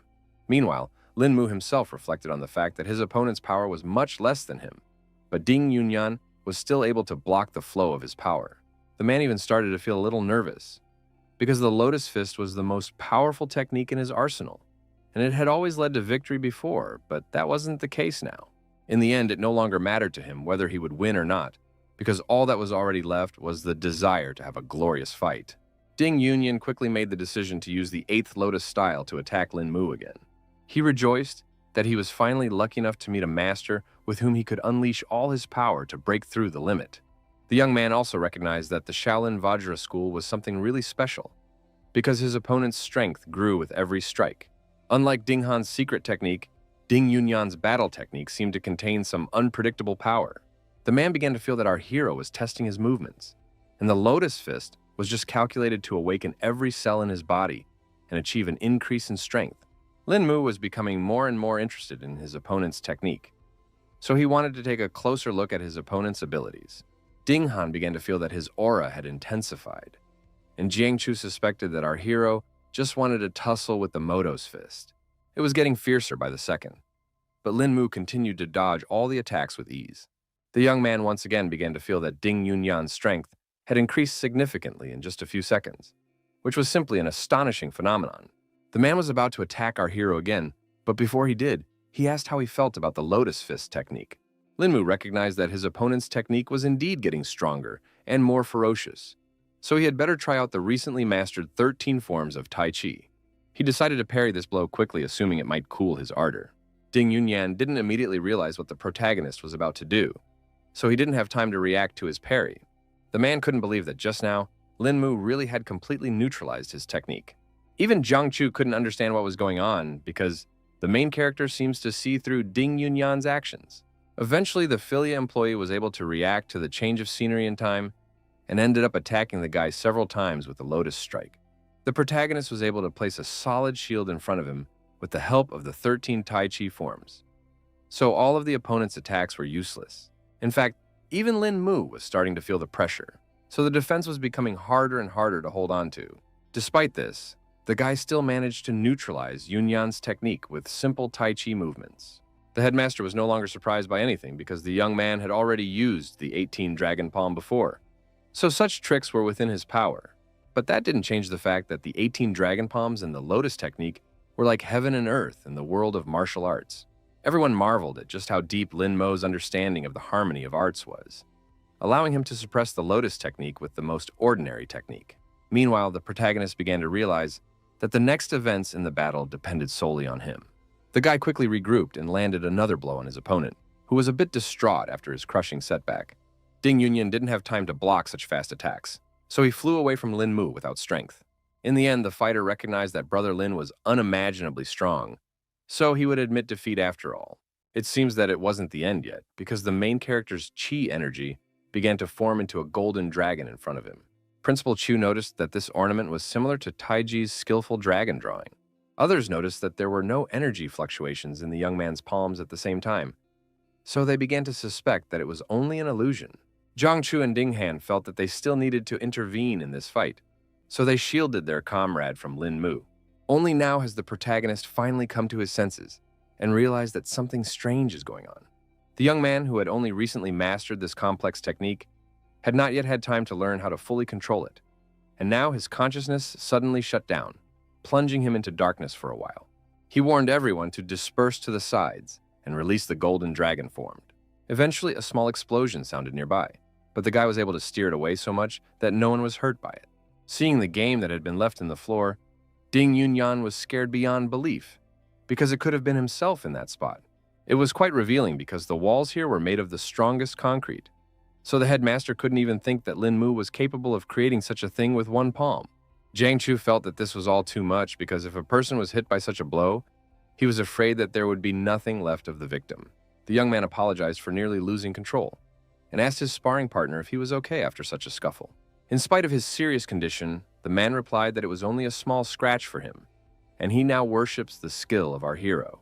Director Q ordered all subordinates to quickly leave this room and think hard about what they could learn from the battle they had seen. At that moment, a call came to our hero's phone, which distracted him a little from the aftermath of the past fight. It turned out to be Yao Shanxian, who was somehow awake at this late hour. The captain noticed it right away and started laughing at the fact that this beautiful young lady was worried about the fact that the guy still wasn't home. It seemed that something serious had happened after all, because the girl had fallen down in the middle of the bathroom and was now asking Lin Mu to hurry back to her. With a trembling voice, she literally begged to be saved, but the explanation came with great difficulty. The protagonist tried to shout to the girl, but she had already hung up the phone and did not answer his questions. Zhangxian plopped down on the bathroom floor and tried to say that she wouldn't last long, but Lin Mu couldn't hear it anymore. Jiang Chu heard that the guy had something going on and excitedly asked why his girlfriend was calling.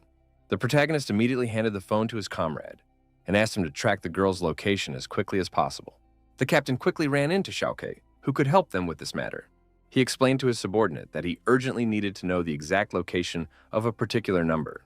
The guy quickly connected his phone to the computer and started searching for Yao Xianxian. In just a couple of seconds, Xiaoke had already received a map that marked the location of the phone. The captain asked Lin Mu to go first, while he stayed at the base to relay the refined coordinates over the phone. The protagonist quickly jumped into his car, and now with all the speed, he was going to help his friend who was in trouble. Mentally, the young man asked Zhangxian to hold out to give him time to get to the right place. Lin Mu finally reached the Grand Hotel where his colleague was staying. The guy started running to the upper floors with all his legs to get to Zhangxian's aid in time. Out of breath, it took him a couple seconds to run to the right floor, where the girl's room was, presumably. According to Baolan's group, the victim was in a room that was guarded by a large number of bodyguards. The protagonist thought that these were the Zhangxian kidnappers and was about to finish off anyone who got in his way. The guards immediately stopped Lin Mu and warned him that he had no right to be here. The guy didn't hesitate and immediately used his skills to knock out the enemies.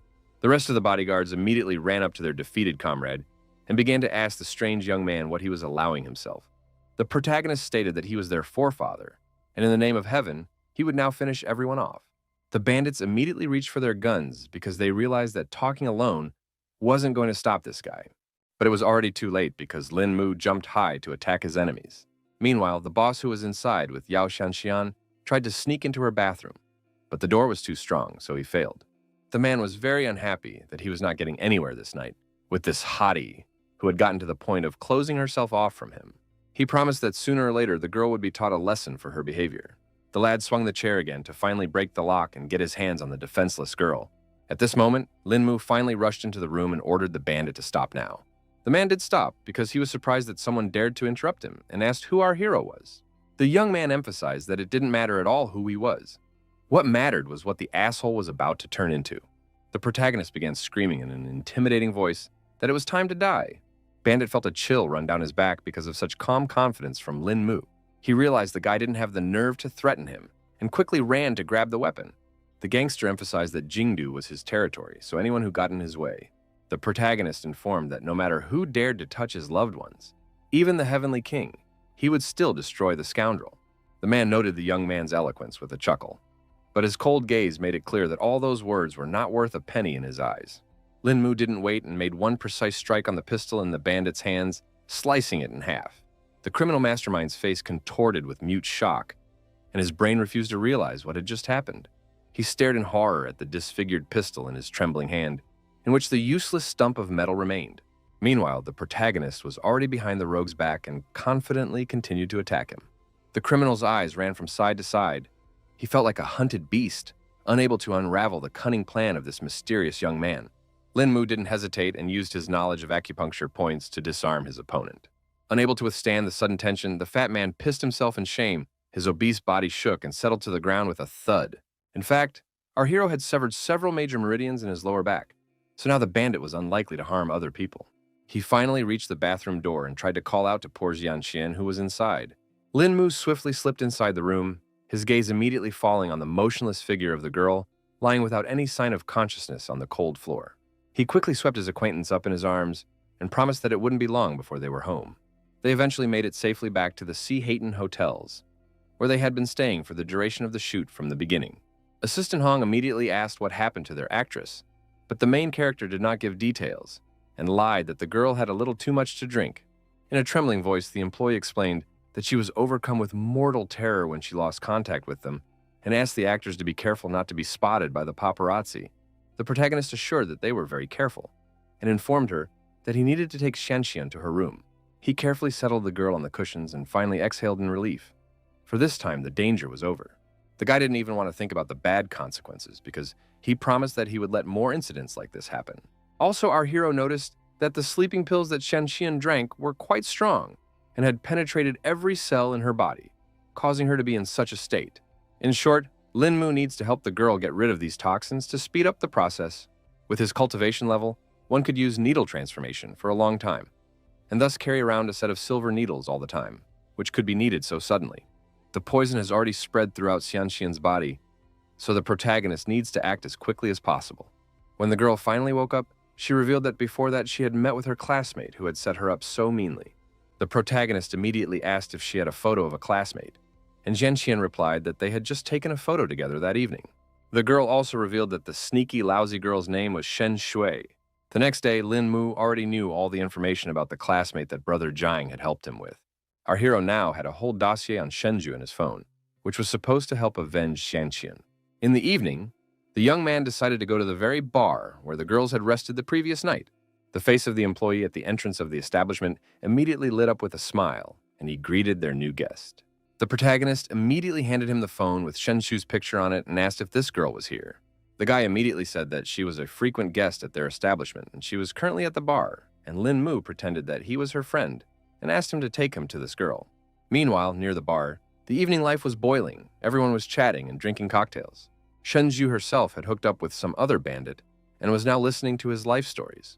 A man was talking in all seriousness about how he had killed one lover of his. It seems the girl definitely didn't expect to hear something so horrible, so she froze in mute shock.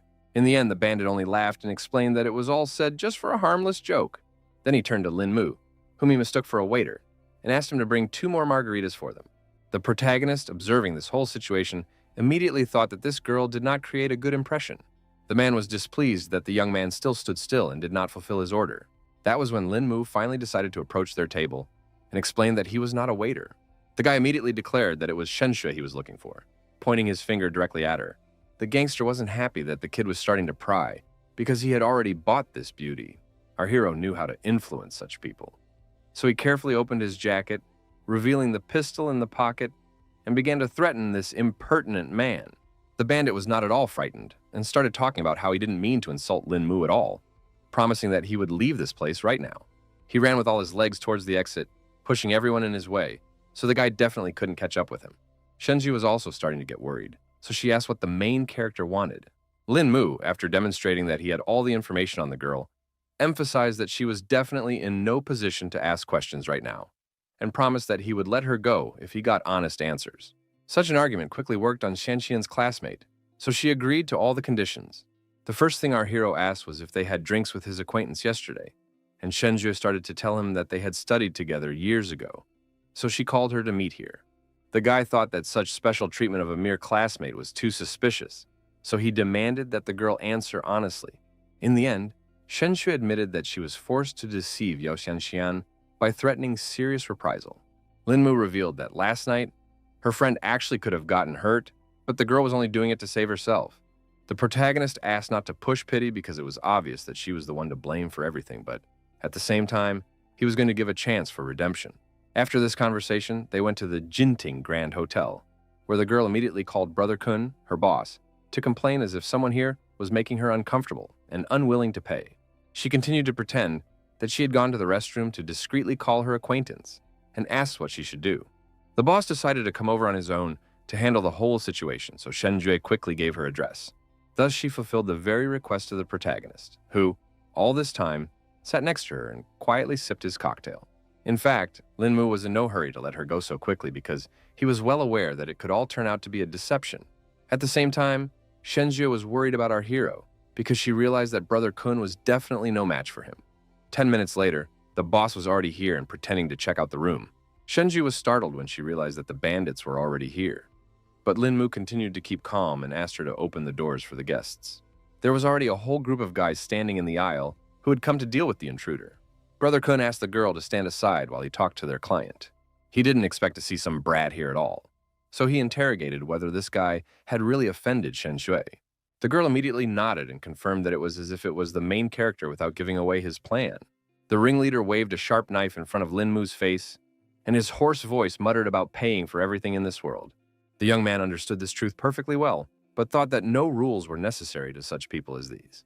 Brother Kun immediately tensed up because he couldn't understand what our hero wanted to say. In the end, Linmu directly told him that these scoundrels had a debt to his girlfriend from last night, so they would pay it off today. The bandit instantly understood what was being talked about and guessed that this was the guy who had injured Mr. Dune. The young man himself felt that he had still been quite kind to such trash and had kept him alive, so that man should definitely thank heaven for that. Brother Kun was incredibly angry with me about this incident because it was the first time their client was hurt that night, and such incidents could simply destroy the entire reputation of their organization. The Dong family had also promised a reward of 10 million for the villain's head, so the bandits were only happy that Lin Mu himself had come to their doorstep. In fact, the protagonist was not at all frightened or surprised by the fact that such a high reward was given for his life. Meanwhile, Thug emphasized that anyone who is an enemy of the Dong family automatically becomes their rival as well, and added that they don't use sneaky tricks. The protagonist immediately noticed that this guy definitely did not go for a word in his pocket. He tried again to intimidate his enemies with the gun that had been hiding in his jacket the whole time. The bandit didn't care about that at all, so he was the first to rush forward to attack. Now he decided that such an insolent man must have experienced the full force of his uncontrollable rage. Linmu immediately noticed that his opponent had a very high speed, but it wasn't a problem. The guy immediately guessed that the bandit wanted to use the knife to get his attention, then stabbed the blade into his shoulder to prevent him from pulling the trigger. He assumed that this thug had definitely had a lot of practice if he wanted to pull off a stunt like this in one move. Linmu was obviously not an easy fighter, so he was easily able to dodge such an attack. Thus, Brother Kun simply forced our hero into hand-to-hand combat, which was much more dangerous for him. The protagonist aimed his fist directly at his opponent's blade without fear of being hurt. With a light flick of his finger, he created an invisible wave of force, and then the knife blade cracked with a clang, splitting into two pieces. The bandit froze abruptly in place, his eyes widening at the realization of his own defenselessness as he now clutched only the useless fragment of a blade in his hands. This blade was made of high-grade steel, and it only took a month to sharpen it alone, and Lin Mu had dealt with it so quickly. Lin Mu was well aware that Brother Kun was just solving money matters, so he asked to take him to the ringleader, promising that he wouldn't cause any more problems. Suddenly, the enemy sharply bounced to a safe distance, making it clear that he does not intend to help the protagonist. The bandit didn't see the point of it, because it was just the guy's own problems, which didn't intersect with his interests. The protagonist coldly explained that he would never have paid attention to them if their actions hadn't affected people dear to him. In the end, Brother Kun recognized that Lin Mu was strong, but the leaders of the gang were also no slouches, so going up against the likes of them was dumb. The young man emphasized that it would no longer be the bandit's own problem, because he only needs to take our hero to the top. The gangster couldn't stand up to the guy anymore, so he agreed to help if the guy didn't give him away. Lin Mu understood perfectly well that the guy was afraid, but he also emphasized that he was definitely not in a position to set conditions. Brother Kun explained that if his bosses found out that he was the one who snitched on the gang, they would just kill his whole family. The protagonist promised that he would not give away the bandit, so he asked to finally take him to the right place. It wasn't long before they pulled up to Kaishuan nightclub, one of the most famous places in Jindu. Brother Kun had explained to Lin Mu that the person he was looking for, known by the nickname Leopard, should be here, but his real name remained a mystery. The young man thanked him for his help, but warned him that there would be no mercy if he had just been tricked. Before parting, the bandit even wished our hero good luck, because he understood perfectly well what kind of people he would be dealing with. The lad quickly approached the boys who were standing outside the club and told them that he had some business to attend to with Leopard and asked to be shown the way. The bandits were outraged that some youngster wanted to talk to their brother Leo and advised him to leave the place nicely. The protagonist has realized that he's not going to have an easy time dealing with these guys, so he needs to deal with them forcefully. All the guards tried to stop Lin Mu, but he scattered them in different directions and went inside without any problems. In fact, the guy couldn't understand what was wrong with all the people in the club because there was a serious fight going on here, and they weren't even paying attention to it. Lin Mu realized that just his fists wouldn't be enough here, so he decided to act tougher. He decided to make a louder noise and pulled out his gun to finally get some attention. Just then, the DJ finally heard some rumbling and stopped the music. The protagonist didn't wait and fired another shot, assuming that now everyone would finally scatter. The clubgoers finally realized it was gunshots and stopped dancing. Lin Mu said that his bullets didn't care who they shot at and gave 10 seconds for everyone to leave the publication. Chaos reigned in the room at the sight of the battle weapons, and the crowd rushed in terror towards the exit, knocking over everything in their path. After that, the dance floor was left a complete mess, and Lin Mu tried to shout for Leopard to come out before the guy blew the entire club to smithereens. The bandit patted such skills of our hero and noted that he had not seen such daring youth for a long time. The young man immediately interrogated if it was really the same Leopard standing in front of him. The man in the leopard coat confirmed that he was the leader of the gang. He inquired as to the reason why the protagonist had made such a big fuss here. Guy inquired whether Leopard had received a guest with the surname Dunn last night. The bandit immediately realized that the man who had crippled his client stood before him, not expecting him to come to her lessons himself. Lin Mu explained that he had decided to save a little time and advised the leader to let his men go if he didn't want the same fate for them. The leopard thought it was all just bragging and suggested that the young man go through his fighters first. He had already had to face death many times to achieve his position, so he wasn't afraid of some kid. The bandit wasn't happy that the kid had decided to trash an entire club, so he wasn't going to let him leave here alive. Lin Mu was still calm, despite his opponents surrounding him from all sides. The protagonist quickly glanced around the room, noting at once that this was a very dubious contingent. Lin Mu had already attacked the first opponent and said that it was still unclear who would die today. The first bandit, of course, could not resist such a precise and strong blow, so he flew aside without strength. The bandit became even angrier when they saw what had become of their comrade, so they tried to attack the young man again. The protagonist looked around the entire crowd and asked them to attack together so as not to waste his time. Without losing momentum, he instantly switched to a new opponent, his fist already rushing towards the face of his next victim with frightening precision. The other bandit was kicked right in the chest and also could no longer continue the fight. After dealing with all the gang members, Lin Mu turned to Leopard and emphasized that it looked like he had just collected a bunch of trash.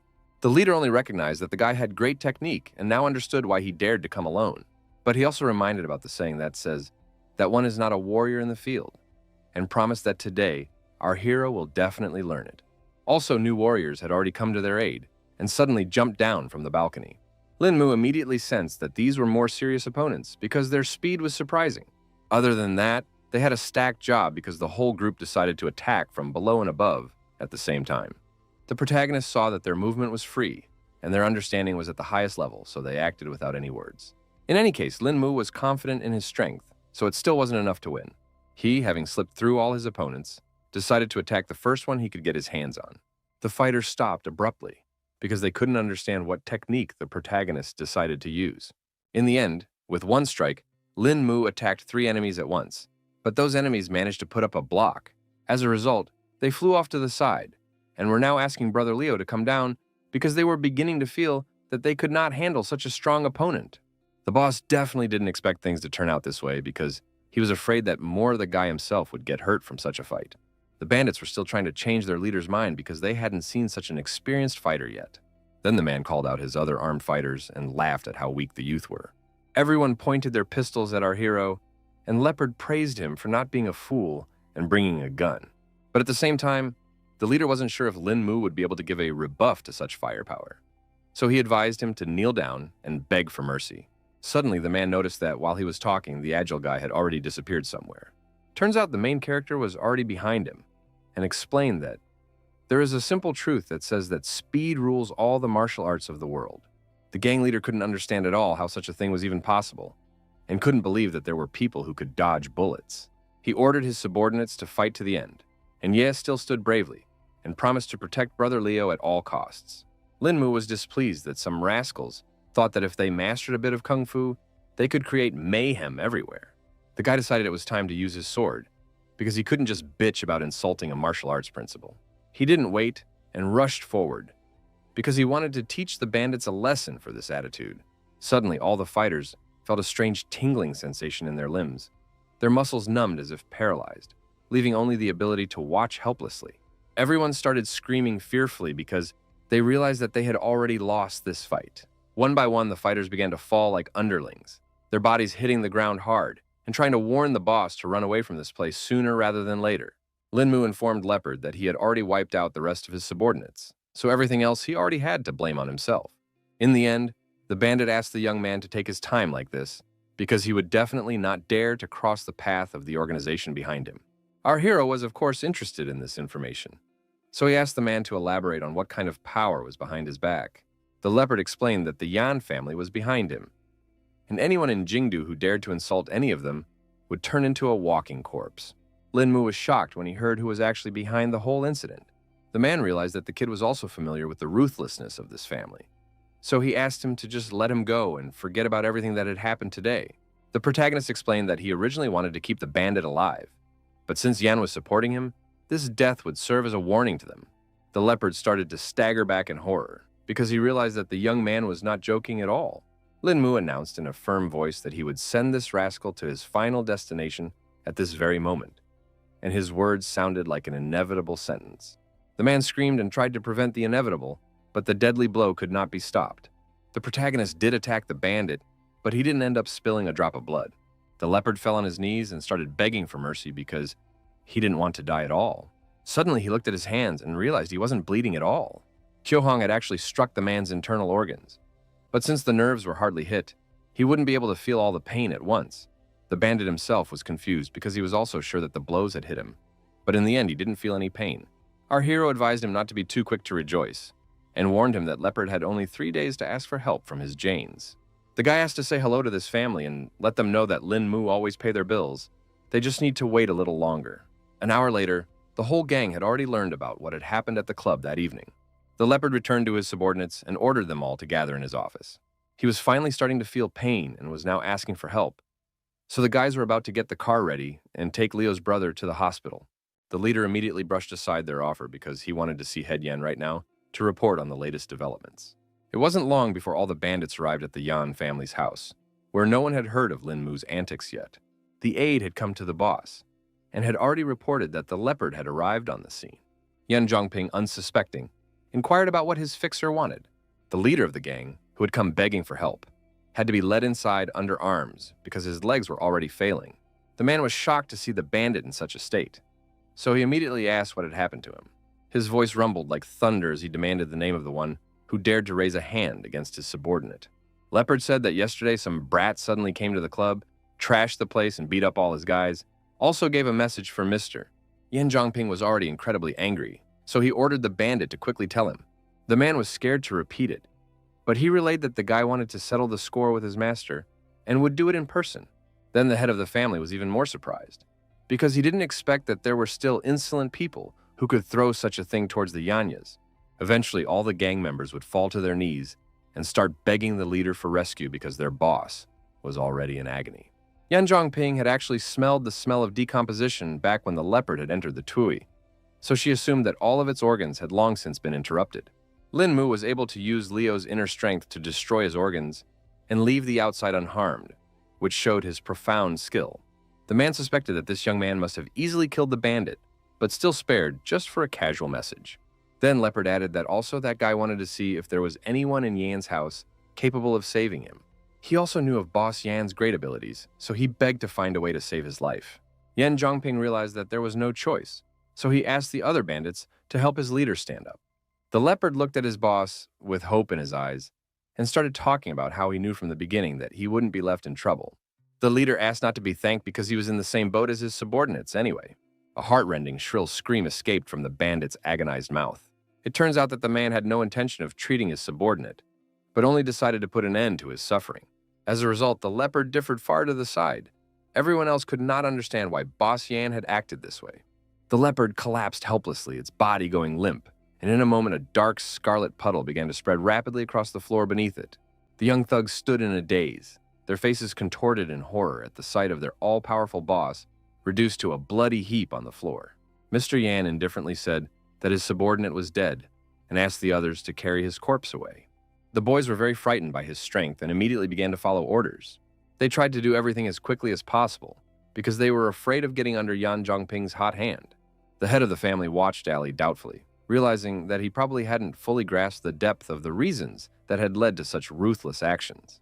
The subordinate called himself stupid and admitted that he didn't understand anything, but was sure the boss must have his reasons for doing so. Yan Zhongping explained that he had killed the leopard because it was no longer salvageable, and besides, he had not told the whole truth. He suspected that the bandit had done something unforgivable to get this man to kill him. And since he dared to ask him to deliver a message, this guy must not be afraid of offending the family. Ali understood it all now, but he never would have thought that someone in the world had the audacity to threaten their clan. The man explained that the world is full of people like that, but they just wouldn't dare cross them. The head of the family still understood that it was unlikely that this brash man really had the claimed power, because their dialogue would no longer have to take place. Meanwhile, police officers who wanted to see the girl arrived at Yao Xianxian's hotel. The girl asked the employee why these people would be looking for her, but he also didn't know anything. Assistant Hong immediately appeared beside her and said that she would go along with her to monitor the situation. All this time, Officer Fu had been in the hall, looking out the window, waiting for the girl he needed. The police officer escorted the girl to the correct location and informed her that a police officer was waiting for her in the break room. The man would be happy to see Yao Xianxian and friendly extended his hand to say hello to her. The first to enter the conversation was the assistant, who stated that she was the lady's confidant, and for security reasons, they needed to look at the officer's ID. The old man didn't see it as a problem, so he immediately showed his ID. The girl noted that the ID was different from the others, so the policeman explained that he was in a special unit. The officer told them that they are dealing with unusual cases, so they need Ms. Yao's help in this investigation. The girl didn't understand anything and wanted to know what was required of her in such a case. The man wanted to ask her some questions because, in the evening 2 days ago, she had visited a 5-star hotel with a certain lady named Shen Yue. The aide understood that leaking this information could have badly affected the actress's reputation, so she emphasized that it was a personal matter and Ms. Yao had the right not to answer. The old man then assured that their station could guarantee that the girl's private life would never become public. Yao Shangxian gently placed her hand on the shoulder of the worried assistant, letting her know that the situation was under control, and agreed to go along with the police. Now the events are moved somewhere in Thailand to the base of the local mafia. Solinar, the leader of the faction, couldn't figure out where his goods were, so he reprimanded all of his subordinates. The guys reported that the mission failed because a mastermind showed up, interfering with their work, and the right people couldn't get to their destination. The man couldn't understand what all his men were doing, that they couldn't handle some common intruder, and he wasn't about to believe that Chinese masters were now found at every turn. Turns out this shipment was worth over $1 billion, and if the subordinate can't get it back, it's all over. This was the common cargo of the 13 factions of the Golden Triangle, which was why this assignment was so important. The boss pulled a gun on one of the guys, who still realized it was his fault and agreed that he deserved to die. The man then lowered his weapon and emphasized that he didn't care at all about other people's lives. So he ordered him to find the goods, or else everyone present would be dead. The subordinates said they had already received confirmation of the information that Yuta and his group had moved with the goods to Jindu. The boss understood that this was terrible news because the neighborhood was too dangerous. He knew that Jindu was in the sphere of influence of Chinese factions, so they would never return the party themselves. The boss then immediately ordered his assistant to contact the vultures, because only they would be able to return the goods. In parallel to these events, Yao Shanxian had already told the officer that she was already unconscious at the time of the kidnapping, so she did not see the perpetrators. At this point, the protagonist has just returned, finally dealing with all the problems. The guy noticed that his acquaintance seemed to be busy and wondered who the gentleman was next to her. At that time, Zhenxian introduced Lin Mu in front of the policeman and told him that he was the one who would play the male lead in their movie. The protagonist said hello to the officer and immediately extended his hand to cement their acquaintance. The old man immediately had some strange feeling, so he began to suspect that this young man was far from being an unusual person. The protagonist noticed that Mr. Fu was looking at her strangely somehow, so he inquired what the matter was. The officer was confused because he didn't even know what to say, so he replied that it was okay. In the end, he thanked Mrs. Yao for her cooperation, as the overall situation was now clearer. But perhaps he would contact her again in the future. Toward the end, Lin Mu asked Officer Fu in all seriousness to be careful. Yao Shenxian couldn't understand why the guy was looking at that gentleman so tensely, and thought that he had already noticed something unusual. The guy explained that when they shook hands, he had sensed the officer's true chi, so he assumed that he must be a high-level cultivator. The girl was greatly surprised because she couldn't even think that this old man was such a strong master. The protagonist thought that the policeman was intentionally hiding his energy, but he still managed to discover this feature. Mr. Fu, who had already gotten into his car, also wondered why, when they shook hands, he felt a powerful pressure from Lin Mu. He began to be even a little afraid, because of the abnormal aura emanating from our hero, and already thought that he had managed to stumble upon the Grand Master. Meanwhile, one airplane landed at a private landing site in Vietnam. It turned out to be one of Solinar's old associates, one they hadn't crossed paths with in years. Cecil was surprised that the bandit had suddenly summoned him, so he inquired as to what was so important. The man said that he had some difficulties, so he urgently needed the help of a friend. The guy had already heard about the situation, so he didn't mind dealing with the case, because he was like a fish in water in this matter. Over dinner, Solinar recounted all the details of what had happened and begged his old friend to help him. The comrade agreed that there were too many craftsmen in that area, so it was not certain that all of them would get out of there unharmed, so the fee would have to be raised a bit. The case was very important, so the man was willing to pay any price for this help. Cecil, given that they were old friends, decided not to bore the chatter and showed two fingers to explain his price. The bandit had only been once to pay $20 million, and remembered that, according to the old rules, the first half had to be in advance, the second half after the job was done. Both parties were happy to have this cooperation, so they drank to the success of their mission. Events returned to the Triumph Bar, where the protagonist's recent fight with Leopard took place. Tufei pulled into the parking lot next door and wanted to take care of some issues. The man approached the people at the entrance and asked where he could find the local leader. One of the bandits replied that their boss was now impossible to find because he had recently died, and asked irritably to get behind him. Without further ado, Tufei abruptly grabbed the guy by the scruff of his neck, his powerful fingers digging into his neck like a steel vise. He pretended he hadn't heard anything and asked what the self-righteous wretch had said. The bandit repeated again that Leopard had long been dead, so Master Chin was now running things here. The man loosened his grip a little because he realized that the leader of the gang was indeed gone. The next day, filming operations moved to Jindu International Airport. The main character masterfully got into character because of his embrace was so natural and warm. The next moment, the director's voice rang out, announcing that the shot had been taken. The staff member reported that the couple had done a great job and could now get some rest, and they would continue after lunch. Lin Mu stepped aside and his attention was caught by some strange crowd of people on the airport grounds. Even though everyone looked like normal passengers, the guy still suspected there was something wrong with them. Meanwhile, a coworker came up to him and suggested we go out for lunch because she wasn't ready to put up with airport cooking. But our hero paid no attention. The young man said he was going to go get a glass of fruit juice for them, but actually went to see what the crowd was all about. Yao Shenxian couldn't understand why the guy went to get the juice again if it was literally in his hands. In fact, the protagonist wanted to find out the key nuances of this mysterious situation.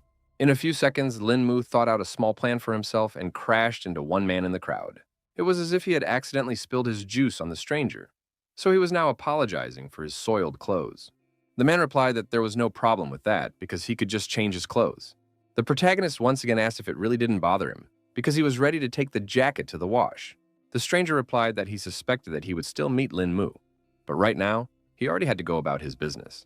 After that, the young man returned to Yao Shanxian, who was waiting for him to grab something to eat for them. Our hero laughed off the fact that she believed he went to get food and told her that he saw something suspicious in the crowd and decided to get a little closer. The girl was immediately interested when she heard such news and began to listen to Lin Mu attentively. Guy suspected that everyone in this crowd was a military man with special training, and there were even 7 with special abilities among them. Yao Shenxian shrieked when she heard such shocking news, and our hero immediately asked her to be quiet because she might attract the opponent's attention. Lin Mu decided to contact his partners and report that a lot of fighters had gathered in Jindu, so something big was going to happen. Meanwhile, Tufei arrived at the Tai family mansion after failing to find Leopard. Tai Haixing was surprised to see little Fei, from whom there had been no word for so many years, and now realized that he had only been abroad. The guy said that he had too many enemies at the time, and if he hadn't run away, they might never have seen each other again. Dawson noted that at least he could have contacted them from across the border during all this time, because he himself thought his comrade had been badly injured when he covered him from the knife. Two-Face sighed heavily and explained that some things couldn't be explained quickly. It took time and details to get the full picture. The old man decided not to rake up the past and asked Little Fei why he had come to him in the first place. The guy decided not to hide anything and stated that he wanted to make a big deal with the Tai family. Tai Haisheng remarked that he had succeeded overseas over the years, since he could talk to him about big deals, and wondered what it was all about. Two-Face said that after this deal, the old man would be able to get more than 70% of the mainland's supply, and speculated that such a thing might have interested his future partner. The head of the family did show interest, so he asked for more details, but he was also afraid that he wouldn't be able to absorb such a big chunk by himself. Turns out this guy was representing Solinar, and had approached the old man for that very reason. Meanwhile, Captain Zhang and his men had already arrived at one of the ports in the city to monitor the whole situation, but no one had discovered anything unusual. The man, betraying his excitement, asked where the protagonist had been all this time. Linmu already suspected that something serious had happened in his absence, so Brother Zhang told him that 2 tons of cargo had fallen through the ground. The captain decided not to delay and take the young man to the scene at once. Our hero asked what the guards had to say about it, but even they didn't notice anything unusual. The warehouse was searched up and down, but in the end nothing was found, and moreover, the rest of the goods were left untouched, indicating that the cargo had been taken out through the main gate. At the same time, those who had a shift today assure that they did not step down, which only adds to the mystery of the incident. Lin Mu then inquired when they had determined the disappearance, and the partner said that it had happened last night when the police were inspecting the goods. The lad immediately concluded that, in any case, they did not yet know the exact time of the theft. The captain confirmed his words because the last inspection was as long as 3 days ago, but they also have a chance to get a more precise time. So he's already sent his men to get the footage from the cameras, and then at least they'll be able to find out some details. One staff member reported that he did receive the tape, but he wasn't sure if it would help in their investigation. In the end, the problem turned out to be that the data had been deleted by someone and was now unrecoverable. The protagonist inquired about the cargo that caused such a strange occurrence. Jiangchu said that the goods were seized not long ago from an international terrorist group that is now in intensive care. Suddenly, the capital noticed that his subordinate had already managed to contact his superiors. Meanwhile, as it turned out, someone was lodged in a skyscraper that was not far from the port and was watching the actions of our heroes. They watched all the group's activities intently from the window through the blinds. The man behind the spyglass informed his allies that so far the harbor was empty. It turned out to be Officer Fu, and in the meantime, his subordinate reported their target out. Even this policeman agreed that this Lin Mu was not as pro as it seemed at first glance. The old man immediately inquired what was so interesting that his employee had noticed. It was so serious that the policeman asked his supervisor to come over and see for himself. In the next instant, Officer Fu's pupils dilated dramatically, his eyebrows flying up at such an unexpected revelation. It turns out that such a strong reaction was because the main character was next to Jiang Chu. The police officer immediately remembered that, in a case 2 years ago, the captain had tried to delete everything and asked the officer what the man was all about. The old man said that he too became aware of Jiang Chu from Baolan's group after the same case. The officer was even more surprised when he heard that the man was connected to the very same mysterious organization. The officer explained that Baolan was a secret unit of the Chinese army, which included the highest level of armed forces. Now they no longer had the need to continue their surveillance, so Mr. Fu decided to gather everyone else to discuss the situation. Meanwhile, the protagonist met with the port security guard, who reported that the security service conducts a guard change every 6 hours, and surveillance at the post goes on around the clock. Linmu took note of this information and said that he would need to examine each soldier. He quickly chose the first guy to examine and used special powers to scan his body. Eventually, after careful examination, the protagonist finally uncovered an important clue. Now the young man realized that it was not at all surprising that the soldiers had not noticed anything unusual. Linmu informed the captain with seriousness in his voice that the consciousness of all the guards had been attacked by someone else. The main character explained that no one remembered anything because a time period had been removed from their memories. For his part, Jiang Chu did not expect at all that someone would be able to brainwash their soldiers. Moreover, the protagonist suspected that everyone had been indoctrinated with fake memories, further confusing the situation. Although the guards answered firmly and clearly, they had blank looks on their faces, and it was all because the memories weren't true, causing them to react like robots trying to go back to that day. The captain realized that their enemy was able to affect so many people at once, which proved that a powerful psionic was fighting against them. Lin Mu was sure that they were the same fighters from the airport and asked Jiang Chu where they could be found now, and the latter, after some thought, suggested that the group was probably hiding in one of the major hotels in the city. The supervisor said he had already organized 24-hour surveillance of them, but so far no one had detected anything suspicious. He also showed on a map all the movements of these people in the last 2 days. The protagonist, after considering these routes, immediately noticed an interesting detail. Lin Mu saw that these soldiers were all scattered quite far away for a normal group. The captain wanted to see for himself and realized that this mark had only recently appeared, so he decided to urgently request confirmation. He quickly called his staff and asked what was going on at the site of the last marker. A fighter from the recon squad reported that all these people had suddenly disappeared from sight, and the protagonist was afraid that someone might have alerted them to the surveillance. Nothing was clear to the captain yet, and he decided to wait until the squad was on the trail of this group. Lin Mu was surprised and couldn't believe that these fighters had discovered that they were being followed and erased one of the scouts' memories. Jiang Chu thought it was quite possible, and then the tactical advantage would definitely not be their team's, and our hero asked if there was anything noteworthy on the enemy's route. Eventually, the commander did notice that something strange was happening in that direction. He realized that the rivals were getting closer and closer to a maximum security prison. It was now obvious to all that the goal of the enemies was to free the prisoners. Then the captain immediately recalled the very hijacking of the airplane, flying to Jindu that Lin Mu had inadvertently revealed. Our hero began to guess that those terrorists were in the same group as these very robbers. Jiang Chu explained that the lost cargo belonged to the group of villains who had hijacked the plane, and it seemed that this time they had sent someone influential to retrieve the goods. The guy asked Brother Jiang to tell his men right now that they should immediately cordon off this building, and they needed to move out to this place right away. The events are transferred to a special regime prison, where a serious incident is about to take place. The unsuspecting guards were discussing that Area A and B were pretty quiet today. Eventually, one of them noticed that something strange was happening nearby. It turns out that one of the prisoners came out of his cell, so the guards immediately called out to him and ordered him to stop. The perpetrator laughed strangely somehow because he seemed to be up to something. The guards again addressed him by number and ordered him to stop. Otherwise, they were going to use force, but he walked on, ignoring the threats. The prisoner asked confidently if they really wanted to use force against him. It turns out that all along he had been hiding 2 guns, which he now pointed at prison staff. Now the criminal wanted to see who would kill who first at this rate. The officers certainly didn't expect this turn of events, so they only had time to ask where he got the weapon from. While our heroes were on their way to the prison, they had already been informed of what was happening outside its walls. The captain informed Lin Mu that something had happened there, the prisoners had revolted, so the situation was bad. The guy realized that the circumstances were only getting more complicated, so he hoped they at least had time to get there. A few of the guards had already been interrupted, so the rest were about to call headquarters. Other officers reported that 2 of their co-workers had been shot in Area A and requested backup to prevent escape and infiltration. That's when they were approached by the very criminal who was standing right behind the guards' backs. He looked at them with an intimidating smile, and there wasn't an ounce of fear in his eyes. Eventually, the prisoner didn't wait any longer and fired a few more shots. The security personnel did not have time to react to such a sudden attack, so they repeated the fate of their colleagues. The criminal breathed a sigh of relief because now he had finally discovered his way out. It had been so many years since he had touched guns, and yet he was still able to deal with so many opponents. It turns out the other prisoners were also armed, so their leader signaled for everyone to come out. They weren't going to come up with some elaborate plan and decided to go straight head on. All the villains were only happy to have this opportunity because it had been a long time since they had entertained themselves in this way.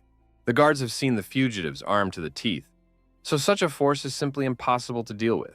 Meanwhile, under the walls of the prison, special forces have already gathered to stop all this mob of thugs. The commander had already ordered to prepare for the attack when Lin Mu and Jiang Chu finally arrived on the scene.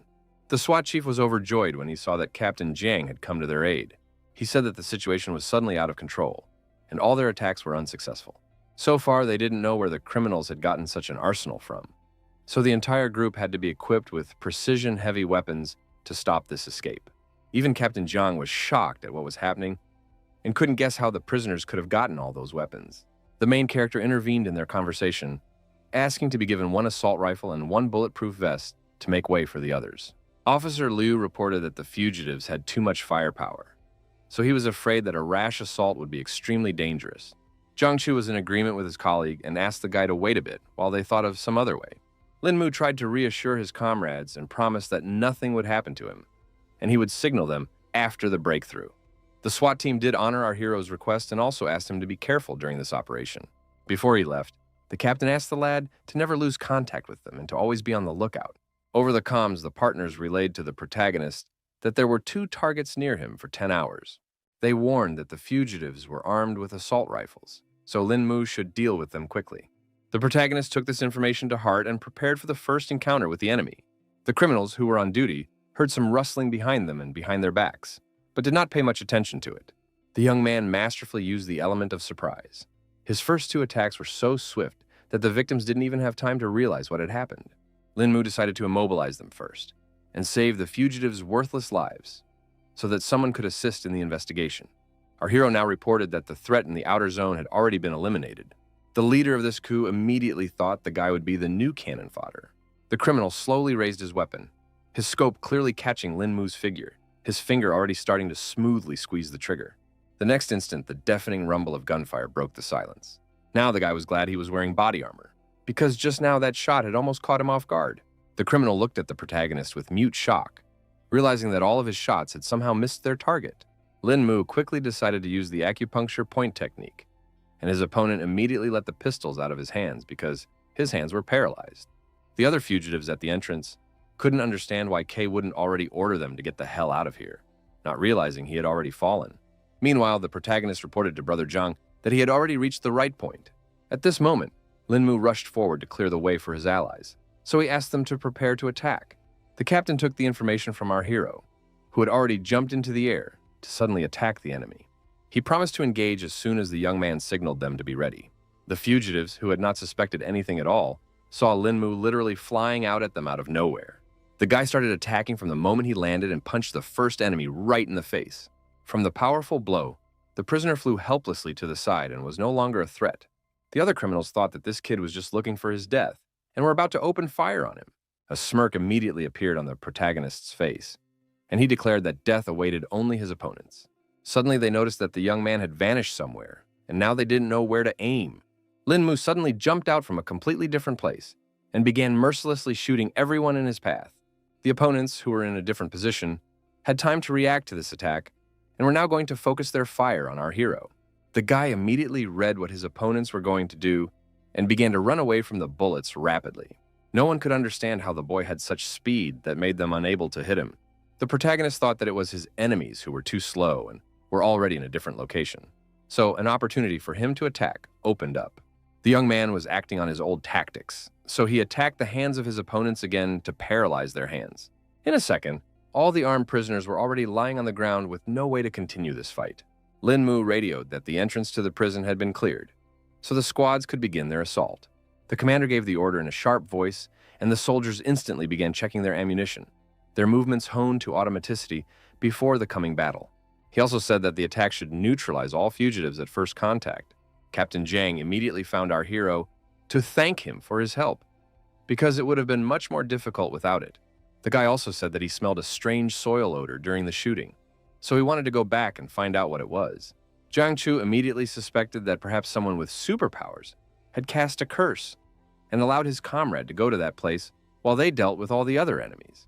Our hero started inspecting the area and saw that the cells are made of reinforced concrete, so it is not yet known where the smell of earth is coming from.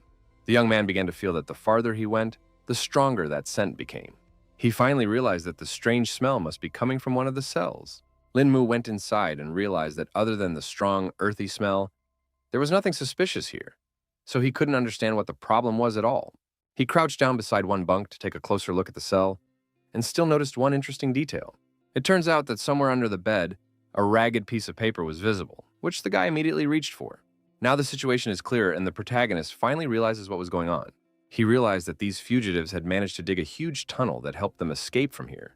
Lin Mu suspected that they couldn't have run far, so if he moved out now, he might be able to catch them in time. In the end, the young man's guesses came true, and most of the prisoners were already fleeing through the forest. It turns out that their guide was Tu Fei, who sensed a dangerous aura approaching, causing him to tense up. The young man abruptly froze in place, causing the entire group to stop, causing his partners to anxiously ask what was wrong. The leader explained that he sensed someone approaching them, so he asked all the prisoners to go on without him while he covered the entire team. They were also accompanied by 2 people with superpowers, who immediately thought that the police had caught up with them after all. Tu-Fei was displeased that his allies were so careless, as they weren't out for a walk, because of which it was better to keep an eye out. At that moment, the protagonist just popped up on them and decided to reveal his location. He immediately asked who were these daring rascals who dared to free the Jingdu prisoners. The leader of the faction had not expected such a strong master to be sent against them, and now realized that they would have to adapt to such conditions. The protagonist only laughed off the fact that the criminals still hoped to fulfill their plan. Tu-Fei admitted that they don't expect everything to go flawlessly, because all they have to do is leave China. Either way, he was sure that some youngster couldn't beat their strongest team. Such self-confidence only brought a smile to the face of the protagonist, who understood the balance of power perfectly. Linmu released a powerful wave of energy, his voice sounding menacing and confident as he declared that he wouldn't be killed so easily. The opponents didn't expect at all that this guy was hiding so much energy within him, so they even started to panic a bit. Our hero also knew that all of his opponents had superpowers, but he wasn't afraid of that, so he asked them to attack him first. The fugitives' allies were even more surprised when they realized that the young man already knew about their main power. The beast that was with them was also certain that Lin Mu was destined to die today. Lin Mu then asked if his enemies had encountered Lawrence and Clove, whom he had been able to kill without any problems. Tu-Fei definitely didn't expect to meet the person who managed to defeat these strong mutants here. His allies still felt that they shouldn't take the word of some petty lout, and were already about to climb into battle against him. The monstrous mutant decided to take on the protagonist and attacked him first. He unleashed a monstrously powerful punch, but Lin Mu lightningly bounced sideways, leaving his opponent punching the void. The young man's eyes flashed with icy flames, his voice sounding like steel as he announced the start of his attack. After his first attempt, he still managed to successfully strike his opponent. The shockwave spread through the mutant's thick layer of fat, creating eerie ripples on his body like a stone thrown into water. Despite the mutant's massive physique, Lin Mu lifted his huge body into the air with a powerful jerk, displaying incredible strength. In the end, the formidable giant could do nothing against our hero, and helplessly resigned himself to his fate. The protagonist was still in suspense, because he saw that his enemy survived even after being hit so hard. The mutant grinned wryly, watching the bewilderment on the young man's face, because he knew the reason for the ineffectiveness of that attack. In reality, it wasn't like that at all, because Lin Mu believed that his opponent had mastered a skill that allowed him to distill power from the earth and adopt its properties. His opponent confirmed his speculation and emphasized that the guy's punches were useless against the power of the ground. He tried to attack the protagonist, who continued to stand still calmly and confidently. The young man waited for the moment of impact and at the last moment bounced off the mutant's massive fast fist. Lin Mu understood that this enemy had a solid defense, but at the same time, it was impossible to fight deftly with a clumsy body. Suddenly, he saw with his peripheral vision that the other opponents had decided to attack him from the other side. The protagonist abruptly turned around and saw two deadly spheres coming towards him, one of which was burning with hellish flames, and the other exuding freezing cold. The guy hadn't counted on such a combined attack, but still managed to dodge in time. The mutants were shocked that Lin Mu was able to bounce back from the deadly strike at the last moment. Meanwhile, our hero was already near his opponents and warned them that their skills were nowhere near their abilities. He quickly grouped up and used the descending dragon palm against the enemies. Only Tu-Fei realized that they wouldn't be able to face such an opponent, so he ordered the entire team to retreat back. The leader of the group decides to take on the protagonist to give them time to escape. Lin Mu felt waves of powerful energy emanating from the guy, emitting a good amount of power. Throwing his fist forward, the mutant suddenly tore forward at the young man, who didn't even have time to raise his hands to defend himself. The main character was first hit pretty hard right in the head, despite his attempts at a block. From such a force, the guy flew a few meters away, but still managed to stay on his feet. Lin Mu was interested in this turn of events because he now felt that his opponent possessed the ancient Wushu Kuidong, which was truly a unique case. Tu-Fei didn't want to waste time on this idle talk, so he quickly moved on to his main objective, concentrating energy in his fist. Our hero responded in kind because he wanted to see Kung Fu with superpowers. Both wars were pretty strong, so they just collided palms down. After such a powerful collision, there was a violent explosion that threw the guys off in different directions. The young man was not afraid at all and only laughed as their fight gained new momentum. Tu-Fei abruptly changed his stance, his body moving forward like a deflated spring, trying to take the initiative.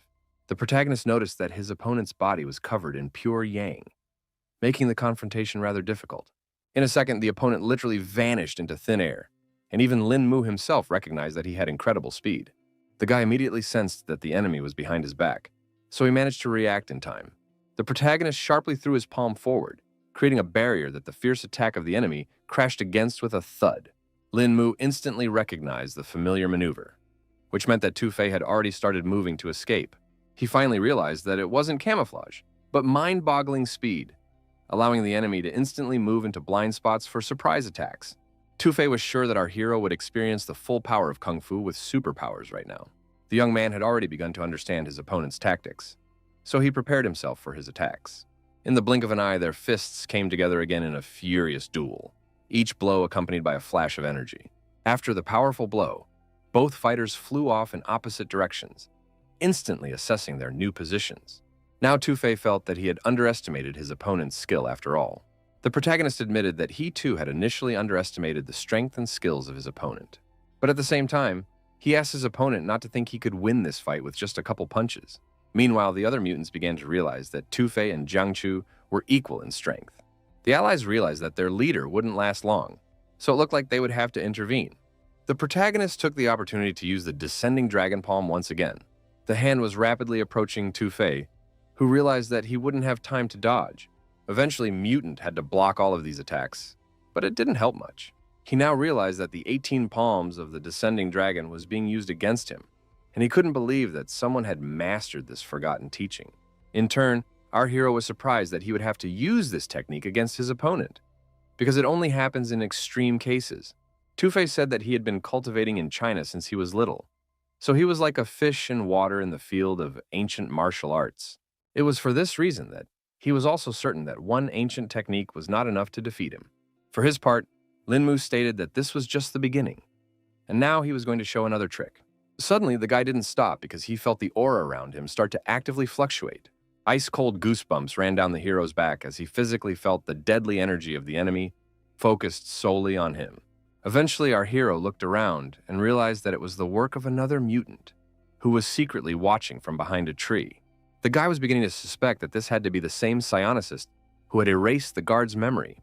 The enemy began to feel that there was still a little bit left to penetrate Lin Mu's mental barrier, after which he would become defenseless.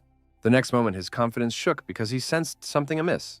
The fighter couldn't understand why his consciousness was reflected and tried to realize what had just happened.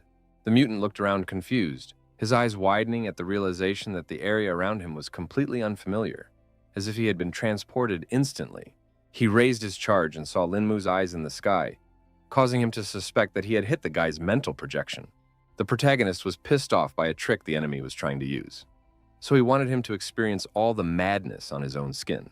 The guy began to feel incredible pain and begged Brother Fei in agony to save him. The mutant thrashed convulsively on the ground, its fingers digging into its own skull as if trying to keep it from exploding. His allies watched in horror at their comrade's condition, unable to understand what had happened to Neil. They began to suspect that the guy's abilities were out of control, causing such a terrible condition. Meanwhile, Tu-Fei and Lin Mu continued to exchange strong blows, but neither of them hit their opponent. The mutant was getting to push our hero away from himself and stepped back to check on Neil. Brother Fei quickly ran up to the guy who was still rolling on the floor in agony and asked him to hold still to allow him to be examined. He probed with chi energy at Neil's head, who couldn't stop screaming that he was in a lot of pain. Eventually, Tu-Fei realized that things would be too bad because their ally was seriously injured. He explained that their comrade had just been subjected to a powerful mental attack, causing his spinal cord to be paralyzed. The mutant guessed that it was the main character's doing and asked him how he was able to pull off this stunt. Guy emphasized that he didn't have time to babysit his enemy and suggested that Neil might have caught up with some heavenly punishment. Tu-Fei chose to believe his words because he had seen with his own eyes that Lin Mu didn't have the ability to be distracted by others. In fact, our hero's soul was at a high level even though he had lost his former cultivation, which helped him deal with the psionicist. It was for this reason that for such a weak soul, an encounter with a young man turned into a shortcut to the other world. The mutant realized that the guy had decent strength because he was the first equal opponent. But also Tu-Fei regretted that our hero was a leaguer, because with his abilities, you could bring the whole world under him. Lin Mu emphasized that a true cultivator should follow the righteous path and do good, not gain wealth through iniquity. He was certain that only the noble ones could absorb the boundless energy of heaven and earth, so one must discard the source of all evil to attain greater power. In turn, Tu-Fei thought that this was just some nonsense, because everything done today was just for the sake of gaining power. Meanwhile, the protagonist has decided to change his tactics and try to win the enemy over to his side. because he can still get on the right track and help China. He realized that reaching the same level as himself was not an easy task, but Tufei could still save his future. The mutant's eyes widened in surprise, his jaw involuntarily dropping as Lin Mu's suggestion was clearly out of all possible scenarios. The protagonist reiterated again that he can give a chance for a better life, but the choice will be left to the guy himself. Tufei's allies, who felt that not a single word of the people from the government could be trusted, finally broke into this conversation. Eventually, the leader ordered Tatas to take all the wounded while he dealt with the enemy. No one could understand what Brother Fei was saying because there was no way they could abandon their comrade. Tufei emphasized that they couldn't even realize this person's strength and warned that no one would be able to leave this place alive. Eventually, Tatas realized they would have to leave and hoped the leader would catch up with them after all. Then everyone quickly climbed on the giant to get away from here as quickly as possible. In an instant, the ground beneath the mutant and his companions opened up, completely swallowing them. The protagonist watched closely and realized that his opponents had just simply fallen through the ground. In truth, Tufei wanted to give up after such a sermon, but he was afraid that he could no longer turn from his path. The young man accepted his enemy's choice and stated that he would definitely fight him at full strength now. Suddenly, the opponent let out even more energy to show his perfect form. Lin Mu watched as he continued to increase the load on his body with superpowers, not at all afraid that it would cost him dearly. Tufei didn't even realize that the young man had such knowledge of superpowers. However, he feared that the protagonist had no idea how much power the mutant could hold within him. After that, the subscriber immediately attacked Lin Mu, who did not expect to see such a deadly speed at all. At the last moment, the young man still managed to put up a block, but Tufei's fist was already too close. Thus, the mutant was able to throw our hero back a few meters without any problems. During his rather long flight, Lin Mu had used the Nine Suns block to protect his body from serious wounds. The guy still managed to successfully bounce off and regroup, to now consider that the enemy's strength had indeed increased by several dozen times. It would take at least 5 times the force to create such a shockwave, which now looked rather amazing. The protagonist became as serious as possible because he realized that now he had no right to make a mistake. At this moment, Tufei began to catch up with the young man and laughed at the fact that he seemed to have now realized how powerful superpowers were. In any case, the young man felt that compared to true Qi, this was all just like child's play. But it wasn't that simple, so our hero froze in place again in shock, not expecting such a strong opponent. Tufei once again attacked Lin Mu and suggested that he try to endure a couple more of these blows. Even such a high-level master couldn't resist the mutants' combined attacks and flew from side to side through the forest. The situation was getting worse, and at this rate, even the 18 palms of the descending dragon would not be able to penetrate such an enemy. Our hero was beginning to feel that now all he had to do was use his last hold. Tufei felt that his strength was already enough to knock Lin Mu down and reminded him that he couldn't be defeated by some kung fu technique alone. The young man agreed that now that his enemy had revealed his full power, he had nothing more to hide.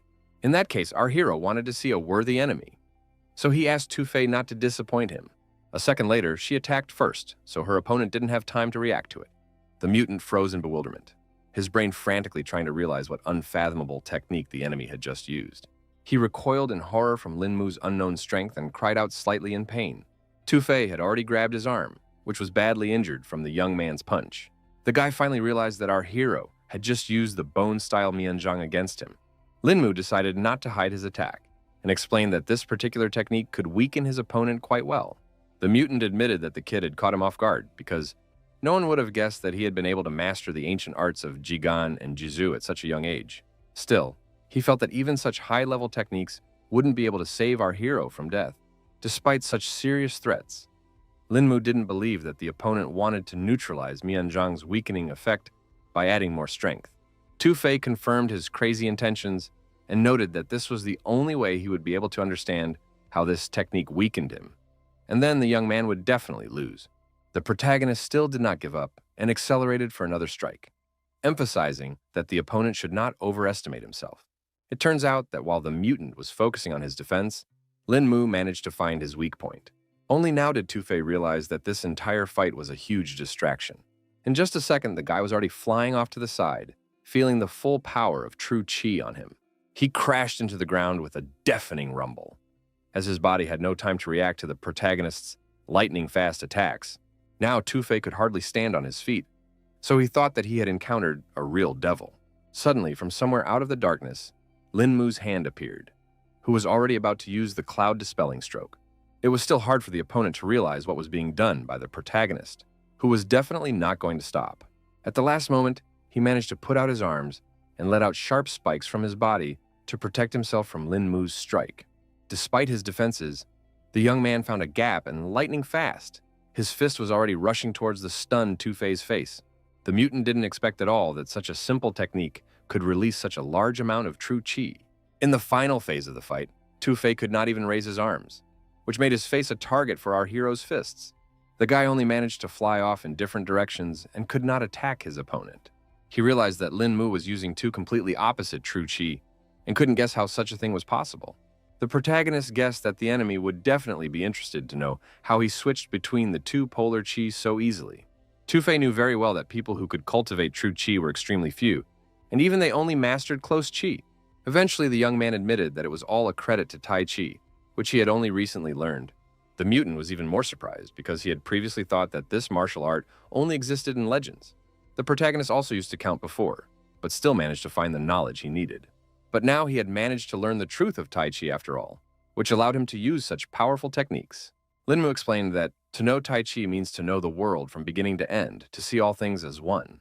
To demonstrate his strength, the guy decided to destroy one tree, which is now shattered into small pieces. Although our hero had only mastered the first stage, it was already enough to demonstrate the full power of Tai Chi. Tu-Fei could now only think of this power instilling terror in anyone who saw its effects.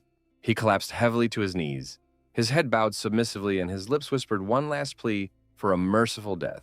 The protagonist asked his opponent to just get out of here because he can't fulfill such a request.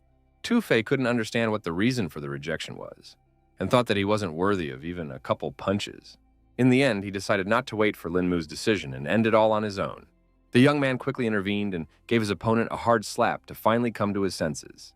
The main character thought it was all nonsense because Tu-Fei had gone through so much hardship to train this body for cultivation and ended up getting rid of it so quickly.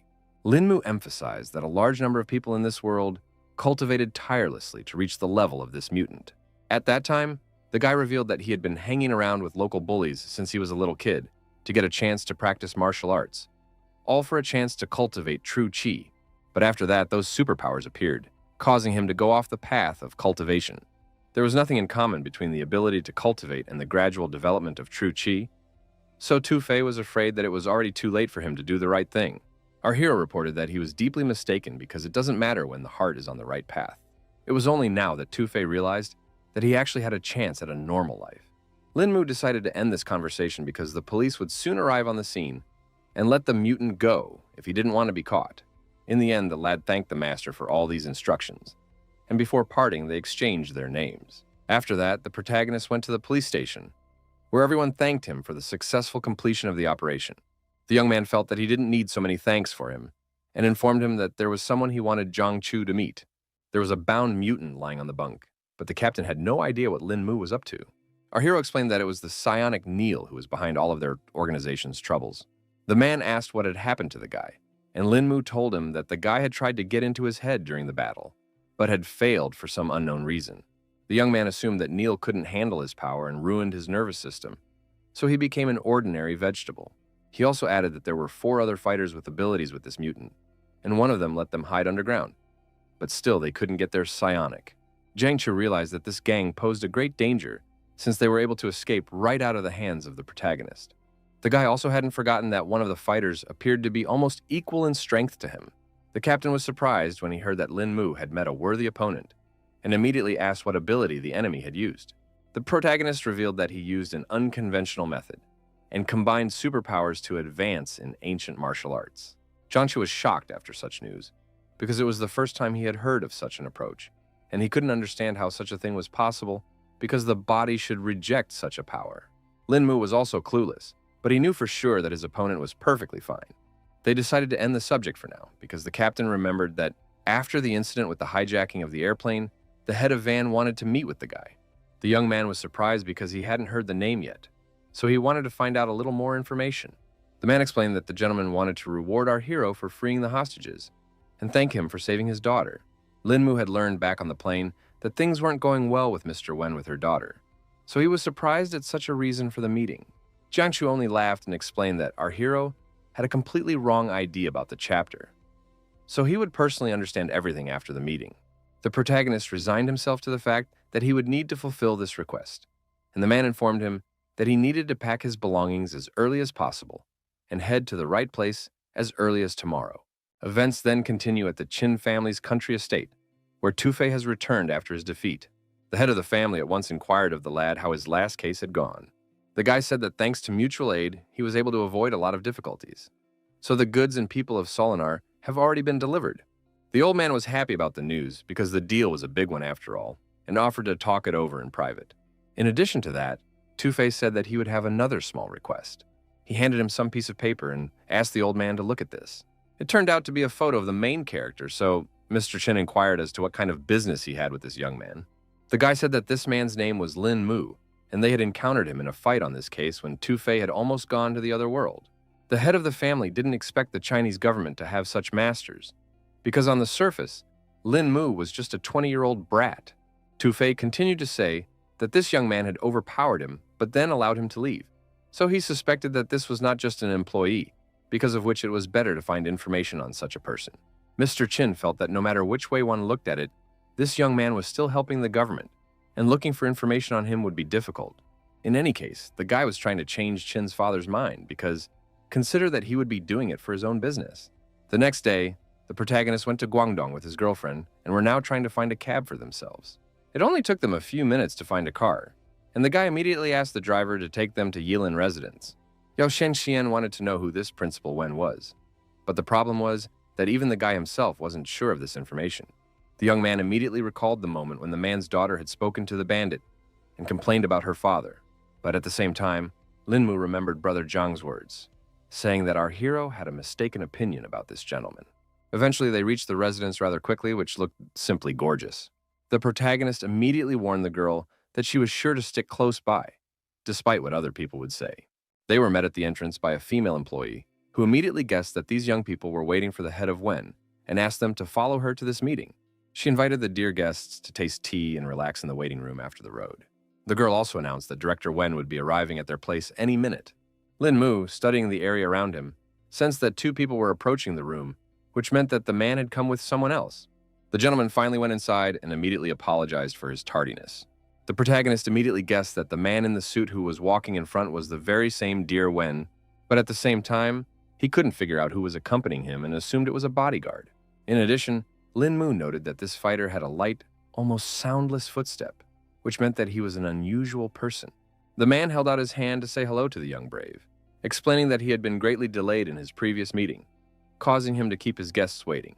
Our hero didn't see this as a problem because they themselves had just arrived at the residence and didn't have a particularly long wait.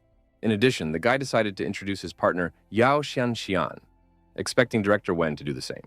The girl also shook his hand and whined that she was glad to make this acquaintance. It turned out that the man was familiar with the work of the actress and singer, so immediately recognized her. Mr. Wen explained that Rangjun just loves her music and hasn't missed a concert yet. Yao Shenxian was very pleased to hear such words, and because of this, she was truly flattered. In the end, the principal finally cut to the chase and explained that there was a bodyguard named Yang Guangqing standing to his right. The protagonist then immediately extended his hand to cement his acquaintance with this fighter and introduced himself in return. Now Lin Mu made sure that he had met another master. In turn, the bodyguard could not understand how the young man was able to achieve such a high level of strength. As they shook hands, Yang Guangqing felt an incredible surge of true qi, causing his own energy to collide with it in a ferocious confrontation.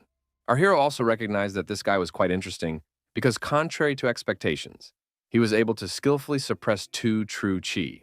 The bodyguard couldn't stop thinking about the fact that Lin Mu had demonstrated tremendous control with his handshake alone, and such masters could be counted on one's fingers. In the end, he decided to say out loud that Mr. Lin was so young and had already reached such a level, and expressed his admiration for the young talent. The next moment, a crying girl ran into the hall and immediately threw herself into her father's arms, because she and her mother had already missed him a lot. The main character, who was watching all this from the outside, could not understand what was going on, because after the incident on the airplane, he had a completely different idea of their relationship. From the guy's reaction, Mr. Wen realized that the young man really thought he was an insensitive person who could abandon Rong and her mother. Now the girl has admitted that she purposely made a scene in front of. The director lived in constant danger, as his activities made him many enemies, which led to tragedy a few years ago when unknown assailants kidnapped his wife and daughter, after which his wife became paralyzed. After that day, the man announced that he had severed his relationship with his family and tampered with the data in the system about his loved ones to keep her out of harm's way. Now everything fell into place, and the protagonist realized that Director Wen only wanted to protect his loved ones, but also wanted to ask what caused Mrs. Wen's paralysis. It was hard for the policeman to talk about it, but he revealed that the kidnappers had brutally tortured his wife, causing severe spinal nerve damage. The boy continued to question and inquired how long Mrs. Wen had been in this condition. Yang Guangqing immediately guessed that the guy was asking about it, because he knows that long-term paralysis causes the muscles to gradually atrophy, which can lead to a stage where there is no hope of treatment anymore. The protagonist has confirmed that this is exactly what he meant, so he requires to find out if the woman has a chance of recovery. The man said that in the year his wife was paralyzed, they tried the most advanced medical technology, but all was in vain. However, they still didn't give up, and all these years, every day, Ian would give his wife a foot massage to keep her muscles working. The bodyguard assumed that Mr. Lin knew a famous healer who could help them with this problem. Lin Mu then explained that he himself was somewhat proficient in healing, so if Mrs. Wen's legs were in really good condition, he could try to help. Mr. Wen hopefully grabbed the guy's shoulders and asked if he really had a way to heal his beloved. The protagonist admitted that there is a way, but everyone better prepare for the worst because, after all, the woman has been immobilized for quite a long time, so the treatment will not be easy. The headmaster immediately apologized for his behavior because he realized that he had lost his temper for a second because the young man's words had ignited hope in him. The man asked Lin Mu not to worry and just do his best, and the outcome was not important to him, so he would be grateful for the effort anyway. At this moment, Yao Xianxian had just retreated to the restroom and now didn't understand what she had managed to miss in just a couple of minutes. Upon seeing her idol, Rong couldn't contain her emotions and shouted with joy at the top of her voice. The girl also immediately recognized the principal's daughter and immediately extended her hand to say hello to her. Rongjun still couldn't believe her eyes and realized that her idol was so suddenly right in front of her. She happily revealed that she went to all of the singers' performances because she simply adored her work. Yao Xianxian did not expect that the girl would turn out to be such a loyal fan, and also replied that she was happy to make this acquaintance. Principal Wen decided to intervene a little in their conversation, and now that everyone had gotten to know each other, he suggested that they have lunch together. He turned to Sister He, who had already appeared in the hall in a second, and asked for lunch to be served. The protagonist immediately noticed that from the cauldron came a mixed aroma of many kinds of medicinal and kitchen herbs, but they did not interfere with each other at all, and brought a kind of feeling of lightness. Meanwhile, the servant opened the lid, from under which came an incredibly appetizing smell, and asked all the guests to sit down at the table. Xianxian also immediately noticed the flavor that made her mouth fill with saliva, and wondered what kind of soup it was. She too saw that there were a large number of ingredients in the dish, which only made it more appetizing. Mr. Wen said that it was the pride of Yilin Residency, a tonic soup made of 10 herbs, and suggested that Lin Mu be the first to taste it. The protagonist considered this opportunity an honor and picked up the first bowl of soup. The boy's eyes widened in surprise as the first sip of the delicious broth unfolded on his tongue. He pointed out that there was a perfect combination of herbs and spices in this dish, and drinking the soup regularly would definitely help one meet old age and health. The man immediately noticed that Lin Mu was well informed, and regretted that there were almost no people left in China who could make this dish. The guy also realized that to make one kitten of such a soup, it was not enough just to be a good cook, because it required a deep understanding of the properties of medicinal herbs. Director Wen was now happy that they seemed to have finally found someone who could appreciate Master Wang's work. Then our hero asked to be introduced to this distinguished gentleman, because he had some questions about herbalism. The guy actually lacked many of the ingredients for the incense decoction. Even though Qinglin helped, it wasn't enough. So it was Master Wang who could help him in this matter. There was no problem with that, because the man had been friends with the herbalist for years, and it was the man who had opened this residence. In the end, Lin Mu thanked the Lord for giving him the opportunity to taste such an exquisite delicacy. A couple hours after the meal, the whole company decided to take a walk around the grounds of the residence. The protagonist decided to inquire as to what time it would be convenient for the head of Wen to take him to his wife.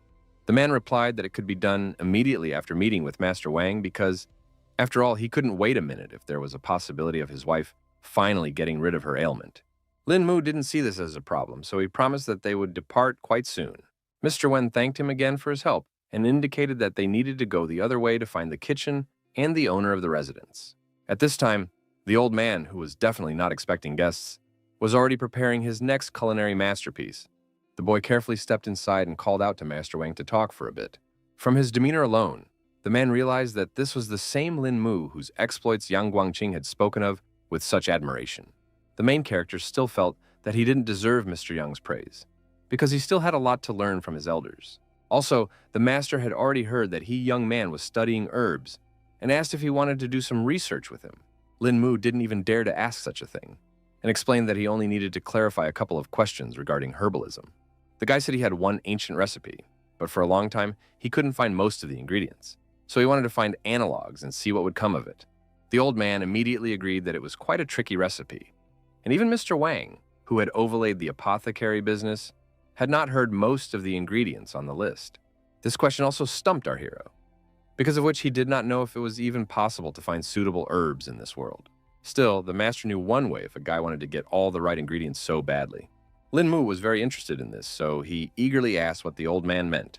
Mr. Wang then inquired if the young man had tasted his tent grass, and the latter replied that it was the best soup he had ever tasted. The old man said that there were even several dozen ingredients in this dish, and asked how many of them our hero was able to taste. The young man stood at a complete loss, his eyebrows drawn together in an agonizing attempt to unravel the hidden meaning of the master's words. In the end, Lin Mu guessed that the person was talking about obtaining a new ingredient by mixing. Mr. Wang said that a book called Shennun's Treatise on Medicinal Herbs had been passed down in their lineage, which talked about synthesizing ingredients from suitable components. Hearing this, our hero, and immediately remembered that in the cultivation world, the issue of drug synthesis was still unsolved, so small error could be fatal. It is for this reason that so few people in alchemy dare to do blind testing, and most rely on long-standing practices. Such knowledge interested Lin Mu, so he asked the old man for permission to familiarize himself with Shennung's treatise, and the latter certainly did not refuse, because Guan Qing's friend was also his friend. But Mr. Wang in return asked for help with one problem, because it was a matter of some difficulty. The protagonist began to listen to him carefully, and asked him to elaborate on the situation. The man inquired if Lin Mu had ever heard of the peacock stone. The young man immediately guessed that he must be talking about a special mineral that, when added to the elixir, could enhance the effects of the other components. The master confirmed his hunch and hoped that the protagonist would now help him in his search at a chance, even if the odds of stumbling upon him were slim. Lin Mu didn't mind helping in such a matter, so he promised to definitely find the peacock stone for Mr. Wang. Then the old man asked to follow him to find the Shennun treatise for the young man. After that, they went to the bamboo garden, but our hero couldn't understand why the master had chosen that particular place. The master explained that everything was correct because the text they needed was tucked away in the bamboo stalks of this garden. It turns out that the restorative effect of bamboo is extremely powerful, so you can leave a rare book in it and not worry about anyone paying attention. The old man already knew the text of the treatise by heart, so there was no point in keeping it to himself now, and handed it to Lin Mu. The young man carefully took the wrapped piece of paper in his hands, and could not believe that such knowledge had fallen into his hands. In fact, Lin Mu didn't even know how he could thank the master for such a unique gift. Mr. Wang asked our hero not to worry about all this, because he had nowhere to put this treatise anyway, and went off to finish his pot of soup. After the meeting, the guy immediately went back to Principal Wen and apologized for waiting so long. The man assured that everything was fine, because Lin Mu had returned rather quickly, and asked if he had been able to resolve his issue. The young man said that he was able to find help because Master Wang was a man of rare generosity and helped him out a lot. Now he offered to finally take on Mr. Wen's consort's ailment so that no more precious time would be wasted. They headed to the old Laoshi quarter, where the Wang family's mansion was hidden among the narrow alleys and ordinary houses. The girls sat down on the couch and waited anxiously for the result of the main character's efforts. Meanwhile, the protagonist began his examination and first decided to feel and measure Mrs. Wen's pulse. Master couldn't wait for Lin Mu's conclusions, so he kept asking what his wife's condition was. Guy felt that the woman's spinous process at the bottom of her spine had been damaged, though her back was still well intact. But the nerves inside had not recovered from that time. He explained that thanks to years of meticulous care, Mrs. Wen's leg muscles really hadn't lost their tone, and her condition was much better than he had anticipated. The man rejoiced at this news, so he asked what the chances of his spouse's recovery were. In the end, the protagonist concluded that the probability of recovery was above 70%. He asked the director to turn his spouse over onto her stomach so he could perform acupuncture on her lower back area. Mr. Wen gently helped his wife and asked if she was comfortable lying like that. Lin Mu couldn't stop being happy that Master Mu had passed down the secret acupuncture technique. He filled with his energy and was already confident that this technique should heal Mrs. Wen. Yang Guangqing, who was watching the process from the side, noticed that the guy was using silver needles, concentrating true qi, and once again marveled at our hero's abilities. Meanwhile, Lin Mu asked his patient not to worry, promising that the treatment would be quick and painless. In fact, the woman hoped it would hurt at least a little, because after all these years, she had already forgotten about the feeling. The protagonist didn't wait any longer and started executing his secret technique. He was going to take yin and return yang to Mrs. Wen's body using needle convergence. Lin Mu was as serious and concentrated as possible because now he had no right to fail. The bodyguard never ceased to marvel at his fine control of the force and was sure that if he maintained such precision, everything would go off without a mistake. Mr. Wen was also in mute shock because his spouse's lower back seemed to be enveloped by some silvery gas. After a couple seconds, our hero felt that the damaged nerves in his lower back had already fully recovered. So now what was left was to inject the needle with true qi to revitalize again. Gathering the energy in his palms, Lin Mu smoothly but confidently directed its flow into the woman's body, where it began its healing work. The guy finally reported that the treatment was successful and asked the director to roll the spouse back onto her back. The man asked his beloved how she was feeling, and she replied that she seemed to feel something in her legs. The protagonist explained that the focus of the lesion had already fully recovered, so the patient's body only had to go through the process of adaptation. The headmaster was incredibly happy about this news, and now he didn't even know how he could thank Lin Mu. The guy asked him not to worry about it because the man himself had been a great help long ago when he met Mr. Wang. After that, the man stayed to give more massages to his dear wife, and our hero was left to rejoice that their family would be reunited again. The girls immediately ran up to Lin Mu to ask how everything went, and he told them that after a period of time, Rong's mother would make a full recovery. Yang Guangqing came out after him, who couldn't even think that Brother Lin possessed a healing skill as good as a martial art, and called him a talent sent by heaven itself. The protagonist again asked not to be overpraised because his knowledge was superficial, as were his skills. The bodyguard still believed that Brother Lin had great promise in his years, so he believed that the young man would surpass his predecessors. Lin Mu thanked him for his kind word, and meanwhile, Rong decided to talk to her mom, who was already on the mend. At this point, our hero informed them that it was time for them to go and wish the family a good time together. The man admitted that they had been waiting for this beautiful day for a long time and asked the young man to understand why they wanted to be alone.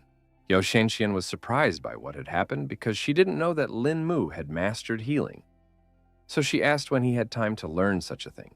The main character said that the deeper one dives into martial arts, the better one understands one's body, which of course helped in treating people. 2 days later, the filming was finally over and Lin Mu arrived at his home, where a long-awaited vacation awaited him. The girlfriends immediately rounded on the guy and wanted to know how the events had turned out during the guy's departure. The young man said that filming is certainly going well. Only in the middle of the movie there were a few musical numbers, which was another challenge for him. The indignant Zixi immediately called the protagonist a cheat because he starred with Yao Shanxian, so also complained about it.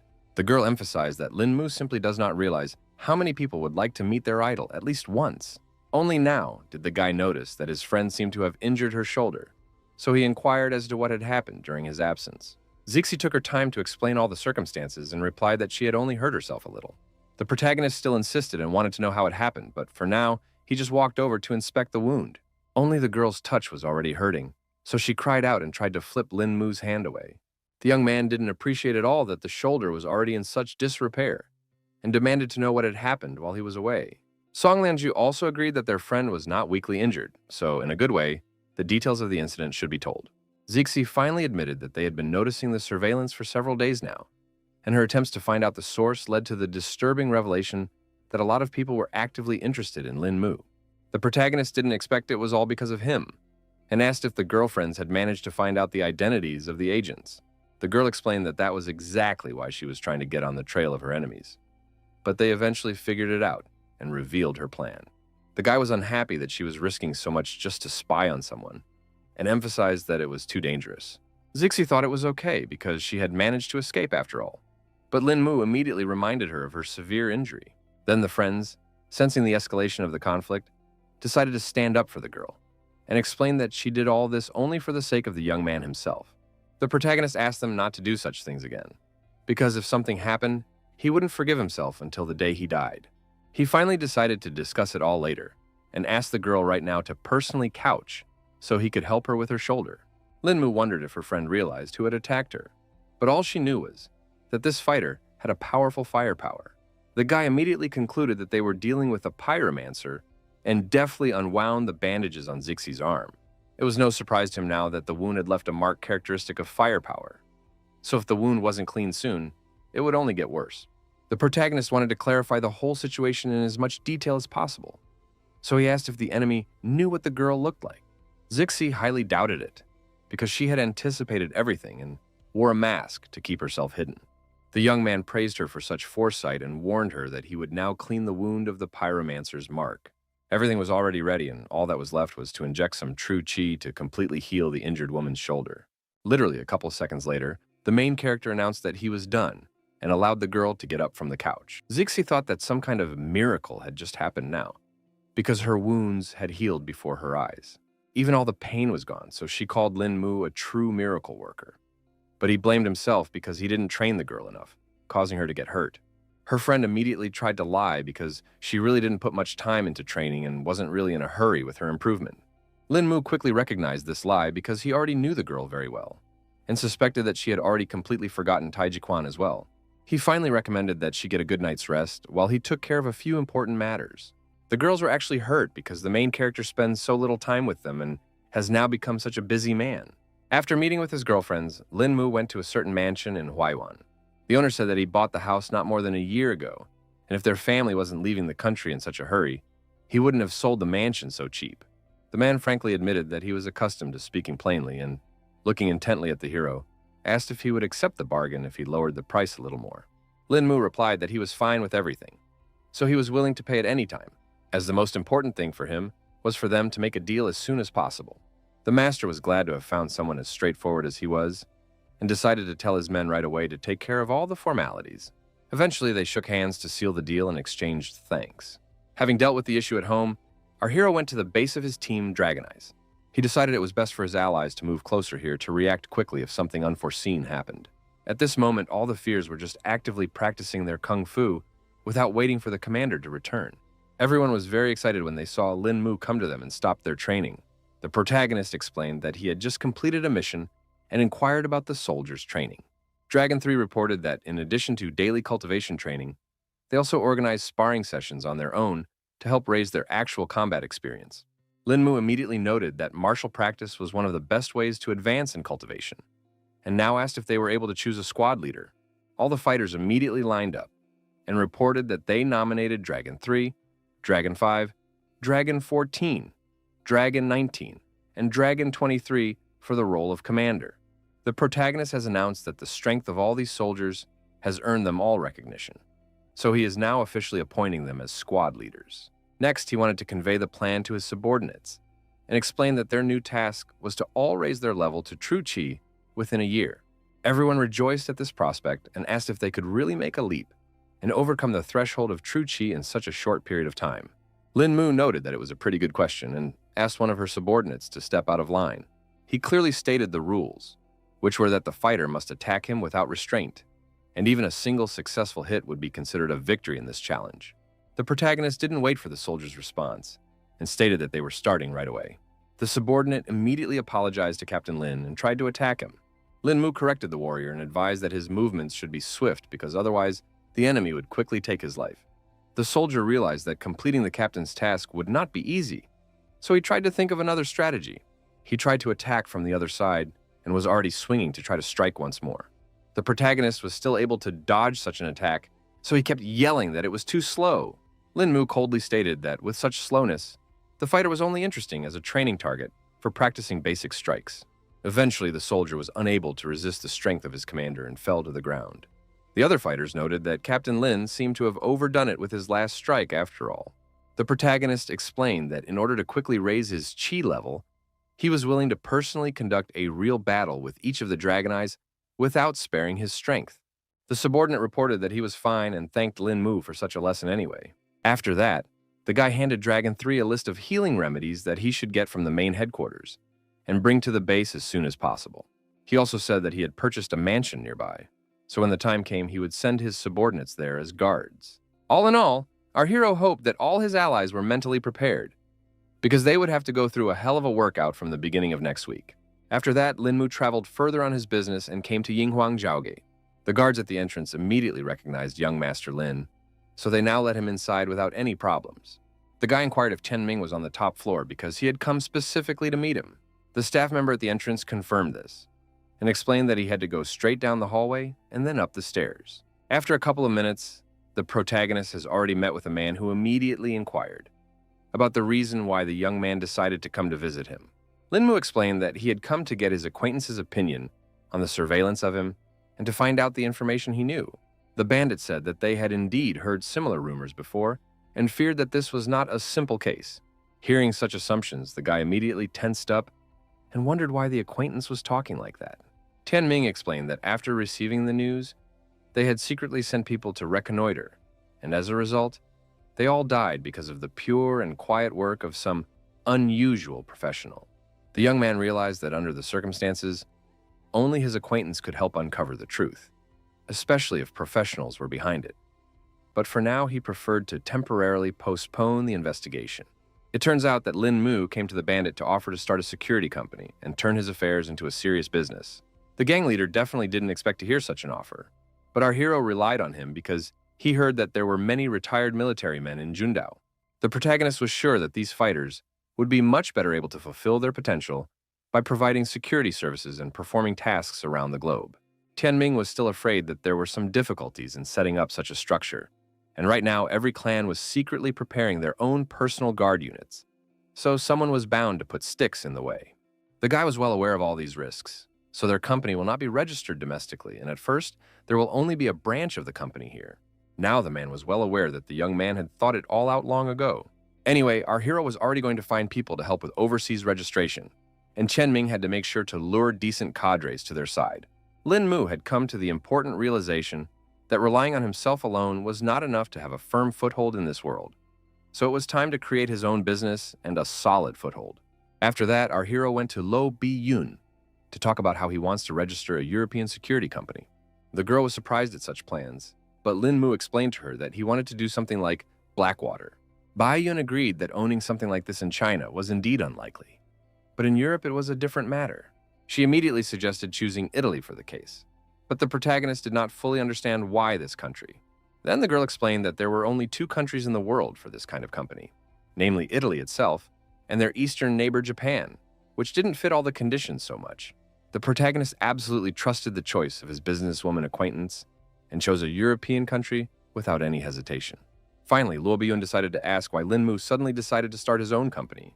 Without hiding anything, the guy revealed that Guangdong is now a complicated environment, so he has a lot of important issues to deal with, which he needs to prepare for now. The girl had agreed to help him register the company, so now the foundations had been laid. After that, the protagonist went to a military hospital to visit someone. He recalled the last conversation with Duan Fusheng, who had turned out to be a very trustworthy old man, so it would be good to have the support of such a person.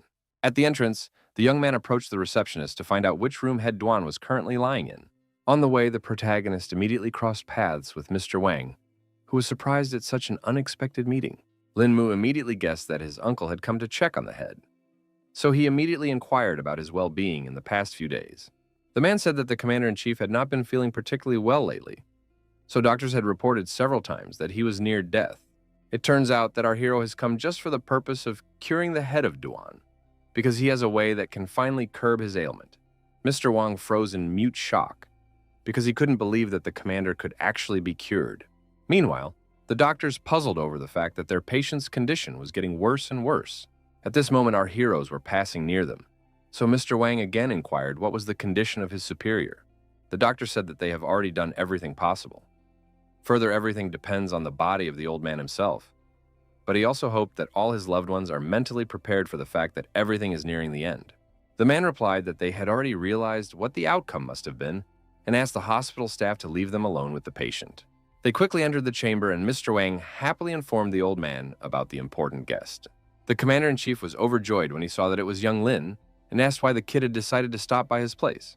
The protagonist noticed that the skin between the patient's eyebrows had blackened and the furrow above his lip had become sunken, which meant that, from the looks of it, he didn't have long to live. He didn't hide anything and directly stated that he had come here for a special occasion, specifically to cure head Duan. The old man was happy that Lin Mu cared for him so much, But still, he was afraid that the disease was incurable. Guy emphasized that there was no need to be confident about this outcome, and promised to do his best to bring tranquility to Guangdong. Mr. Duan only laughed with such good talk from the youngster, because he didn't think that Guangdong's tranquility depended on just any one old man. At the moment, they were also joined by one of the soldiers, who inquired as to the condition of the commander-in-chief. Our hero explained that the treatment is quite successful, and now everyone can be sure that the life of the head is no longer threatened. The old man slowly came to his senses, his cloudy gaze sliding helplessly around the room as if trying to figure out where he was and how he had gotten here.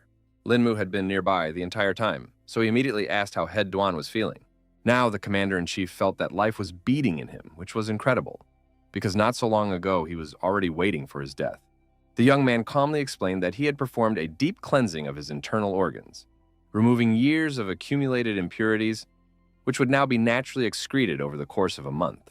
The energetic old man now didn't even know how to thank Lin Mu for once again saving his life. The soldiers were also happy for their leader, and Mr. Lin was described as a truly exceptional doctor. The protagonist calmed down because another problem had been solved. So now he went to the base to take care of training the Dragon Eye brothers. Mr. Wang asked the lad to take his time like this because he wanted to thank the talented master on behalf of all of Dunhai, and promised that the young man could now ask for their help in any matter. Linmu was also extremely grateful to Head Duan and promised to check on him in a few days. Our hero was now confident that the work of his new company within the country should go without obstacle with such good support. Events are moved forward a month as the members of the Dragon Eye team continued their grueling training. They recalled how the captain had put the whole team on the back foot at the first practice, causing everyone to be treated for a week. The fighters realized that ordinary people would have died from this long ago, but they were holding on to their last breath due to Commander Lin's help.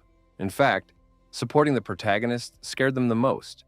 As everyone caught in his arms envies the dead, Lin Mu suddenly found himself behind the backs of his subordinates and noticed that they seemed to be well rested already. The squad leader then immediately ordered everyone else to stand up and line up in front of their leader. Our hero reported that it had already been a month of training, and the number of true key-level Dragon Eye cultivators had increased from 9 to 14. He was pleased with the results and thought it showed the obvious effect of his rigorous training. Although a few people have not yet reached the level of true Qi, the intensity of the training will continue, and they will definitely succeed.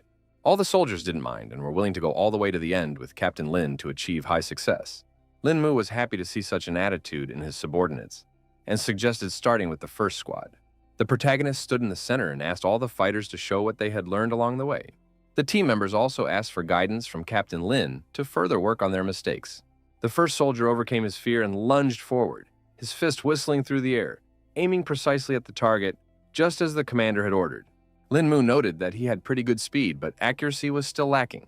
Our hero was still able to dodge all attacks with no problem, so he ordered his team to attack all at once. After only 15 minutes, all the fighters hit the ground without strength and once again lost to their teacher. The captain announced that this was the end of today's training and praised all the students who had done well today. Everyone around them could not get up from their seats because the pain from the wounds was too strong, and the attempt to move caused new waves of agonizing spasms. The main character realized they needed help, so he asked everyone to relax so he could heal all their bruises. Lin Mu concentrated true Qi and used the awakened spring, enveloping the entire hall with energy. He warned that for now, the pain would remain, but in any case, the soldiers could already at least move around on their own. The team member who was in charge of medicine said that he had already prepared the medicines, so everyone could go to the infirmary and be treated themselves. Our hero began to notice that the fighters were getting used to this pace of training, and indicated that they would meet after they had fully recovered. After the training session, Lin Mu went to the office building where they were already waiting for him. Tianming revealed that their company had now leased this large office as young Lin had requested. The guy was satisfied with such successes, but noted that it would be possible to rent a simpler building because the Saber Group was just taking its first steps. The protagonist decided not to muse on the subject and asked how his comrade was getting on. The man said that so far everything is going smoothly and about 1,000 people want to join them, which is far beyond expectations. Lin Mu was glad that events were unfolding this way, but he also warned that the company only wanted the best of the best, so the selection should be well controlled. Tianming smiled softly and reassured reassuringly that all these moments were under his watchful control. Next, the protagonist asked if they had decided on a training site because they needed to find a decent place to train so many people. Of course, the man had already given the matter a lot of thought and finally decided to stay in the Philippines. Lin Mu agreed that the place was really not bad because it was close to China, surrounded by the sea, and the rugged terrain was suitable for fighting and training. However, the man specified that it would be difficult to train so many people, because after all, each of them is an experienced retired military man, and it would definitely be difficult for ordinary people to learn anything. The protagonist asked him not to worry about it, because he took care of everything in advance, and specially prepared a whole platoon for this task. Tianming definitely didn't expect such training from a guy and wanted to know how he managed to find so many capable people. The young man did not hide anything and said that he had beaten this team to a pulp, at the same time not allowing them to vent their anger. So now he suspected that the future Saber employees would soon have a hard time. The man only laughed in response, for he was sure his men were not afraid of hardship. Their conversation was abruptly cut short by the phone ringing, Qinglin's name glowing on the screen, demanding an immediate response. It turns out that the girl was having trouble with true Qi, so our hero asked her to take control of herself and control that power. Tianming immediately noticed that the leader was greatly agitated, so he asked what was wrong. The guy said that a friend had gotten in trouble during practice, so the situation was quite dangerous and required emergency intervention. The protagonist traveled to Qinglin, where he immediately began to feel a flow of unstable qi. The guy finally saw his friend somewhere down below who was in serious trouble. The girl was lying under the rock without strength, trying to deal with the surges of her qi energy. Lin Mu was incredibly frightened and reported that he had finally come to Qinglin's aid. Despite the pain throughout her body, she found the strength to turn her head and see our hero. The qi energy was literally destroying the girl from the inside out, so she periodically coughed up her own blood. The young man asked her not to say anything so as not to stress her out, and was about to give her an examination. In the end, he came to the conclusion that the true qi within Qinglin was completely rampant, and if this continued, her meridians simply wouldn't be able to withstand it. In any case, the brave protagonist was not going to put his hands down and wanted to help his girlfriend right here and now. He made the decision to infuse his true qi into the girl to suppress her own aura. After a second, he had already started to feel that Qinglin's energy was little by little starting to accumulate. At the right moment, the protagonist asked her friend to focus her attention and take control of her qi. The girl, despite all the unpleasant sensations, obeyed Lin Mu and did everything according to his instructions. Now, the young man felt that her qi was beginning to return to normal, so he asked her to continue in the same manner. Very soon, the true qi had already returned to its place, so this whole nightmare was finally over. The protagonist asked how Qinglin was feeling, hoping she was feeling better by now. The girl did come to normal because at the very least her qi was already under control. Lin Mu immediately asked her to tell him how come she had fallen into a trance, because from what he remembered, her cultivation technique was purifying the mind and spirit, so she couldn't allow such a thing to happen. Qinglin herself didn't remember anything because this was the first time something like this had happened to her in so many years of cultivation. Meanwhile, our hero grabbed her in his arms to carry her away from here, and in parallel asked if anything unusual or unforeseen had happened to the girl lately. After thinking for a bit, she replied that she had recently found the root of a rare medicinal herb at home that was very helpful in cultivation and decided to take it. Father told Qinglin that this plant is called shixin, which translates to heart-eating. The protagonist was surprised when he heard the familiar name and asked again if the girl was sure. She confirmed that it was Qinglin, so the guy stopped barraging her with questions and promised to walk her home. It wasn't long before they arrived at the Ji family's house, but the girl asked Lin Mu to stop nearby because his past visit had left unpleasant memories. The lad took no offense at all at this, for such a trifle cannot lay his heart low. At this moment, one of the estate staff appeared on the horizon and inquired on what business a guest was visiting a lady so deep in the night. Qinglan was very confused, so she didn't even know how she could to justify herself to Fobor. At this point, the old man noticed that there was dried blood on the girl's lips, so he inquired what had happened to her. Grandpa found out about the incident almost instantly, so he immediately went to see what had happened to his granddaughter. In turn, the girl herself immediately began to talk about the fact that it was the main character who saved her from death. Mr. G immediately began to suspect that it was because of the attention of Qinglin's friend, whom he disliked so much. The young man stood silently by, but was outraged that the old man still had the nerve to say such things about his granddaughter's savior. Meanwhile, the girl was certain that everything had only happened due to her carelessness, so she desperately tried to prove that it wasn't Lin Mu's fault. Lin Mu himself finally broke into the conflict, asking what outcome the family had expected after giving Qinglin the shixin herb. The rest of the family, who had been silent all this time, finally made a sound because they were shocked that the young mistress had been poisoned by this plant. Our hero briefly confirmed their speculation and emphasized that one should not get into healing if one doesn't know much about it. The herbalists were still confident that this herb was used according to strict formulation rules, so they couldn't believe that somehow Shixin had harmed Madam. The girl's father also reminded that the guy was in the Ji family's house, so he definitely shouldn't be handing out his nonsensical edicts here. In the end, he couldn't help himself and attacked Lin Mu to teach him and the entire Lin family a lesson. The protagonist also could no longer tolerate this attitude towards himself, so he prepared to fight back. The girl raised that things would turn out badly for Mr. G, so she asked her acquaintance to stop, but he no longer listened to her. Lin Mu had already concentrated the chi energy in his hand to teach the man who dared to insult him like this a lesson. It seems that the opponent definitely didn't expect our hero to be so strong, so he just bumped into his fist. The man had been hit incredibly hard in the stomach and now couldn't understand how the young man managed to move with such speed. In the end, he couldn't do anything against Lin Mu's strength and simply flew off to the other end of the room. In turn, the protagonist solemnly announced that the battle was over before it had even begun. The head of the family couldn't believe his eyes because he never suspected that this boy hid such power behind him. He didn't wait and decided to also engage in battle with Lin Mu to learn similarly strong techniques. The young man was only glad of this opportunity and, preparing for a new fight, concentrated even more energy around his body. The others noticed that our hero had absolute control because a second ago his aura was raging, but now it was centered in the palms of his hands. In fact, the secret was that the guy had learned to freely mix the power of opposing elements thanks to Tai Chi. Meanwhile, Mr. G had already gotten into a fighting stance and motioned for Lin Mu to attack first. As always, the protagonist didn't trifle and immediately unleashed the Tai Chi dragon towards his opponent. One of the brothers couldn't watch the head of the family being put at such risk, so he covered him with his own body. The man with confidence in his eyes instantly moved into a fighting stance, his body tensed like a spring, ready for action. He quickly used the Chankun space technique and completely engulfed the dragon with his palm. The protagonist couldn't understand what was going on because he hadn't encountered such techniques before. But at the same time, even such an experienced master tensed up when he sensed the huge amount of true chi that this kid had as well. In the end, the old man decided to use star spinning to see how Lin Mu could handle such a strong attack. The opponent declared with confidence in his voice that the sword that Lin Mu pulled out of its sheath would stab into his own chest. The protagonist instantly recognized his opponent's intention to deploy a strike, and now it was clear that the Jia family really possessed a lost martial art, which completely explained their arrogant behavior. Now the Tianji dragon flew into Lin Mu himself, who was a bit confused by this turn of events. Eventually, the guy pulled himself together because he finally realized that he couldn't be defeated by such simple tricks. The protagonist wanted to teach Mr. G a lesson for insulting his family, so he unleashed an even stronger and fiercer dragon.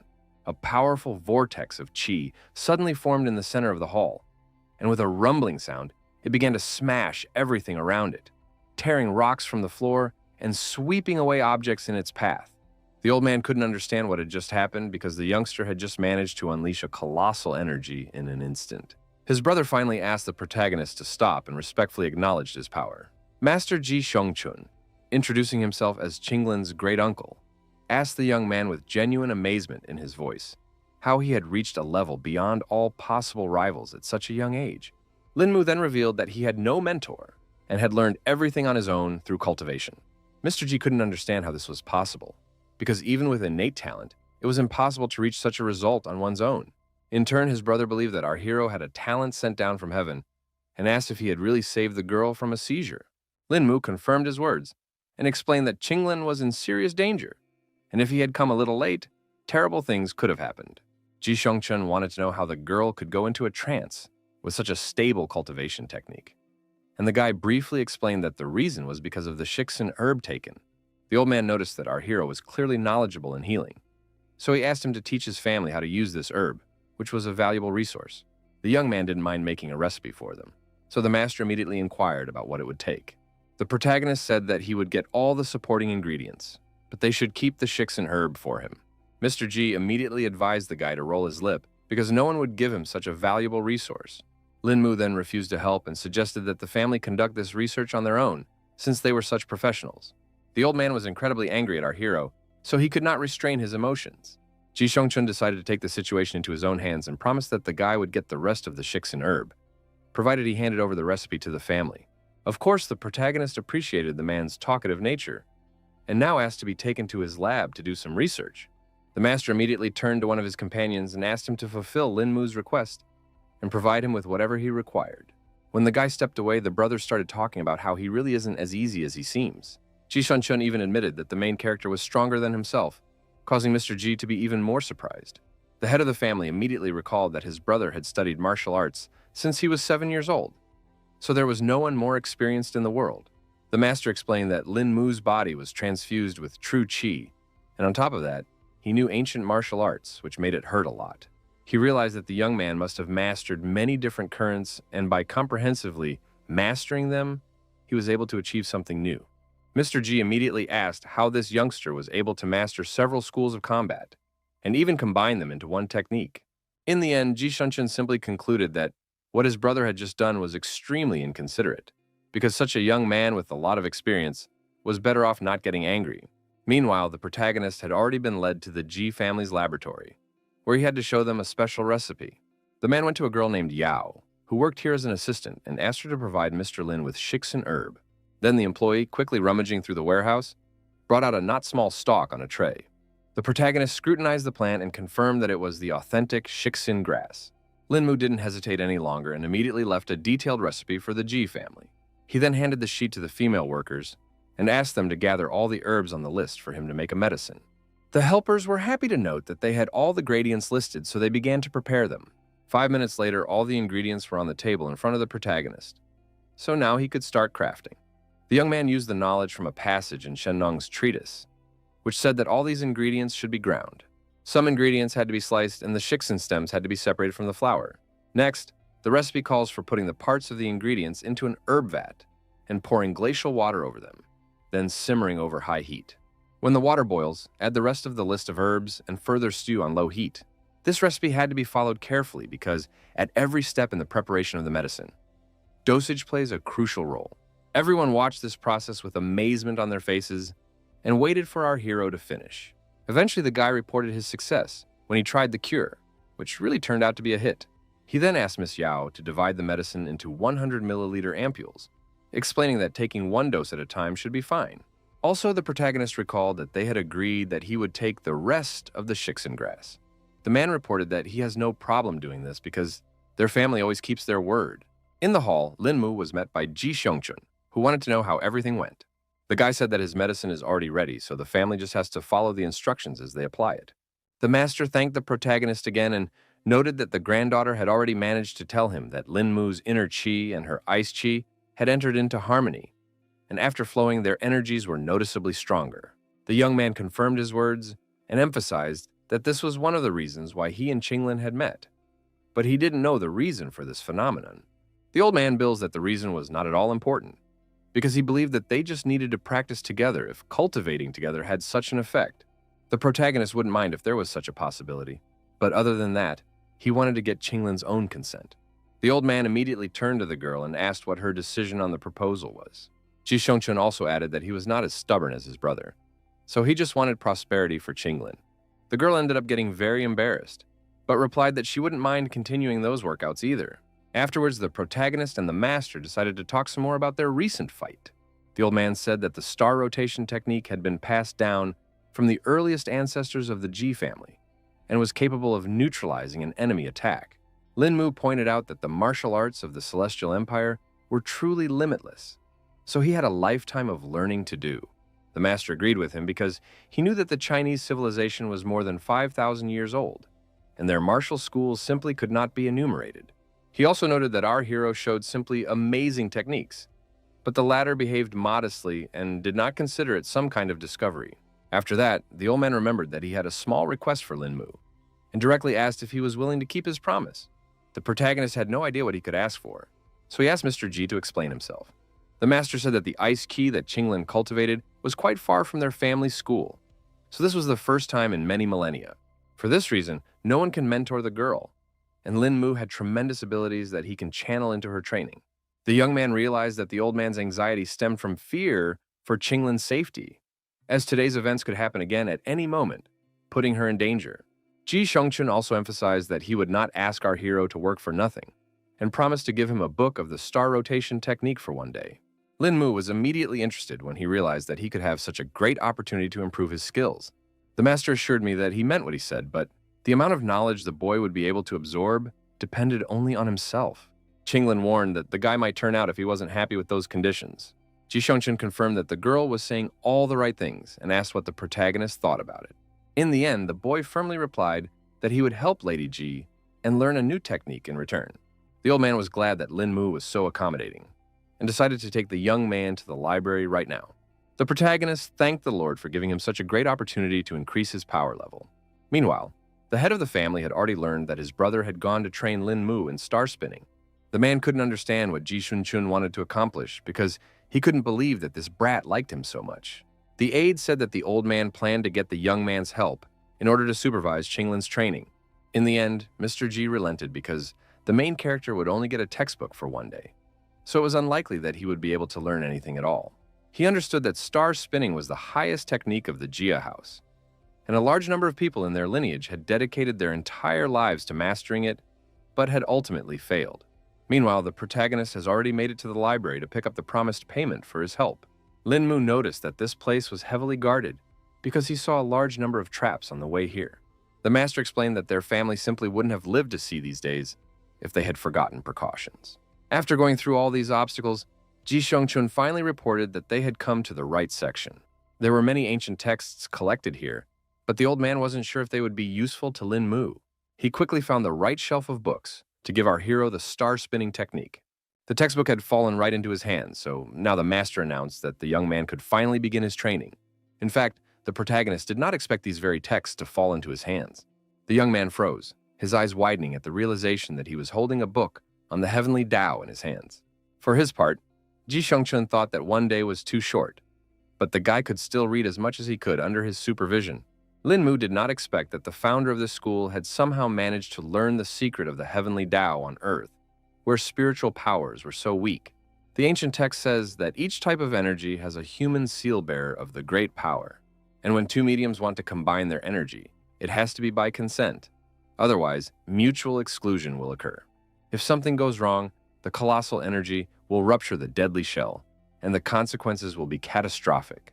However, the rotation of the stars allows the mortal shell to be tempered as if it were in the heavenly Tao, and the resulting body will be able to accommodate any form of energy. In fact, the guy had already managed to memorize the entire content of the book, so all that remained was to gradually penetrate its sacred intent. After that, the young man closed the textbook, so Ji Xiongchun thought that he had already managed to solve the entire mystery. Lin Mu pretended that he had not been so successful so far, and agreed that the knowledge of this forgotten teaching was worth its weight in gold. In any case, Ji Xiongchun was happy to help in any way, and suggested that the young man take another look at the text because he still had some time left. The protagonist decided not to take on too much because he felt that when his cultivation level was insufficient, it was much better to take it easy and practice. Now, the master believed that Lin Mu definitely had a great future, because not everyone would be able to gain strength and overcome their greed with unique knowledge in front of them. Having finished all matters with the Ji family, the guy finally crossed the threshold of his native home, where he was waiting for a long-awaited rest after the intense events. Entering the courtyard, our hero immediately felt some strange aura, so he did not hurry to go inside. Turns out there's a real craftsman here, showing up so late and uninvited. In the end, the guy saw that Zixi was communicating with the person from whom that energy was emanating. Lin Mu was even more interested because he couldn't understand why a girl would go out with a master for her. The woman still sensed the presence of the protagonist and immediately guessed that it was the same young man Zixi had mentioned. The guy couldn't understand how this could happen because he tried his best to hide his aura. Lin Mu immediately apologized for following them and explained that he had just returned and had unwittingly overheard their conversation. Zixi then explained that it was her abbess who had been teaching the girl since she was a little girl. Even such an experienced craftswoman didn't expect the main character's skill to be so impressive, because of which she didn't immediately manage to locate him. Lin Mu finally suggested that everyone go inside and continue their conversation at home. But the woman replied that there was no need for that because she had only come here to pick up Zixi. In fact, the girl didn't want to go back to the mountains at all because it was too boring. The abbess didn't want to force her student, but emphasized that they had a serious matter to deal with. She said that Zixi's older sister was severely injured at the foot, so the mentor had no one else to turn to. The girl didn't expect it was that serious. So thankful how something like this could happen. The woman then said that one of her students was still in a coma, and even she herself had no idea what had happened that day. Zixi realized that there really wasn't any way around here without her help, so she decided to head for the mountains right now. Before leaving, the mentor told our hero that she represented the Ime school, and asked what kind of teachings the young man himself was undergoing. Lin Mu replied briefly that he was self-taught, so he didn't belong to any school. The woman admired the guy's amazing skills and was displeased that her student lived under his side, but conducted her teachings behind her sleeves. She said that on that note they had to depart and promised to meet up in a few days. At this moment, the girl remembered that Lin Mu was also proficient in healing, so she assumed that he would be able to help her sister. The abbess then turned to the protagonist and asked if he really possessed the healing arts. Zixi also added that the guy was no ordinary healer, and told the story of how she was shot in the shoulder. That day, Lin Mu managed to heal this serious wound in just a few minutes, which was a true miracle. The woman couldn't believe it was possible, but her student would never lie. The mentor immediately thanked God, who leaves ways to save her student, whose condition was already critical. The nun inferred from Zixi's words and assumed that the protagonist was cultivating the secret practice of Kungguang Doyang. Lin Mu was surprised at such a high skill because it was enough for her to hear just a brief recounting of his abilities. The girl immediately asked her teacher why she had never heard of Qingguan Doyang before. Mentor said that in her youth, she had seen the practice in action with her own eyes, and had ascertained that it was capable of healing even the living dead, and returning flesh to white bones. She thought that the master had personally passed on this practice to our hero, but the latter admitted that he had mastered this skill by a fortunate coincidence when Mu Zhenqing had long since left this world. Hearing such news, the abbess was not surprised that in their time, no one could find traces of the healer anymore. She finally asked us if the protagonist would be willing to heal her student if he had reached such heights in his training. The guy didn't seem particularly eager, but he wasn't even allowed to say a word. Zixi immediately started talking about how she and the abbess were too close to each other, so she wanted to save Big Sister. The woman wasn't happy that her student was being so brash, so she asked her to drop the nonsense. The old nun had respect for our hero, so on her knees she begged him to save the novice and give some glimmer of hope. Lin Mu was immediately confused because he didn't expect Master to resort to something like this. At the same time, the woman realized that this technique takes a tremendous amount of energy, so she just didn't know how to pay for such help. The protagonist then explained that he was misunderstood because he couldn't stand by when someone was dying anyway, and warned that he couldn't guarantee the healing of the student. The old nun asked him not to worry about it because she would be happy even with a simple examination of the novice. And as for curing the ailment, we could leave that to nature. In the end, Lin Mu asked his girlfriend to pack immediately because they would be departing very soon so they wouldn't waste time. Zixi understood the responsibility, so she promised to pack in a flash. It wasn't long before they arrived at the Dunghai International Airport to head to the mountains. The girl couldn't understand how the teacher hadn't even picked up the documents after leaving the house, but she explained that she hadn't used them in a long time, so she had forgotten where they were. The disciple then inquired how the abbess had reached Dunhai, and she replied that a layman had given her a ride here by car. The protagonist asked not to worry about this problem, and promised that he would figure something out now. After all, he had arranged their plane tickets in just one call. So Zixi began to doubt if there was anything impossible for Lin Mu to do. After a couple hours, they arrived at the right place, where our hero was already waiting for a driver who would take them to Dogra Imi. The girl was even more surprised when she saw that the young man was even able to get the car ready. The driver stopped at the foot of the mountain and informed Mr. Lin that they would go no further. Then the protagonist turned to his mentor and asked her to show him the way forward. Then the woman showed the shortest way up the mountain and asked Lin Mu and Zixi to stick to her side. The boys immediately obeyed the teacher, who now began to run rapidly upward. The protagonist noticed that the abbess still had a lot of strength and was easily able to do Qigong. It wasn't long before they finally reached the Jingchen Nunnery, which was almost at the very top of the mountain. The nun hoped that Lin Mu wouldn't experience much discomfort because everyone here lived in simplicity and detached from the outside world. Actually, the guy didn't see it as a problem, because in such a quiet and peaceful place, with so little routine, he only wanted to stay and devote himself to cultivation. At that moment, 2 female students came outside and were excited to see their teacher return. They also said hello to Sister Zixi, who hadn't been here for quite some time. The abbess of the monastery immediately inquired about the condition of Nianchen's wound. The girls reported that, unfortunately, the sister was still in a coma. When the woman asked our hero to follow her and led him to the injured student's room, Zixi herself froze at the threshold as she was shocked when she saw her elder sister's condition. She still couldn't fathom that something like this could have happened to a girl. Meanwhile, the nun asked Lin Mu to come over and examine Niancheng's wound. The protagonist took the patient's hand and examined her body with qi energy, and couldn't understand how this was even possible. The young man realized with horror that he had assessed the damage too superficially, as the girl's actual injuries were far worse than he had originally thought. The organs have already almost stopped working, and the soul of the victim is barely held in the body. So if such a thing happened to an ordinary person, death would have come long ago. At this moment, Zixi asked with hope in her voice, what was the condition of her elder sister? Our hero reported that the injury was really very serious, and it's just a miracle that life is still being sustained in Nancheng. The abbess said that when her disciple was brought back to the temple, she immediately gave her a great cycle pilu, also prolonging her life with true qi. The young man immediately guessed that it was about the pill from the Shaolin temple, and the woman said that at one time she knew a Buddhist mentor from there. In fact, Lin Mu didn't even think that he would encounter the real version of the bone-hardening pill that he used in his practices. The guy noted that without this Shaolin miracle cure, the victim would definitely not last long. Zixi still looked at our hero with hope and asked if Qingguan Doyang could save her sister's life. Lin Mu explained that he only had one way to save the patient's life. But even if he succeeded, it was unlikely that she would be able to cultivate. It was hard for the girl to believe something like this because just recently, Niancheng was fine. In the young man's estimation, the enemy the nun faced had no intention of leaving her alive, but still she returned home on her last strength to deliver something important. In the end, the mentor only now realized that she had completely overlooked this so important detail. The protagonist calmed her down and reminded her that if the abbess hadn't taken up the healing, there was no way they would have saved Nancheng by now. Putting all talk aside, the young man declared that this matter could not be delayed, so he proposed to proceed right now to the rescue of the girl.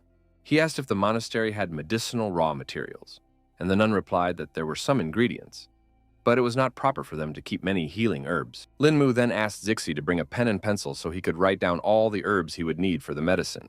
The protagonist explained that their sister's injury required treatment with medication and external exposure, so they would proceed in two ways. After a couple minutes, he handed the mentor the recipe and asked her to combine the ingredients as per the described requirements as soon as possible. The woman was happy to report that they had all the herbs on the list. So right now she was going to tell her sisters to get it all ready. Half an hour later, the two girls had already brought Lin Mu all the ingredients he had asked for. For starters, the guy asked for help setting up a roaster to distill the medicine. It wasn't long before the helpers reported that the roaster and cooking pot were ready. After only an hour, the protagonist was carefully pouring the finished potion into a porcelain bowl. After that, he handed the bowl into Zixi's hands and asked her to give the patient 1/3 of this decoction to drink. Meanwhile, Lin Mu turned to the nuns and asked them to bring a piece of black cloth. A couple minutes passed and the girl handed the main character the piece of cloth he needed. The boy was already ready for acupuncture and asked his friend if Master Qinghe should be called here. But the teacher said that the girl would also be able to handle the task. Then the protagonist, blindfolded, declared that they were coming right now. First, he asked Zixi to completely remove Niancheng's clothes to prepare the patient for the procedure. The aide quickly complied with the guy's request, hoping that the older sister would be able to make it through the ordeal. Lin Mu now asked the girl to guide him to the needlepoint called Shen Qiue. It turns out that our hero only needed to find this point on the patient's body to determine the position of all the others. He calculated that in order to heal such a serious wound, all 49 needles would have to be used. Before starting the technique, Lin Mu carefully enveloped the girl's body in a dense cocoon of purest true qi. This will make it easier for him to not only insert the needles, but also to control the needle points. The protagonist concentrated as much as possible and warned Zixi that he was starting to inject the needles, asking her to move to a safe distance. The girl only wished Lin Mu good luck because he was the one everyone was counting on right now. In fact, keeping 49 meridians under control at the same time was a challenge even for such an experienced master. In any case, the guy wasn't going to give up so easily, so he did his best not to make a mistake.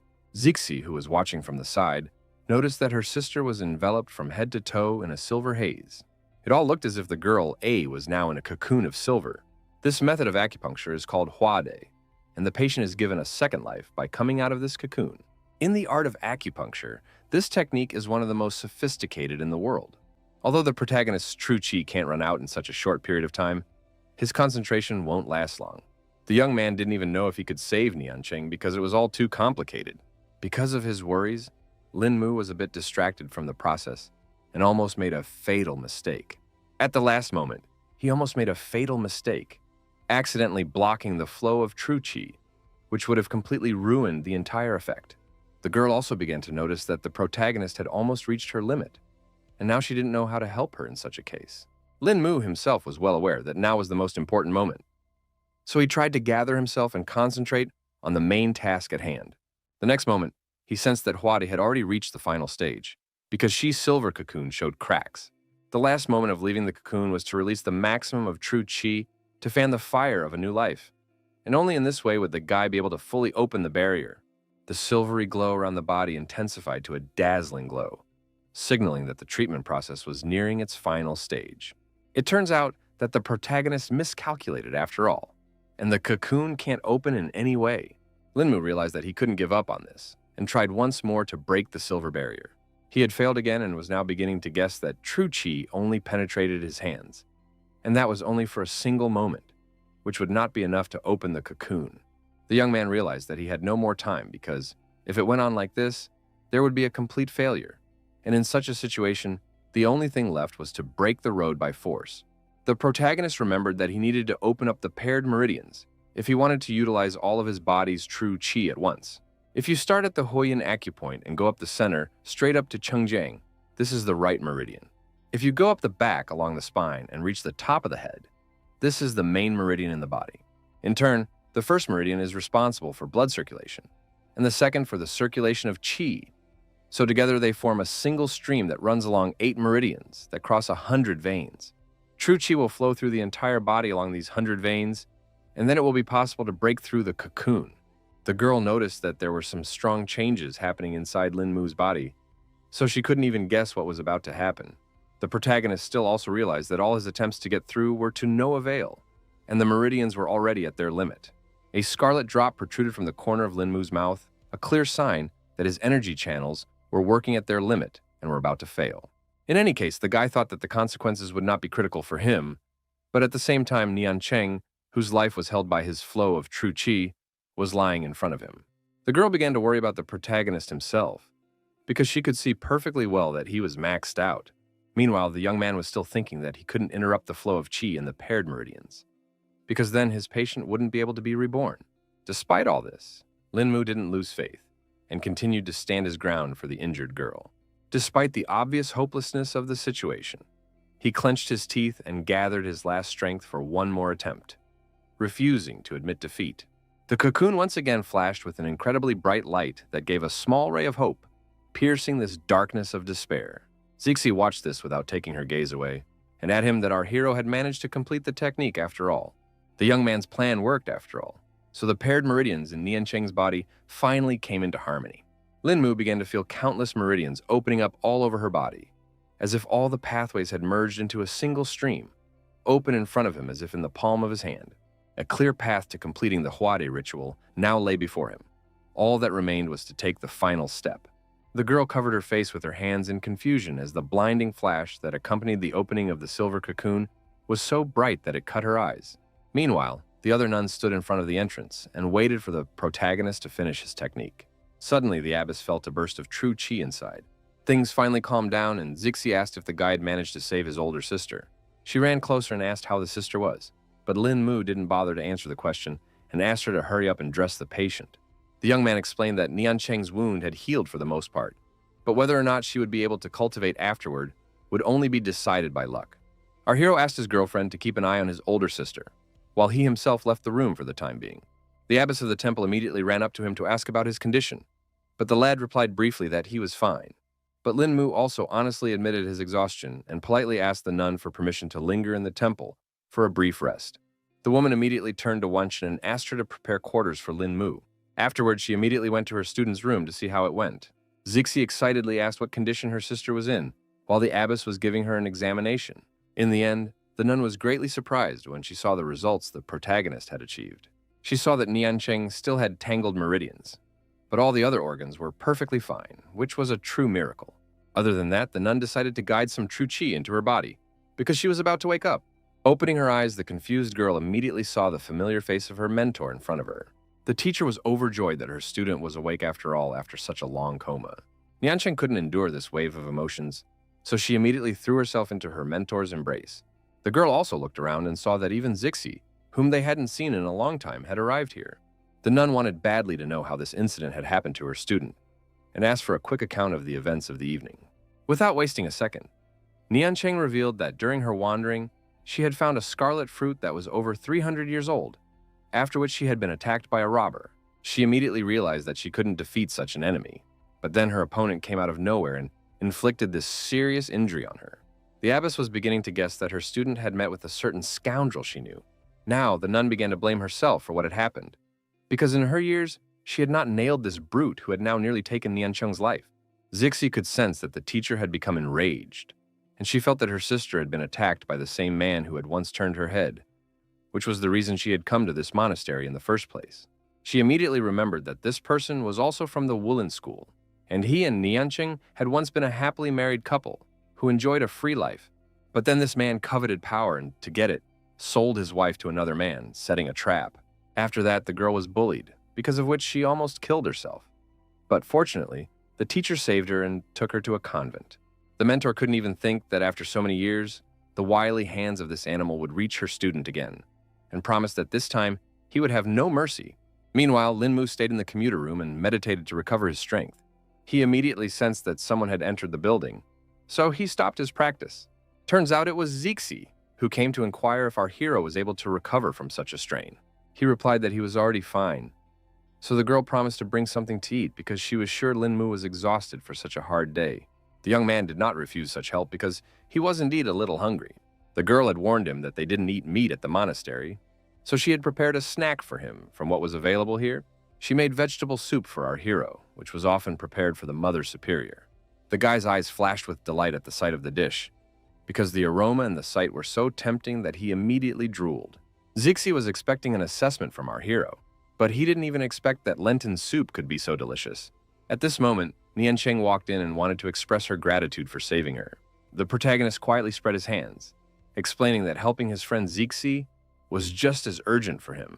Then the nun placed some kind of scroll on the table and explained that she couldn't repay Lin Mu's noble deed anyway, but this way, she would at least do a good deed for him. The boy wondered what the young mastress had prepared, and added that he did not need any gifts, because he did everything from the bottom of his heart. For her part, Niancheng emphasized that she was a lonely nun, so she did not have any wealth with her, but she was able to find a small gift for her savior. Zixi asked the guy to accept this gift from her sister, but he was in no hurry to do so because he felt too awkward. It turns out that the girl decided to give our hero the very fruit she found during her wanderings. Upon seeing it, the protagonist could not believe that he had gotten the very fruit he had only heard about in legends. Lin Mu still asked the nun to keep this item because it would come in handy when recovering. Niancheng was very upset because she thought that her gift was not enough for Mr. Lin. The protagonist shook his head, explaining that the situation was exactly the opposite, and he simply could not accept such a valuable gift. She explained that she was now going to quit cultivation and lead the life of a simple nun from this day forward, so she no longer needed the scarlet fruit. Suddenly, someone's shrill laughter was heard in the building, and it definitely didn't belong to someone from the monastery. Niancheng immediately reacted to the stranger's presence and confidently asked loudly who was here.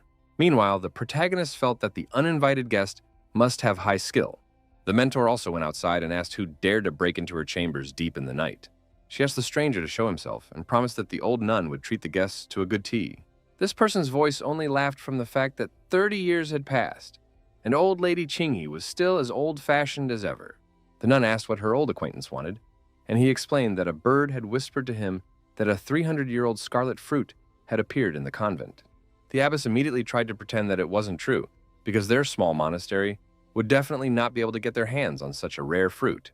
The stranger didn't care whether it was true or not, because either way he was going to look for this fruit on his own.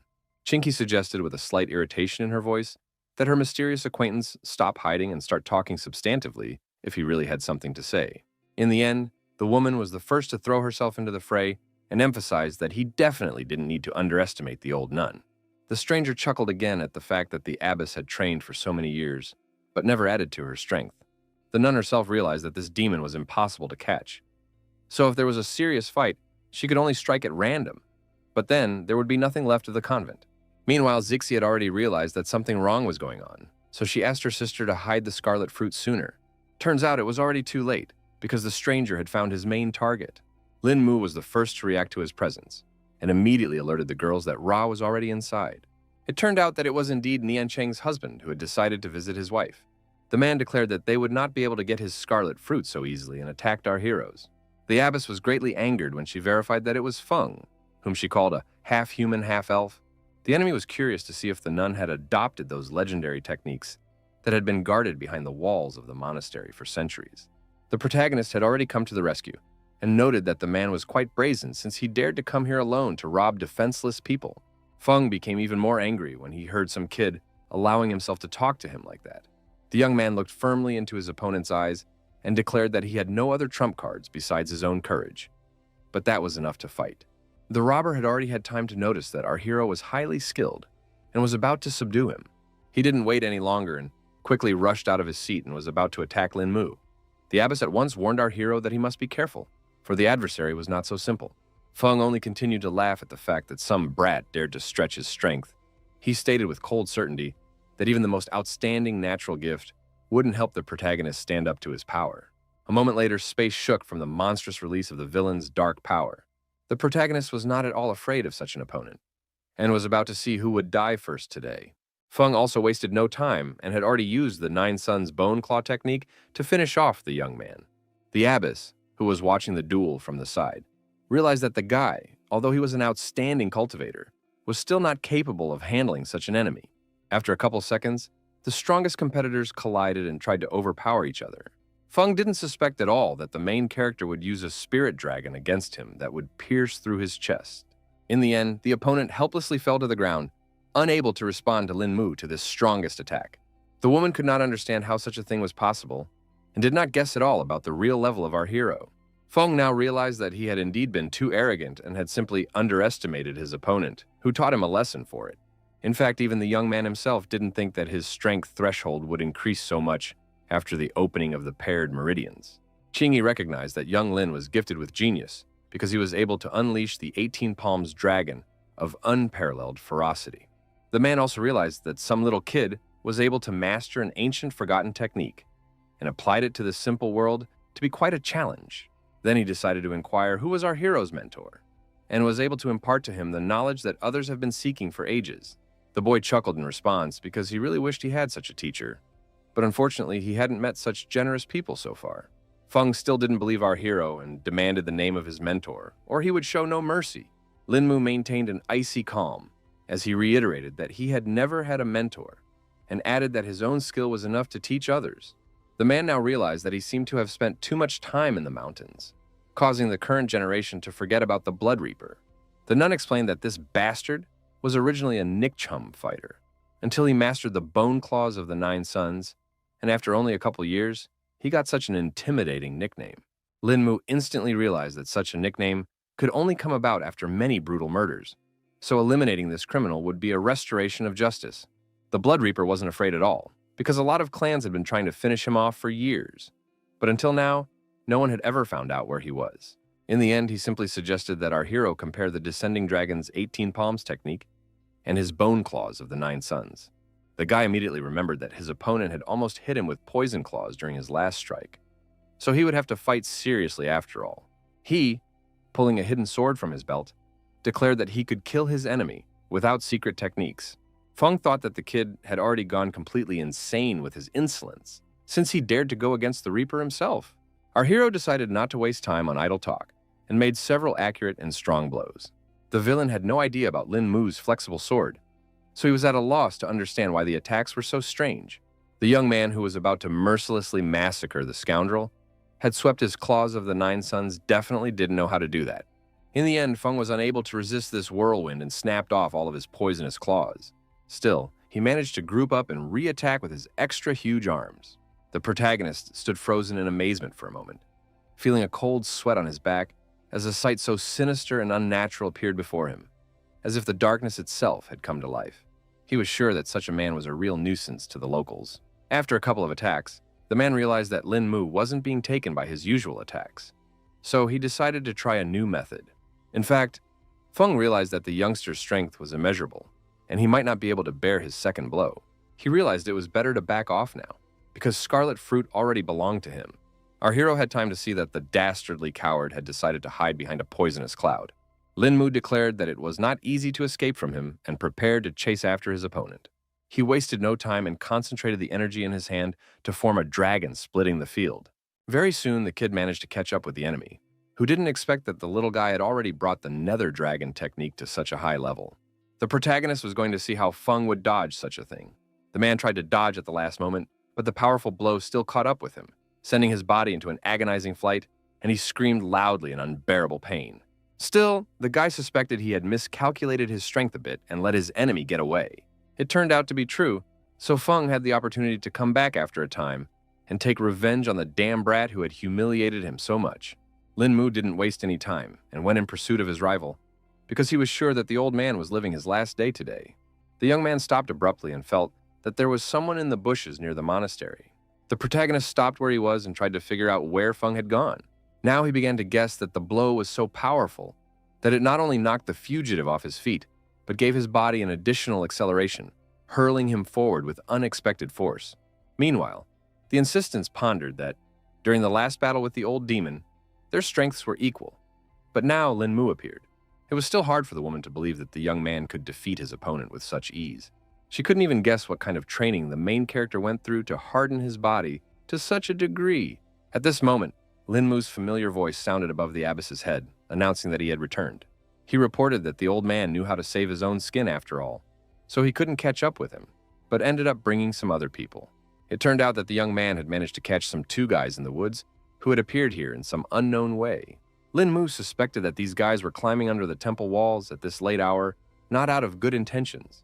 Afterward, it turned out that these guys were familiar with Master Qinghe, so they were even more scared because of that.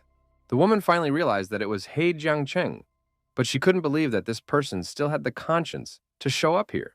The terrified young man raised his trembling hands in panic, covering his face, and began desperately begging the teacher for mercy.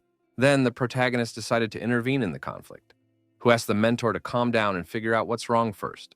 Qinghe explained to Lin Mu that this worm was the one responsible for what happened to the novice of the convent. The protagonist was also angry when he heard that this particular guy almost killed a defenseless girl. At this moment, Nianshan herself came out, finding it hard to hold back after seeing her abuser. Through clenched teeth, she uttered the name of He Jiangcheng, who had inflicted so much pain on her. Meanwhile, the protagonist guessed that the guy must have been here at the behest of old demon Feng since he wanted to steal the scarlet fruit. He also noticed that the combat skills of these thieves were higher than the local disciples, so he couldn't understand why they didn't just rob the monastery and take the fruit while the teacher was away. The bandit was pretty scared, so he promised right here and now to tell them why they were here. He explained that the trail had brought their team here that day, but they had sensed the presence of a strong master and decided to step back and enlist Mr. Feng's help. Now everything fell into place for the mentor, and she realized that the villains were only working with the old demon because of a strong rival. He Jiangchen immediately promised that he would definitely make amends for what he had done to his ex-wife. The girl only held back her tears and kept silent because she hadn't believed her husband for a long time. The abbess couldn't stand it and grabbed the vile creature whose words sure meant nothing, about to cut his doggy life short. The man was frightened for himself and hoped that the nun would still show him some mercy. It was already too late, because Lady Qinghe had made the decision to end such a scoundrel who had no place on this earth. Jiangcheng, unable to resist the crushing force of the blow, was thrown aside. The helpless boy had no choice but to scream in pain and choke on his own blood.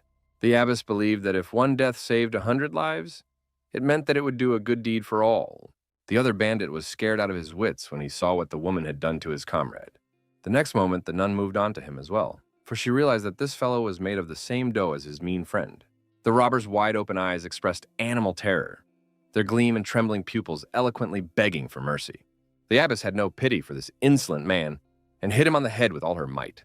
The bandit obviously couldn't take the blow, so a thick scarlet veil began to cover his eyes. Qinghe believed that these guys had done too much evil, so something like this wouldn't be redeemed even by death. She asked her students to bury the bodies of the bandits and to do it far away from the convent, so as not to desecrate the land. In fact, she had no idea that it was because of these two that she would have to cross herself today and do something that would forever be a bloody stain on her conscience. After that, Lin Mu handed over the scarlet fruit that Nianshan had given him to his mentor. The woman believed that saving a life could never be repaid, so she also wanted the protagonist to keep the legendary fruit for herself.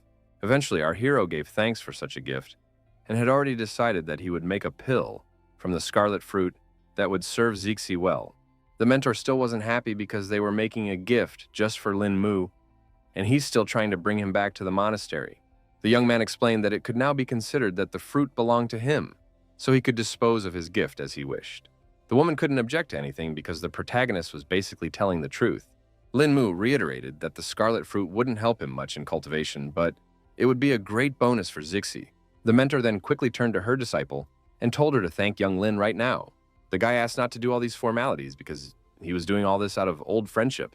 Already 2 days after the recent events, he had already prepared as many as 30 scarlet fruit pills.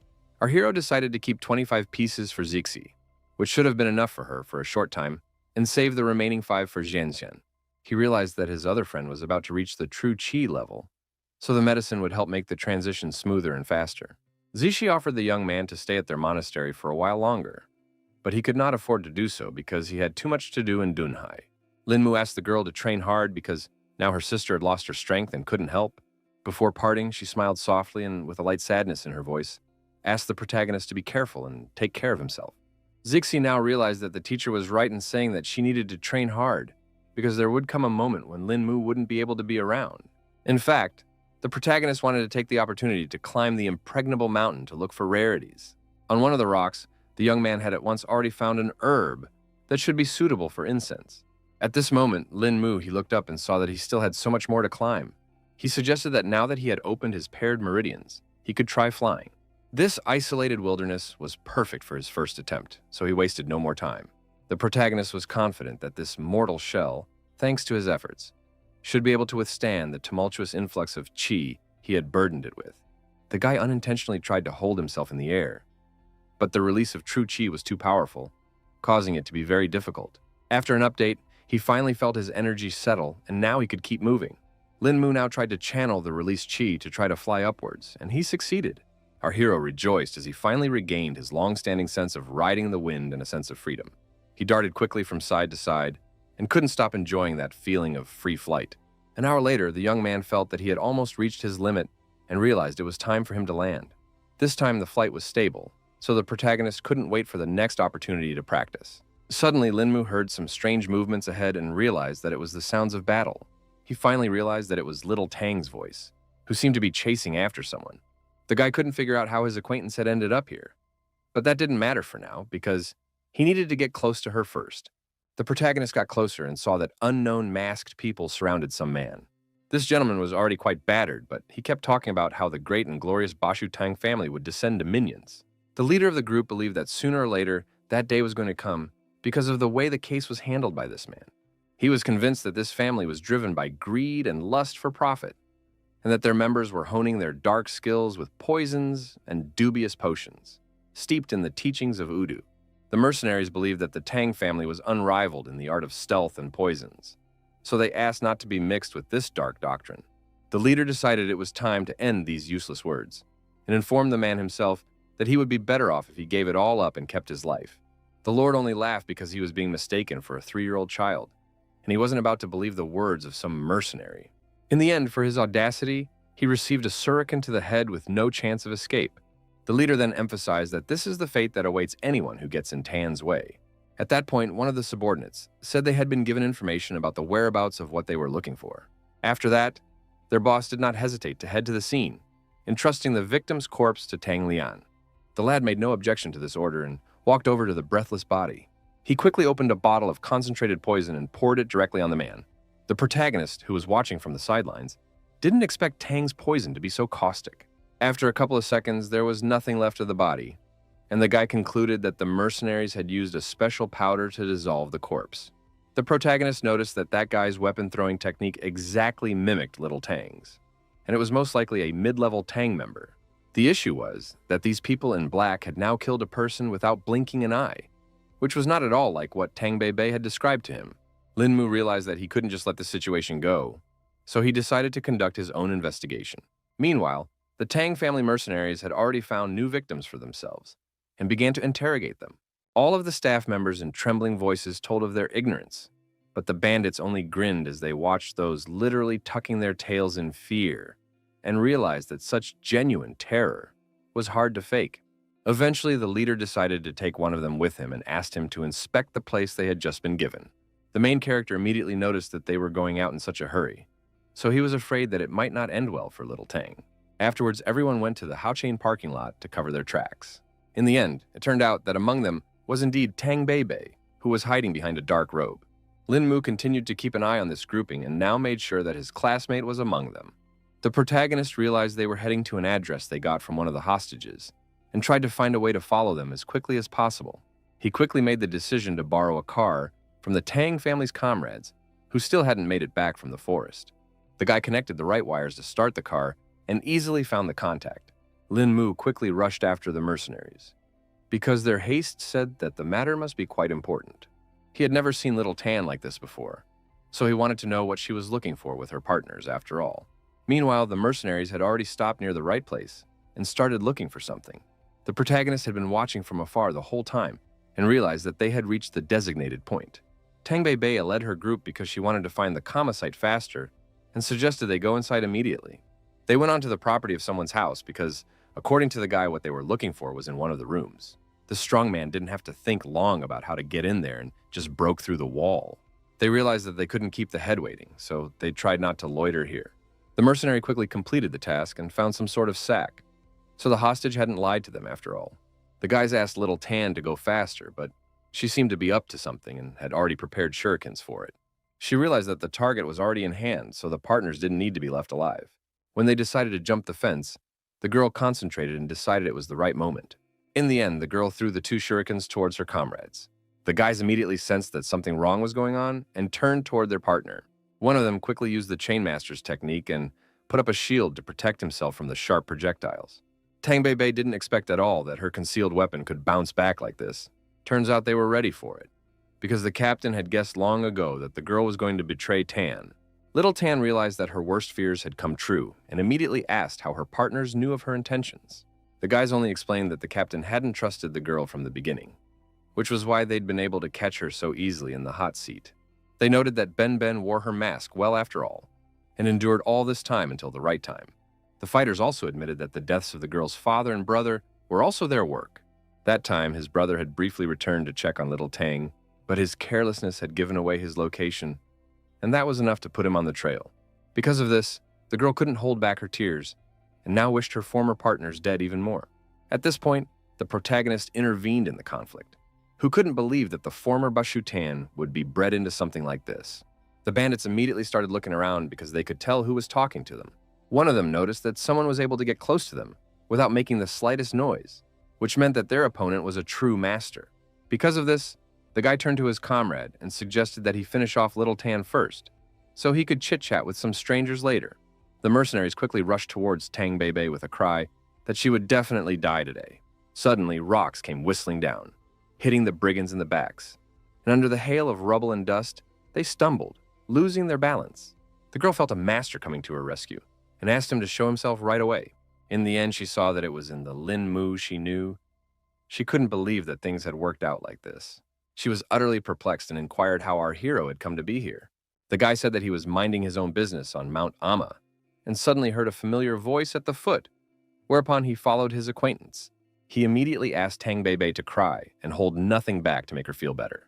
The girl immediately remembered that Lin Mu had always said that her parents were good, so now she couldn't understand why they had been attacked. At this moment, one of the mercenaries woke up and now couldn't understand who the young man who dared to meddle in the Tang family's affairs was. Bei thought that there was no point in listening to these guys because they were going to die soon anyway. Meanwhile, she herself decided to see what was in the bag, for which they had come to this house. The partner had laughed at the fact that the girl had been wondering all along what they were going for, and now wondered if she was satisfied. Because of this, Tang Bei became incredibly angry and decided to finish off this insolent man right now. She had caught fire with the fire of revenge, and now wanted to take this bandit's life after her father's.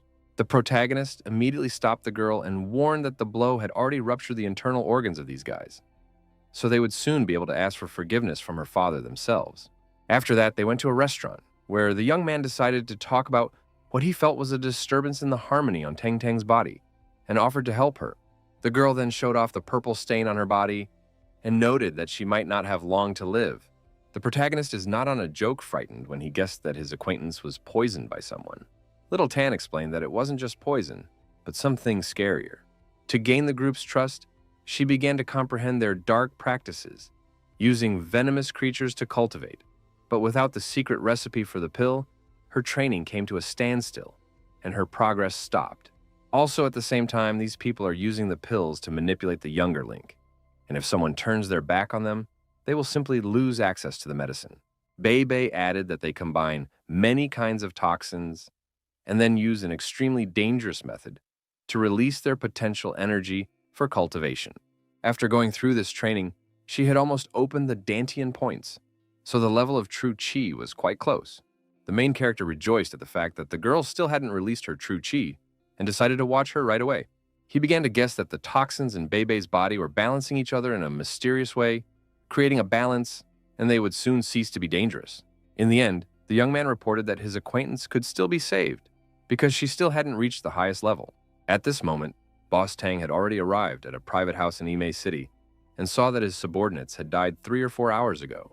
In addition to that, the man saw that the guy's true chi connections and all of their internal organs had been severed. The subordinates couldn't believe that the girl was being helped by someone from outside, which meant that someone was interfering in their family's affairs. The boss also concluded that the bag had indeed once been here, but it was now in the hands of little Tang and a certain craftsman. At this time, the protagonist had already proceeded to cure Tang Bei with his pricking technique. The girl was already lying on the table and waiting for Lin Mu to finish his preparations. It wasn't long before Lin Mu commanded her to freeze and warned her that he was about to inject needles into her body. At the same time, the young man was well aware that neutralizing toxins was not comparable to the usual treatment of an injury, so there was no way to fix everything in one fell swoop.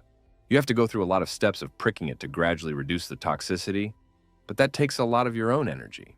During the process, our hero noticed that I was also too deeply entrenched in little Tang's body, so he needs to increase the flow of energy. Then he used snow-crumbling winter plums, which was so named because during this method, many impurities of white color come out. 15 minutes later, the protagonist continued the treatment and asked his acquaintance to hold on until the end, because it was very unpleasant. Eventually, almost all of the poison finally came out of the body, which had concentrated into one large drop. The toxins removed were already out of balance, and if they penetrated deeper into the skin, the effects would be irreversible. After that, the guy immediately felt that his body was quite drained, and he didn't expect it to take much more strength than Huade. At this moment, Tang Bei noticed that Lin Mu wasn't feeling well because he was too pale. The protagonist replied that he was just a little tired and promised that it would all go away when he got some rest. Also, the guy did not remember that he wanted to give some item for his acquaintance. He pulled a small envelope from his jacket, but ended up not being able to hand it over because he just fainted. At the decisive moment, the girl rushed forward and managed to catch the falling Lin Mu, his exhausted body unconsciously collapsing in her trembling hands. After that, she decided to see what the main character was going to pass on. Tang Bei couldn't believe her eyes when she saw what the young man clutched in his hands. After the events of last night, our heroes found themselves at Dunghai International Airport. Tang Bei admitted that the guy had scared her out of her mind yesterday, but he calmly explained that the poison treatment had taken a lot of energy. It turned out that before passing out, our hero was trying to give his acquaintance her baby photo, so she asked where he got it. The young man didn't understand at first what it was about, but then he realized that he hadn't had time to do all of this because he had just blacked out. He admitted that he actually passed on the photo at the request of a man. Lin Mu also added that he had a box for Little Tan, but he wanted to give it to her after they got home. Quite soon, they arrived was the country house of the protagonist, so now he was trying to find the very box. The guy hid it pretty well, but in the end, he still managed to find this gift for Bei. He explained that the person who had handed over the box had apparently gotten to know their relationship well and had asked him to give it to the girl. Little Tan accepted the gift, but couldn't understand at all what was inside. The protagonist himself also had no idea about the contents, so he asked the girl to hurry up and open this mysterious box. Tang Bei was greatly surprised when she realized that this was where her photos from high school were located. There was also a savings book and some kind of bank card lying next to the photos. On the very same box, the girl found an ancient book called Heavenly Rain Watering Flowers. The guy hadn't heard of such a tutorial, but he immediately noted that it looked like some sort of rare battle drill. With tears in her eyes, Bei explained that it was a lost relic of the Tang family lost over 2 centuries ago, hiding the incredible secrets of learning to wield hidden weapons. All these years, their family had been searching for these texts, and now they were suddenly in the girl's own hands. She was immediately reminded of how much she missed her parents, but at the same time, she was a little relieved because she could at least find the lost manuscript. Lin Mu was already doubting whether his acquaintance needed all this truth, because she had already gone through so many difficult events. Through her tears, Tang Bei asked if that person had said anything else. The main character relayed that he wanted to tell the girl that they would always be one family, no matter what happened. Yu girl couldn't understand why this mysterious, generous man was talking about family. The young man looked intently at little Tang and asked if she had even the slightest suspicion about who might have been behind the gift. Bei Bei cried even more because she realized that it was probably her older brother who had run away from the family many years ago. At that time, everyone said that he was a scoundrel, that he stole from the family, because of which the girl almost killed him with her own hands. But now realized that she was very wrong. After a conversation with his acquaintance, the protagonist went to the office of his security company to settle business matters. It turns out that Chen Ming was the one who decided to suddenly summon the young man for some reason. The company director explained that the people they sent had passed on new information and said that something had recently happened in the Lin family. The man pulled out a small flash drive and explained that the case was quite serious, so our hero had better see it. From the very first seconds of the video, you could hear that there was some kind of conflict between the family members. It turned out that they were whispering about the fact that the old man-father had stopped participating in the family's affairs for many years, and one of the brothers was obviously hatching dark plans for the helpless old man. The man was worried that the will had gone missing and was afraid they would just be cut out of it. Eventually, one of the brothers pretended that such nonsense could not be spoken right in the house. The other man immediately laughed at the fact that he was so frightened and emphasized that there was no need to feign innocence here. He was even certain that it was his brother who had killed Laos's consort and deliberately let Lin Mu off their hook. The second brother immediately replied that before our hero, then something was wrong with him, because even the assassins could not cope with him. The man was immediately angry when he heard such news, because in the matter of inheritance, not the slightest chance should be left to chance. In the end, they ended this conversation on the fact that the old man is already taking poison under the guise of medicine and will definitely not live long, and it remains for them to prepare people to find the will as soon as possible. Lin Mu immediately asked how many people knew about it now, and the assistant replied that there were only 3, considering the scout. Our hero asked to hand over the money to their employee and decided to call it a day. Immediately after this meeting, the guy decided to go to his family's mansion. The butler was overjoyed when he saw the young gentleman who had finally returned to visit his grandfather. Lin Mu continued to pretend that he didn't know anything at all, and asked what the old man's condition had been recently. The aide said that the gentleman has really not been on the mend lately, but his mind is relatively clear right now. When they entered the room, Senior Lin, helpless as a baby, obediently opened his mouth as the maid brought him a spoonful of food. At this, Lin Mu asked for them to be left alone so that they could talk in peace. Mr. Lin, despite the presence of his beloved grandson, continued to remain silent. The protagonist immediately guessed that there was a camera in the room, causing the grandfather to keep pretending that he was incapable of normal conversation. The guy finally tried to wiggle it with true chi, and saw a red light come on, which showed his success. Lin Mu informed his grandfather that they were now safe because no one would hear them, and they could finally talk. The young man immediately asked if the old man ate this porridge every day, as he realized that there was probably poison in it.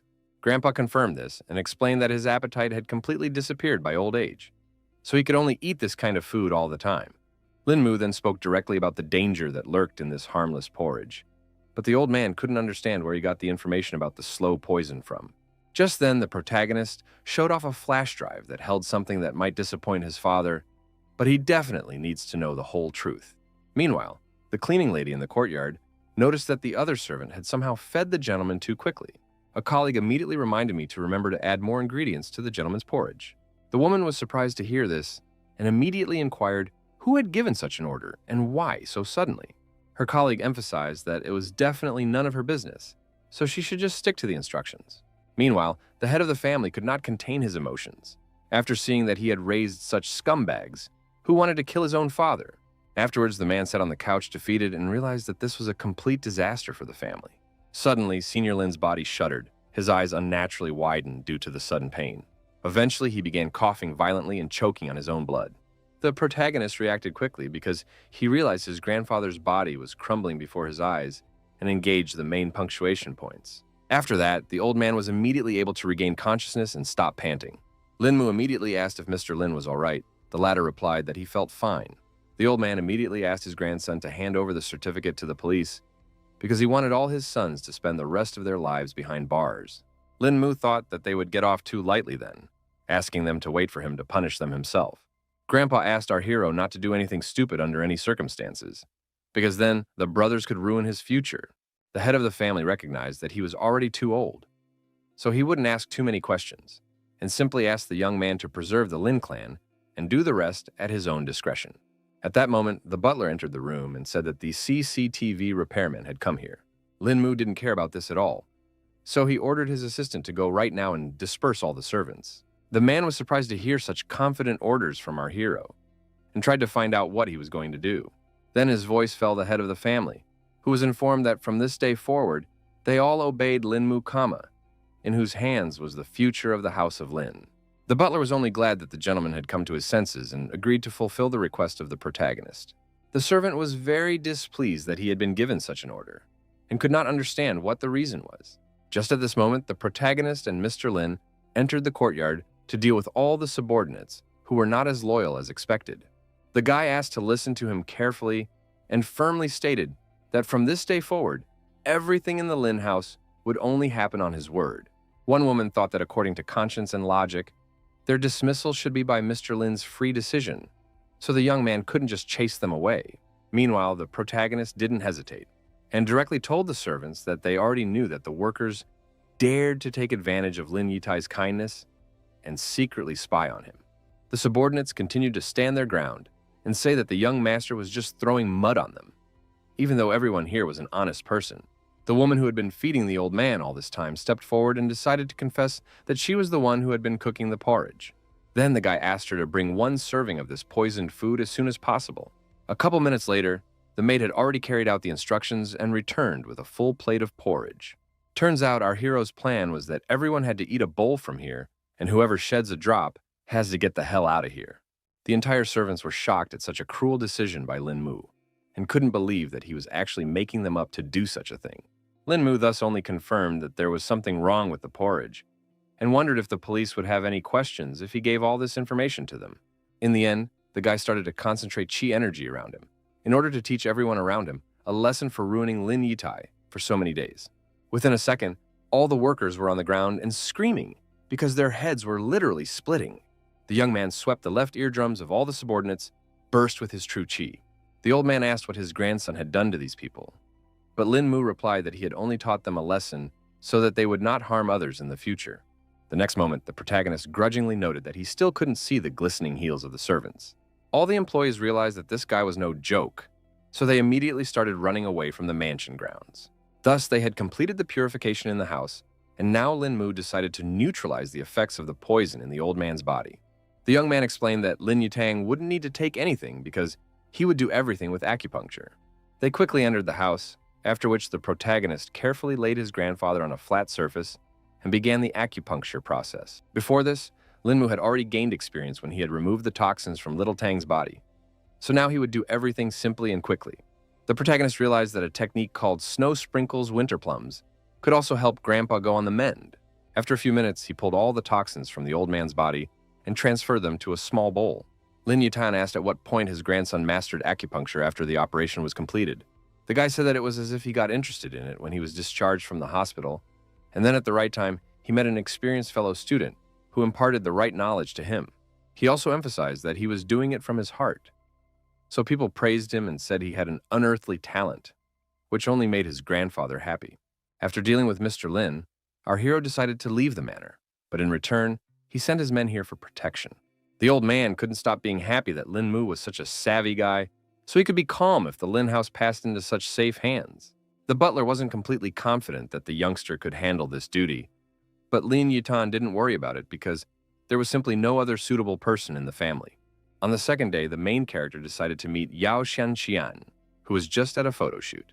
He immediately noticed that the rising star is not lacking in diligence, because he just finished shooting in the movie and already poses for a new advertisement. The girl was surprised when she saw that her filming colleague had decided to pay her a visit. She asked why Lin Mu had come here, and he replied that he just wanted to see her. To talk privately, they went to a cafe nearby, and our hero explained his absence by saying that he was helping Sister Zixi at the Ime Monastery. Also, the guy mentioned that he was told that for the past few years, they have all been preparing for some big gathering.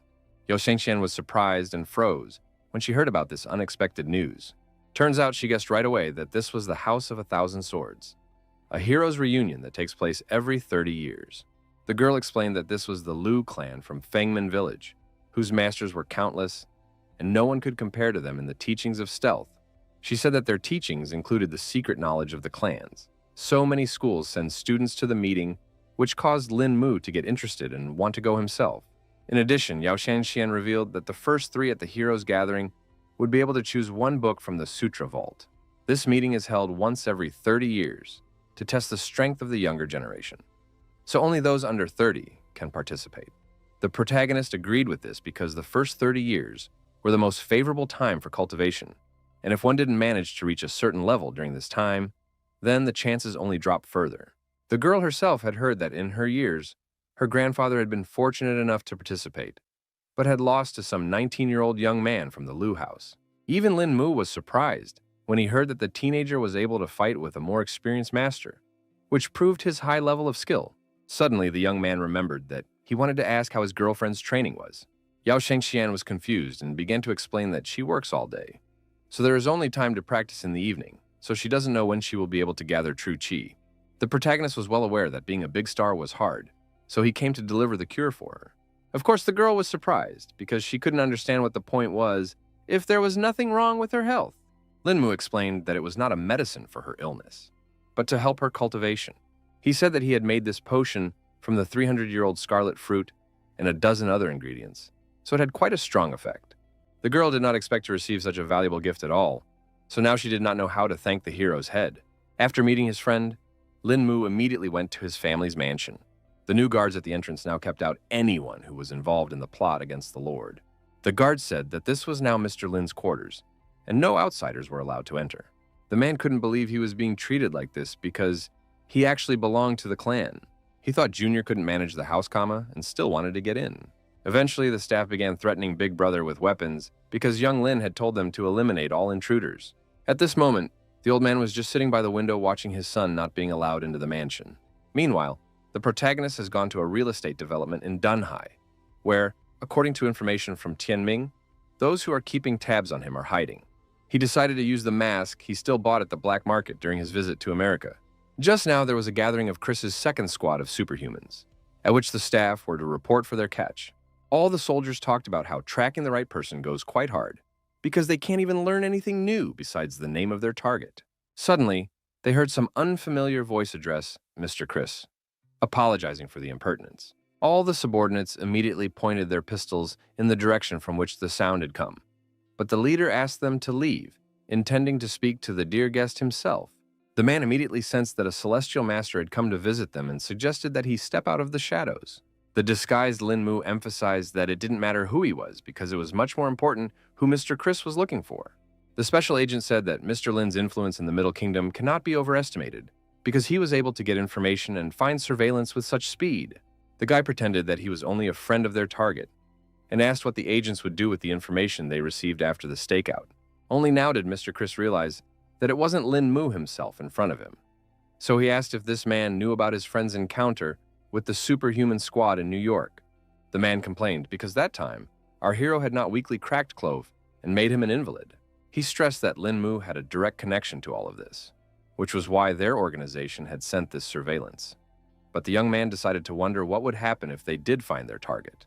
Mr. Chris did not hide anything and revealed that their organization has now split into 2 factions that have completely different views on the situation with the protagonist.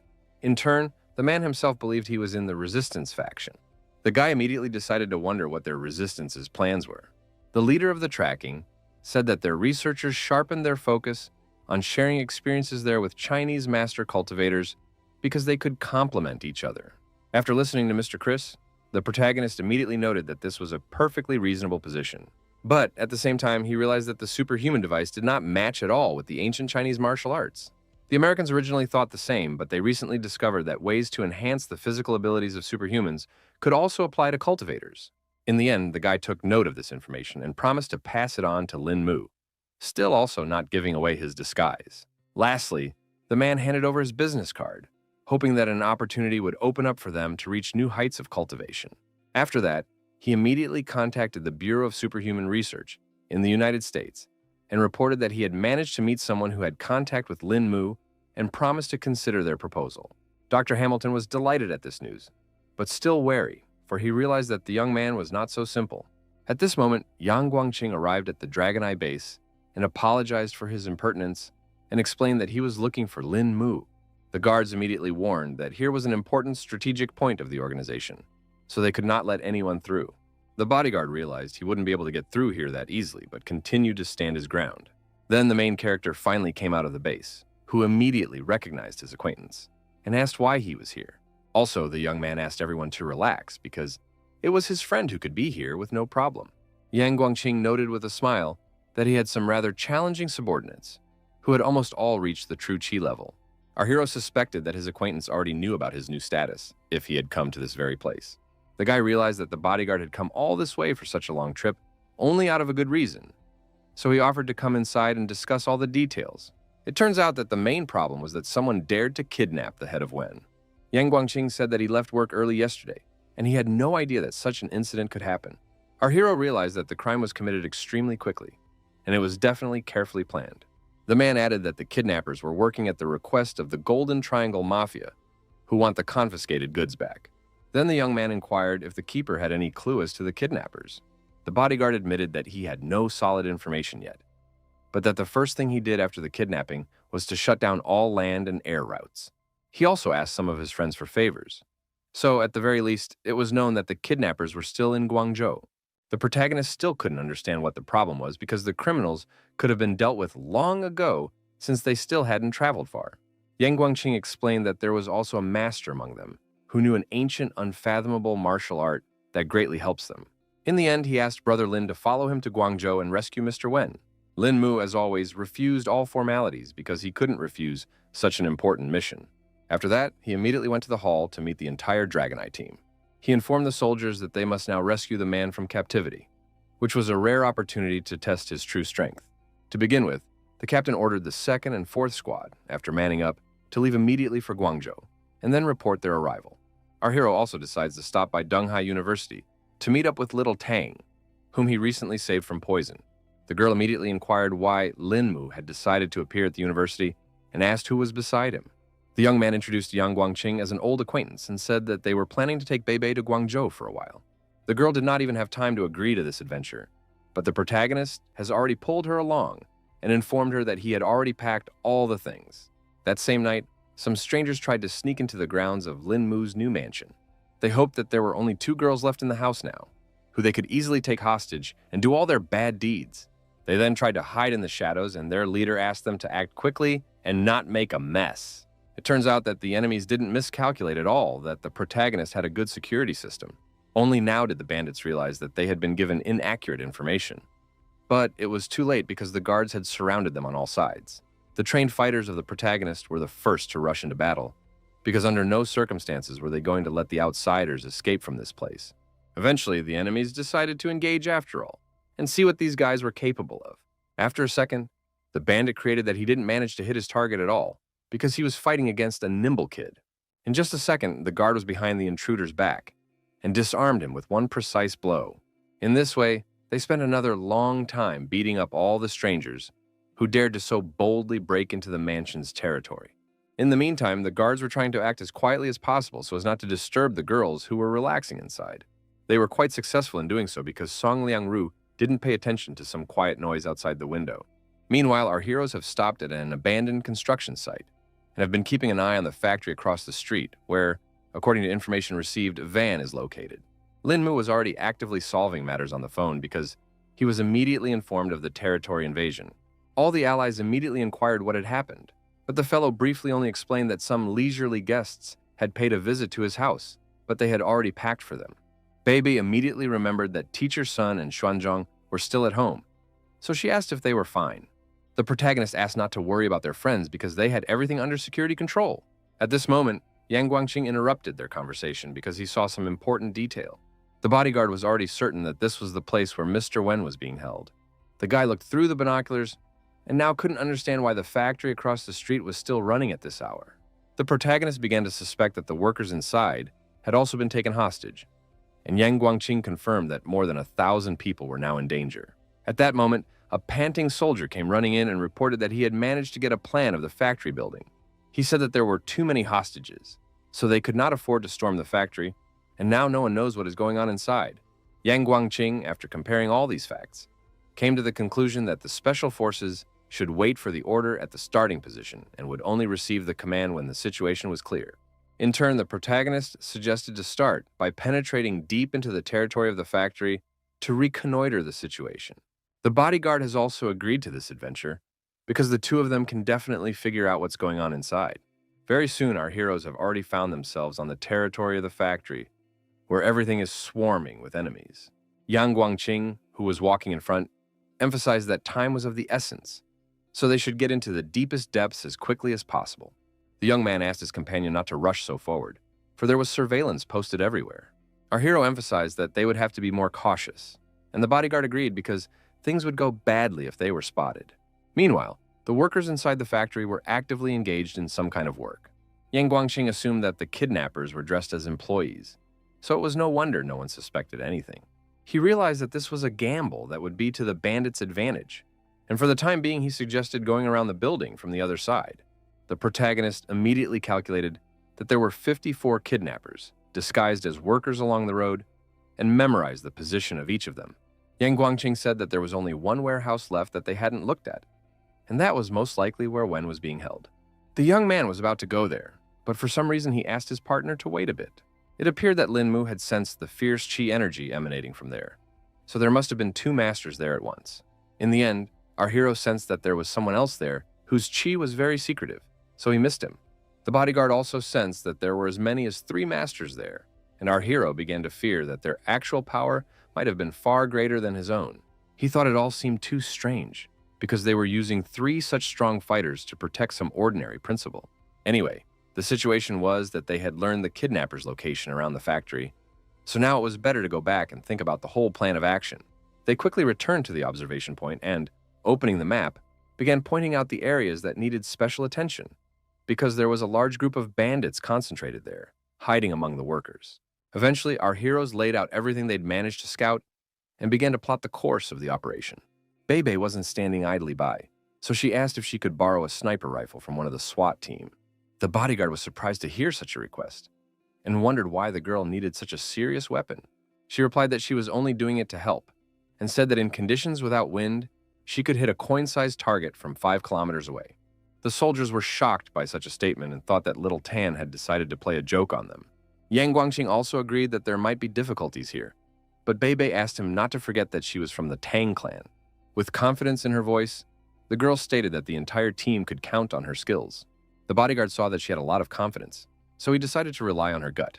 Before the operation began, the main character filled that their goal was to save the head of Wen, so all the soldiers must carry out the capture in the shortest possible time and avoid casualties among ordinary workers.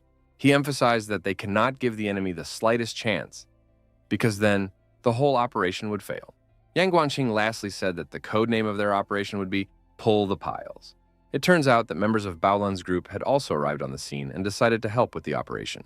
The bodyguard hadn't even guessed what kind of people were standing in front of him, so he asked Lin Mu who they were.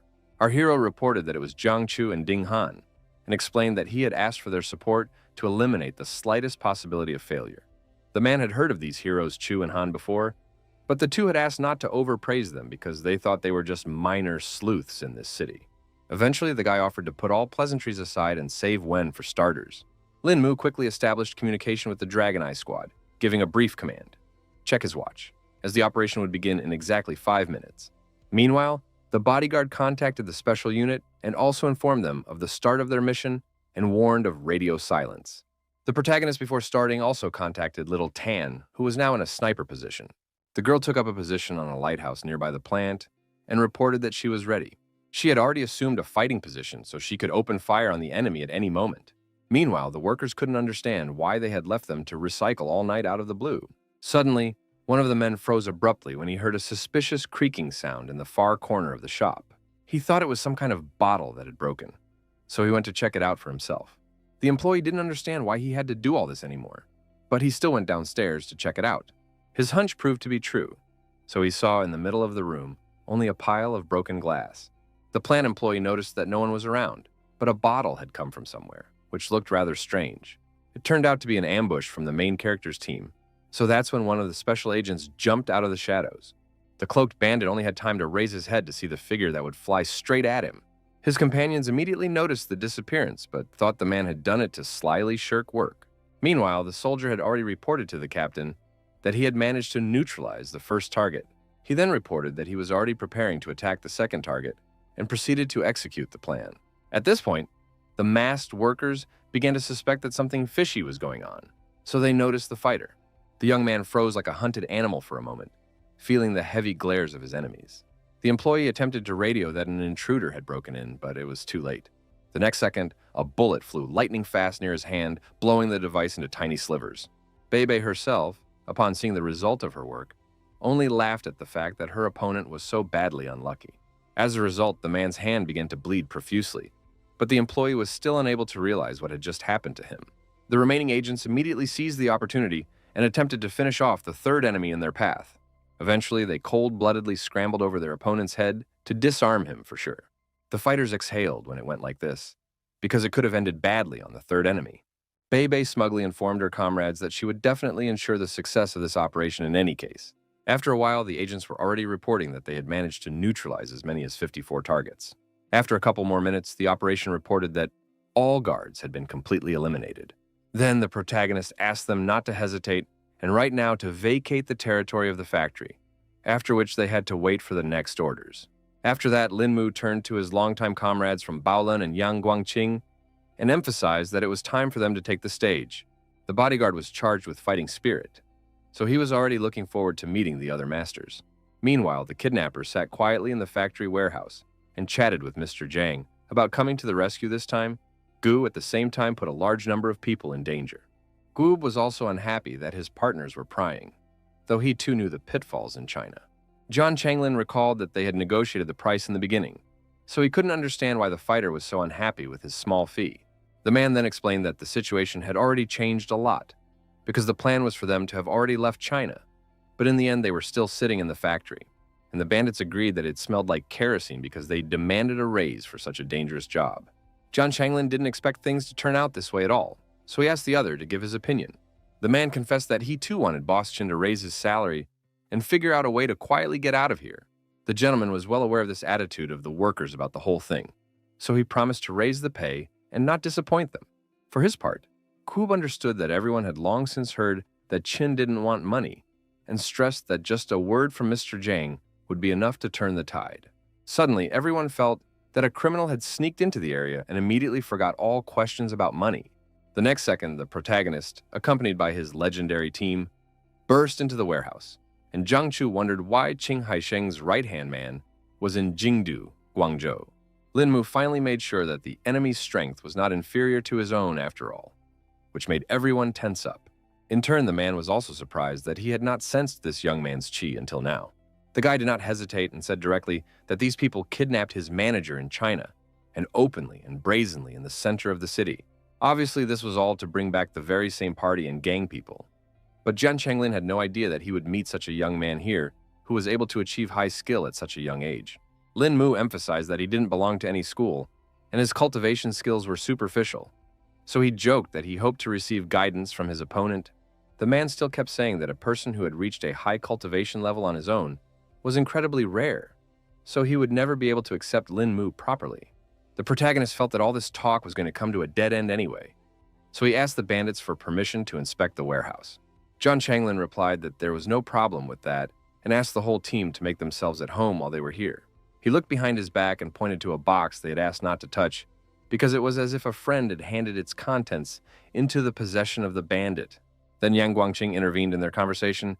He just wanted to look at everything in this warehouse and see if these guys were lying to them. Also, the protagonist understood that Mr. Yan was hospitality itself, and again asked for guidance from him. In the end, the man finally agreed, because he too wanted to see what the guy's training had gotten him to. Thus our hero drew off one enemy, and left a couple of masters behind him for his companions, while the remaining man would go to rescue the head of Wen. Ding Hanyu and Jiangshu only needed one look for them to understand each other's plan perfectly.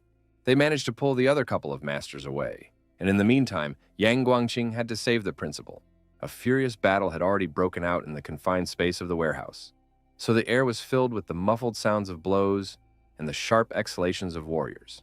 The protagonist had emphasized from the beginning that he was asking courtesy of Mr. Yang, so now he had decided to use dragon appeasement. The man immediately felt this power because he was also aware that it was the lost 18 dragon palms. The young man noted that his opponent was very observant, but was no longer going to stop and attacked him. Zhang Changlin was also of the uneasy kind, so he used the Tianshan plum fracture to protect himself from being hit hard. The protagonist was immediately interested when he saw his opponent using such a rare technique. He immediately remembered that he had seen this technique on a flash drive that Liu had handed over, and under that name, all the martial art techniques were broken down. In turn, the bandit leader himself could not even think that such a young man would be able to oppose him in any way. Now that the man knew that Lin Mu was familiar with his techniques, he decided to make him feel the power of the Tianshan plum fracture. Meanwhile, Yang Guangqing confidently advanced through the warehouse. While everyone was busy fighting, the bandit noticed that the bodyguard was trying to seize the moment and wasn't about to let him finish the job. The bodyguard didn't see at all that he had already been spotted, so he ran with all his legs to the cherished box with the principal. In the next instant, a dazzling flash appeared right in front of Yang Guangqing, and the shockwave hurled him to the side. Suddenly, the man saw that it was definitely unusual pyrotechnics, which surprised him even more. Everything around him began to ice up rapidly, and the bodyguard was a couple of steps away from being hit by the wave as well. Next, someone used the vortex against the guard, but the guard thought it was just child's play. Regardless, he still wasn't able to dodge another attack from his side so easily. In the end, Yang Guangqing only now realized that all this time, the other masters had been hiding in the box. These two strong fighters said that Lin Mu's team had to go through them first if they still wanted to save at least someone. The protagonist could not even think that the most real superhumans would be present here, and realized that until this moment, the power of these enemies was insensible to him. A mutant named Ross, who was skilled in the ice arts, noted that the Chinese master was not at all impressed with his appearance. That was why he aimed all of his ice spikes at him, so that Yang Guangqing would definitely experience his full power. For his part, the bodyguard wasn't afraid at all, because he wasn't impressed by some superhuman who allowed himself to talk so smugly. He promised that the foreigner would learn what the Chinese school taught today, and immediately used the golden dome for protection. Roz was not in the least startled when he saw that his ice had ricocheted off to the side after all. Meanwhile, on the other side, he was attacked by Weber with a hurricane shaft that seemed to demolish everything in its path. Our hero desperately tried to shout to his comrade and warn him about this superhuman with a whirlwind not so easy. The bodyguard was not at all afraid of his rivals, and asked the leader not to be afraid, promising that he could take on these two enemies. The man used the golden dome again, causing that energy tornado to scatter in different directions. After a second, the vortex had gathered itself together, and now descended upon Brother Ian with renewed vigor. Mutan still believed that Chinese kung fu was not cool at all, and that all this praise was just empty words. Meanwhile, the protagonist had already moved into close combat with Zhang Changlin, who was also obviously not going to give up. At this moment, Yang Guangqing noticed a whirlwind that was somehow different from all the previous ones. The man thought he had already been mistaken for a weakling, and then declared that an old tiger never shows its true strength. Lin Mu even had to distract himself from his fight because he couldn't understand what his comrade was up to. After observing the bodyguard's technique, the guy finally concluded that he had decided to use the palm behind the clouds. The man did not stand still and immediately entered the vortex to destroy it from within with his own hands. Eventually, the bodyguard realized he was failing and couldn't believe that nothing worked against the superpower. All the while, Mutant kept laughing off the fact that it turns out Chinese kung fu is worthless. Yang Guangqing was already at his limit because the tornado ring suddenly engulfed his palm behind the clouds. Gradually, the man began to feel that he would now completely lose control of his true chi, which would be a complete failure in this battle. Yaroi clenched his teeth, realizing that it was only going to get worse as the tornado ring gradually consumed his partner. The guy decided to intervene in this confrontation and asked his comrade to stop the true chi and just trust him. The bodyguards himself knew how to act in such situations, but now it was several times more difficult to control everything. The superhumans were already beginning to suspect that this guy was going to be in trouble soon, because he had simply underestimated the power of the devouring tornado. Weber himself rejoiced that his technique had never yet failed him in battle. At this time, the protagonist had already had to return to his rival who was keeping him from their battle. Zhang Changlin's movements sped up because he must have noticed that the young man wanted to help his friend, so he was in no way willing to let him do so. But Lin Mu was not going to give up so easily and decided to use his strongest techniques to show that he was no match for this mutant. The guy let out so much energy that it sent fiery sparks throughout the warehouse.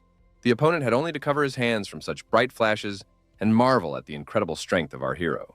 Zhang Changlin couldn't believe that the boy had actually managed to escape from his strongest control. Meanwhile, the protagonist turned to his brother Ian and asked him to stop his admission now. The bodyguard didn't hesitate and immediately complied with Lin Mu's request, who must have known what he was doing. After exerting himself so hard, he coughed up blood and almost fell back into the vortex again. The young man had already concentrated as much as possible to continue this fight and asked his comrade to take a break on the sidelines for now. Without wasting a second, our hero quickly threw himself at the devouring vortex and announced that he would now take this enemy on. Lin Mu quickly ran up close to this green tornado and used the Great Flying Dragon technique. Everyone around him immediately realized that this was another long-lost and at the same time, most powerful technique. Strong chi energy enveloped the vortex from all sides, so it began to rapidly shrink. Weber had a hard time believing what was happening because all he could see was that some strange gimmick had ripped his engulfing tornado to shreds. The protagonist did not stop there, so he once again concentrated energy in his hands. In the end, he unleashed 3 more huge dragons to finally finish off all the opponents. The ferocious dragons that were the embodiment of Lin Mu's aura were already flying forward, ready to sweep away everything in their path. The young man decided to use the strongest Dragon Pearl technique, so he definitely wouldn't fail. Bebe was watching everything through the scope of her sniper rifle and was shocked when she saw the technique the main character used. There was another huge explosion in the warehouse, as if someone had decided to detonate several dozen bombs at once. The SWAT team, who had been standing guard the whole time, couldn't understand what was happening in the opposite part of the factory. The commander still asked them to remain calm and stand in their original positions until new orders. Meanwhile, all the comrades were once again convinced that Brother Lin possessed immeasurable fighting strength. The mutants watched the consequences of our hero's attack in bewilderment, unable to understand how such a thing was even possible. Even his enemies recognized that this young man had simply terrifying power. Jian Changlin silently watched his opponent and seemed to be just glad that he wasn't at the scene of this explosion. In the end, he admitted that he just didn't expect the kid's kung fu to reach a whole new level. The protagonist still thought that everyone was just flattering him, because he was only adding his hunches to the ancient martial knowledge. Bandit had been sure that such a young man could not possess such tremendous strength and skill, but now realized that he truly had a talent not of the world to be envied. Goob asked what they should do next, but the leader replied that they had no more options, because if they continued the battle, they would die right in that warehouse. It was hard for the man to accept such an answer, but at the same time, he himself understood perfectly well that it was pure truth. Jian Changlin informed everyone on his team that they were definitely inferior in this battle, causing their assignment to fail. Jiang Chu and Ding Han were adamant, so they couldn't let the enemy escape at the very last moment. The bandits still felt they should get away while they could, and not let our heroes defeat them completely. The leader of the group turned to them and warned that it was still unknown who would die first in a battle to the death. Moreover, the villains have come here prepared and can ensure a successful escape. Only now did Lin Mu realize that all this time, his opponent had been holding the detonator in his hands. Then the bandit emphasized that this plant has 1,000 people each, so he asked what would be more important for the guy. In the end, Yang Guangqing still let his opponents go, but he couldn't understand what guarantees there were that Jiang Changlin wouldn't pull the trigger when he left the factory. With a smirk on his face, the man replied that he didn't have any guarantees, but our heroes didn't have a choice either, so all they had to do was trust each other. Meanwhile, a helicopter was already hovering over the warehouse, still waiting to pick up the fugitives. As they prepared to land, Jian Changlin expressed his hopes that they would meet Lin Mu in a more relaxed environment next time. A couple minutes later, the entire crew of bandits were already on board and said their final goodbyes to the main character's team. After that, they immediately began to untie Mr. Wen and told him that they had gone through a lot to be here. Yang Guangqing used the walkie-talkie and informed all the squads that Operation Pull the Piles had been completed. So now they needed to call in the bomb squad and evacuate all the workers. The protagonist tried to reassure his comrade and assured him that no one would blow up the factory, but here he was still tense. The man didn't trust the bandits, so he asked how Lin Mu had such confidence. It turns out that the young man had felt a deep reverence for ancient martial arts in his heart during the battle with his rival. So there was still some nobility left in him. At the same time, the helicopter was flying calmly over the city, saving all the criminals from justice. During the flight, Jian Changlin thought about the fact that there was finally someone with the power to unite ancient martial arts, and speculated that Lin Mu might have been that heaven's chosen warrior from the legends.